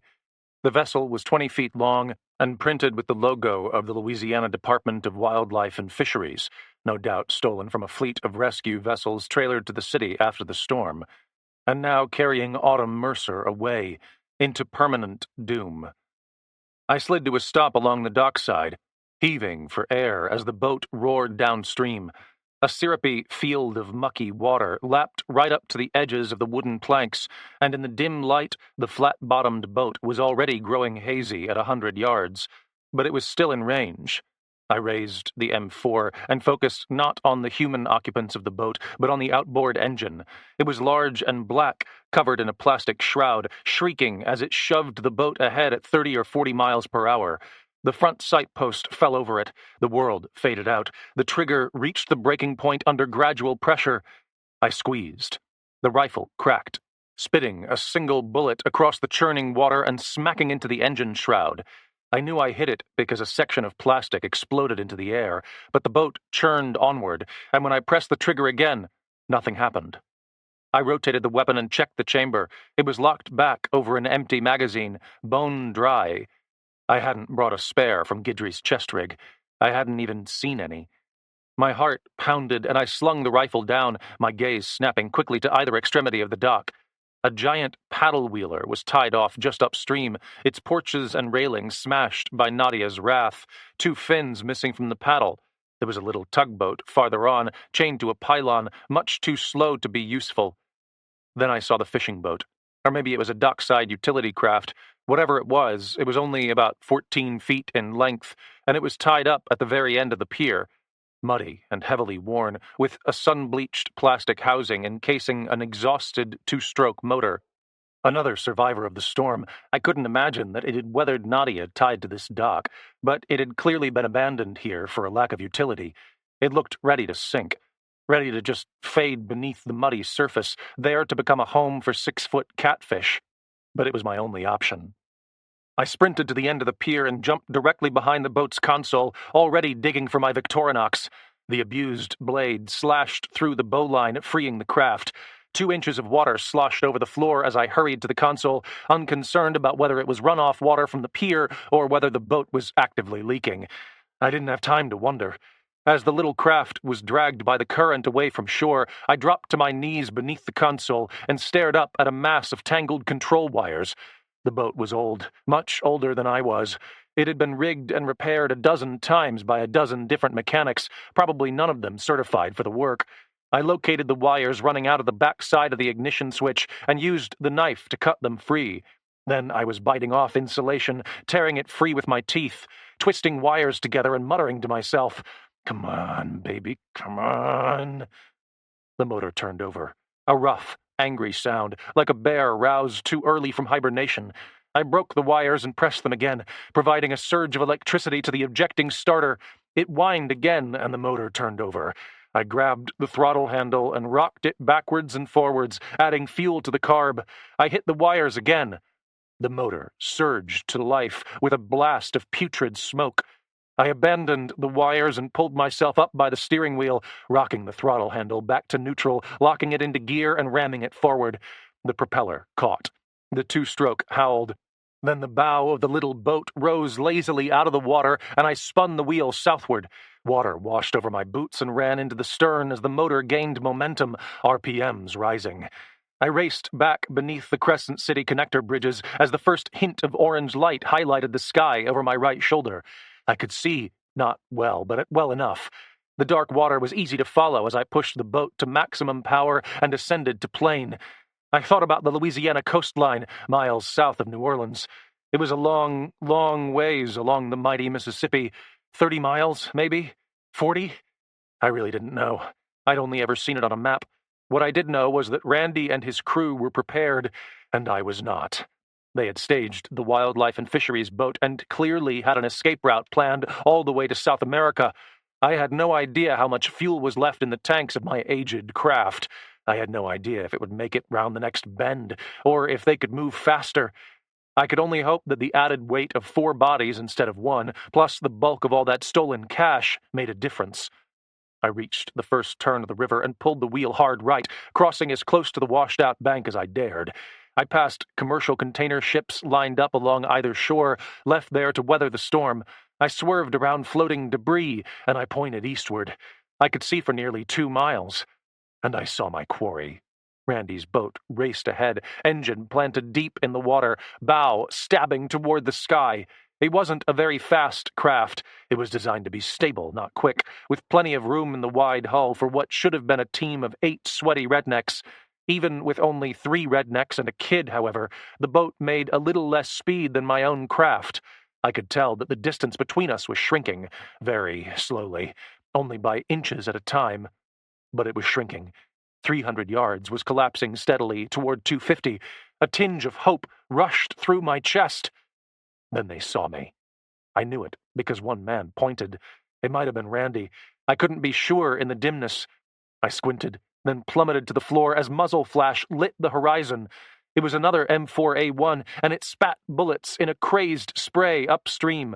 One skipped across the bow of my boat. Another shattered the mucky windshield mounted over the console. I managed the wheel from the bottom, rising cautiously every few seconds to check my heading. I continued to close on them. I thought I saw Autumn resting in the back of the boat, marked by the snap of her blonde hair against the morning wind. I leaned low for shelter next to the console and braced myself, willing for my boat to gain another yard, another foot. I could risk the bullets and deal with 3 idiots if I could just close the gap. But I wasn't closing the gap, and now I thought I was actually losing ground. As we approached the next gentle bend in the Mississippi, I could tell that the distance between us was starting to extend again. Behind me, my engine choked and struggled, pushing the craft as hard as it could downriver. But as I looked to my feet, I noted that more of that murky water was lapping closer to my ankles, confirming my fears about the old boat. It was leaking rapidly. 3 inches was growing closer to 4, and with those 4 came additional weight that slowed the vessel, dragging it inevitably toward that catfish city far beneath my boots. I struggled with the wheel, fighting to keep myself on course. Shots from Randy's boat had ceased as their lead developed. I pushed the throttle against its lock, hoping for a little extra power. We rounded the next corner in the river, and the last of New Orleans faded behind us. It was nothing but trees on either side now, with occasional glimpses of metal-roofed riverside homes reflecting the first rays of the sun. There were no other boats, no help from the Coast Guard or the NOPD, no parish police. In the blink of an eye, I felt as though we had transitioned into a swampy dystopia, surrounded by water and vegetation, with nothing but the endless twists of the mighty Mississippi leading ahead forever. I wasn't going to last forever. I might not last more than another 5 minutes. The water had reached my ankles, and my boat was struggling to maintain plane. The river bent slowly to the right, orbiting a giant finger of land that was consumed by flooded-out trees. I thought I saw another metal roof, but I saw no piers, no place to land the boat unless I ran it right into the forest. I was approaching the need to make a decision, and it wasn't a decision I wanted to make. I could push my vessel until it sank right beneath me, or I could run it up on shore and watch Autumn disappear, likely forever. I looked downriver. With Randy's lead once again extended to 300 yards, I had to squint to make out Autumn's face. She sat against the stern, huddled down next to the engine, wide eyes looking back at me. Wind-swept blonde hair lashed her face. I couldn't see the fear, but I imagined it anyway. The defeat, the hopelessness. It cut me straight to my core, and I knew I would run my boat straight to the bottom of the Mississippi before I would give up the chase, even if it was pointless. But I wouldn't have to, because even as Autumn gazed back at me as a distant speck, I saw her moving. Her hands disappeared beneath the stern of the boat. She bent, and her shoulders twitched as she yanked something. A black line appeared next to her face, rising over the side of the boat. She plunged it into the river. For a long moment, nothing happened, and I squinted in confusion. Then the outboard on Randy's boat coughed. The pitch of the howling engine shifted to a gurgling growl. Power bled away, and then I understood. The fuel line. Autumn had yanked it right out of the fuel tank and plunged it over the side. Even now, the engine was sucking river water into the combustion cylinders, and Mississippi river water doesn't combust. "You go, kid!" I shouted into the wind as Randy and his goons fought with the controls. The boat had plummeted off-plane, and the engine had already died. With 5 inches of water washing against my shins, I had also fallen off-plane and was making only chugging progress toward them, but the gap was starting to shrink again. They saw me coming, and panic ensued. Randy snatched up the M4 his buddy had wielded only moments before and opened fire. He managed only 3 crazed, inaccurate shots before the weapon went silent, either jammed or empty. Whatever the case, Randy didn't wait to fix it. He slung the rifle down and clawed for a handgun. We were 300 yards apart now. My boat ran like a swimming pig, propelled as much by the current as the engine. I crouched behind the console and braced myself for the unknown. I had a mini revolver with 5 rounds of .22 Magnum in my pocket, a 3-inch locking blade, and my bare hands. It had to be enough. But as the gap between us closed to 200 yards, I saw a trolling motor swing off the boat's bow and plunge into the water. Yellowteeth was working it, his hands moving in a panicked blur. The bow of his vessel snaked sideways as Yellowteeth added power. The third man was busy gathering up heavy duffel bags, and Randy snatched Autumn up, cuffing her violently right across the face. Autumn's head snapped back, and she screamed. He pulled her close. The bow of their boat had turned a full 90 degrees. The overworked trolling motor churned at full power, dragging them along at a crawl. But a crawl was enough. I already understood their strategy, and I steered my sinking craft to counter it. We were both headed inland, toward that bulge of swampy trees and muck that the river bent around. They would reach the shore only 100 yards ahead of me. I would reach it just before my boat was swallowed by the Mississippi. We were carrying the fight into the swamps. Chapter 47. Randy's boat slid between flooded trees and vanished into the forest just as the overworked motor of my vessel coughed on an emptying fuel tank. I kept the throttle pressed to full speed, pointed my bow into the same slot of water Randy had chosen, and abandoned the controls. I advanced to the bow, snapping my Victorinox open in my right hand and clutching the mini revolver in my left. Once again, the knife felt like the first-choice weapon. Darkness closed over my head, even as the rising sun spilled over my shoulders. The canopy of trees that interlaced their aged limbs above the swollen banks of the Mississippi was impossibly thick, the water choked with vegetation. I saw Randy's boat run up on the muddy bank, the trolling motor grinding as the 4-man party vanished into the swamp. My own motor died with 50 feet to go, and I leapt off the bow. Murky water closed up to my stomach. I thrashed ahead, gaze darting from tree to tree as I searched out a path. I could hear the 3 men thrashing through the brush, cursing and dragging the sodden duffel bags behind them. Autumn called my name and then screamed. My blood ran hot as I exploded out of the water and onto the bank. I looked briefly into the boat for the fallen M4, but it was empty, not jammed. The bolt locked back over the exhausted magazine. I saw no other weapon, nothing more useful than my own knife and pea shooter. I turned back to the swamp and passed into the trees. Mud sucked up to my ankles with each step, underbrush tearing at my legs. My heart thumped a steady drumbeat as the noise of my targets grew suddenly quiet amid the swamp. I couldn't hear Autumn. I couldn't hear footfalls or grunts. Only the chirp of insects and the song of morning birds broke through the trees. Randy and his crew had stopped. They had likely split. They were laying an ambush for me. I lowered the knife and hunched myself down, bunching muscles in preparation to spring in any direction at the first hint of trouble. Looking between the brush at my feet, I noted the tracks splitting in 3 directions. Every step was a heavy one, large boots tearing through the mud. 2 men carried money bags, and Randy carried Autumn. It was impossible to guess who was who. I selected the path to my right and slipped into the brush, slowing my own steps, falling into the stance of a hunter. I'd done this before, not in Afghanistan, but in Ranger School, during the Florida phase. Outside Eglin Air Force Base in the Panhandle, fighting through swamps to achieve complex objectives. Always on the alert for the enemy, exhausted and starving, under-equipped and ready to drop, but forced to press on. The training was years old, but it was alive in my muscle memory. I slipped from tree to bush with near-perfect silence, choosing solid ground by instinct, and keeping every sense in play to hunt my enemy. Not only sight and sound, but smell, searching for body odor, cologne, or even shampoo to contrast the stench of mud and rotting animal carcasses. I was like an animal myself, a stalker at the top of the food chain, and I sensed my target only yards away. To my left.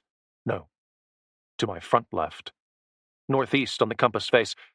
I could feel his presence. I thought I heard his breathing, whistling between rotten teeth, just around the next tree. He sprang out, and I sprang right at the same moment. It wasn't Randy, and it wasn't Yellow Teeth. It was the third man. He led with a handgun, rocketing out from behind the tree, the black muzzle racing toward me. A gunshot cracked, and a bullet whizzed to the left of my ear. I faked right, as though I were headed around the tree. He withdrew to pivot the gun in that direction, ready to confront me. But I had already swerved left again, back into the line of fire from only a moment before. I was launching myself out of the mud. The mini revolver was cocked, my left hand dropping. He saw me coming in his peripheral and twisted back. Our bodies closed to within 2 feet. His gun swept toward me, panicked shots slicing through empty air as he pivoted. Brass rained over the mud. I pressed the button trigger of the mini revolver and it bucked in my hand. A .22 slug spat from the muzzle and rocketed into his gut. He choked and stumbled. Then my knife hand fell. A sweeping blow that came down from left to right, leading with the knife edge. Stainless steel tore into his throat and ripped through his windpipe, shredding and dragging. He went down in a spray of blood, gun slipping from his fingers. It plummeted into a mud puddle, and he fell next to it, ghastly eyes staring up at me as he fought for a final breath. It never came, but bullets did. A hail of gunfire from the storm-torn trees only yards to my left. I slung myself right, plummeting to the mud as bullets zipped over my head and ripped through tangled foliage. There was no time to fish for the third guy's fallen handgun, no time to think about angling for a shot against the man hunting me through the trees. The gunshots were loud and incessant, not far away. My instincts kicked in and commanded me to take cover, any cover. Mud coated my arms, and grimy floodwater splashed over my face as I wiggled beneath a toppled cypress, bullets slicing the air only inches over my head, and limbs dragging across Frank's backpack. I didn't think my aggressor actually saw me. He was just popping off shots, hoping to get lucky. He nearly did, as a slug broke through the cypress bark and whistled past my busted nose, humming like a giant bumblebee. I crouched in my newfound shelter and wiped grit from my face, listening to the sounds of a suddenly still forest. A grunt from 20 yards through the swampy carnage was followed by the familiar thunk of a handgun slide closing over a fresh magazine. He'd run dry, but he'd also reloaded. I calmed my breathing and rolled into a crouch on the move again. I couldn't afford to remain still.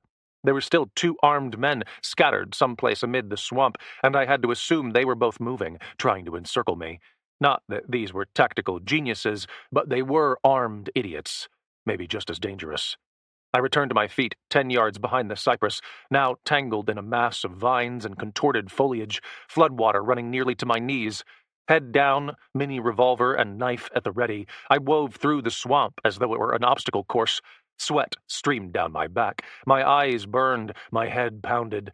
Minutes dragged by, and I buried myself in the swamp, now fully detached from my bullet-spraying aggressor, still moving in circles, still searching for my next target. And then I heard the scream. It was shrill and young, female and desperate.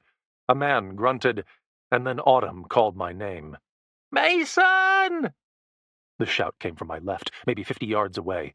Sunlight beat down from the east, but I couldn't see a thing. Mist, glare, and broken trees blocked my view.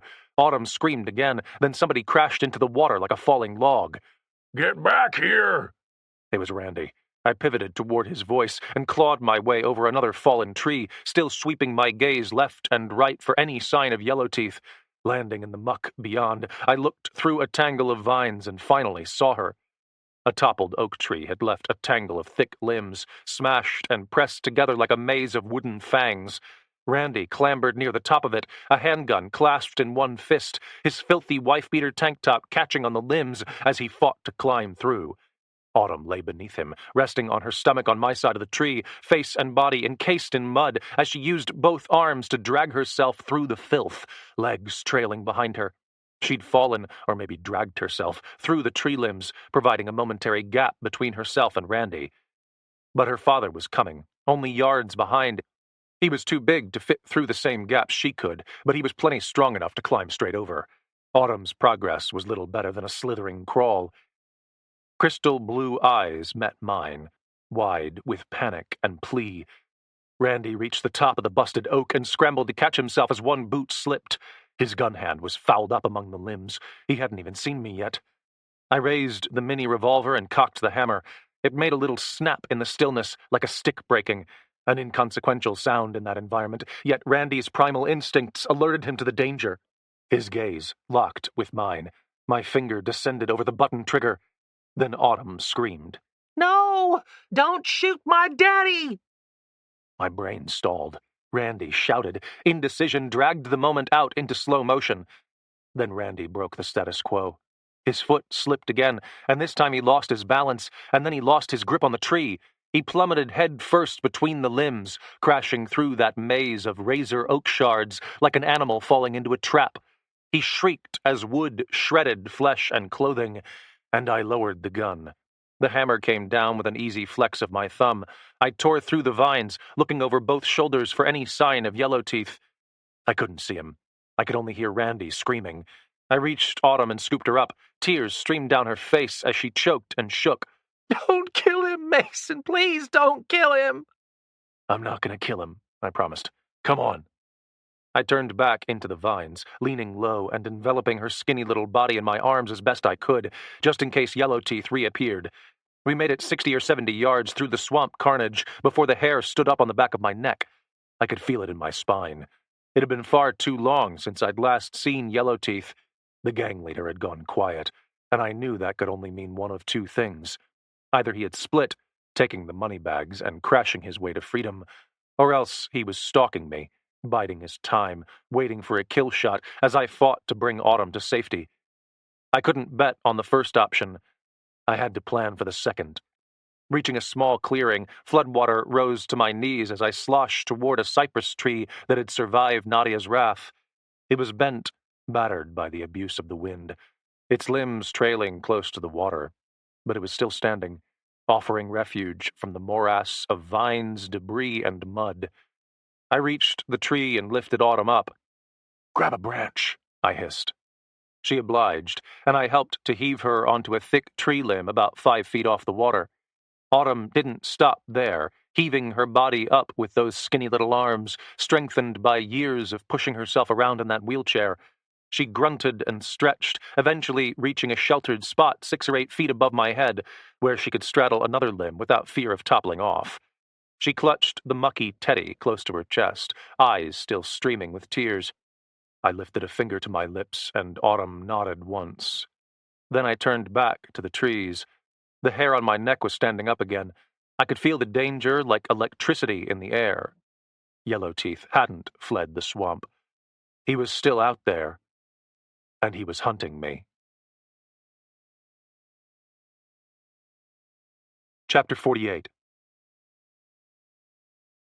I crept away from Autumn's tree, leaning low to the water with my weapons held just above the surface. The ground rose a little beneath my flooded boots, the floodwater dropping as low as my ankles at times, but rarely disappearing completely. Instead of fighting the tangle of vines and toppled trees, I embraced them, seeking out the new pattern of natural concealment that Nadia had left for me, moving slowly, breathing easily, making almost no sound, leveraging every trick Uncle Sam had paid so many tax dollars to teach me. Only I wasn't hunting an enemy of the state. I was hunting an enemy of humanity. From 100, then 200 yards away, Randy continued to scream and curse, his voice filled with pain as he fought to extricate himself from the tree. I ignored him, moving in concentric circles, widening my path and mapping out the terrain.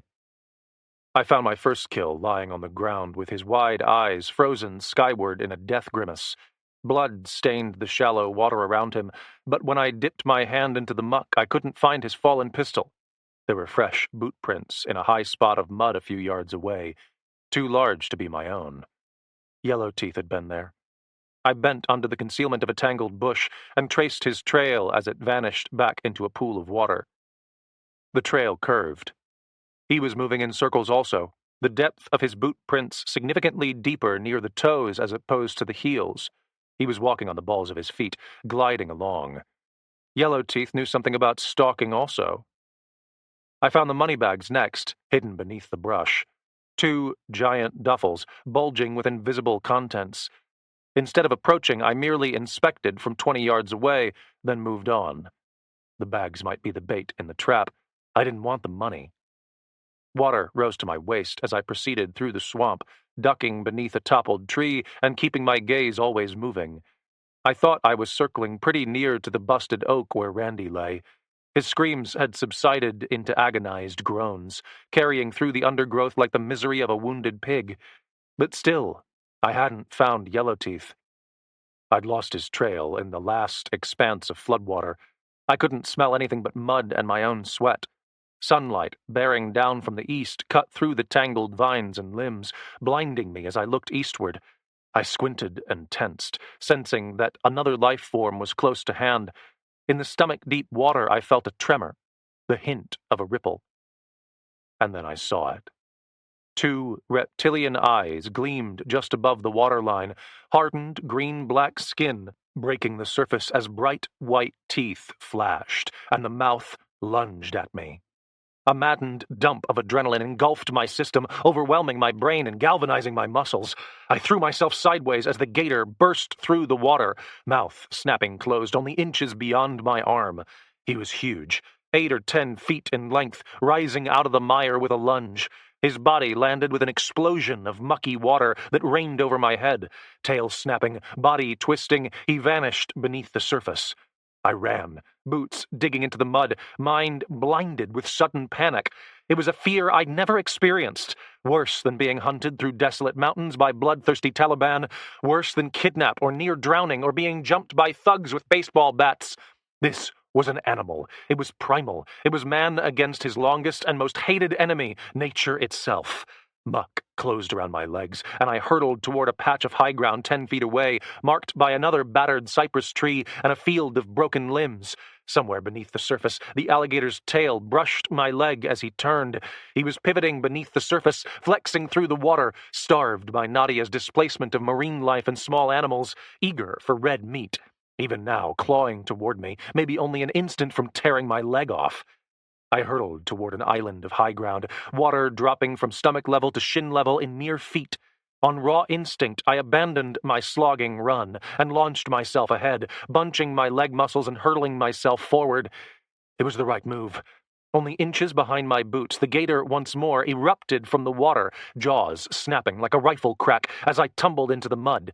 I lost the Victorinox. I lost the mini revolver. A spray of slimy water exploded over my head, and I thrashed, landing hard on Frank's backpack with my head spinning. And then Yellowteeth appeared out of the trees like a wraith, lips spread into a wolfish grimace that exposed his hallmark rotten smile. Even as the gator crashed back into the water, Yellowteeth was orbiting toward me. A handgun rose, caked in mud, the muzzle clogged with it. Sights leveled against my chest, evil black eyes gleamed with victory lust. His finger dropped over the trigger. My fingers dropped over the mud. I slung myself left as I clawed a handful of muck from the swamp floor. My body twisted and I flung the gunk. The gun cracked. Hot lead broke through a curtain of Louisiana humidity and ripped beneath my right arm, tearing through flesh and scraping my ribcage only inches above my existing knife wound. I screamed, and Yellowteeth shouted. The mud I'd slung hit him in the face like a black snowball, and he stumbled backward, clamping on the trigger again. It was no use. The gun had failed to return to battery, choked by muck. I trembled on the ground, burning pain ripping through my side, despite the strength of the fading hydrocodone. My head spun, days of exhaustion and dehydration building into a mind-numbing cloud as I planted my fists into the ground and powered myself upright. Blood ran down my side, my eyes blurred with sweat, teeth crunching on grit. I stumbled on my feet and twisted toward Yellowteeth just in time to catch the handgun right in my chest. He'd slung it like a baseball, and it landed with a thud. Air whistled between my teeth, and I choked. Then he was on me, launching his way out of the mud, eyes wide and teeth bared. "Come on!" he howled. I was vaguely aware of the water surrounding us, torn by ripples, with half a dozen gleaming orange eyes visible just above the surface. I was vaguely aware of Autumn shrieking my name from across the swamp. I was vaguely aware of the pain, the disorientation, the hunger, the shredded muscles, and my own pounding head. Vaguely aware, but paying attention to none of it because only one thing now mattered. I met Yellowteeth at the halfway mark of the muddy island, throwing myself forward to meet his charge, colliding in a mass of swinging arms and snapping teeth.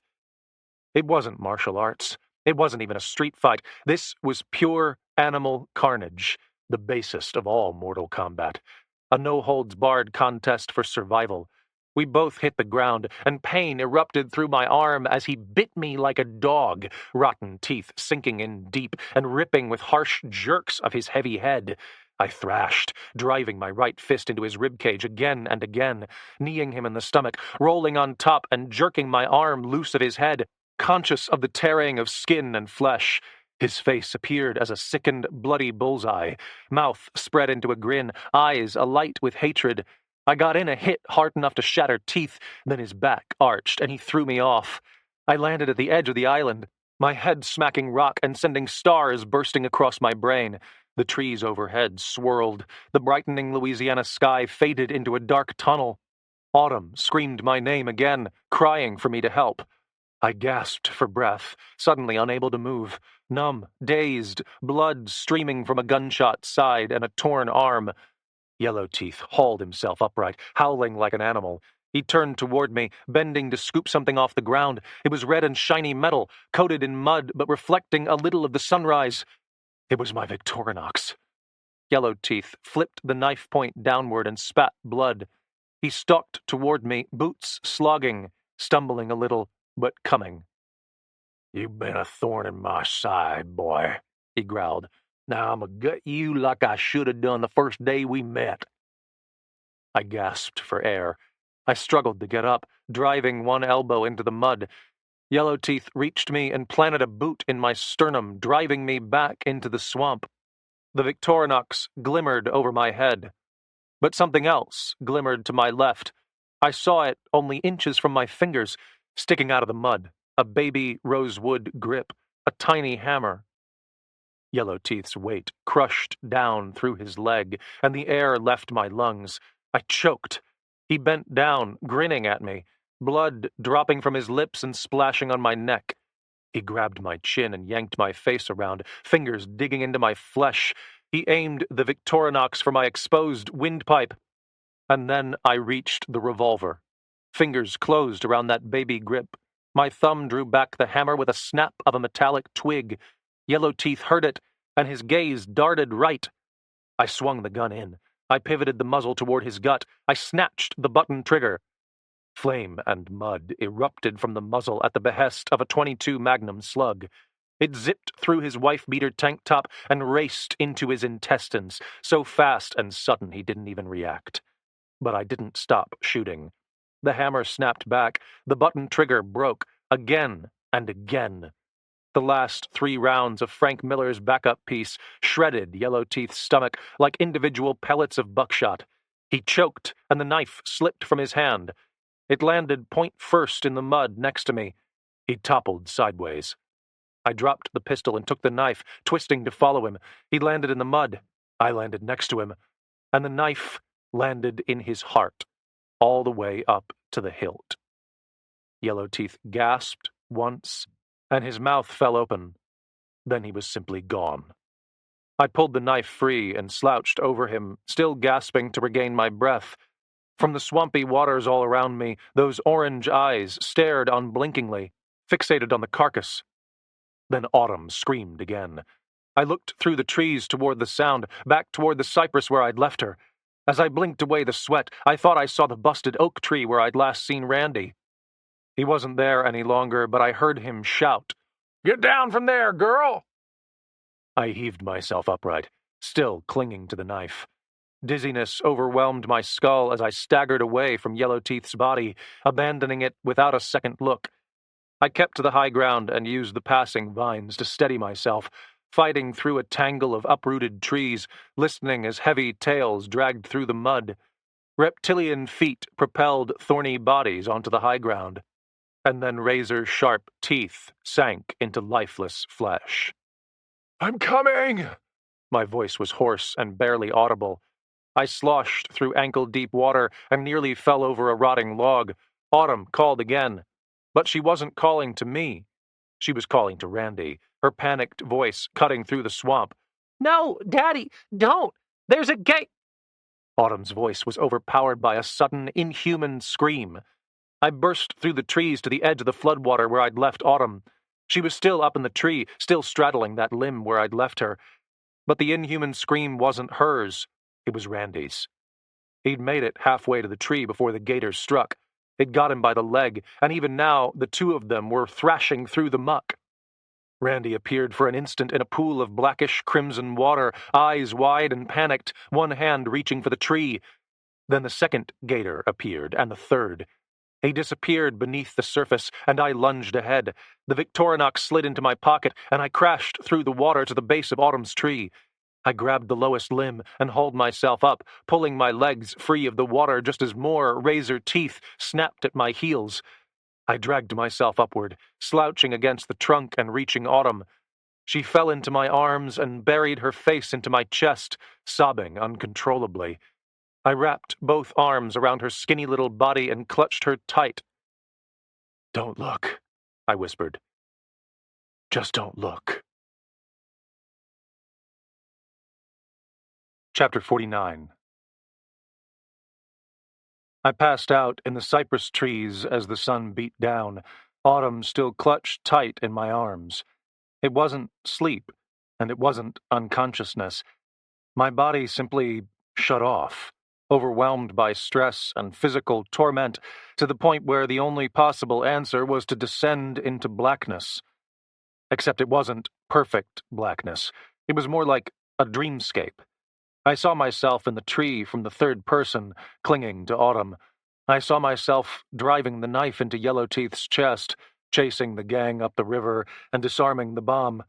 I saw Nadia make landfall and the floodwaters rise. I saw other places, too. The campground in Tampa, the bank in Jacksonville, the sheriff's station in Alabama, a basketball court in Atlanta, a lonely seaside town in North Carolina. Mia, resting against my chest in the back of a pickup truck beneath the desert stars. It all swirled together so quickly that it felt like one image, and I was outside of it all, not actually inhabiting my own body, but still experiencing all of its mental torment. I was hungry, I was worn, my head pounded, every part of me hurt. But it was the confusion that rang most clearly through it all, the inability to connect with anyone, no matter how hard I tried. I reached out for Mia. I grasped at her hand. My fingers went right through her, as though her body was made of mist. She smiled, but she didn't seem to see me. Then it all faded away into pure, absolute blackness. I couldn't see a thing. I was lost in a swirl that bore no dimension, no mass. It was emptiness. It was meaninglessness. It was death, beckoning me onward, until I saw the light. Not the bright, warm glow that people describe when they envision a soul's departure to heaven. This was a lightning bolt, ripping through my mind like a bullet, blazing instant, intense light across a narrow path that wound out of a swamp. The bolt spread across a midnight sky in a spiderweb of brilliant blue, bathing the whole world in total illumination, brighter than midday. Then it was gone, just as quickly as it came, but I could still remember the path. I took a step, faltering at first, almost falling. I reached out and saw nothing. I couldn't find my way. The lightning struck once more, just as sudden and just as quickly gone. I saw the path again. I fought onward. You alive, Sharp? The voice was wearied and raspy, but it broke through the fog. I blinked, my vision wavering, fading, and then returning. I lay on my back, something dark green stretched high over my face. A tent roof, I realized, and that confused me. Sweat trickled down my neck, and I was yet again transported to Afghanistan. But no, the voice wasn't that of any of my comrades in arms. It was familiar but more recent. I blinked again. Then I saw him. Frank Miller leaned over my cot, pressing one hand to my wrist to measure my pulse. My vision clarified, and I recognized the hum of background noise throughout the tent. Low voices murmuring, medical devices beeping. An IV pole stood next to my elbow, with a long tube feeding into my arm. I was back in the FEMA aid station, or a FEMA aid station, anyway. A medical tent, surrounded by aid workers and medical staff. Sudden fear clutched my stomach. I tried to sit up. The girl. Easy. Frank pushed me back down. She's right next to you. He shifted, and I looked right.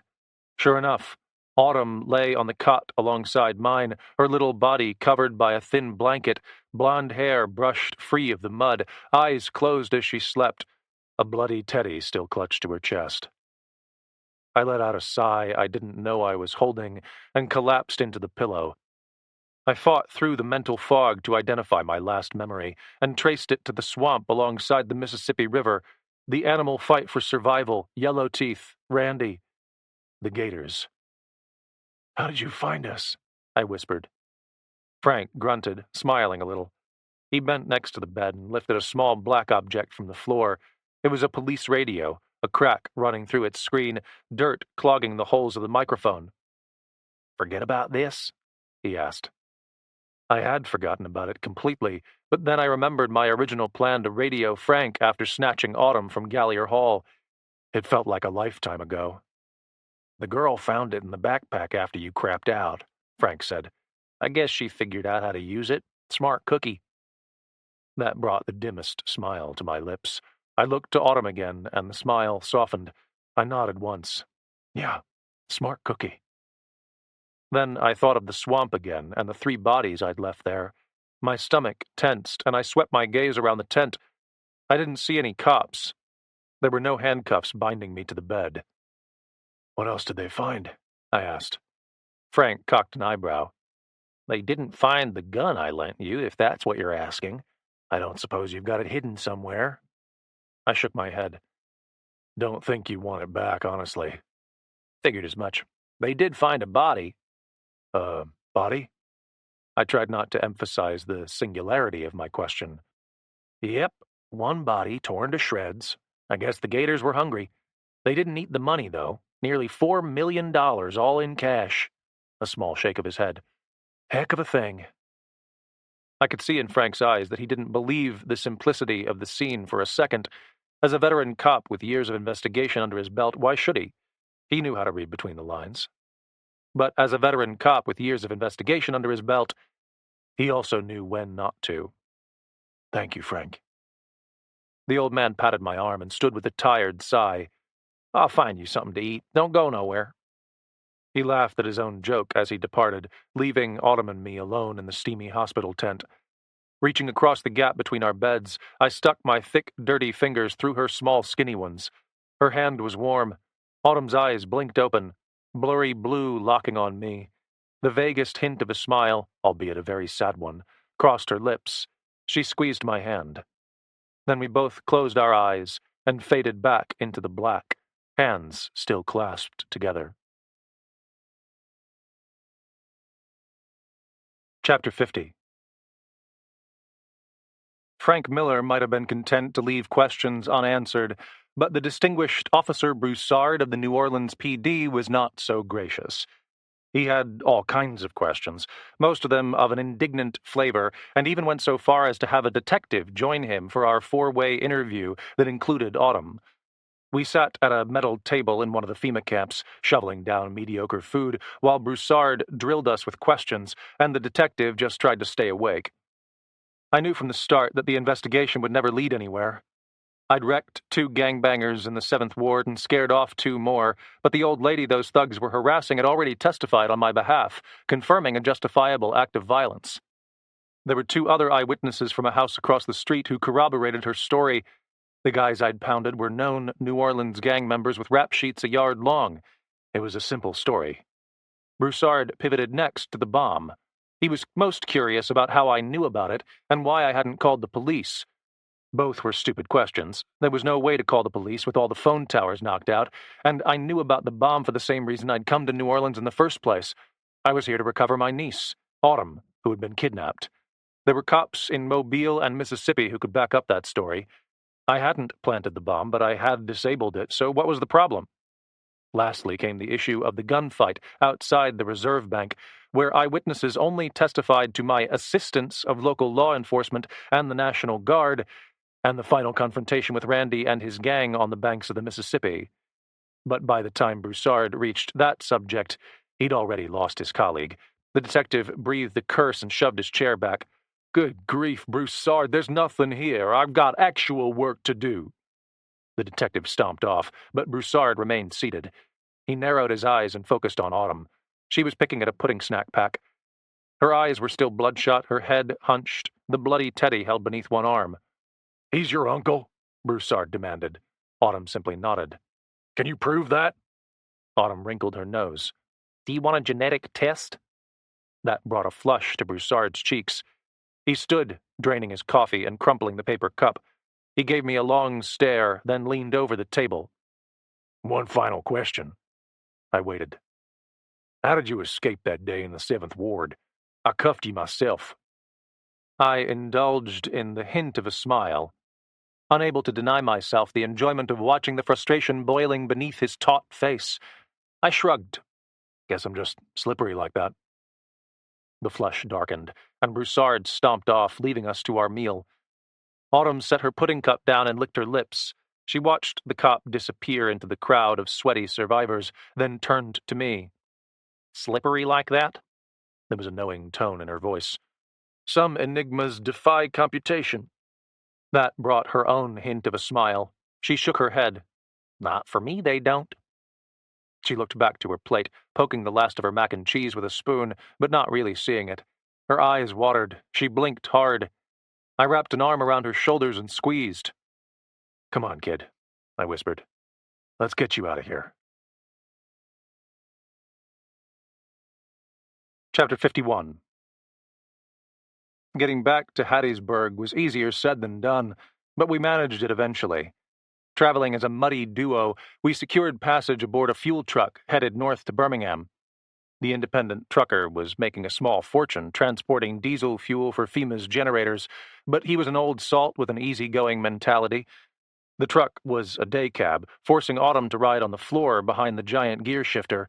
She didn't complain, and even participated in helping the trucker to shift as hot Louisiana wind buffeted us through the open windows. It was 100 miles to Hattiesburg, and the entire route was backlogged by relief traffic. I didn't complain about the delays, an uneasiness in my stomach building the closer we drew to the hospital where I had left Jessica. I'd been unable to call ahead. Apparently Nadia had done a number on the cell network for a few hundred miles in every direction, and none of the self-important aid workers would loan me a satellite phone. I still didn't know if Jessica was even alive, and Autumn hadn't asked.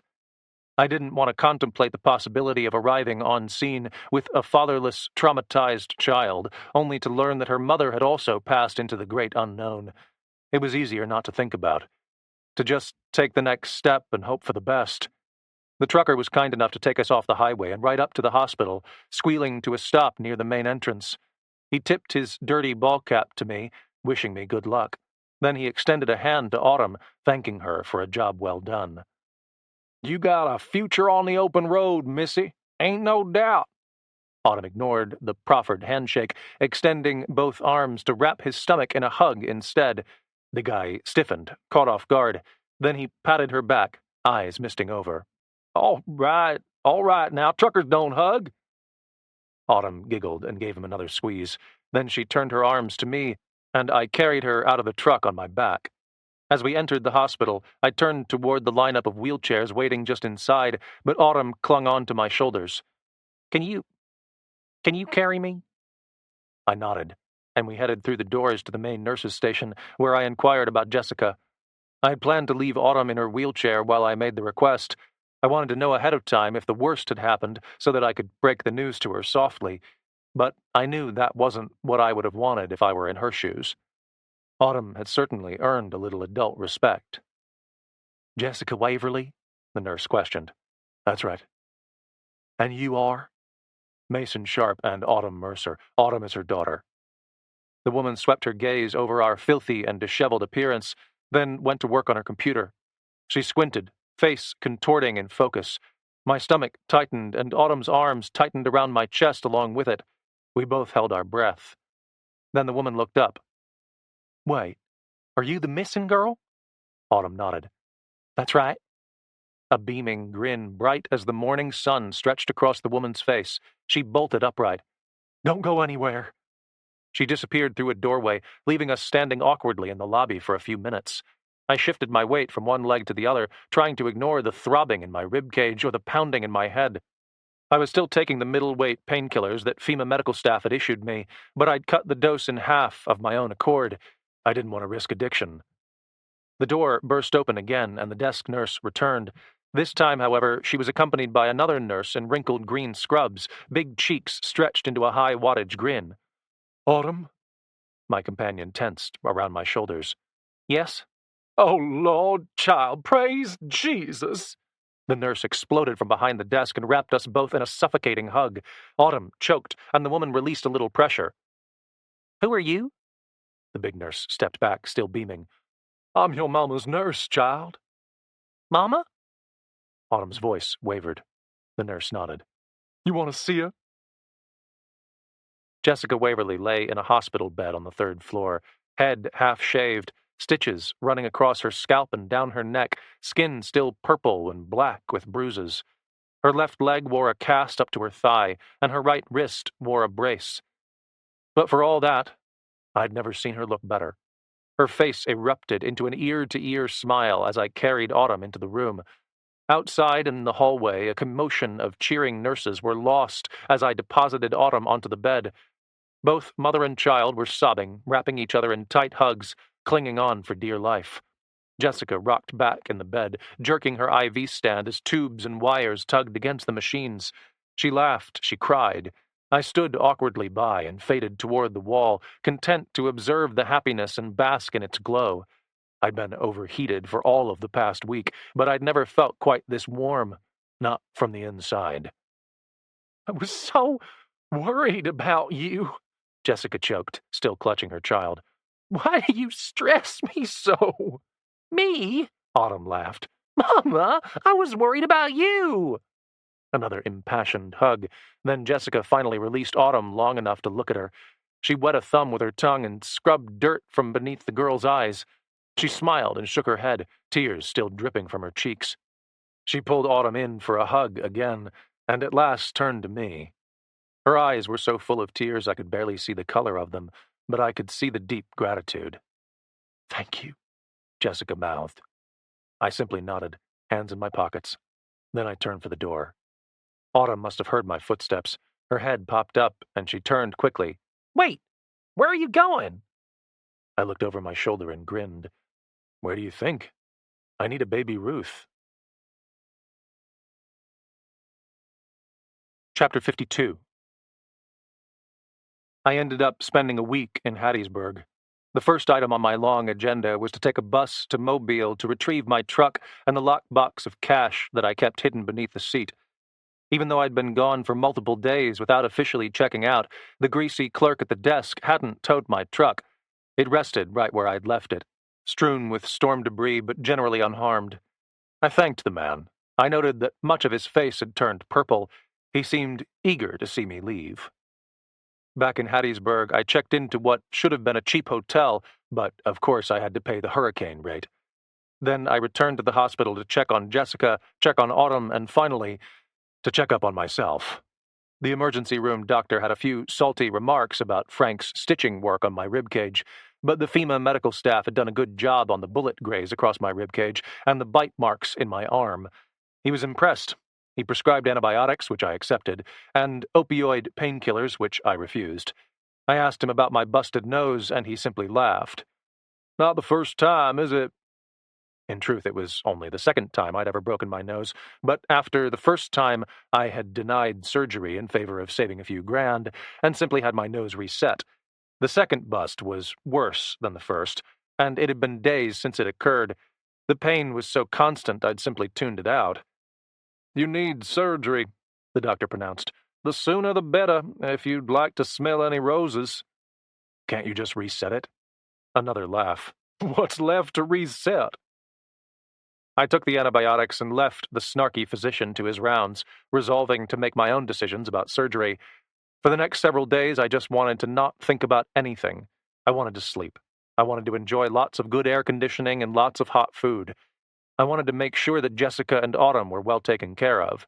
That required a lot of hospital visits, a lot of late afternoons watching movies with Jessica and playing cards with Autumn. She was a cheat, of course. That wicked little mind of hers could count cards like nobody's business. We played for candy bars, and I lost them all. 7 days after Nadia's landfall, the storm finally dissipated over Detroit, only a few hundred miles north of where Katrina had dissipated so many years earlier. Law and order had been restored to New Orleans, at least as much as it ever was. News stories about the brazen robbery attempt had blended into an endless stream of media noise about the state of the Big Easy and the tragedy of the lower Ninth Ward yet again succumbing to floodwaters.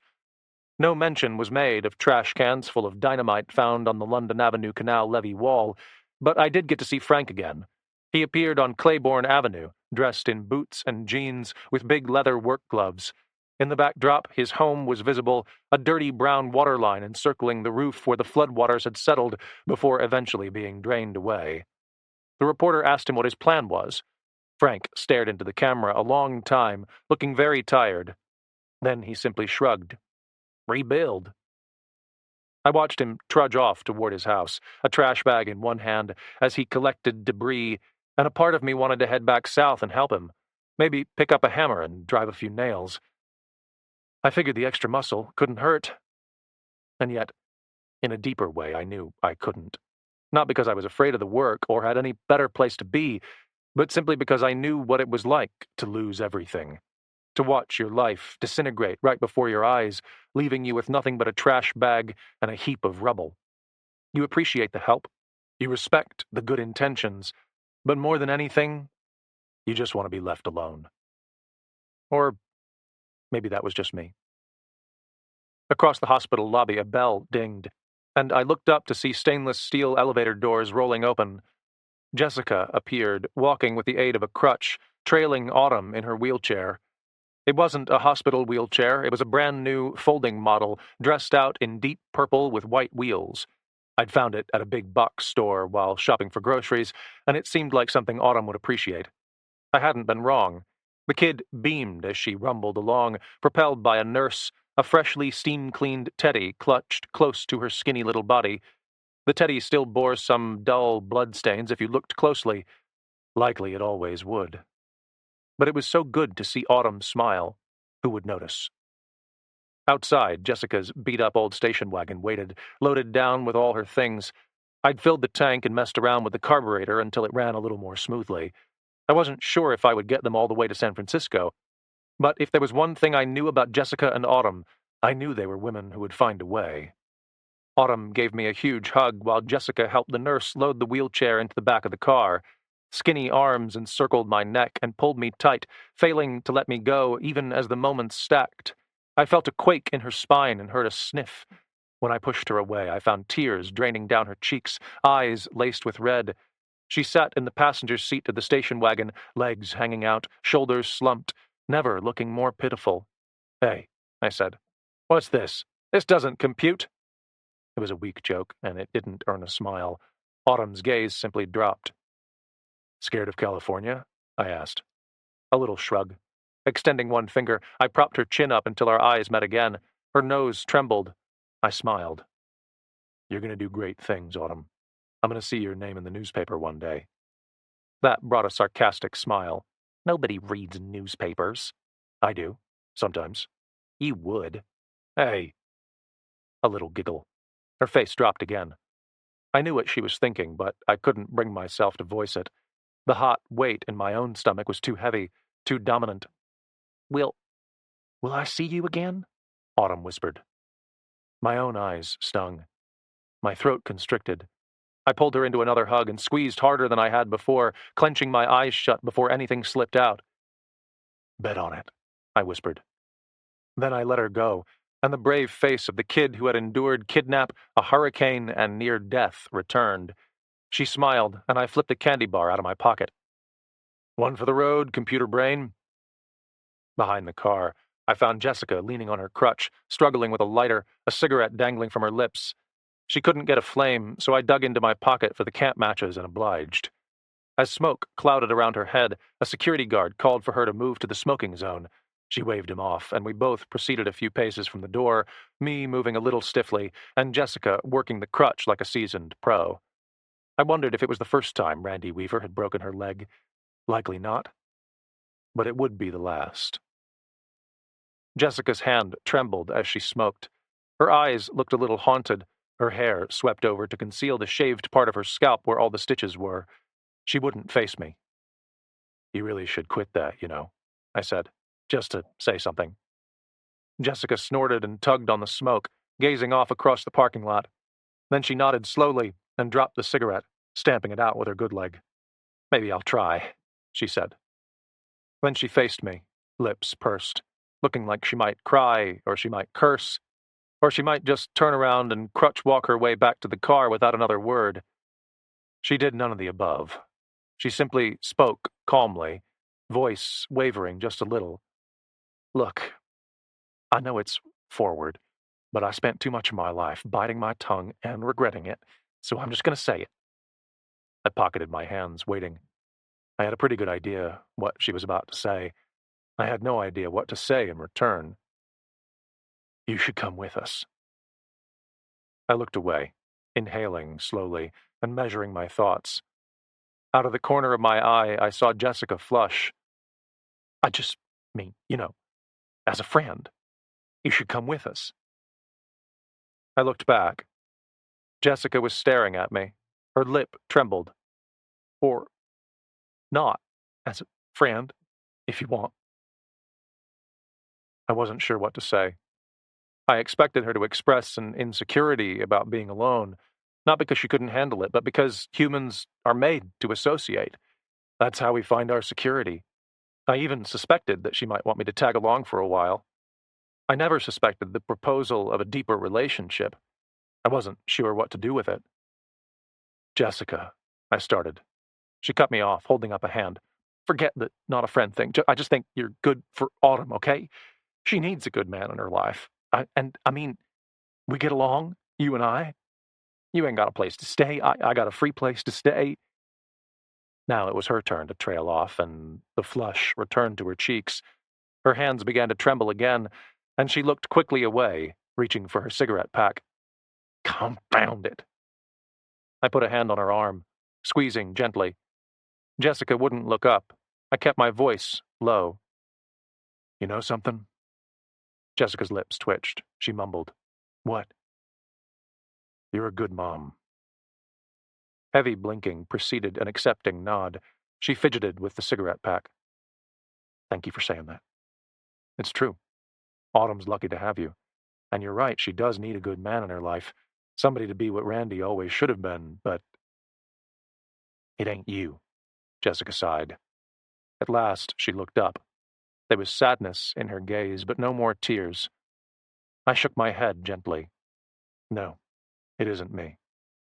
And it's not because I don't care about her or because I don't like you. It's because I've got my own stuff to figure out, my own demons to wrestle, and no kid deserves to be put through that. No woman does. Not right now. Jessica thought about that a moment. A hot Mississippi breeze tugged at her hair, and she pressed it behind one ear. Then she leaned up on her tiptoes, put an arm around my neck, and kissed me. It was a sweet kiss, not a sensual one. She tasted of cigarettes and smelled like a hospital, but I still appreciated it. I gave her a squeeze. Then Jessica turned for the car, crutch walking with ease. On her way, she deposited the half-empty pack of cigarettes into a trash can. I called after her. There's an envelope under your seat. Don't open it until you hit the highway." Jessica looked back. She shot me a sarcastic grin. "Is it stolen?" I laughed. "What do you take me for?" She laughed back. Then she got into her car and fired up the engine. I was pleased to hear a smoother rumble than before. She shifted into gear, and the suspension sagged as the overloaded car turned slowly out of the hospital lot and toward the highway. Autumn waved as they went. I waved back. And then I turned for my truck, walking slowly in the summer sun. I fired up the engine and thought I should render myself the same service I had rendered Jessica and give the cab a clean. Then I turned east, back toward Alabama, back toward Mobile, because I had one more question to answer.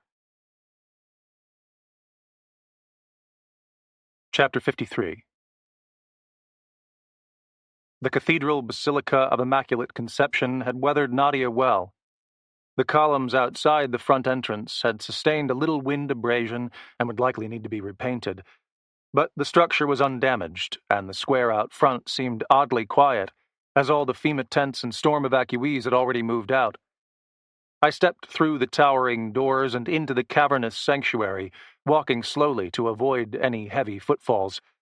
When I sat on a pew, I eased my way down, avoiding the gunshot-like cracks of flexing century-old planks. I saw the pastor, or priest, or father, I had seen before on my last visit. He was busy lighting candles at the altar, and we made eye contact, but he made no acknowledgement of my presence. That was okay with me.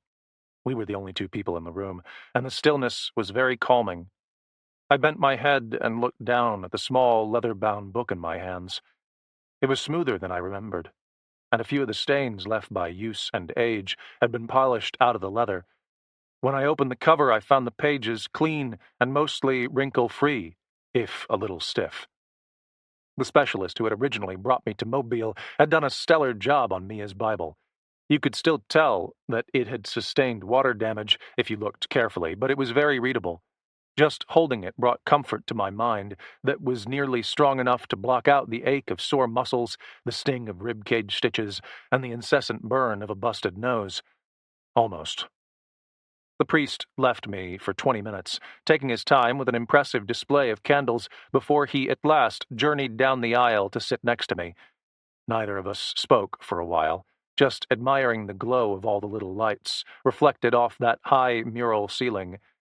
It was serene in a way almost nothing man-made ever was. It felt spiritual. "I thank our Lord that you survived this storm, my son," the priest said at last. I nodded, unsure how to respond. He turned slowly toward me. "Is your heart still burdened with our conversation from before?"